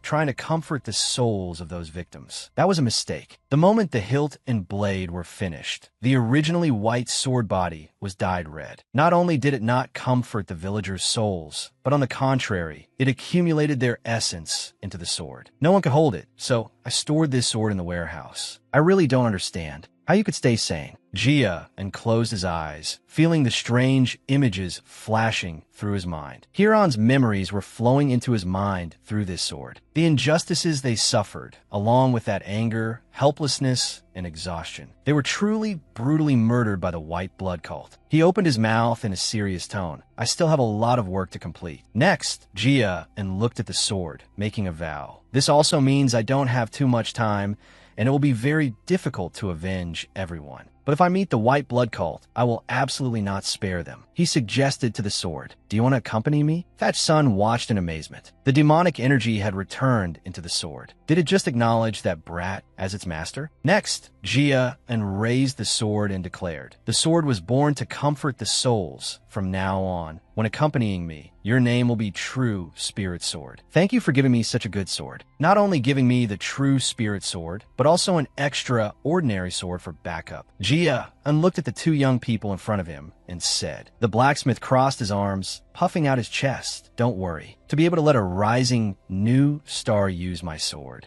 is the greatest honor for a blacksmith." Jia and put his backpack on his back, his ruby red eyes sparkling with joy and gratitude. "If you come to Sieghart, I will definitely treat you well." The blacksmith laughed heartily. "All right, hope you will successfully pass the test." The sun slowly stretched, preparing to pull down the curtain of night. The last rays of the day tried to burn themselves out, longing to be brilliant in the final minutes before handing over the shining crown to the thousands of stars. Orange-yellow clouds played happily above Jia and Lion's heads. As the two turned to leave, the roofs of the wooden houses seemed to curiously follow the footsteps of the True Spirit Sword's master. Watching the receding backs of the teenagers, the blacksmith fell into deep thought, recalling the moment the True Spirit Sword accepted its master. He has truly become its master. The blacksmith thought to himself, "I originally thought that Brat only had a little talent. I didn't expect him to be able to hold that sword, even becoming its master, reaching the realm of unity between man and sword." In the blacksmith's mind, that cold and calm face quietly appeared. He frowned, his old weather-beaten face continuing to be immersed in thoughts about Jia,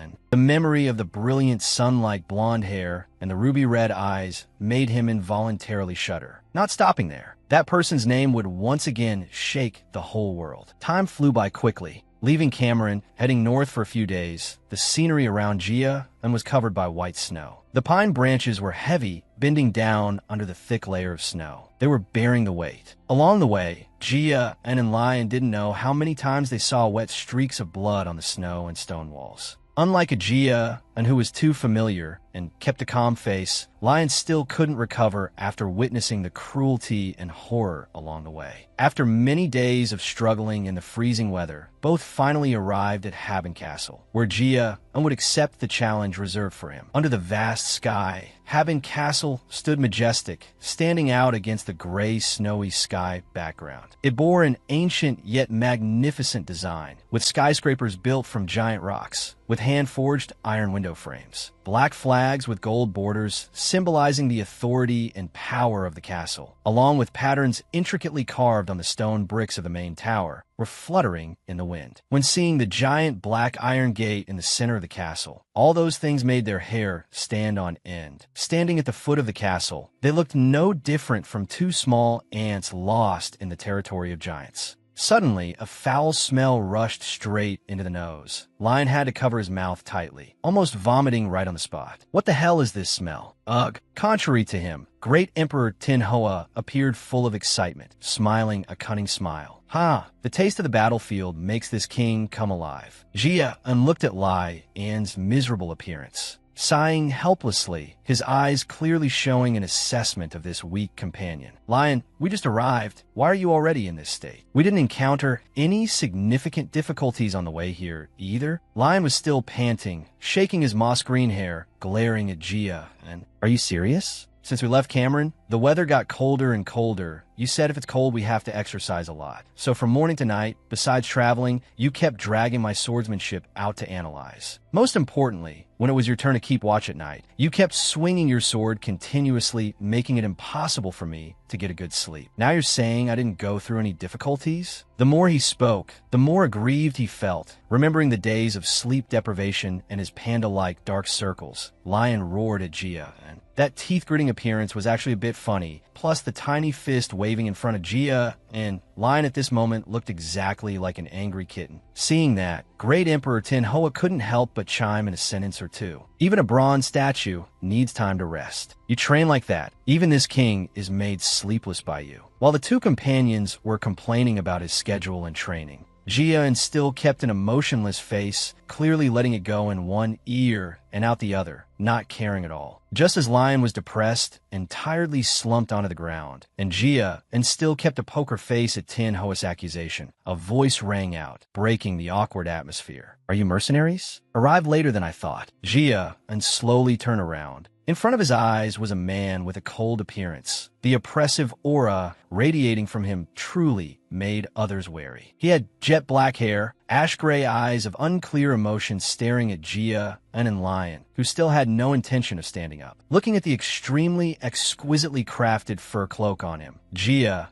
thought to himself that this person's rank was probably not low. Following the man were two soldiers who seemed to be of lower rank, only wearing ordinary leather cloaks. Even so, all three wore weapons at their waists, fully equipped, ready to fight at any time. The man slowly opened his mouth, introducing his identity. I am Trin Vu, Vice Commander of Haben Castle. During your time here, I will also be responsible for guiding you. The angular face and the thick, majestic sword eyebrows further confirmed his status was not to be underestimated. Vice Commander of Haben Castle, Trin Vu, Gia quietly said thanks, while the Vice Commander slightly raised his eyebrows, observing his blue-haired companion. Is that kid okay? Gia pretended not to care, waving his hand. Just a normal reaction, you don't need to mind him. Looking at Lion lying flat on the ground, Trin Vu clicked his tongue, then signaled for them to follow. Gia picked up Lion's backpack, which was about to fall, taking long strides to chase after the Vice Commander's straight legs, ignoring the companion behind who was groaning about wanting to go home. The black iron gate slowly lowered, welcoming the two to start a completely new life journey. Entering the castle grounds, Gia's eyes couldn't help but be attracted by the gaunt and sickly figures. Everywhere on the road were diseased bodies, women and children full of bruises and scratches. An old man with white bandages covering his face, revealing only one eye. This tragic scene made Gia fall in a deep thought. Witnessing it with his own eyes, he saw the situation was worse than he imagined. These walls were proof of collapsing and being rebuilt. The tired faces of the villagers, the strong smell of blood radiating from the walls, along with the heavy atmosphere of death, all were exactly as Judiel had described in the letter. Remembering the girl with chestnut hair braided in neat pigtails, Gia sank into his own thoughts. She probably hasn't been here, but in just a short time, just as Gia and Lai followed Vice Commander Trin Vu up the stairs to go deeper inside the castle, a girl appeared behind them. She tied two pigtails down to her waist, her hair color red like aged wine. That was Dan Ni, an employee of the Mist Branch pub. In her hand, she carried a bag of bread and vegetables. Her amber eyes opened wide in surprise when she saw them. She said to the old pub owner beside her, I've never seen those two. Who are they? Mercenaries? The old hook-nosed pub owner, wearing a wool hat for warmth, seemed a bit hard of hearing, carrying a sack on his shoulder, urged Dan Ni. Dan Ni, what are you still standing there for? We have to prepare to open. I'm coming right away, sir.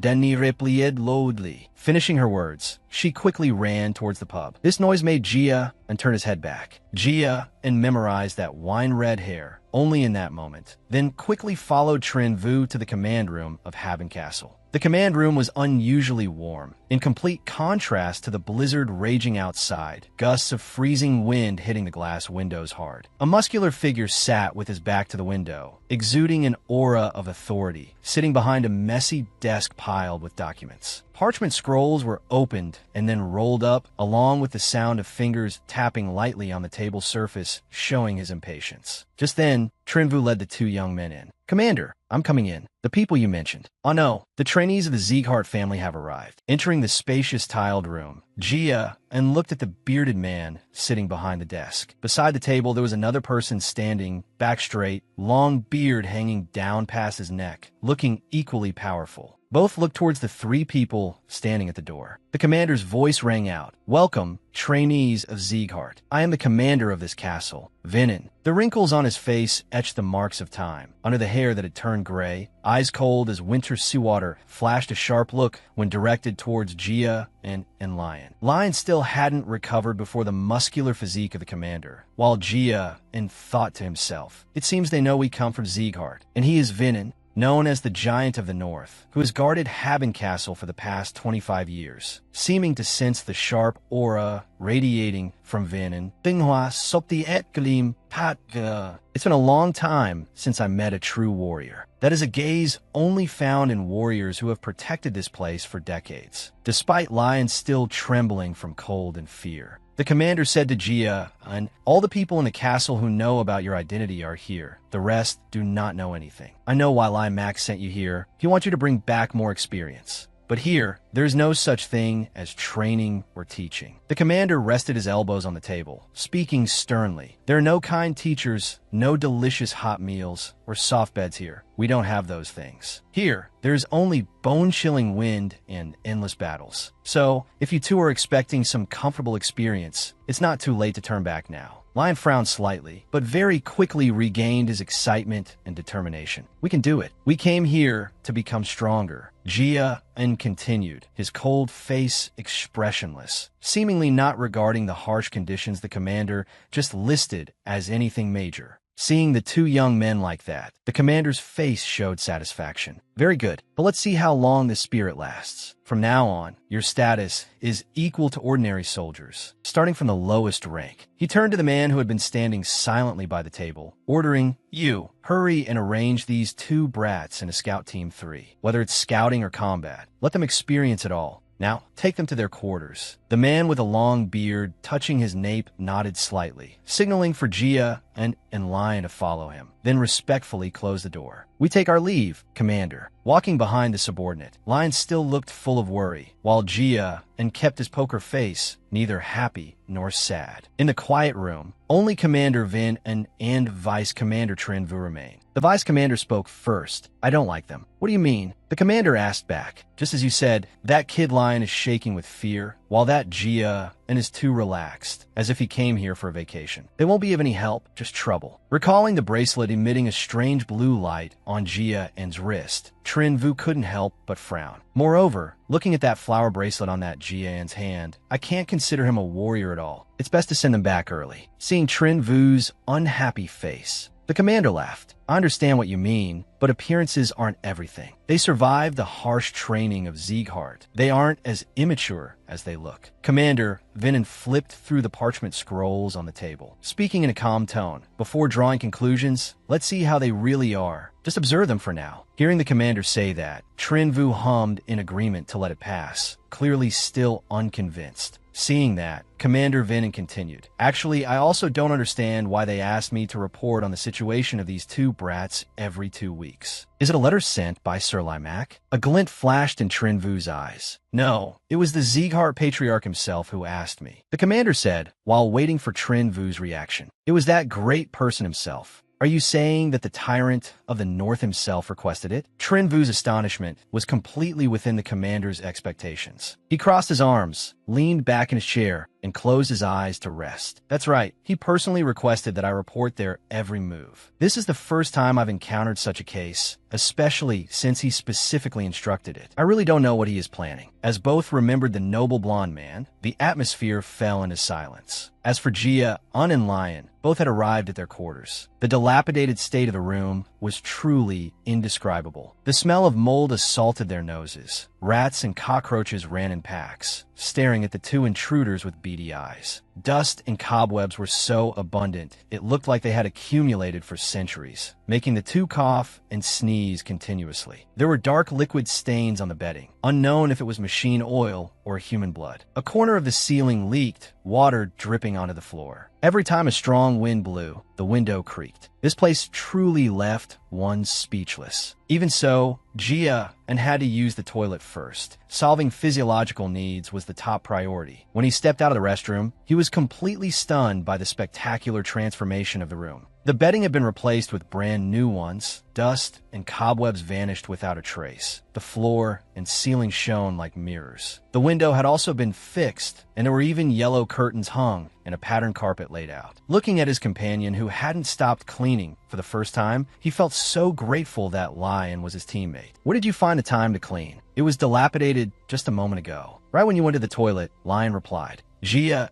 touched the yellow curtain, unable to hold back from exclaiming, "Where did you get these things?" "Of course, I prepared them in my bag." Lion held up a bag only the size of two hands. Looking at the completely transformed room, which could be called luxurious, Gia swallowed, muttering, "Don't tell me you brought every color?" Who would have thought Lion would quickly pull out a series of blue, red, and yellow curtains from the bag? Lion held up the small samples, asking which color he liked. Facing Lian's jubilation, Gia still hadn't recovered from the shock. "What on earth is that bag?" Just as the two were enjoying the newly decorated luxury room, a figure appeared at the door. "Newbies, finished unpacking yet? I'm a captain of Scout Team 3, Haonin. I know you guys just arrived, but prepare to set out again. We just received a scouting mission." Appearing was a young man with neatly groomed, shoulder-length dark brown hair. Haonin had fair skin, a delicate face, and a gentle smile, looking quite friendly and confident. He wore a white leather coat with a thick gray fur collar. The pale yellow light from the corridor enhanced the warm feeling of his appearance. At the same time, at a white castle with navy blue tiles in the north, Glenn with blonde hair and a majestic aura was frowning at a figure with hair as red as roses. "What wind blows you here?" That young man with rose-red hair, wearing a fashionable vest, hands on hips, spoke in his characteristic teasing tone. "I know everything. Rumors are flying outside that you secretly held a party just to see how Gia is doing. Thinking about it, you really do worry about your grandson." Contrary to Lai Mac's cheerfulness, Glenn Zieghart clearly showed displeasure. He glanced at the butler, rubbing his forehead, thinking, "I heard Ren has been very close to this gambler recently. He must have told him everything. No wonder I specifically told them to keep a secret." The butler, under his reproachful gaze, could only give a wry, apologetic smile. The red-haired Lai Mac kept rambling. "It's really interesting. The kid found the two-color flower during the mission to rob the snow tiger, made it bloom, and absorbed it. This is no different from dealing a heavy blow to the pride of that famously arrogant princess of the Bonkov family." Glenn clicked his tongue, shook his head in boredom, and said wearily, "My disciple became a thief and angered the princess of a neighboring country to the point of thunderous rage. And you call this interesting? You say he's a thief. I accept that. But that princess's failure wasn't his fault. He just responded to her prior provocation." Lai Mac was still mocking the princess's failure. He crossed his arms, leaning smugly against the wall. Lai Mac played with his bright red hair as he continued. Until the secret party was held, they still couldn't figure out how he stole that butterfly. So, wait until news about him is dug up. Won't it be even more interesting? Lai Mac's arrogance vanished instantly when the King of Destruction opened his mouth. "Regrettably, there won't be a second time.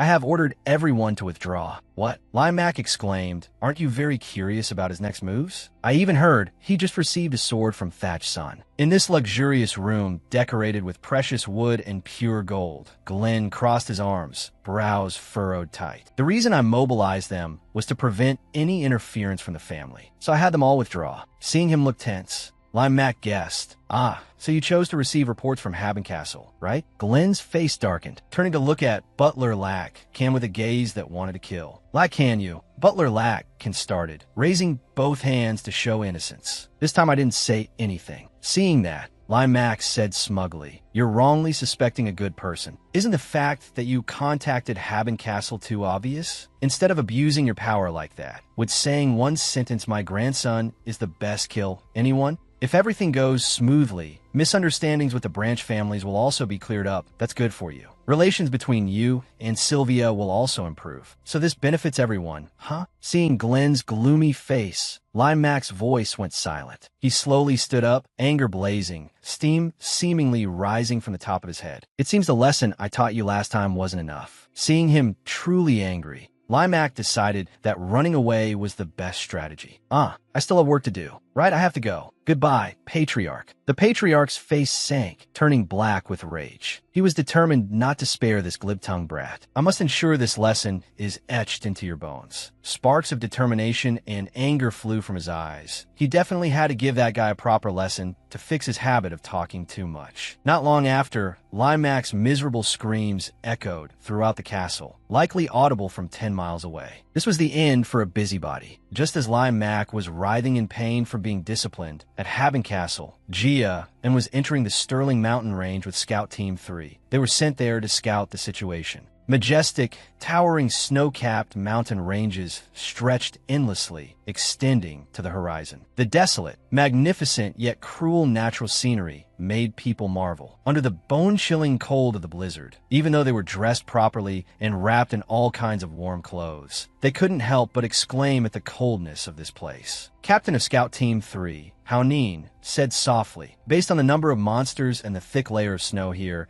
people at Haben Castle say this place is no different from hell on earth." Wow, the scenery is truly majestic. At least the view is beautiful. Indeed, very beautiful. Gia and chimed in. Haonin turned his head slightly, saying with an expectant look, "So, before starting this scouting mission, shall we do a little test? We have to see what level your experience is at, right?" He pointed at hoof prints as big as pot lids on the white snow, asking, "What do you think these traces came from?" Lion said in surprise, "It's huge. Could it be an ice bull?" Jian thought for a moment, then touched his chin and said, "It wasn't left by a cow. The shape of a cow's footprint is quite similar to a human's, but much larger and deeper than this." Gia and gently squatted down, bringing his face close to the snow. Under the admiring gaze of Haonin and the curiosity of Lion, he continued his deduction. "These footprints seem to belong to some kind of four-legged animal. I guess it's a mountain goat." Haonin crossed his arms, surprised and interested. "You guessed it with just one look? Then can you tell me when these footprints were left?" Gia didn't stand up from the snow, replying softly, "Looking at the ground where the footprints stepped, it's not very hard. From that, I deduced they were probably left yesterday. If we go west, we'll likely catch it." Haonin pointed at 3 deep and fresh claw marks on a nearby pine tree, asking quietly, "What about this?" "Traces of a direwolf." Zan ziplit sopti. Direwolves usually leave sharp claw marks on trees and cliffs to mark their territory. He gently stroked the scratch, continuing, "But this direwolf is already dead." Seeing Gia and assert this so firmly, Haonin was startled. "How do you know?" Gia An's expression didn't change as he continued. "Direwolves usually stay within the territory they've marked. This scratch is too old, meaning it's dead." Seeing Gia and still deep in thought, Haonin couldn't help thinking, what is this damn guy's background anyway? How's he know all this? Scout Team 3 has a tradition of veterans bullying rookies. But for the Scout Team of Haben Castle, this isn't just about running errands or throwing a few punches, but to let the rookies understand that the knowledge they learned in books is completely useless in reality, to let them know how dangerous this place is. Have the sharks really come here? Haonin gripped the hilt of his sword tightly, assuming a defensive stance. His mind raced, calculating the next move. "I have to focus, it's just me and that rookie here. Must escape to warn the whole team." Just then, Haonin was startled, his foot slipping on the snow. A shark with a massive body was rushing straight at him. Damn it, why slip at the worst possible moment? A loud noise rang out. The land shark was sliced in half by a neat sword strike. It was Gia, and who had come to the rescue. He turned back and said, "I will hold these sharks back. Captain Haonin, please go call the other members." Haonin was so astonished his jaw dropped. Gia continued, "I know you still can't trust me, but at least believe in my sword." As he said that, his whole body radiated the brilliant aura of a protagonist, blinding Haonin. Haonin quickly turned and grabbed the panicked lion, shouting, "Gia, and be careful. Try to hold out and survive until reinforcements arrive." Gia and turned to the school of sharks. "All right, let's see," he said while taking a sword stance. "Shall we begin?" The school of sharks, like cats seeing fat, emitted ear-piercing shrieks and simultaneously rushed at him. Jia and looked at the monsters with a solemn expression. He leaped up, slashing the head off a shark with one strike. This is the Mad Fong sword art. He thought to himself, the effectiveness of the Mad Fong sword art is better than I imagined. Normally, these are enemies I would need to use aura to deal with, but now sword technique alone is enough to resist. Jia and slaughtered them like chopping vegetables, his expression extremely relaxed. He moved nimbly while thinking. The thing helping me utilize sword arts better and predict the shark's movement direction is thanks to my own cold energy blending as one with the surrounding environment. Is this the power of Glacia? In that case, the correct way to use this power is Jia and rushed at the last shark, immediately finding the solution. Sharpening senses through actual combat. I am gradually adapting to the Mad Fong sword art and Glacia. It feels like I could defeat opponents at this level now. After finishing off the sharks, Jia unsheathed his sword, thinking, my speed of learning new things is faster than expected. Coming to Haben Castle was indeed the right decision. There are many opportunities for actual combat here. Just then, Hao Nin and a few other swordsmen ran up to Jia and, are you okay? I brought reinforcements. Let's retreat quickly. As soon as he finished speaking, he was stunned by the scene on the ground. Did he defeat all the sharks alone? These monsters could cause casualties even if the whole team attacked together. Who exactly is this guy? Hao Nin looked at Jia An's calm demeanor, suspicion rising in his heart, and Jia and saw through his thoughts. He bet he was speechless. After all, he hadn't trusted a newcomer, almost putting everyone in danger. Hao Nin looked embarrassed, cold sweat streaming down. Even if he wanted to say something, he couldn't open his mouth. Although his pride was hurt, he was safe. Hao Nin stepped forward, bowing stiffly. I apologize. Thanks to you, we survived. Hao Nin's face was full of self-reproach. Because I didn't trust you, it led to this dangerous situation. I won't use the excuse that I have more experience than you to cover it up. Thank you, Jia and didn't expect to see this scene either. Didn't expect him to apologize so quickly. Thinking this, he stepped forward and patted Hao Nin's shoulder. It's okay, Captain Hao Nin. If it were me, I wouldn't trust and listen to a rookie who just joined either. Hao Nin continued, now I understand what kind of person you are. Jian was immediately alarmed. What? You mean? He thought. Could it be he discovered I'm a reincarnator? Hao Nin suddenly became excited, his eyes shining, emotionally grasping Jia An's hands. You are an angel sent down by the heavens to save us. Jia froze with embarrassment, forcing a smile. No, that's not it. Saying that, he turned to the other swordsman, raised his hand high, and shouted joyfully. To celebrate the first mission of our team's rookie, after returning, everyone gather at the tavern my treat. Everyone couldn't believe their ears. What is our stingy captain planning to do? There's no reason to refuse free booze. Let's go. Outside the tavern, laughter and chatter rang out. You're exaggerating. Hao Nin immediately retorted, not exaggerating at all. I'm telling the truth. He slashed through that whole mob, then turned back and told me to believe in his sword. Another person took a big gulp of wine, laughing, hey, if he's that strong, why did he come here as a rookie? Moreover, look at him, not even 17 yet. How does that make sense? Hao Nin shot back immediately. Are you doubting my words? And our rookie? You bastard. The scene shifted to Jian. He reluctantly chewed the food in his mouth. Do we really have to eat this way? It feels wrong. Meanwhile, Tin Hoa next to him was nagging incessantly because it could taste the food. The combination of rich cheese and sweet and sour pineapple. Truly the pinnacle of taste. Lion turned to Jia and, smiling. Young master, it seems your taste is quite unique. Me? Lion explained, I ate pizza before too, but I really couldn't swallow it. Tin Hoa roared in anger. What? How would a pig like you understand what a delicacy is? You dare say that? As for Jia, and it was like chewing paper. At this moment, a person walked over. The rumors are indeed true. The sisters all say the rookie in the scout team has looks even more outstanding than his swordsmanship. The speaker was a girl with red hair and wine-red eyes. I haven't introduced myself yet. My name is Dan Ni. She held something that looked like a menu.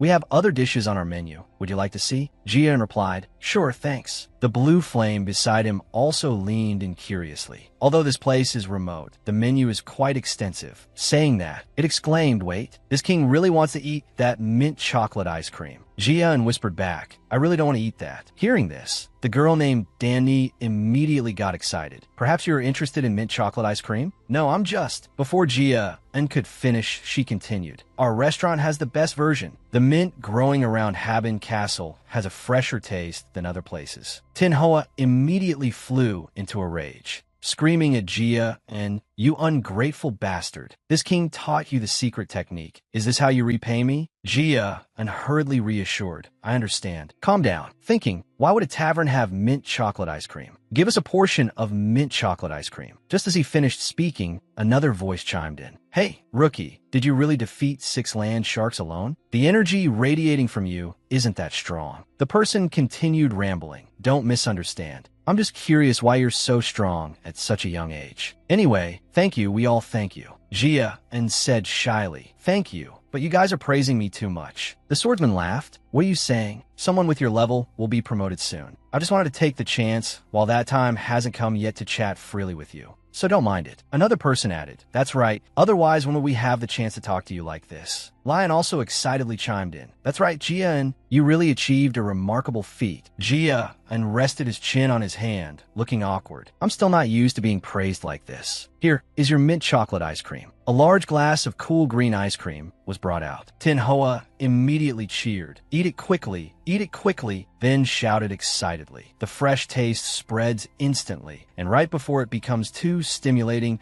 the sweetness of the chocolate immediately rushes in. Just like this king, cold yet sweet. Jia and resignedly put the spoon in his mouth. Very delicious. Za nuits patoting hua. Hey, I had this feeling when using Glacia, but there isn't just one way to use it, right? Tin Hoa immediately looked interested. "You discovered it? You guessed right." Then explained to Jia, and just like cultivation techniques humans use, Glacia isn't just used for scouting. It is a method to use ice energy with the highest efficiency and power. Jian asked, "So, can it also be used for attack and defense?" "Of course. One amazing skill. It can heighten senses while supporting attack and defense." Tin Hoa, "Of course. For this king, it's too simple. But for someone with no talent like you, hard cultivation for a year might achieve some small success." "A year?" Jia and turned his head. "A year is too long. You think this is easy? And that is assuming this king is by your side teaching you for a year." Jia and suggested, "Then shall we make a bet?" "A bet?" "Ding Hua Luku Dio." "Bet on whether I can master Glacia within 6 months or not," Jia and said confidently. Tin Hoa seemed a bit hesitant. 6 months. Jia and thought to himself. It seems he is hesitating because he has always lost before. He changed the condition. "All right, then 5 months. Don't you think this is worth betting on?" Tin Hoa decided to go big, leaning in excitedly. "Deal. It's decided then." A blue screen appeared, displaying that Tin Hoa had accepted the bet.